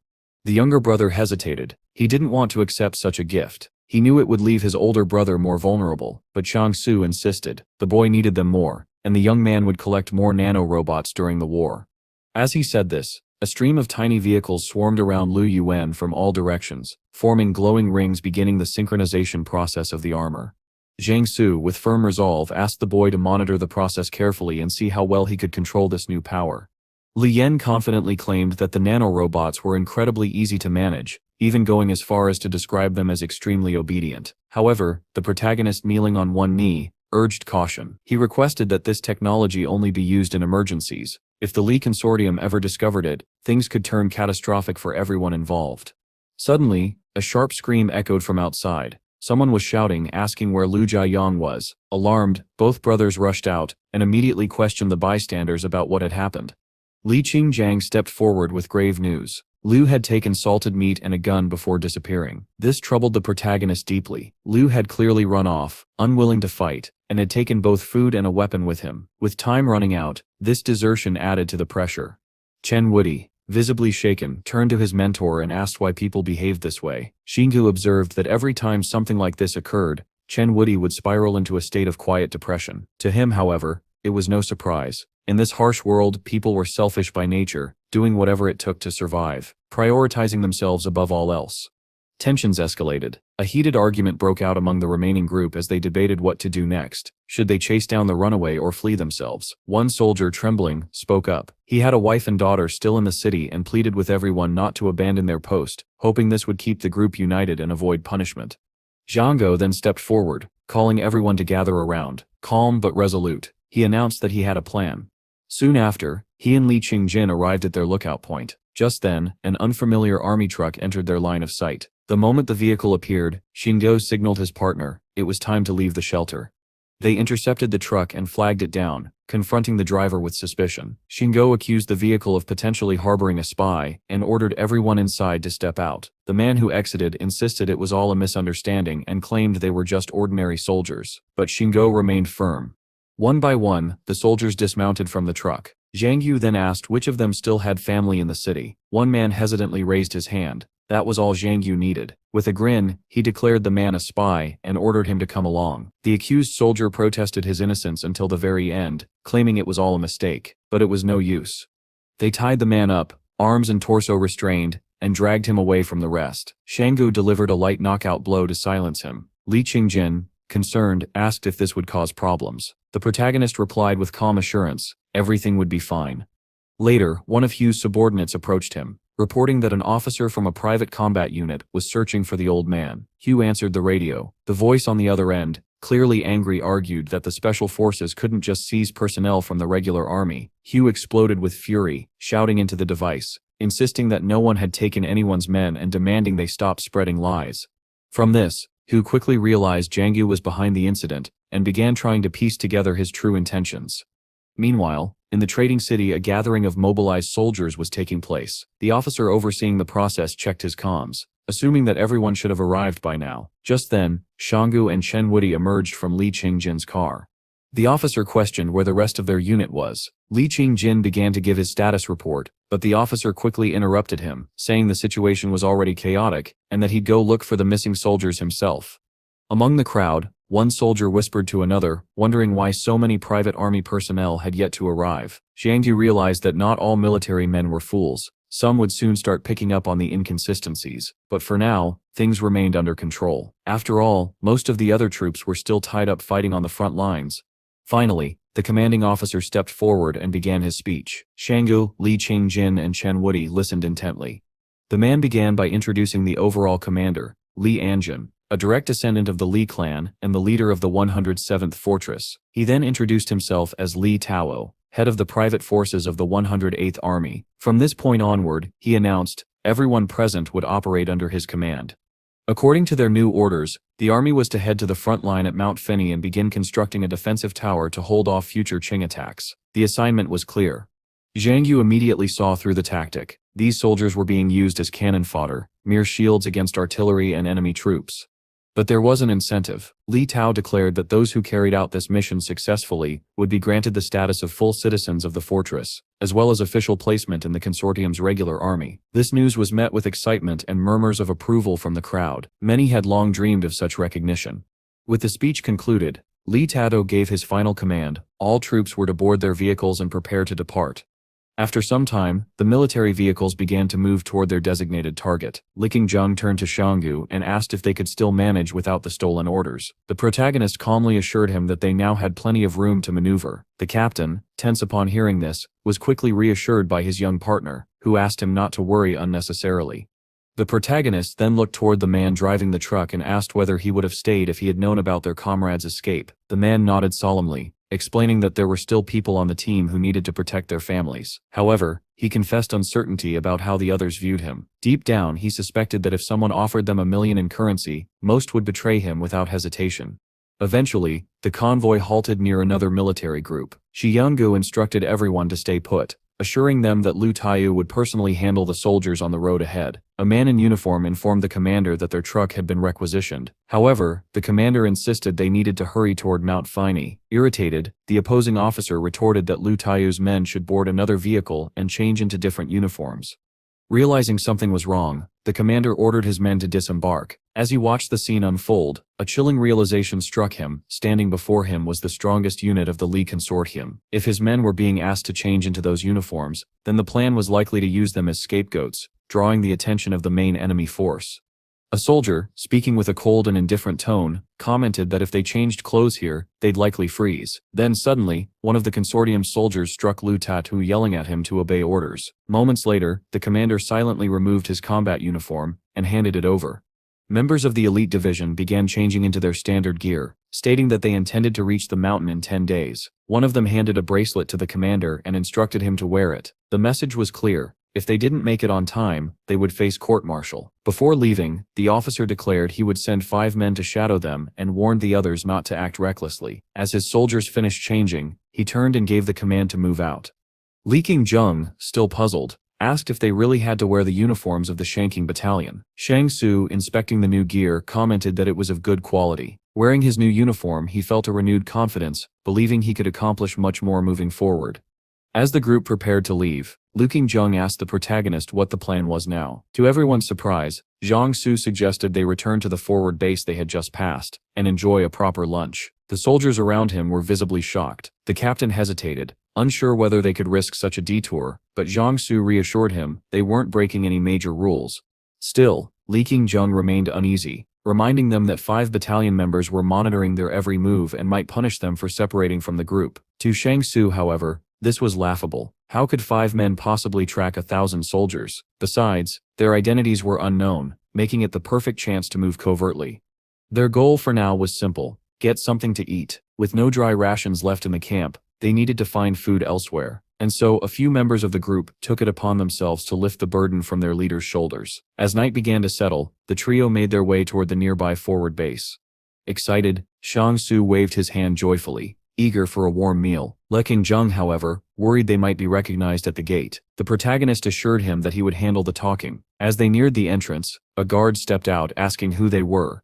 Without warning, Shang Su kicked the man to the ground, angrily scolding him for daring to stop a member of the Shenzi battalion. The trio marched forward, slowly passing the shocked soldiers around them. They entered the mess hall, where a few individuals were already eating. The aroma of freshly cooked food filled the air, and the sight of warm trays made all 3 of them sigh with relief.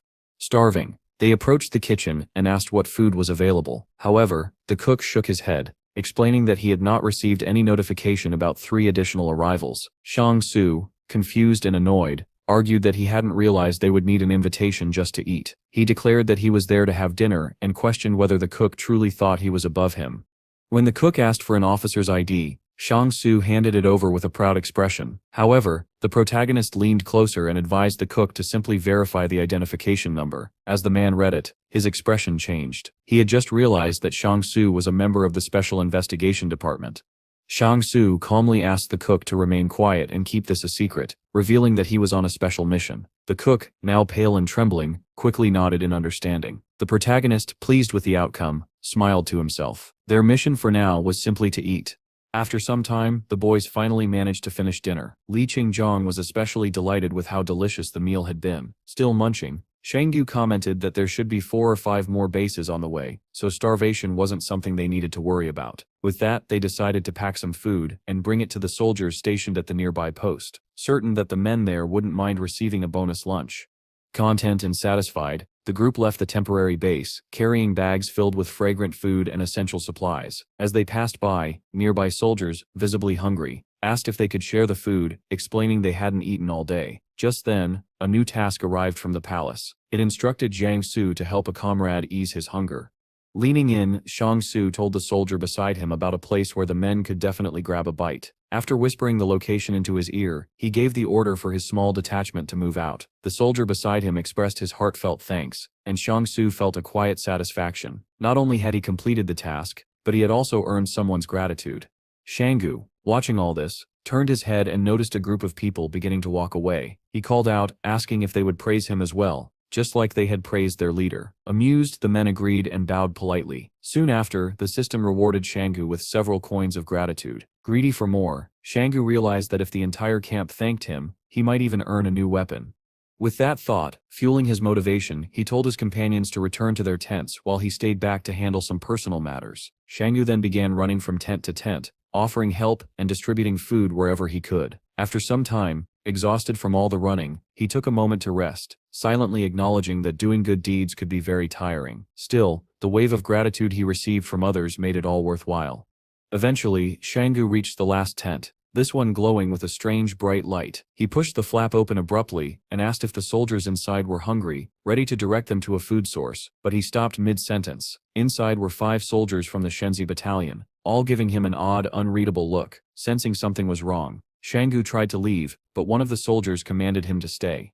Meanwhile, the soldiers who had been sent out for food finally returned to the base. When questioned by higher-ups, they admitted that they had gone to the canteen at the forward base. One of the Shenzi battalion members erupted in anger, demanding to know who had authorized them to abandon their post for an extra meal. Without hesitation, the soldiers pointed straight at Shang Su. In response, Shang Su calmly asked to speak privately with one of the Shenzi officers. The man sighed, turned away, and motioned for Shang Su to follow. Inside the tent, Shang Su presented his ID as a member of a special unit. He claimed there might be a spy hiding in the camp, and asked for the man's assistance in tracking down the enemy. He emphasized the importance of secrecy while showing his credentials. When asked, the officer introduced himself as Lieutenant Dong Ming. Shang Su placed a hand on his shoulder, commended him for his service, and then casually suggested he get some rest. Feeling both relieved and satisfied, Shang Su exited the tent, thinking to himself that the situation had finally been resolved. Outside, he sat down by a small fire, staring into the gentle flames. Soon, a group of people approached him. They had heard he'd been caught and came rushing over after distributing food. Shang Su reassured them that everything was fine. His calm words brought a smile to Li Qingzhang's face. Cheng Wei, however, seemed frustrated. He noted bitterly that nobody had stood up for Shang Su, even though he had helped feed everyone. But Shang Su held no grudge. With a quiet sigh, he admitted that such behavior from people was sadly expected. Angered, Cheng Wei broke a stick near the fire. His irritation was clear, but Chang Su, ever composed, said that bad people wouldn't be able to harm them. He then asked Cheng Wei to take the night watch while he himself went to rest. Morning came at last. The soldiers prepared to move forward, taking care to hide their vehicle to erase their trail. Suddenly, a man ran toward them, announcing that Senior Officer Liu Taiyu had developed a high fever. Without delay, he ordered 2 of his squadmates to carry the officer on a stretcher, maintaining pace with the rest of the group. As the sun slowly rose, its rays bathed the scattered military tents in warm light. An armored vehicle rumbled through the mountains. Inside, a group of men discussed the strategic importance of their position. If they lost it, the road ahead would be wide open for the enemy. One man from the consortium, concerned about the implications, tried to ease the tension by telling the driver not to worry too much. He then turned to Qing Zhen and told him to atone for his sins in the war. But Qing Zhen only smiled and replied that he had nothing to atone for, not before the consortium. Anyway. That response deeply irritated the man sitting across from him. Nonetheless, the vehicle continued its steady advance through the rocky terrain, carrying its passengers toward an uncertain future. After some time, the armored vehicle finally reached the Qing camp. A representative from the consortium stepped out, presenting his documents to the station's soldier. Observing this from inside, Qing Jin glanced out of the window and casually remarked that the man seemed a bit too relaxed. The consortium officer soon approached Qing Jin, asking him to step out, and informed him that his brother Qing Yun was currently inside the camp. With a wry smile, Qing Jin referred to his brother as a sniveling child who used to cry over everything. Then, with a sharper tone, he asked what would happen if Qing Yun refused to follow orders. Would the responsibility fall solely on him? The consortium member reminded Qing Jin that while he might only be a military advisor, he would still be held accountable if things went wrong, especially since his brother was acting independently. And though the consortium officer held the title of commander, both of them would share the burden of any failure. After all, this was a matter of collective duty. Inside the tent, a larger group had already gathered. Soldiers surrounded a large map, detailing the battlefield and the operation plans. Trying to ease the tension, Qing Jin reassured the room not to be nervous, saying that he and Boss Lu were just there to meet everyone. Turning to Secretary Zhou, one of the officers demanded to know why these visitors had been brought in. Zhou calmly replied that it was Qing Jin's uncle who had personally instructed him to assist with the battle efforts. But the officer refused to back down, smirking as he said he didn't need a prisoner to help him in combat. Interrupting the dispute, Boss Lu brought up a childhood memory, reminding Qing Yun of how he used to play in the mud while their father was off fighting wars. Zhou cut the conversation short, informing everyone that the situation in the southwest was deteriorating rapidly, and immediate action was needed. He then instructed his protege to inform all unit commanders to gather for an urgent meeting. Now that the Qing consortium was positioned at Great Daping Mountain, the Li and Yang consortiums wouldn't approach so easily. This conflict, for the moment, belonged solely to them. But Qing Jin scoffed at this logic, calling it complete nonsense. On this battlefield, he argued, anyone who wasn't with them was the enemy, regardless of which faction they belonged to. The officer in uniform then stood and reminded everyone that it was the Yang consortium who had stolen the hard drive containing sensitive nanotechnology research from the Li consortium. Calmly, Qing Jin admitted that he was the one who had handed the hard drive to the Yang consortium. He warned that if he remained in the camp, he would inevitably become a target for the Li faction. And if the Qing consortium failed in its defense, both rival consortiums would gladly put aside their differences to profit from their downfall. Qing Yun snapped at his brother, reminding everyone that he was the commanding officer here, and ordered Qing Jin not to undermine his authority. He accused his older brother of thinking he was the smartest man in the room, but pointed out that, technically, he was still a prisoner. Just then, the man in white robes stood up and declared that if Qing Yun remained in charge any longer, the Qing consortium would be doomed. He then took full command of the military operations at the front lines, and ordered Secretary Zhou to inform the elders that they would have to wait until the war was over. Furious, Qing Yun shouted in protest, unwilling to relinquish control. But outside the tent, Qing Yunjin made it clear he had come to take command. Then, without warning, one of the soldiers raised a pistol and pointed it directly at Qing Yun's head. The sudden act left the rest of the soldiers inside stunned. Guns were drawn on both sides in a tense standoff, each man shouting at the others not to move. The soldier who had been aiming all along slowly smirked, then he pulled the trigger. The bullet pierced Qing Yun's head. His body collapsed to the ground in an instant. Yet the soldier didn't lower his weapon. He continued to aim it at the lifeless body. Secretary Zhou cried out in horror, accusing Qing Jin of orchestrating something unforgivable. "How could you do this?" he shouted. But Qing Jin responded with chilling calmness. He merely remarked that perhaps some of the people around Zhou obeyed him as well. That unsettling idea caused Zhou to fall silent, clenching his teeth in anger. As he passed by Qing Jin, Zhou muttered that although he couldn't control him, Qing Jin would bear full responsibility if this war ended in defeat. Without another word, Zhou turned and walked away, leaving Qing Jin alone in the tent with his thoughts. Inside, Boss Lu asked his brother how they would now proceed with the war. Qing Jin, calm and collected, stated that their first priority was to settle internal matters. With the defensive line shrinking, he ordered the troops not to scatter toward Mount Daping. Reconnaissance units were to continue monitoring the field, keeping an eye out for covert operations from the Yang and Li consortiums. He explained that the Qing consortium lacked nanorobots and had never seen them in action. This made them an easy target. The upcoming war, Qing Jin said, was like a chess game. Victory would go to the one who made the fewest mistakes. Turning to Boss Lu, he revealed his next move. Tomorrow, he would visit the Yang consortium to negotiate a truce, one aimed at jointly destroying the Li consortium. Simultaneously, he ordered another soldier to approach the Li consortium and arrange their assistance in overtaking the Yang consortium's defensive positions in Pingshan. Though visibly hesitant, the soldier saluted and accepted the command. After the soldier left the tent, Boss Lu leaned in and whispered, asking why he wasn't sent to deal with the Li consortium. Qing Jin responded bluntly, "They're furious. The man I sent probably won't survive anyway. And besides, he's taking his own trusted people with him. They're loyal to Qing Yun. Their deaths will only benefit us." Hearing the strategy, Boss L responded with a firm thumbs up, clearly impressed by the plan. However, unexpectedly, Qing Jin frowned and muttered that something felt off. His sudden shift surprised his brother. Covering his face with one hand, Qing Jin scoffed and called himself the only intelligent person in the entire tent. Turning to the soldiers behind him, he gave a direct order: reduce the defensive lines. He then announced that he wanted to see the new sand table prepared by tomorrow morning. At that moment, a soldier entered and reported that elite troops had been deployed to Lee Consortium territory, and the Shinzi squad, as always, was operating independently. Qing Yun immediately asked for the squad's current location. The soldier replied that they were last seen in the Feni Mountain region almost a week ago. Closing his eyes, the new commander ordered the unit to be recalled immediately, but his protege gave a grim response. It was already too late. Meanwhile, a large detachment of soldiers was making its way across Mount Feni. Snow fell relentlessly, growing heavier by the hour. If the weather buried the roads any further, they would all be hopelessly lost. Still, one of the soldiers reassured the others, saying that with geolocation technology, they wouldn't lose their way. Encouraged, the team pressed forward, ascending the mountain in the storm. But soon the snowfall intensified to a blinding level, making the path completely invisible. Standing to the side, Shangu realized they couldn't keep going like this. If they continued blindly, they would freeze to death. He quickly took charge. Commanding the soldiers to form a line, he handed them a rope to hold onto, so no one would stray or vanish into the storm. Desperate and shivering, the soldiers obeyed. They moved together, step by step, tethered by the rope, with Shangu enduring the brutal conditions alongside them. Suddenly, a message from the palace arrived. A new task had been issued. Help the fallen soldiers catch up with the main group. Shangu also recalled an earlier promise from the palace. They would reward him for keeping the wolves alive for 7 days. It had now been exactly 7 days since that mission had begun, and the system announced that this new task would be counted as an extension of that effort.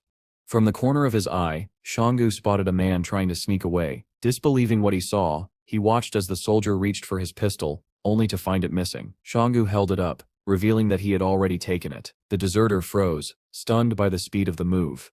With a calm but firm tone, Shangu pulled the man back and warned him that the mountains were treacherous. If he tried to run, anything could happen to him. The man fell to his knees, begging to be let go and promising he wouldn't flee again.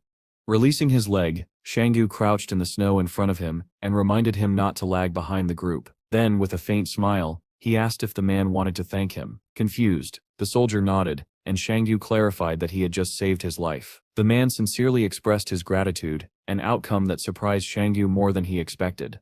After walking a bit farther, Shangu ordered the man to move ahead and not act like a deserter again. Turning to his team, he commanded those kneeling in the snow to continue carrying Lidade to the battlefield. If anyone escapes now, he warned, our entire plan will be exposed and everything will be for nothing. He then shouted to the squad leaders, shoot on the spot, anyone who tries to escape. Le Qingjiang, watching the situation unfold, quietly admitted that he had no idea Shangu was this good at manipulating people. Suddenly, one of the soldiers collapsed into the snow, unconscious. His partner rushed to his side, calling his name, Wanchai, and desperately begged him to wake up, but his cries for help were met with silence. The other soldiers continued marching, pretending it wasn't their concern. Tears filled the man's eyes as he pleaded for someone to help. Still, no one moved, only Shangu responded. With a smile he said, I'm coming. He walked over, lifted Wanchai from the ground, and calmly said the man was likely just exhausted after the long journey. He slung Wanchai over his back, carrying him through the storm. The man who had cried for help looked at him with awe, quietly expressing his gratitude. As the group pushed forward through the relentless snow and wind, 2 more soldiers collapsed, their bodies falling face first into the snow. Again, most of the group ignored them and moved on as if nothing had happened. Shangu paused, knowing he couldn't carry both men by himself. At that moment, Chang Wudi stepped forward. Without hesitation, he lifted both soldiers onto his back, one on each side. Witnessing such strength and selflessness, Shangu was genuinely moved. From a distance, one of the other soldiers watched in awe, and finally understood why people were so afraid of the special forces. They worked relentlessly, not just to defeat enemies, but to protect their own. Eventually, the group was forced to halt. The storm had become too brutal to continue. One soldier voiced the fear everyone felt. If they stayed much longer, hunger would begin claiming lives. Amid this despair, some of them whispered about Shangu and his companion. They weren't just leading, they were guarding the military, to ensure no one escaped. As the storm raged on, one of the soldiers remarked that there was no way they could escape in such weather. Yet, despite the dire situation, he quietly entertained a plan to punish Shang Su and his close companion. Soon, several people gathered to secretly discuss a scheme they had just devised. Meanwhile, the main character discreetly handed food to one of the men, cautioning him not to get caught. Turning to Chung Wudi, the young man asked what was going on. Chung Wudi revealed that he had overheard a pact. Some of the people planned to feign unconsciousness, so he would be forced to carry them. However, Chung Wudi hesitated to reveal the names of the conspirators, afraid that the protagonist would kill again. In response, Shang Su solemnly promised he would not harm anyone if Chung Wudi told him who was behind the plot. All Shang Su wanted was to send a message that for every evil act, an even greater consequence awaited. Thinking on his feet, Shang Su and Chung Wudi tied up 3 individuals with ropes, and began dragging them through the cold. As they hauled the culprits into the snow, Shang Su declared that they would depart soon. One of the restrained men mustered the courage to fight back, but before he could act, Shang Su kicked him squarely in the face. The blow knocked him down, leaving him sprawled in the snow, powerless.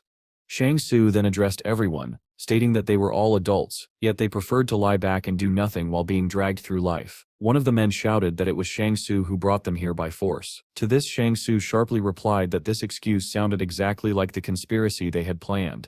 Those lying in the snow were left speechless. They hadn't realized the main character had known of their plot all along. With the confrontation finished, Shang Su leaned forward and resumed dragging the captives alone through the snow. Onlookers whispered in shock. They had heard rumors of how ruthless the Special Investigations Department was, but now, they were witnessing it firsthand.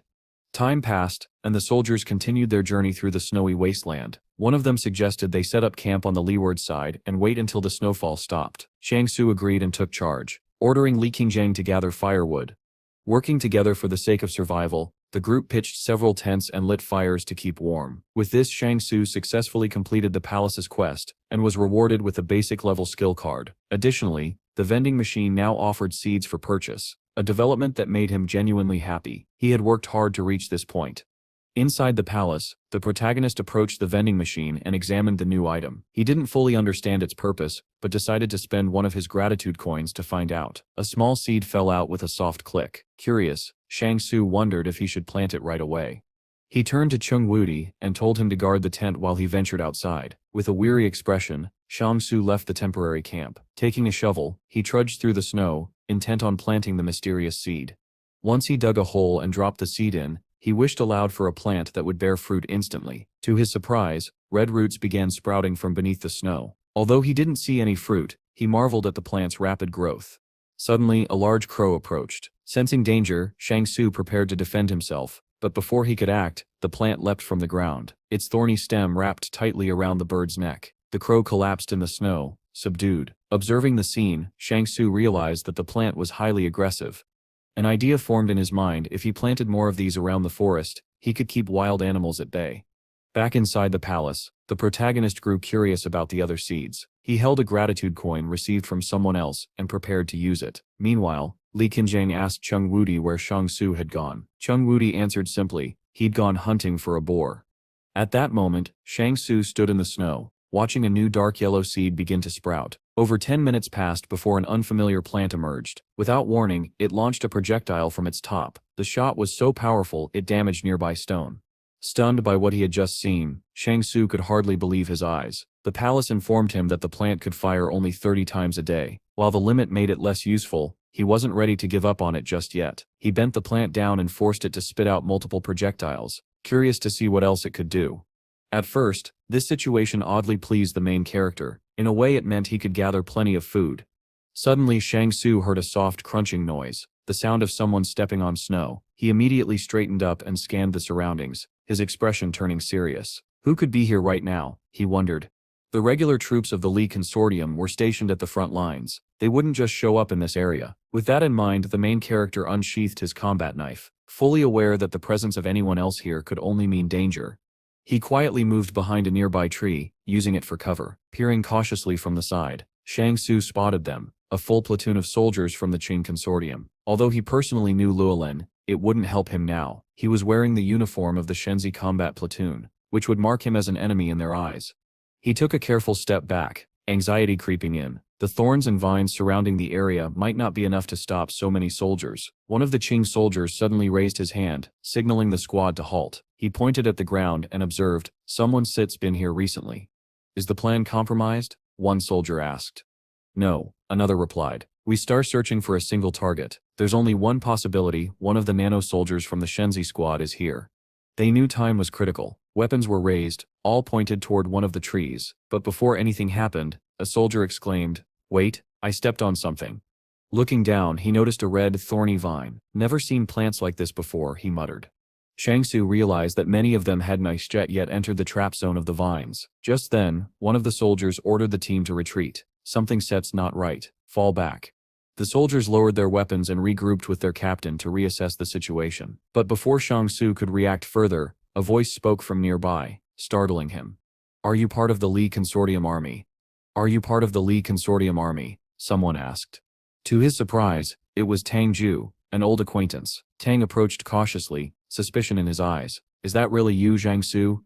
The other soldiers, now with weapons lowered, came closer. Shang Su quickly responded, asking Tang Ju to speak with him alone. One of the men warned Tang not to trust the stranger, but Tang reassured them. "We stir old friends." Approaching quietly, Tang examined Shang Su's outfit. "Why are you wearing the uniform of the Shenzi squad?" Shang Su gestured for him to sit. They both settled into the snow, and Tang asked if Shang Su had joined the Li Consortium. The protagonist explained that he and many others were forcibly conscripted as refugees. Tang's expression softened. "You stare lucky," he said with a sigh. "I was sent here on a suicide mission. The army seps under the command of Qing Yun now. He ordered us to intercept Shen Sep's detachment. Qing Zhen and Luolan have been placed under house arrest." Tang added that the Shenzi soldiers were equipped with nanotechnology, making them extremely dangerous, but Shang Su clarified that he was from a private unit, not one of the enhanced squads.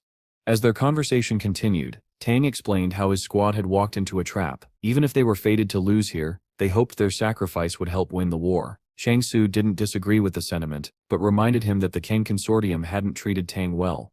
He then proposed a plan. Tang and his team should hide in the mountains, while Shang Su would lure out the 5 Shenzi officers currently assigned to his detachment. But he had one condition: everything must remain secret. There were likely spies among them, and he didn't want a battlefield to erupt here. Tang nodded, smiling. "Agreed. I shall cooperate." Later, Shang Su returned to the makeshift camp his squad had set up in the mountains. As he stepped inside, Li Qingzhong asked, "Did you manage to catch the boar?" It was only then that Shang Su remembered. Before leaving, he had told Chung Wudi to cover for him by claiming he had gone hunting. Taking a seat at the table, he replied with a wry smile, "It was too fast. I couldn't catch it." Qingzhong offered him a bun and explained that the Shenzi squad planned to stay here until the snowstorm passed. Outside, the blizzard howled. The flames of their fire flickered wildly as tents swayed under the weight of snow. The next morning, Shang Su's companion asked where he was off to so early. "Digging potatoes," he replied with a smile. "I can just sit around." Lying down, the man gave him a thumbs up. "You stir a good person." With that, Shang Su took a small bag and left the tent, walking away from the camp toward a hidden cave. Inside, he met Tang Ju and the other Qing soldiers again, handing them some potatoes to roast. Tang looked sincerely grateful. "You're a good friend," he said, warmly, bringing a smile to Shang Su's face. After receiving another gratitude coin as a token of thanks, Shang Su turned to the other soldiers and raised an eyebrow. "Well, aren't the rest of you going to thank me?" The soldiers, caught off guard, were reminded rather abruptly of the need for courtesy. As the military men expressed their gratitude, they turned toward the main character who had just approached them. In return, he received a few new coins of appreciation. Stepping closer, Tako Shangu whispered his plan. He intended to lure out the 5 officers from Shen's detachment, and with the help of Chung Wudi, ambush them. The man beside him hesitated and asked whether the protagonist truly needed no assistance, but Shang Su calmly assured him that he could handle 5 nano-soldiers on his own. Emerging from the cave, Shang Su began to walk quietly among the trees, his gaze alert and cautious. Then he stopped, scanning his surroundings. At that moment, Shang stepped forward and opened his palm, revealing a handful of red seeds. The protagonist knelt down and began to dig small holes in the snow-covered earth, carefully placing each seed within. After filling the last hole, he wiped the sweat from his brow, visibly satisfied with the task he had completed. Some time later, Shangu returned to the military camp, this time carrying a large rabbit in his arms. The soldiers immediately took notice and gathered around him. With excitement in their voices, they asked where he had found such a big catch. Shangu explained that he had discovered an animal burrow, but couldn't capture them all. He then asked for help, hoping to stir interest among the members of Shen's detachment and lure them away from the camp. The bait worked perfectly. The group of soldiers followed Shangu deeper into the forest in search of more food and provisions. Then, as planned, Shangu released the rabbit into the wild. The creature darted away, grabbing the attention of the troops. Shang Su pointed after it, urging them to chase it down. Without hesitation, the members of Shen's detachment sprinted after the fleeing animal. Shang Yu grinned secretly, pleased that his ploy had worked. The enemy soldiers had taken the bait and left their post. With their rifles in hand, the soldiers ran deeper into the forest. unaware of the trap that had been laid for them. Once Jiangsu confirmed that they were fully distracted, he focused energy into his palm. Suddenly, red vines erupted from beneath the snow, sprouts from the very seeds he had planted earlier. In an instant, the vines lunged at the unsuspecting soldiers. Panic spread among them as they fired their weapons wildly, attempting to resist the encroaching plants. One soldier was ensnared entirely, his limbs bound, his body squeezed tight, and his throat constricted until life left his eyes. The others met similar fates.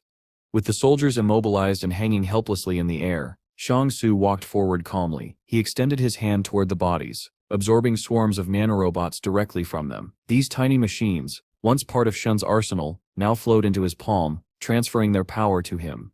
After collecting the nanorobots, Jiangsu turned and began to walk away. As he opened his palm, he noticed several insignia, tokens from the fallen Shenzi squad members. Sometime later he approached the cave entrance where members of the Qin Consortium army were hiding. Tango, who stood watch, greeted him with curiosity and concern. Jiangsu showed him the emblems he had taken from the soldiers. Tango's eyes widened in shock and admiration, and he thanked Jiangsu for successfully completing the operation. As a token of appreciation, Jiangsu received another gratitude coin. Then, Jiangsu handed over a satellite phone he had recovered. "Use this to contact your commander," he instructed. Tango nodded and smiled. "I'll take care of it right away." Before leaving, Jiangsu held Tango's hand and made a request. If they succeeded in completely defeating Shen's forces, he wanted to know the locations of the fallen soldiers' bodies. Tango agreed. Later, Jiangsu burst into a tent within the camp. "It's done," he declared. Fear spread across Li Qingzhong's face. "Did the Shenzi squad cause any trouble?" he asked nervously. With a cold, calm confidence, Jiangsu replied, "All of them are dead." The announcement shocked Li Qingzhong. He had always believed the Shenzi soldiers were among the strongest. When pressed for details, Jiangsu lied. "They were killed by strange mutated man-eating plants that strangled them," he claimed. Seeing their doubt, he added, "If you don't believe me, I can prove it." A short while later, a group of soldiers returned to the battlefield. As they arrived, they saw it, a massive vine, still wrapped around the lifeless bodies of Shenzi troops. The evidence was undeniable. Reluctantly, the soldiers admitted it. The men before them had indeed fallen to strange and terrifying man-eating plants. Fear began to spread among the remaining soldiers. Some of them panicked, refusing to move any further. They were terrified that they might meet the same gruesome fate as the members of the Shenzi squad. Watching his comrades fall into disarray, Jiangsu realized that acting recklessly would only worsen the situation. No one knew where the next battlefield might erupt, and it was wiser to stay cautious. Elsewhere, in the snowy mountain ranges, a brutal and bloody confrontation raged between several military detachments. Under relentless enemy fire, the troops of the Li Consortium were forced to retreat, prioritizing survival over victory. One soldier, wide-eyed with disbelief, suggested that the Qin Consortium must have discovered their movements and laid an ambush to completely annihilate them. Amid the chaos, soldiers dressed in white camouflage struggled to escape the onslaught of artillery shells exploding around them. Meanwhile, far away on a rocky hill, Qing Jian stood calmly in his white uniform, observing the battle through a pair of binoculars. He quietly concluded that, regardless of how advanced their soul soldiers and nanorobots were, traditional artillery still held the upper hand. He noted that the Li Consortium had not fought a real war in years. Even though they had developed powerful weapons, their lack of experience left them unable to use them effectively. Turning to his men, Qing Jian remarked that if he were given access to the nano-soldiers, he would dismantle them piece by piece. Moreover, with the top commanders distracted by ambushes, he claimed he could easily eliminate their leadership. The soldiers around him praised his intelligence, calling him a wise and capable commander, but Qing Jian made it clear he wasn't offering battle reports for praise. His goal was to secure more troops for his defense. This unexpected honesty took his officers by surprise. Then, as his eyes turned back toward the battlefield, Qing Jian gave the order to strengthen their defensive lines. The elite forces of the young consortium, seasoned and more experienced, would soon arrive, and they had to be prepared. At the same time, deep inside the military headquarters of the Li Consortium, a tense meeting was taking place. The man seated at the head of the table reported that Shen's unit had suffered devastating losses. What puzzled him most was how the Shenzi Consortium had uncovered their battle plans in the first place.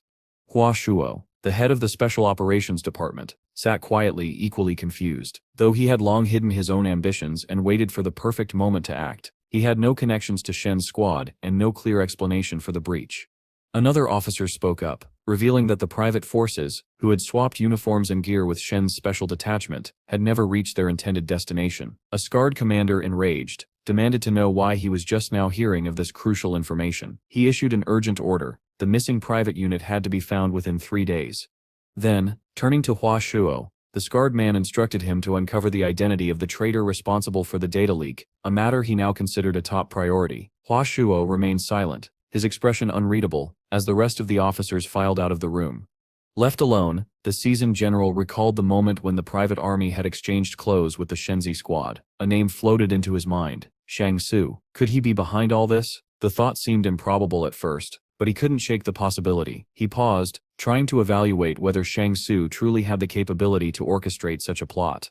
At that moment, Tong Chou met with Shang Su. He warned that the snowfall would soon clear, and asked whether Shang Su might be exposed if he continued forward. Calmly, Shang Su reassured him that everything was under control. With the Shenzi squad wiped out, the Li Consortium would not be able to leave this mountain alive. Now he had no choice but to rely on his own strength to gather food and ensure survival. Taking a seat on a rock, Tong Chou shared some startling news. Cheng Xingzhen and Luo Lan had seized control of the Qing Consortium. They had taken decisive action, killing Qing Yun and rising to power as the new military leaders. Suspicious, Xing Su asked if such a power shift had gone unnoticed by anyone. Tong Chou speculated that for now, no one could detect the internal power shuffle, but he warned that if the Yang Consortium used this opportunity to strike, the entire Qing clan could face annihilation. Despite the danger, Tong Chou smiled and added one final piece of information. Qingzhen had already defeated Shen's main forces. Now with that hurdle cleared, he was willing to cooperate with Shang Su. After shaking hands with the man opposite him, the protagonist quickly realizes that Qingzhen is a reliable individual, certainly more dependable than Qing Yun. As their conversation continues, Tong Yi asks Xiang Su about his own reasons for participating in the war. Xiang Su admits that he is aiding the Yang Consortium in collecting more nanobots. The man then smiles knowingly, pointing out that he immediately noticed the protagonist's unusual relationship with Yang Xiaojin. However, Shang Su shyly denies any such connection. Gradually, the scene shifts to a vast snow-covered battlefield. Shang Su walks past crates and barricades, assuming this is where the Qing Consortium and Shenzi squad once clashed. Unexpectedly, he notices several people moving in the area. Alert, he prepares for a potential ambush. But upon looking closer, he sees 2 wounded soldiers slowly making their way forward, supporting each other.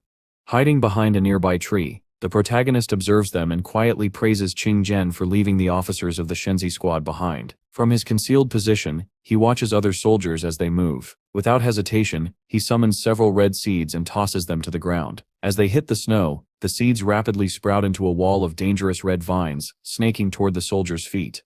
Within seconds, the vines shoot up from the snow and entangle the soldiers, immobilizing their limbs. The deadly plant continues to tighten its grip, restraining and injuring the 2 men. From his hideout, Xiang Su tries to determine the location of the rest of the squad. Suddenly, the restrained soldiers spot a silhouette behind the tree and shout, asking if someone is there. One of them angrily demands to know who the man is and how he knows they are part of Shenzi squad. Stepping out from behind the tree, the protagonist calmly asks where the rest of their unit is located. Ignoring the question, one soldier instead demands to know why Shang Su is wearing the Shenzi squad uniform. With a faint smile, the protagonist replies that the members of the squad gave it to him willingly. Hanging in disbelief, the soldier realizes that Shang Su belongs to a private army. Suspicion and fear rising, he asks what Shang Su is doing here and how he is able to control the vines. The soldier, now panicking, accuses Jiang Su of being a spy and betraying the squad's location. But Jiang Su feigns ignorance, turning his head and pretending not to understand. With a sigh, he repeats his question. Where is the rest of the Shenzi squad? Terror-stricken, the soldier finally replies that they are stationed about 20 kilometers behind. Shang Su responds flatly, saying he can go and check for himself, if he dares. With a cold expression, the protagonist walks past the soldiers entangled in the vines, intending to scout the situation on his own. His fist clenches, his face twisted with hatred and fury. Then without hesitation, the red vines tighten. A sickening crunch fills the air as the vines pierce flesh and bone, killing the helpless soldiers instantly. Unfazed, Shang Su continues on his way, leaving their corpses behind in the snow. Some time passes. Shang Su dashes across the snowy terrain, white puffs of breath trailing behind him. Suddenly he comes to a halt. At his feet lies the corpse of a man from Shenzi squad, surrounded by splattered blood. After inspecting the scene, Shang Su notices there were no explosions or shell impacts, just a clean, precise hole in the armor. A sniper had taken the shot. Crouching beside the body, Xiang Su deduces that the Qing Consortium's ambush had been disrupted mid-operation. Retrieving a bullet from the corpse, he recognizes it as one of Yang Xiaojin's, who should now be stationed at Fortress 88. As he stands, gazing at the many lifeless bodies scattered across the snow, Shang Su ponders who else could be capable of such precision. Slowly he raises his hand, as if willing something invisible into action. With a soft hum, swarms of dormant nanobots begin to gather from within the fallen soldiers, drawn to his command. A faint look of satisfaction crosses his face as the nanobots fuse into his armor and bloodstream. He knows now that with the quantity he's collected, his suit will be fully reinforced. Despite this, he frowns, his thoughts returning to Yang Xiaojin. She always comes to mind when thinking of mysterious snipers, but there's no reason for her to be here now. Deciding to stop further reconnaissance, he turns back toward camp. On the way, he harvests potatoes from nearby plants. Before long, Shang Su arrives at one of the tents, arms full of potatoes. Li Qingzhong, somewhat surprised, greets him. He informs Shang Su that the other tents have run out of food and asks him to be cautious moving forward. As he eats, the protagonist silently reflects. The nanobot assembly is complete, and he must now decide how best to use them. Considering the strength he already possesses from the palace and the Black Blade, he concludes that offensive power is unnecessary. Instead, he resolves to fortify his defense. As the soldiers stood aside, they whispered among themselves, assuming that others had run out of food and might soon starve. Overhearing their conversation, Shang Su waved his hand and summoned a pair of soldiers to him. Calmly, he asked whether either of them had ever studied mechanics, and if so, could they design a simple bulletproof vest. One of the soldiers responded by explaining the complexities involved, how difficult such a task would be, and how various mechanical elements must be considered. But Shang Su repeated the question with a firm tone. Could they make a bulletproof vest? This time the soldier smiled and confidently said yes. The protagonist nodded with approval and instructed them to create a basic draft first, something they could refine later. Time passed. Suddenly, an unknown armored military vehicle rolled up to the tents. The soldiers inside the camp noticed it immediately, murmuring that they hadn't expected anyone, especially in such harsh weather and at such an odd hour. An officer stepped out of the vehicle. He introduced himself as Tang Wani, a representative from the Human Resources Department of the Consortium. His expression was stern as he announced that a private army was hiding in these forests, and that they had been forced to cross rivers and mountains because of it. Without wasting time, he asked all members of the private army to assemble. Narrowing his eyes, Tang Wani scanned the group and asked which of them was named Shang Su. The protagonist raised his hand. Tang Wani then revealed that the higher-ups had been informed of Commander Lu's critical condition. He was currently in a coma. Following recommendations from leadership, Shang Su had been appointed as the acting commander of the 2nd Battalion. This news surprised and pleased the protagonist. Tang Wani asked him to step forward and sign the necessary documents. Smiling, Xiang Su began to fill them out. The HR officer asked casually if the young man had pulled some strings to get promoted. However, without waiting for a reply, Tang Wani turned and walked back toward the vehicle. Under his breath, he muttered that he wouldn't have come out in such a heavy snowfall unless someone had paid a bribe of 100,000 currency units to promote Shang Su. With a grim smile, he told his comrades to blacklist Shang Su and remove him from his post once the war ended. Shang Su, noticing the officer whispering something as he departed, asked his comrade, Cheng Wei, what they had said. Cheng Wei admitted bluntly that they were planning to strip Shang Su of his new position. Yet, the protagonist remained unfazed, radiating optimism. Looking around at the uneasy expressions of the surrounding soldiers, Shang Su addressed them. With a proud smile, he reminded them how fortunate they were that he had been appointed commander of the 2nd Battalion. He urged them not to speak recklessly, claiming that his survival skills were well known and that, under his leadership, they wouldn't die, neither from hunger nor from dangerous plants. Still, the soldiers glanced at one another with visible doubt. Shang Su noticed their suspicion and chuckled. Loudly, he declared that if they didn't believe in him, he would go ahead and take the first blow himself. Giving a confident thumbs up, he promised he would always stand by his word and protect them. As dusk approached, the new commander gave his first official order. Everyone was to pack their belongings and prepare to move out. After swift preparations, the detachment under Shang Su's leadership set off. Not long into their march, they came across a red vine trap, an earlier creation of Shang Su's, that had already claimed the lives of many. Shang Wei immediately shouted to the others, warning them to be careful. Shang Su, however, stepped forward with authority. As if recognizing its creator, the vine withdrew from his path. The soldiers, impressed by this, began to follow him without hesitation. Some even handed him coins in gratitude, now viewing him as their savior. Seeing thick smoke rising into the sky, Xiangsu recalled Tang Wanyi's earlier warning and realized that the information had been true. He remembered his conversation with the man who asked if Xiangsu's promotion had already been decided. It turned out that Chang Zhen had orchestrated the appointment, signaling that he had a powerful insider responsible for assigning military ranks within the private army. Through this same channel, Qing Zhen had sent a message. He wanted Jiang Su to eliminate the forces operating under Qing Yun's command. Qing Su, without hesitation, agreed. Pointing to the smoke rising in the distance, he proposed meeting his allies directly on the battlefield to plan their next move. Following this decision, the detachment pushed forward, trudging through snowstorms and dense trees. Xiang Su turned back to remind the soldiers to stay close, not to get lost, and to immediately execute anyone caught trying to desert. He also advised them to scatter slightly at the beginning of battle to avoid friendly fire and reduce casualties. Xiang Su turned back to remind the soldiers to stay close, not to get lost, and to immediately execute anyone caught trying to desert. He also advised them to scatter slightly at the beginning of battle to avoid friendly fire and reduce casualties. The gravity of his words sparked a thought among the soldiers. Perhaps Yang Su knew who the real enemies in those mountains were. Suddenly, one soldier raised his hand and pointed. "There," he said, "I see Qing Consortium soldiers." Indeed, a small group emerged from the shadows. One of them stepped forward, smiling and raising his hands in peace. He declared that they had come to negotiate. But Jiang Su wasn't set so easily convinced.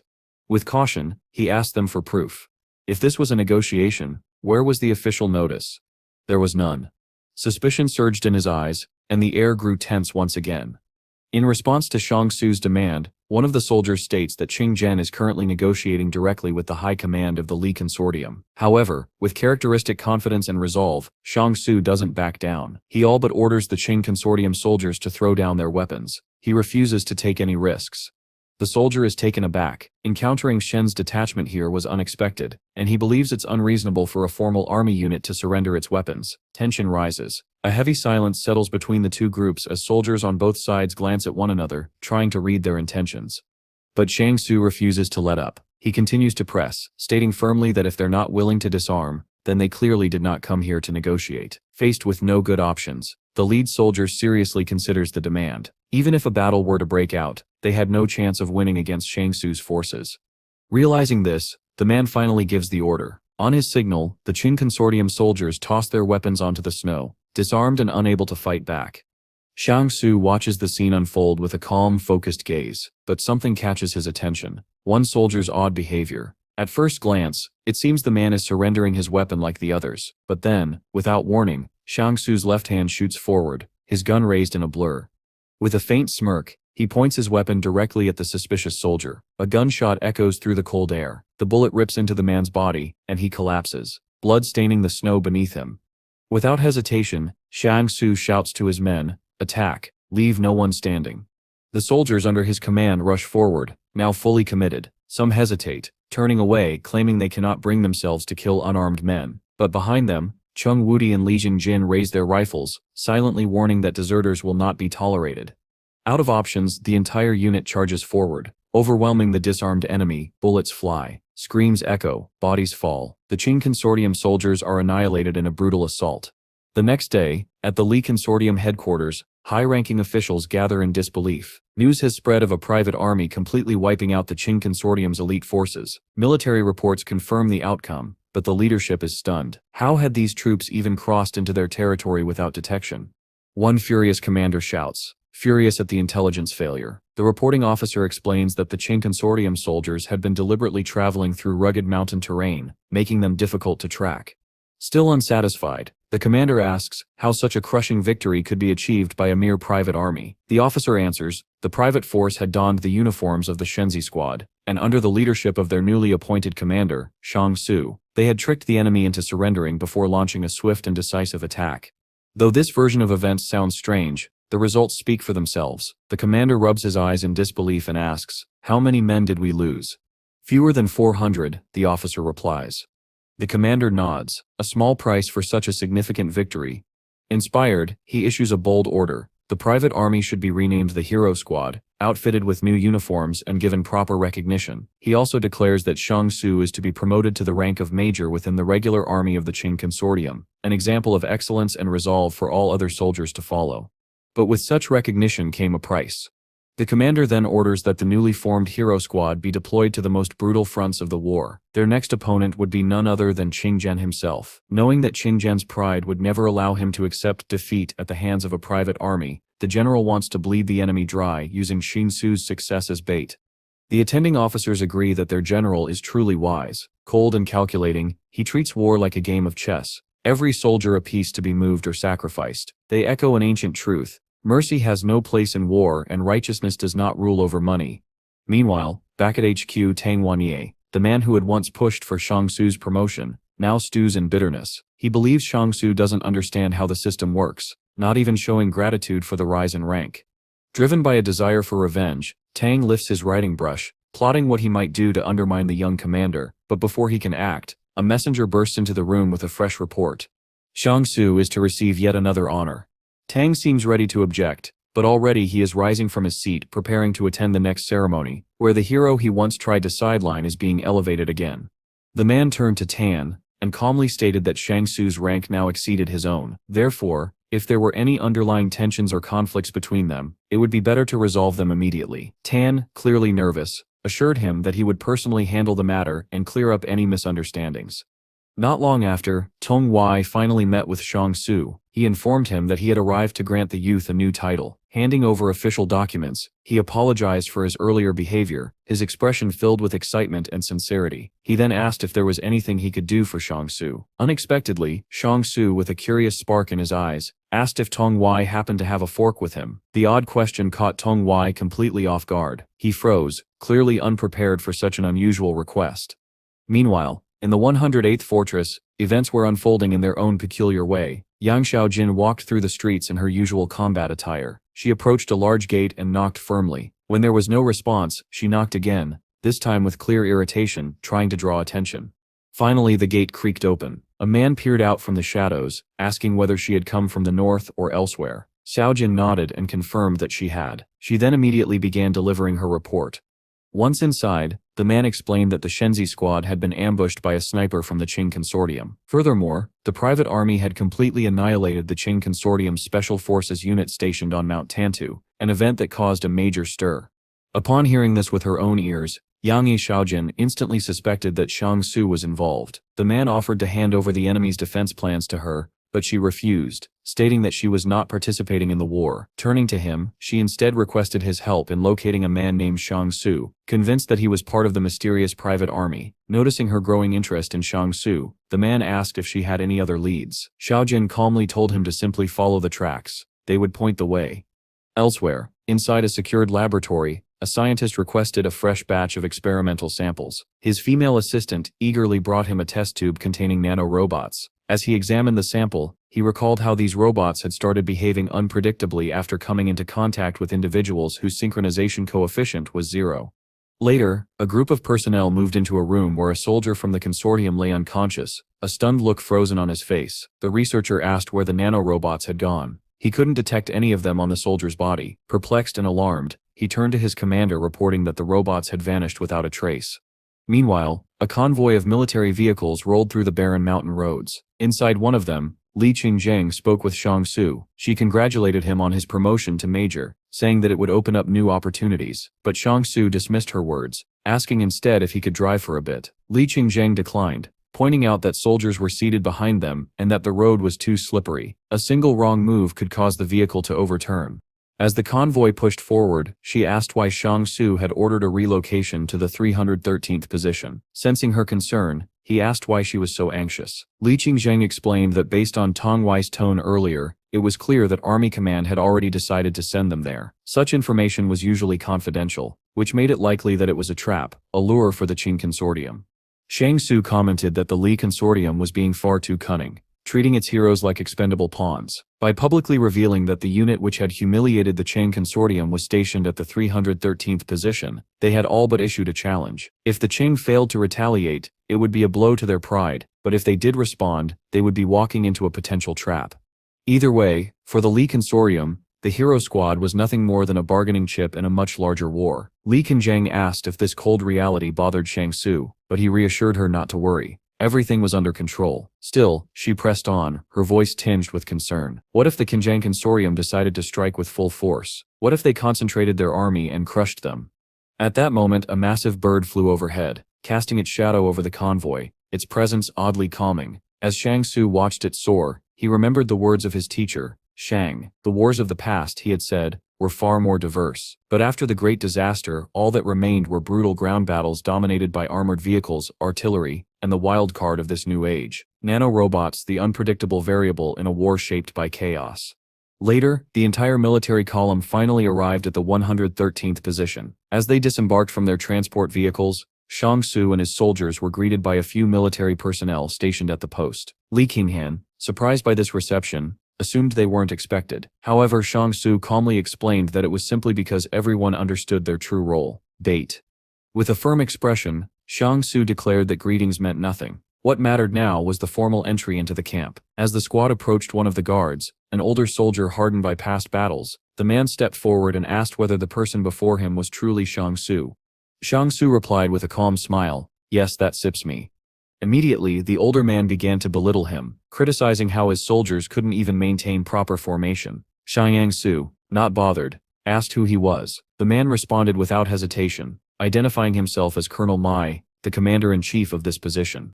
Without a hint of respect, Mai scoffed, calling the newly arrived squad a handful of dog food and warned them to stay out of trouble. He then turned away and instructed them to wait, saying Deputy Commander Zhang would guide them to their quarters. In Shang Tzu's eyes, Mai appeared to be a formidable figure, someone likely holding great power and knowledge. Sensing the opportunity, Shang Tzu secretly activated the study skill from the palace for the first time. But to his frustration, the palace responded by offering a completely useless random target skill. Just then, Chongui placed a hand on Shang Tzu's shoulder and, with a troubled look, revealed what he had overheard. Camp chatter claimed they were all being sent to certain death, but Shang Tzu, unfazed, assured them that even if their so-called allies perished, their own squad would not be affected. However, he warned that if the Changjin forces launched a preemptive strike, they would be the first to die. After this brief speech, Shang Tzu asked what else the soldiers had been saying. With a heavy heart, Shang Tzu replied that many believed the hero squad deserved death, considering them nothing but a nuisance. Smiling gently, Shang Tzu rested a hand on his comrade Sep's shoulder and remarked, "People often harbor darkness within, saying things in secret they Sep never admit openly." As night fell, a military vehicle rolled down a lonely road. The gates creaked shut behind it. Inside the transport sat Lenina, a large cigar in his mouth, his face unreadable as he seemed lost in thought. Elsewhere, Shang Tzu examined the area map given to him by Deputy Commander Zhang. As he studied the layout, he noticed something unusual. While soldiers moved in and out of most tents, 3 stood completely silent, avoided by everyone. Pointing to them on the map, Shang Tzu speculated that these tents might be part of a secret zone controlled by the Li Consortium. Suddenly he spotted Lin Ke in person and quickly deduced that the nano-soldiers were likely hidden within those quiet tents. Then, unexpectedly, a familiar voice reached his ears. It was Tangju. The two greeted each other warmly. Tangju asked if Shang Tzu had already gotten settled. Shang Tzu replied that they had been placed in the most dangerous zone. Tangju then delivered critical news. Lulun had moved toward the Yang Consortium, and a major battle could begin within 2 days.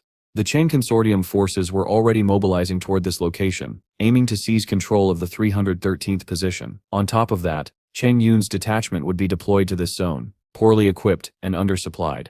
Shang Tzu, understanding the gravity of the situation, handed Tang Ju a defensive map. He instructed him to defend their current position while he personally led the attack on the Cheng Yun supporters.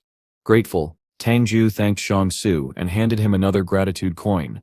Meanwhile, in one of the tents, Colonel Mai met with his assistant. The aide reported an unexpected update. The Qin Consortium troops had split into 2 advancing groups, a development that clearly intrigued the colonel. The man asked where the enemy might be heading. The assistant replied that one group was advancing toward position 313, while the second was moving toward position 319. It was clear that Qing Jin, a man known for holding grudges, was aiming to eliminate the hero squad. However, Mai argued that Qing Jin's strategy was likely designed to lower their guard. Drawing from the lessons of past battles, he explained that a man like Qing Jin would never take unnecessary risks or chase glory recklessly.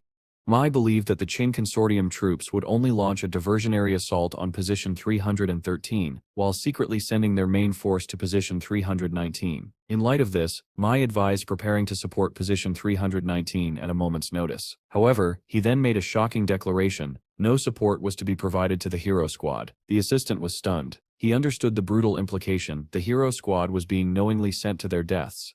Suddenly, a loud crash echoed from outside, causing both men to momentarily lose their balance. A soldier burst in, shouting that the main Qing consortium forces were already closing in on their position. To their horror, it became evident that the enemy had somehow acquired a map of their defensive layout, concentrating their attacks on critical points. This revelation struck the colonel hard. He was utterly unprepared for this level of precision. Clenching his fist, Mai tried to determine how the enemy had obtained their defense card. As he stepped outside the tent, he remembered Qing Jin's previous tactics. He always began with mass mortar fire. Moments later, the territory of Position 313 was rocked by an onslaught of mortar explosions. Tents and armored vehicles were obliterated.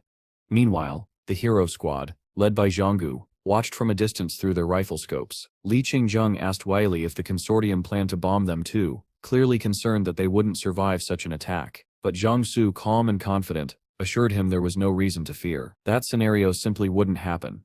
As the protagonist turned, he spotted a large formation of enemy troops moving directly toward them. Li Qingjung asked if they should initiate the attack. Shanggu approved, but instructed them to wait until the enemy came closer. One young soldier panicked, fearing that the enemy would soon be within grenade range. Yet again, Shangsu remained composed and told him everything was under control. Step by step, the enemy troops advanced toward the hero squad's fortified position. Finally, Jiangyu gave the signal. Gunfire erupted, raining down from the fortifications. Bullets and shells tore through the enemy ranks, dropping Qing consortium soldiers by the dozens. Under heavy fire, one enemy soldier asked his commander for instructions. The gray-haired officer, leading the attack, ordered them to use grenade launchers. A soldier knelt, pulling a launcher from his back and taking aim, only for a large shell to suddenly descend from the sky. It narrowly missed a fortified structure but exploded directly among the attacking forces, killing many instantly. Stunned, the commander and his subordinates stared in disbelief. But regaining composure, the commander roared for the troops to continue forward and use grenades to eliminate the defenders. His soldiers obeyed, charging ahead and hurling grenades at the hero squad. However, something was wrong. Grenade after grenade hit the ground, but none exploded. One after another, they simply rolled to a stop, silent and useless. The hero squad commander was speechless at first. A soldier nearby screamed, blaming Qing Jin for supplying them with these defective explosives. Realization dawned: their own leader had betrayed them. With horror on his face, the gray-haired commander understood what had happened. Qing Jin had sacrificed them. Not wanting to waste any more lives, he ordered a retreat. Watching the scene unfold, Zhanggu stepped forward with a smirk. Folding his arms, he commanded his troops to continue firing at the retreating enemies through the gorge. His soldiers obeyed. More gunfire echoed. Explosions blanketed the terrain, reducing what remained of the enemy army to ash. Confident, Shangsu commented that defeating the Qing consortium had been far too easy. Unexpectedly, a message arrived from the palace. Shangsu was ordered to assist with rescuing 100 wounded soldiers at Position 313. Seeing an opportunity to gather more nanobots, he accepted. He turned to his unit and instructed Chung Woody to accompany him. The man agreed. As they moved toward the camp, Li Qingjung panicked. He begged them to stay, saying they wouldn't survive without them. But Sheng Yu looked back and told them to hold their ground. He assured them that the remnants of the enemy infantry couldn't possibly pose a threat anymore. Li Qingjung reluctantly agreed, though in his heart he thought the battle had been too easy if they could now afford to go and help the wounded. Soon the protagonist and Chung Woody arrived at the Li Consortium's devastated camp. Surveying the destruction, Xianggu ordered Woody to fetch a stretcher for the wounded. Meanwhile, he climbed to higher ground for a better view, and began conducting reconnaissance.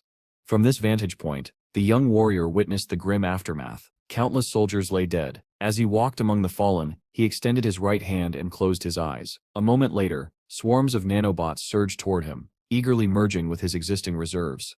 After collecting all he could, Zhang Su continued moving forward. Suddenly someone grabbed his ankle. Spinning around, he found a badly injured soldier, Lin Shu, calling for help. But instead of immediately offering aid, the protagonist smirked. With a mocking tone, he asked how Lin Shu had ended up in such a state, as if teasing his wounded friend.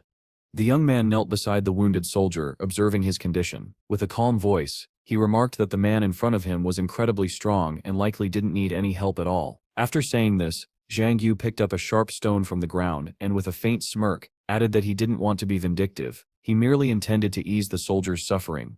Once that was done, the protagonist resumed his task of collecting nanorobots. Satisfied that he had now gathered enough samples, but his mission wasn't over yet. Determined to make the most of his time, Xianggu ventured deeper into the camp, hoping to find something useful. hoping to find something useful. Not long after, his eyes fell on several boxes scattered on the ground. As he examined them, he realized they contained parts used to charge nanorobot antennas. Grinning, he gathered the items, recognizing them as equipment for wireless charging. He tucked them away as valuable loot, genuinely pleased with his unexpected bounty. Continuing his exploration, he found one of the wounded, and without hesitation, lifted the man to bring him to a medic tent.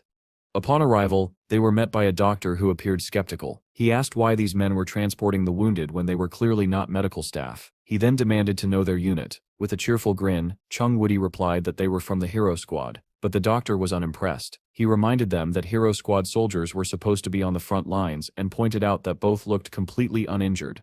Just then, a colonel who had been lying nearby sprang up from his bed, accusing them of deserting their post. Xiangyu remained calm. With a small smile, he firmly stated that his unit had not abandoned anything. In fact, they had succeeded in wiping out an entire enemy infantry regiment, and only then had they come back to help. If the colonel doubted him, Xiangyu suggested he walk to the front line and see the results for himself. But as far as Xiangyu was concerned, he no longer had time to argue. Without waiting for permission, the protagonist assisted one of the wounded soldiers, helping him sit on a nearby bench. When the medical team tried to intervene, Shingo stopped them. He insisted on handling things himself. The doctors, confused but obedient, laid the stretcher on the ground and stepped back. Xiangyu effortlessly lifted the wounded man onto his shoulder and carried him to an empty bed. Setting the man down gently, he offered him a bit of life advice. With a slight grin, he told the soldier that words like thank you should be spoken out loud. The soldier hesitated, but eventually thanked him, though the words lacked sincerity. Xiangyu noticed. Walking away from the bed, he spoke aloud, telling the soldier not to act with such hollow emotions. It was clear that even gratitude, if insincere, meant nothing to him. Eventually, Xiangyu completed the rescue of all 100 wounded soldiers. As a result, he received 4 points of agility and 1 point of strength. The improvement was so significant that a notification came from the palace. The protagonist had surpassed a major stat threshold. The next morning, the recovering soldiers began to blame Chung Woody, claiming that if not for the Hero Squad, Qing Jin would never have attacked them in the first place. Xing Ji listened quietly to the mockery and accusations, visibly displeased by how events were unfolding. He walked over to his partner and proposed they return to their position immediately. Woody agreed without hesitation. Shang still wasn't sure whether the enemy infantry had been fully eliminated, so he decided they should recover whatever equipment they could once the dust had settled. While the two spoke casually, a few of the wounded soldiers glared at them with hatred in their eyes. Upon returning to his post, Xiangyu began preparing food for his unit. That's when Li Qingzhong approached, asking if Xiangyu truly believed it was the right time to eat. The captain insisted they should descend immediately and finish off the enemy, as very few troops remained on the opposing side. But Xiangyu shook his head. He warned that launching another attack now would bring trouble. Instead, he ordered the soldiers to gather for dinner. At that moment, a message from the palace arrived. Because Xiangyu had crossed the required threshold, he had unlocked a new skill, Castle Destruction. This ability temporarily doubled his strength. It was unexpected news, and impressive. With this new skill, Xiangyu now had 21 points in strength. In addition, his agility had climbed to 20.2.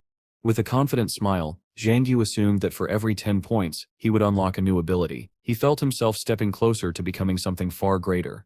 After finishing his thoughts on skills and stats, he gave the order for the soldiers to help themselves to food. Holding a large plate, he walked over to Chung Woody and offered him some. As Woody took a bite of bacon and rice, he praised the meal's flavor. Then, curiously, he asked why Xiangyu was being so kind to him. Xiangyu replied that when he used to listen to Zhang's lectures, he once had dreams of becoming a good person, but he eventually gave up on that goal. It was simply too difficult. Now Xiangyu hoped Chung Woody could become the good person he never could be. He believed that the light in him hadn't yet faded.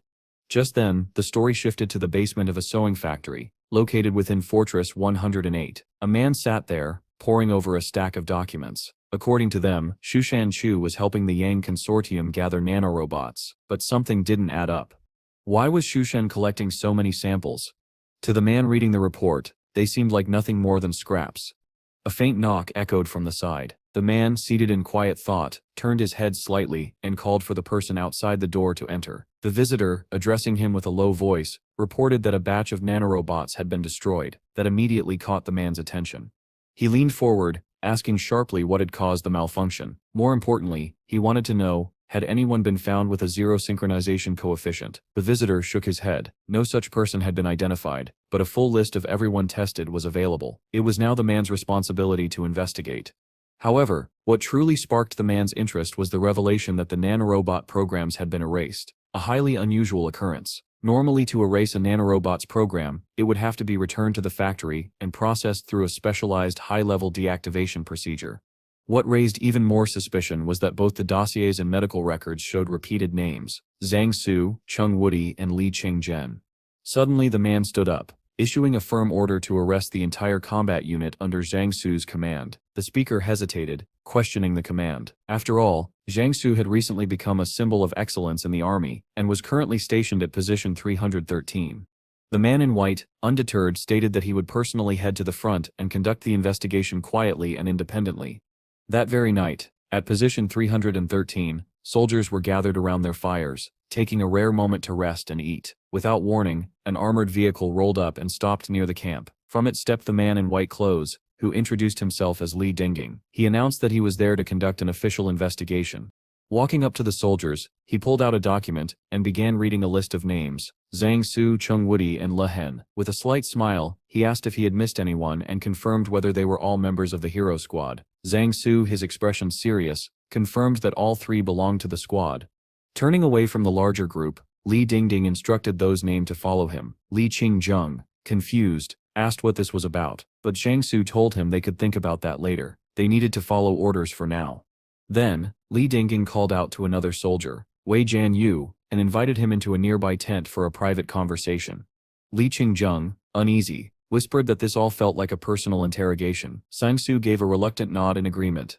Inside the tent, with Wei Jianyu alone, Li Dingging smiled and asked if he had ever noticed anything unusual about his squadmates. Bowing respectfully, the soldier replied that he had seen nothing strange. But Li Dingging's smile deepened as he calmly recited a series of events: a pack of wolves, nanorobots, and Zhang Su himself, all triggering visible shock on the soldier's face. Noticing this, Li Dingging leaned in and made an offer. If Wei Jianyu told him everything he knew, he would receive 100,000 in cash and permanent residency at the fortress. The offer caused the soldier to lower his gaze, clearly shaken. Seeing the hesitation, Li Dingging asked bluntly, "Do you believe me?" Just then, one of Dingging's subordinates entered the tent, carrying a bag filled with money. He dropped it to the ground, and small envelopes stuffed with cash spilled out. The sight of so much wealth proved irresistible. Finally, with a heavy breath, Wei Jianyu agreed to talk. Li Dingging smiled, extended his hand, and said he was ready to listen. According to the now willing informant, Zhang Su had secretly left his post many times, disappearing during the night and only returning in the morning. Outside the tent, Chung Woody and Zhang Su stood silently, overhearing everything. With a guilty look, Wei Jianyu continued, now completely committed to his betrayal. He even prepared to accept the money and call in the next soldier. Another man entered, reporting that wolves brought food to their camp every night. He added that just before 2 officers went missing, Zhang Su had again left his position. A third soldier claimed that the protagonist had abandoned his base, both before the death of 5 members of the Shenzi squad, and again, the night before Qing Yun's attack. One by one, the soldiers spoke. Next in line was Li Qingzhen. When he entered the tent, Li Dingging greeted him with a smile and quickly offered him money in exchange for information. But Li Qingzhen clasped his hands and confessed with a laugh, "I love money." Still smiling, Dingging asked him to share everything he knew, but this time the response was different. Qingzhen firmly asked that Dingging not trust what the others had said. According to him, there was nothing unusual happening in their unit. Dissatisfied, Dingging changed tactics, threatening him with imprisonment. Still, Li Qingzhen did not betray his comrades. His loyalty earned Li Dingging's silent respect. With a subtle nod, the interrogator remarked that Qingzhen didn't yet understand what fate awaited him. By dawn, the interrogations concluded. The results were chilling. Aside from the 8 disciples of Jiang Wu and Li Qingzhen, every other soldier had implicated Zhang Su and Chung Woody. At last, Li Dingging emerged from his tent, facing the 2 accused men. He calmly asked, "Is there anything either of you would like to say?" Zhang Su glanced at him and simply replied, "Wait." But he gave no explanation for what he meant.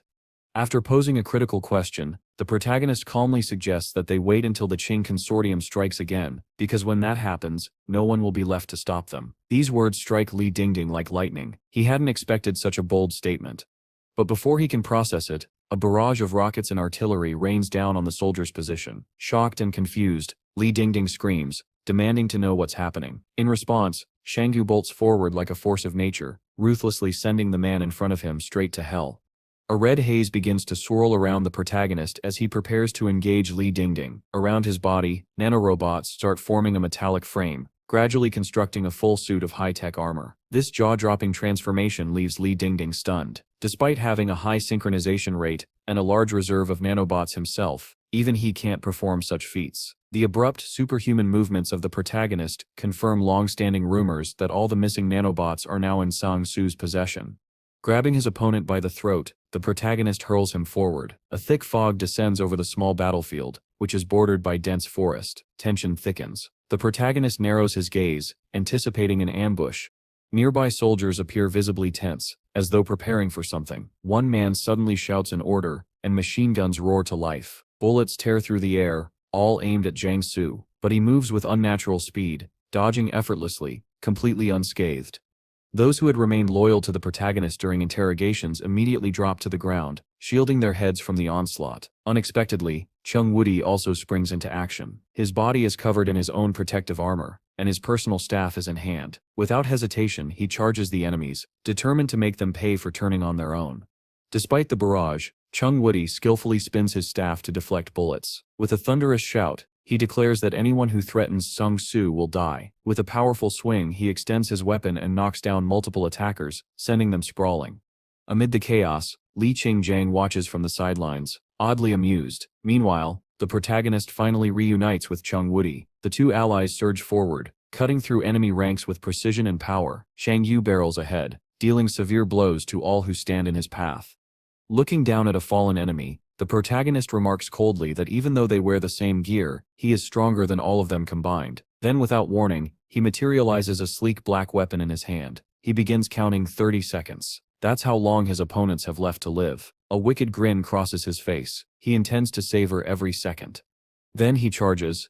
What follows is a blur of motion and destruction. Blue energy streaks from his body as he tears through soldier after soldier. One by one they fall, cut down, limbs severed, bodies mangled. When the dust settles, every attacker lies defeated.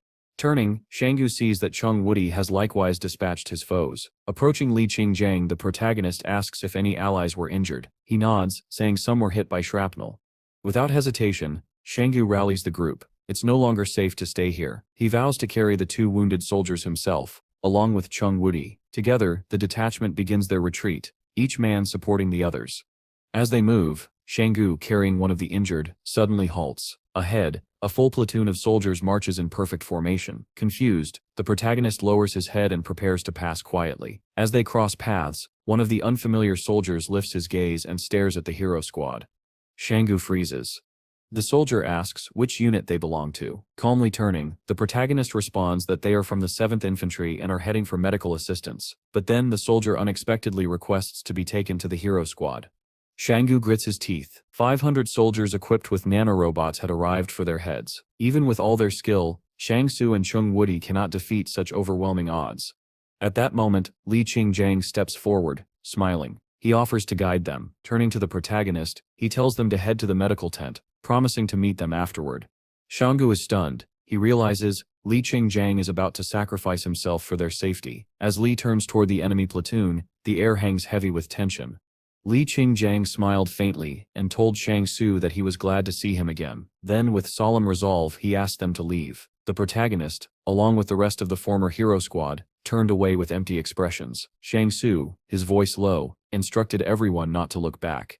As the two groups of soldiers eventually lost sight of one another, Shang-Su and his allies continued their journey. This time by car. Fortune was on their side. They didn't have to go far before they stumbled upon a military transport vehicle. While one soldier briefly stepped away, Shang-Su seized the opportunity. By the time the soldier glanced back, the protagonist was already behind the wheel. Without hesitation, he slammed the gas pedal, leaving the bewildered man in a cloud of dust.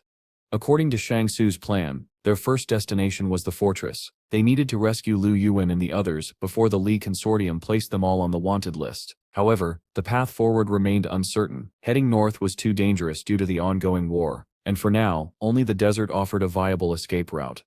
Eventually, they reached the towering walls of the fortress. At the checkpoint, Shang-Su presented his Special Investigation Department ID. The guard, surprised by the credentials, responded with a military salute and waved them through. The heavy gates creaked open, allowing the military vehicle to enter. Their first stop was a clothing store inside the fortress. Moments later, Shang Su emerged, his arms full of civilian clothes. The soldiers' uniforms, he knew, would draw too much attention. Afterward, he steered the vehicle into a quiet alley between the buildings. There, he removed his uniform, changing into something lighter and less conspicuous. Suddenly, a noise from the back of the car caught his attention. A sickening rustle, followed by retching. It was Chang Woody, stumbling out and vomiting onto the ground. Shang Su teased him, saying only he seemed to suffer from motion sickness. But it wasn't just him. Many of the soldiers complained of dizziness. Realizing he had no driving skill whatsoever, Shang Su turned to Chang Woody and asked him to change clothes and distribute medicine to the others. With that handled, Shang Su turned away and said he would try to find Lu Yuan, but the fortress was vast, and without any direct contact information, the search would be difficult. He decided to begin by locating Hushu, but even that proved challenging. He couldn't simply walk around asking strangers about members of the Special Investigation Department. As he walked through the streets, something caught his eye. A shopkeeper was pushing a woman out of the store, shouting that he didn't accept money from the Yang or Qing consortiums. The woman, trembling with desperation, begged him to sell her some rice, explaining that her family hadn't eaten in 2 days. Shang Su watched the scene unfold in silence. Even the common people had become hardened by war. Just then, a new task appeared from the palace system. It urged him to help the civilians suffering in the aftermath of conflict. But the protagonist, with a heavy heart, muttered to himself that he couldn't help anyone, not while he was still on the run. He knew he had to exchange some of his gold for usable money, because soon carrying gold wouldn't be enough. A faint smirk appeared on his face. He knew he and his friends would need every coin they could get. Later, upon entering the exchange shop, the protagonist meets the seller. The man immediately asks how much gold he wishes to exchange. Internally, the seller finds it strange. Gold is the most valuable commodity during wartime, and yet this stranger wants to trade it for paper currency. But Shang Su has no hesitation. He asks how much money is available in Yang Consortium currency, stating he will take as much as possible. The seller replies, 240,000. Shang Su frowns, remarking aloud that it is too little. He then inquires about the Qing Consortium's currency. This time the seller says there is 300,000. Once the exchange is complete, Shang Su receives a gratitude coin, an incentive that makes him decide to visit every exchange shop he can find, quickly completing the task of converting all his currency. When the task is done, the palace's voice echoes in his mind, informing him that he has earned a basic skill card. With the job finished, Shang Su decides to check on his allies. If anything has happened to them, he wants to be ready to search for Lu Yuan and Zhang Wu. Approaching the military transport vehicle, the young man leaps inside with practiced ease. He asks how the soldiers are faring. Zhang Wudi reports that he has treated their wounds, but one soldier has a dislocated arm, and he does not know how to reset it. Shang Su sits beside the injured man, promising to help, but warns that it must remain a secret. After getting his word, Shang Su sends a swarm of nanorobots into the soldier's arm. Startled, the man asks what is happening, but does not pull away. With a slight smile, Shang Su explains that these are nanorobots and instructs him to try controlling them to reset his arm. The soldier hesitates, then complies. Moments later, a loud crack echoes through the air. The man lifts his arm, testing it, and his face lights up. It worked. Laughing, he swears he will never tell anyone about this. Not even on my deathbed. Amused, Shang Su decides to leave him a small supply of nanorobots. With the wounds tended, they disembark, looking for a place to eat. The only concern, will any establishment accept Yang or Qing Consortium currency? Otherwise, they'll need another plan for food. After a short drive, Shang Su stops outside a local eatery. The soldiers, now in civilian clothes, enter casually and sit at a large table. Shang Su quickly confirms they can pay with other consortium's money. Zhang Wudi, however, stares in shock at the menu. Prices have skyrocketed. With a knowing smile, Shang Su remarks, "In wartime, money always loses value, but we can still enjoy a good meal." He raises his hand to summon the waitress. When she arrives, he tells her to prepare everything on the menu. Disbelieving, she asks if he's serious. He confirms and she smiles, telling them to wait. Rising from his seat, Shang Su tells his companions to eat as much as they like. He will cover the cost. Just then, the palace speaks again, reporting the discovery of a large sum of money and suggesting that Shang Su expand his internal storage space. Unlocking the large vault requires nearly 5 million in currency, but he agrees. A small purple sphere forms around him, sealing him within. The palace then offers to unlock a vacuum refrigerator to store fresh food. He agrees. One by one, more functions are offered, and Shang Su accepts them all. But spending so much money shifts his mood, catching Zhang Wudi's attention. Suddenly, Shang Su calls to the waitress, telling her to change the order. Now each person will just get a bowl of rice. Before the food arrives, several uniformed men enter the cafe, asking about the military truck outside and speaking of rumors about a gold exchange. Shang Su, however, is pleased. These men are from the order department. He hopes to gain an advantage. With a grin, he invites them over and presents his Special Investigations Department identification. The sight of it makes them quickly apologize. Calmly, Shang Su tells them that his department will handle matters beyond the order branch's capabilities. This, however, makes them uneasy. They take it as a sign that Special Investigations intends to seize authority. Without further discussion, they decide to leave. Zhang Wudi asks why Shang Su would want his words reported to the authorities when the men had done nothing wrong. Shang Su gives no direct answer. Instead, they all simply resume their meal. Sometime later, another military vehicle pulls up outside the establishment. With a faint smile, Shang Su remarks that he has just eaten his fill, and the person he's been waiting for will be arriving soon. Sure enough, Hu Shou enters, his displeasure visible the moment he steps inside. The old man takes a seat, stating that he has barely returned to the fortress, yet already hears rumors about Shang Su's department plotting to seize power. Shang Su, half joking, replies that he is simply expanding his powers in this way. Hu smirks, then asks why he was summoned, also informing him about Li Qingzhen's arrest. During their brief exchange, Shang Su learns that the Li Consortium has gone completely mad. The squad they encountered earlier possesses an enormous number of nanorobots, enough to force the Yang Consortium to retreat from their positions. Every time Shang Su uses the nanobots, the palace sends a message about clearing the network's remote access program, a detail that makes him suspect where the real problem lies. Hu Shou then mentions that Shang Su's younger brother is only 10 kilometers away, suggesting they leave together. But Shang Su asks instead when Li Qinghan will be transferred to the 108th fortress, because he wants to rescue him. Hu gives him a questioning look, prompting Shang Su to admit he is not a good person, yet still wants to try. Hu replies that he knows where Li Qinghan is being held, but warns not to assume the captain is fine. Shang Su says he is already prepared for the worst, and will do whatever it takes to save his friend. Smiling faintly, Hu stands and walks toward the exit, telling him that Li Qinghan is imprisoned beneath the garment factory. Zhang Wudi rises, asking if Shang Su will truly attempt the rescue, but before answering, something on the map catches Shang Su's attention, leaving him visibly shocked. After studying it, he says they must save Lu Yuan and the others first. Freeing Lu Jinghan will not be easy, and might cost him his life, and perhaps change him forever. Zhang Wudi, seeing his resolve, calls him a good man. As they drive, Shang Su notes that Li Qinghan has not betrayed them. Otherwise, they would already be wanted in the fortress. Zhang Wudi agrees. Still, Shang Su wrestles with the decision. The frustration builds until he slams his foot down on the accelerator, making the soldiers in the back jolt sharply and shout for him to slow down. Meanwhile, several military trucks, loaded with fully armed soldiers, depart from the front lines and head toward the fortress. Among them, inside one truck, a soldier orders Li Qinghan to speak about Shang Su, but the captain refuses, even remarking that the view outside is quite nice. One soldier removes his mask, revealing himself as Li Shentan, a demon summoner. He addresses Li Shenkan directly, startling him. Rising to his feet, Li Shentan claims that Shang Su probably believes the captain is hidden in a secret base beneath the fortress, and is hesitating to act. Li Shenkan tells him not to mock him, and asks why he wants Shang Su to go there. Li Shentan simply says, "It's fun, and I want to see how he treats his friends." Suddenly, the lead vehicle in the military convoy explodes and veers off the road. Smiling, Li Qinghan remarks that trying to steal a truck halfway is reckless. He grabs Li Qinghan's shoulder and leaps from the moving vehicle. On the road ahead, Shang Su and Zhang Wudi appear. Shang Su shouts the captain's name, declaring he is here to rescue him. This ambush had been planned on the road. It would be far more dangerous to attempt inside the fortress. Explosive cards, already planted, detonate. Soldiers with nanorobots are now ensnared by fast-growing vines and thorned lianas. But then, the same crimson plants surge toward both Li Qinghan and Li Shentan. Shang Su turns to the demon summoner, ordering him to release the captain. Instead, Li Shentan pats Li Qinghan's back and greets Shang Su like an old acquaintance. It is only now that Shang Su recognizes him, and suspects he has taken control of the soldiers, since none of them resist. This realization makes Shang Su both relieved and cautious. He moves to strike Li Shentan with his fist.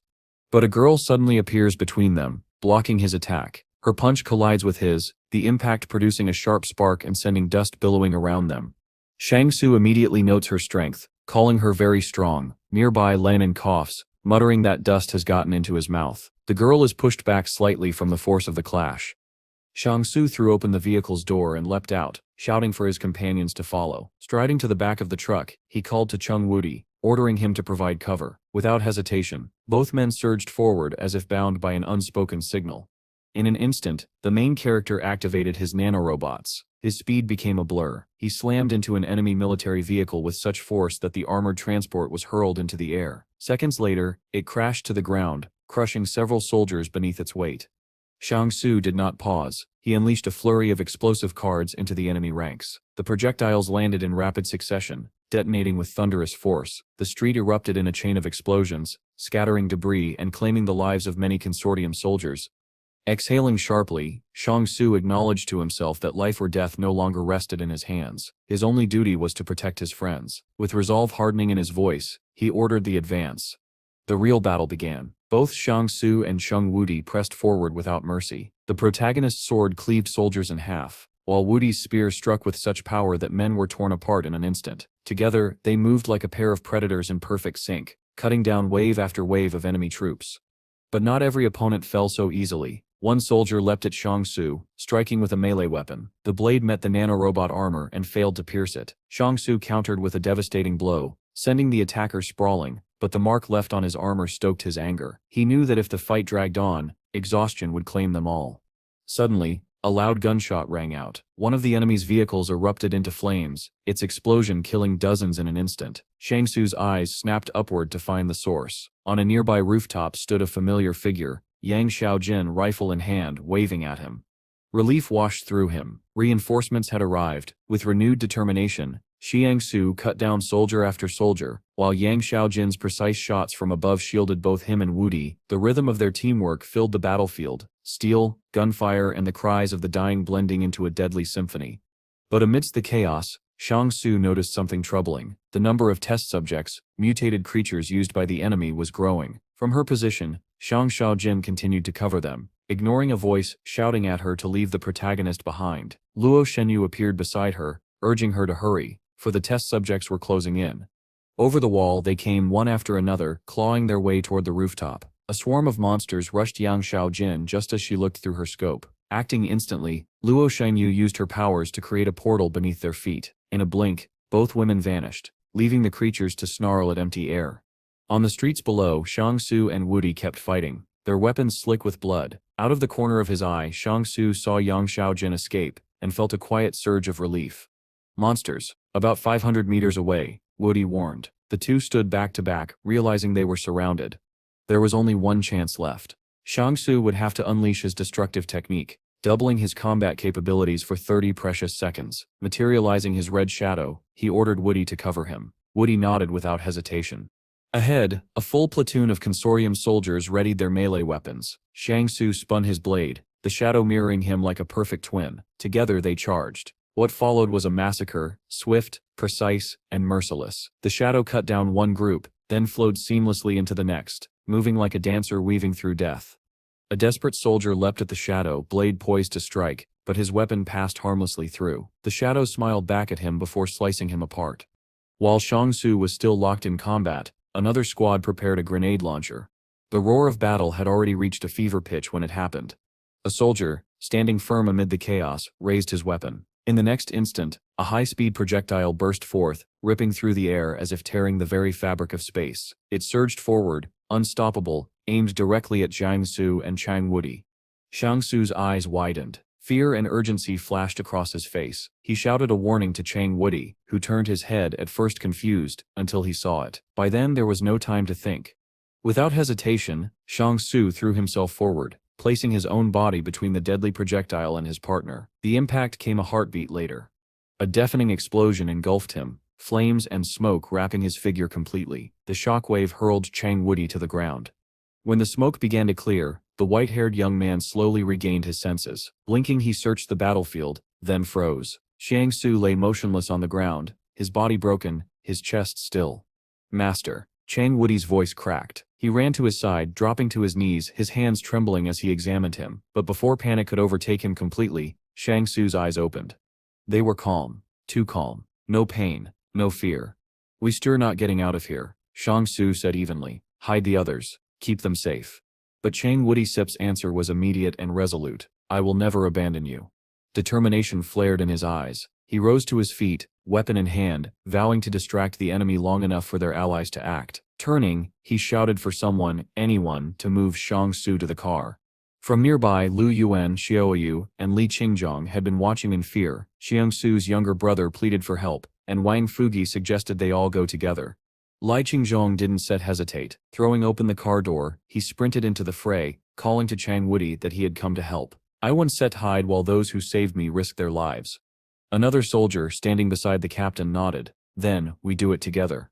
The plan was simple. The trio would draw the enemy Sep's attention, while Wang Fugi and the others rescued Shang Su, but the man in the blue uniform, understanding the danger, urged them not to save him. Save yourselves, he said, even if it means leaving me. Chang Wudi refused. He ordered his friends to return for Shang Su, then reached deep within himself. Something locked away for so long broke free.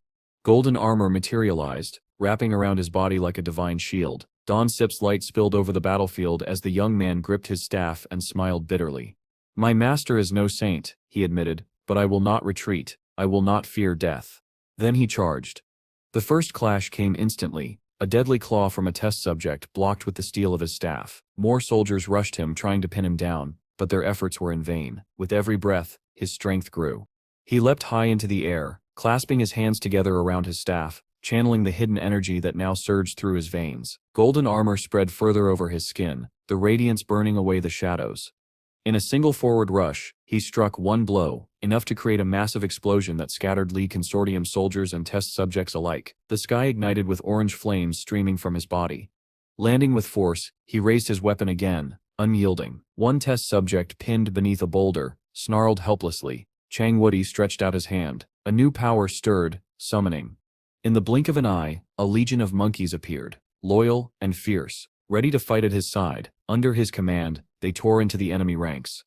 The test subjects fought back, merging together into a writhing sphere of bodies. Chang Wudi hurled himself forward, flames igniting around him and his weapon. His strike burned through the sphere, setting the creatures ablaze. Their shrieks dissolved into nothingness, their bodies vanishing as if consumed by the sun. When it was over, Chang Wudi dropped to one knee. His breath came in ragged gasps. His armor flickered. His wounds bled freely. Yet his eyes held no fear, only the unyielding will to keep fighting. A few seconds later, the boy collapsed to the ground. His ally rushed over, asking if he was all right. A thin trickle of blood slid from the corner of Chang Wudi's mouth. Yet, in that moment, his thoughts were not on his pain but on a quiet, almost childlike question: would Shang Su praise him if he could see him now? His mind drifted. As a child, his own mother had sent him to a mental hospital. He had no friends, no dreams, nothing to hope for. But one summer, when he was 8 years old, he made a promise to himself. One day he would become the Monkey King. And then, hope arrived. He met Shang Su, his master. Life changed. He had someone to fight beside, someone who saved him time and again. The world stopped calling him a fool. Other faces appeared in his memories, Yang Xiaojin, whom he clearly cared for. Those memories played before him, one after another, as the darkness slowly crept into his vision. Second by second, his consciousness began to slip away. With a faint smile, lying face down, Chang Wudi noticed a shadow moving toward him. An unfamiliar man approached, crouched beside him, and began gathering his blood. "What are you doing?" Wudi asked, his voice weak but laced with confusion. The man did not stop. He simply replied, "The Fireseeds Company buys the blood of superhumans. Thought I stet make a little money." The casual cruelty of the words crushed what little strength Wudi had left. He could not speak, could not believe the ugliness of the human world. He began to fall until his hand clenched, almost by instinct, around his golden staff. A vortex of yellow energy erupted around him. Those who had come to steal from him froze in horror as their bodies began to crumble, their limbs severing, their forms burning to ash before vanishing entirely. Amid the glow of gold, Wudi raised his hand slightly. His master Sip's voice echoed in his mind. "If darkness tries to consume you, remember, Wudi, you are light." But the young man whispered back into the world. "This world is full of darkness. Then I shall extinguish the last light." He lowered himself to the ground, setting the staff across his knees. His breathing steadied, his eyes closed. Stone began to creep across his body, first his legs, then his arms, then his shoulders, freezing him in place. The transformation was slow, deliberate, inevitable. By the time it reached his face, there was only calm acceptance left in his expression. In one last memory, a nurse had once asked him about his parents. Her reply still lingered: "You came from stone." The monkeys he had summoned knelt silently around him, and then, all at once, the battlefield fell quiet. The Monkey King, Chung Wudi, was gone. All that remained was the statue, standing alone in the middle of the road. From the rooftop, Yang Xiaojin beside Luo Shinu looked down at the scene and murmured, "The era of the God-Sith's rebellion is approaching." A figure appeared in the distance, Li Shentan walking slowly with his partner. They approached the statue. Shentan knelt before it, while his partner floated closer, scanning the stone figure. Night fell. At last, Shentan spoke.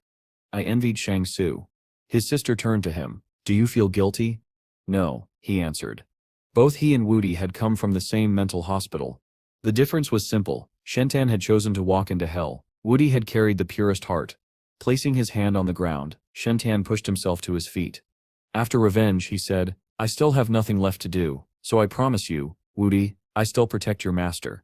His eyes lifted, catching sight of his sister asleep. Waking her, he told her to get ready. Their enemies still had fortresses left to burn.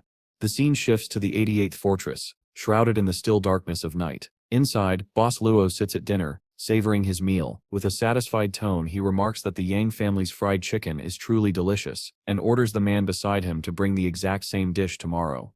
Suddenly, a black raven swoops in through the open window, a note tied to its claw. It lands neatly on Boss Luo's bent arm. He removes the paper, unfolds it, and begins reading silently, his brows knitting into a frown. A soldier, noticing the change in his expression, steps forward and asks if something has happened. Boss Luo doesn't answer immediately. Instead, he takes a bottle of wine, pours a glass, and quite suddenly, spills the red liquid onto the carpet. With an unsettling calm, he declares that nothing has happened, but from now on, he will no longer be called Ben Bo Erba. The soldier is left confused by this strange announcement. Meanwhile, far from the 108th fortress, a small squad makes its way through snowy slopes. Leading them is Liu Weian, determined not to disappoint his brother. Alongside him are Wang Fugi, Xiao Yu, and the rest of their allies. They travel until the fortress is no longer visible, feeling safer with the distance. Liu Weian turns to Wang Fugi and Xiao Yu, asking them to help everyone settle while he searches for food. Supplies are down to just 2 days' worth, but with his hunting skills, he is confident he can catch at least a few sparrows. He takes position on the snow, lying low and hiding his face from the cold wind. Soon he spots a sparrow flying overhead. The boy removes his hood and grips the rope tied to a stick, supporting a makeshift trap. He studies the bird's movements, waiting for the perfect moment to pull. But when he finally tugs the rope, the trap misses its mark, and the sparrow escapes. Annoyed, Liu Yuan notices snow beginning to fall. Time passes and snow blankets him entirely. Another sparrow eventually approaches, pecking at the food beneath a large plate. Distracted by the meal, the bird senses no danger. Liu Yuan waits until it is fully engrossed before yanking the rope. The plate drops, trapping the prey. Standing and brushing the snow from his clothes, he lifts the plate and seizes the bird by the throat to prevent escape. Relief washes over him, yet he recalls his brother once saying hunting was easy. Now he realizes that was a lie meant to protect him, and understands how much his brother endured to keep their family fed. Night falls as Liu Yuan returns to camp with his small catch. Xiao Yu rushes to meet him, concerned about whether he is hurt, but he avoids the question. Instead, he asks if Shang Su is awake. Wang Fugi, sitting in the snow, explains they have no doctor and aren't sure where Shang Su's injuries are, though they suspect fractures. Xiao Yu admits she crushed some antibiotics for him to take. Liu Yuan hands her the sparrow, asking her to make soup for his brother. She agrees and begins preparing it, plucking and cutting the bird before placing it in a pot over the fire.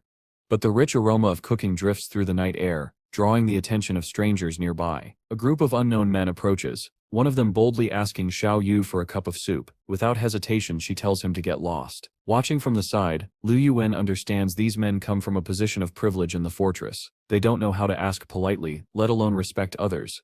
Some of the men eye the women in the group, whispering about their beauty. Wang Fugi and the others remain quietly beside Shang Su, unwilling to cause a scene. The bold man introduces himself as Xu Shidan, director of the logistics department of the 1008 fortress. Smirking, he approaches the girls until Liu Yuan steps into his path, a knife hidden behind his back. In a cold voice, Liu Yuan says the man is not welcome here.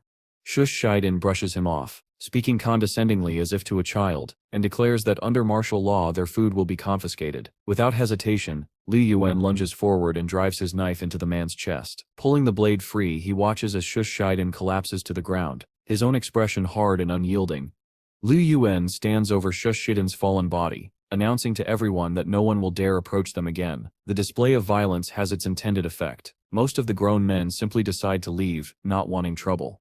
His thoughts drift back to a conversation with his older brother. Shang-Su had once told him never to fear making trouble, but to always know when to stop, and to swiftly eliminate anyone who posed a real threat, without drawing unnecessary attention. Human nature, his brother explained, was simple. People value their lives. Those from the fortress, spoiled by comfort, will always retreat when danger looms.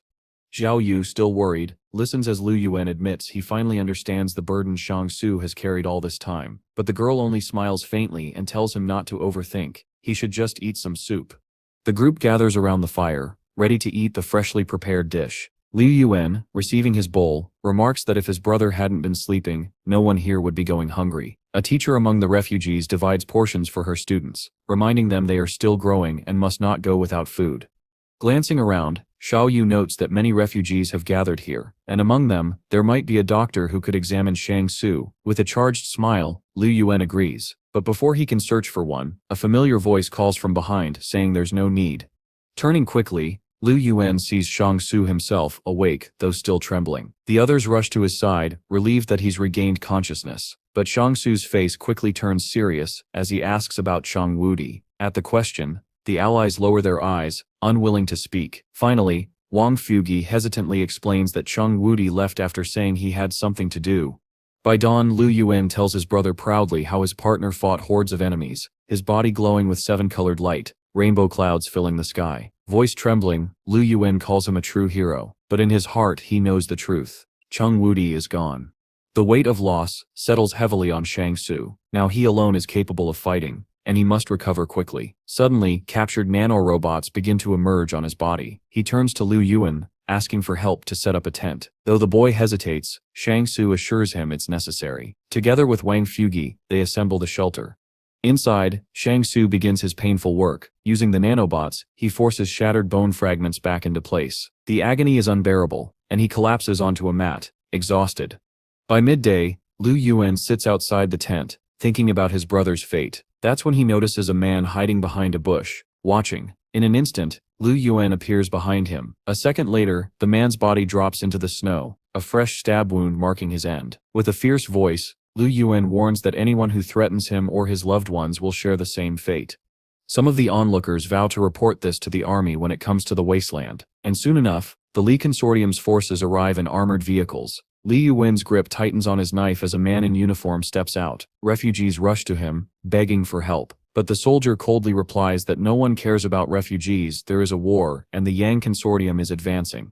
When one refugee insists that a murder has taken place, the officer orders his men to raise their weapons and keep everyone away, claiming there may be spies among them. Fear spreads, and the people retreat deeper into the wasteland. One man protests, saying the fortress inhabitants can't be treated like this and threatening to file complaints. The officer only smirks, warning him not to dare follow the military convoy. Moments after the Li Consortium's convoy departs, Shang-Su steps out of his tent and tells Liu Yuan they should head to the mountains. They can't stay here any longer. But before they can act, another set of armored vehicles approaches the refugee camp. Shang-Su's expression hardens. It's too late to leave now.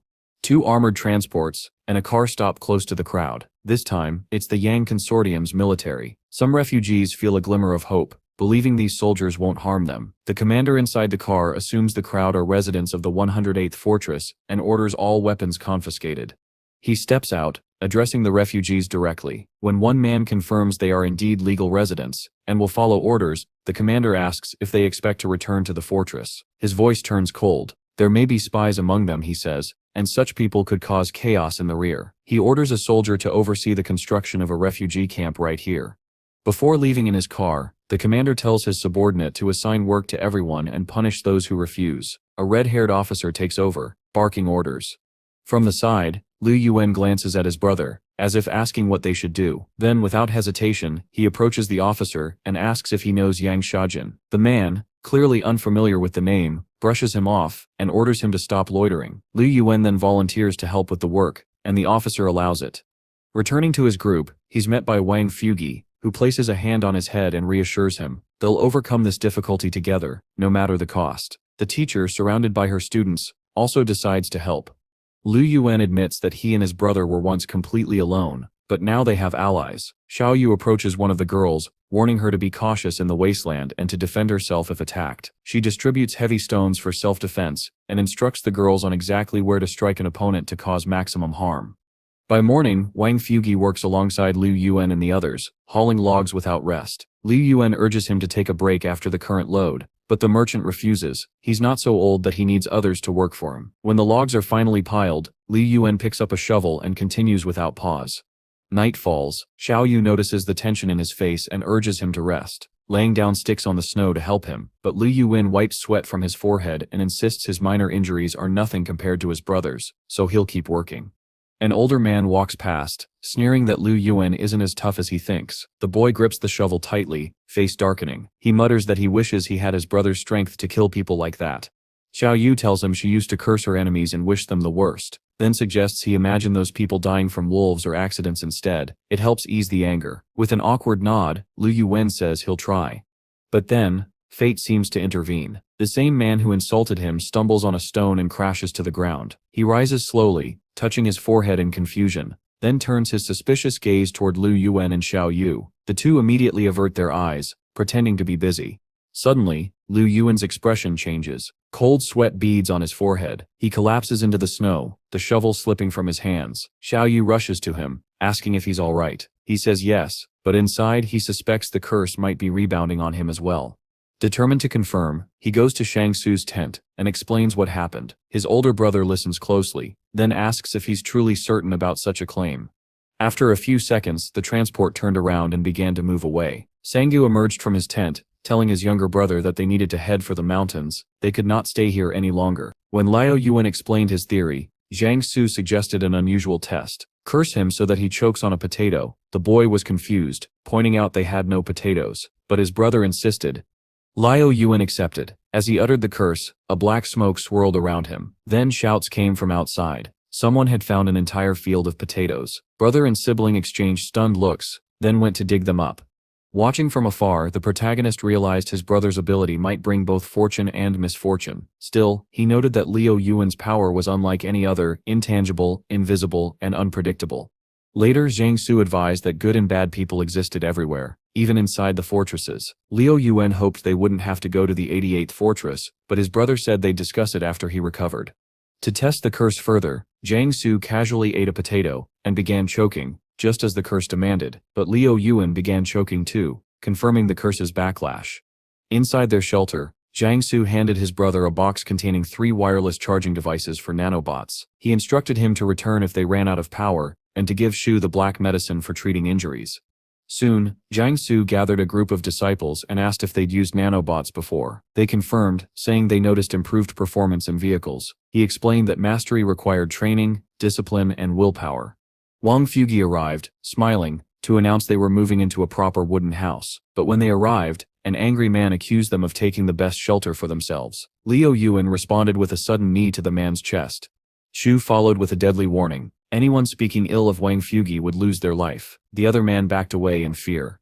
Inside, Zhang Su noticed Wang Fugi's hand was injured. Liu Yuan treated it with black medicine, learning that during the day the merchant had managed to smooth relations with the Yang soldiers, even serving them water. One officer, however, burned himself after drinking it without realizing it was freshly boiled. The boy replied that it was most likely a new ability. Those words made the protagonist pause and think. Liu Yuan sat down across from him, when unexpectedly, Shang Su suggested something unusual, that he himself be cursed to choke on a potato. The boy was startled. They didn't even have potatoes, but the main character insisted he try.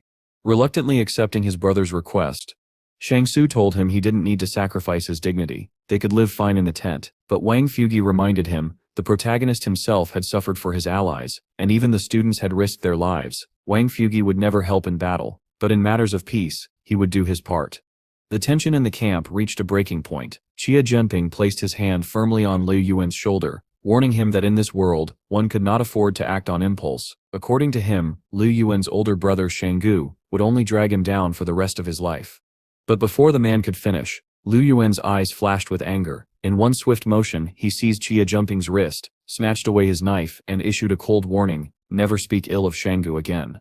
From inside the house, Shanggu's voice called out, asking his younger brother to apologize for his behavior, but Liu Yuan only smirked, mocking the idea. He said that he should never have called Chia Jumping anything more than what he was, a ragamuffin and a bad man. Shangu, unfazed, clarified that he wanted a real apology, not a lie. Chia Jumping, still wearing his smirk, dismissed the idea and instead issued a threat: meet him at the construction site that evening, or face consequences. If Lu Yuan refused, he promised that the lives of Shangu and the women in their group would be ruined. With that, Chia Jumping turned and walked away, clearly pleased with himself. Lu Yuan watched him go, his gaze unshaken. When he returned inside, Shangu was seated on the bed, already formulating a plan. He told his younger brother to wait, he would soon cause enough chaos to solve the problem entirely. The elder brother was almost fully recovered, and this was the moment to act. Lu Yuan eagerly agreed.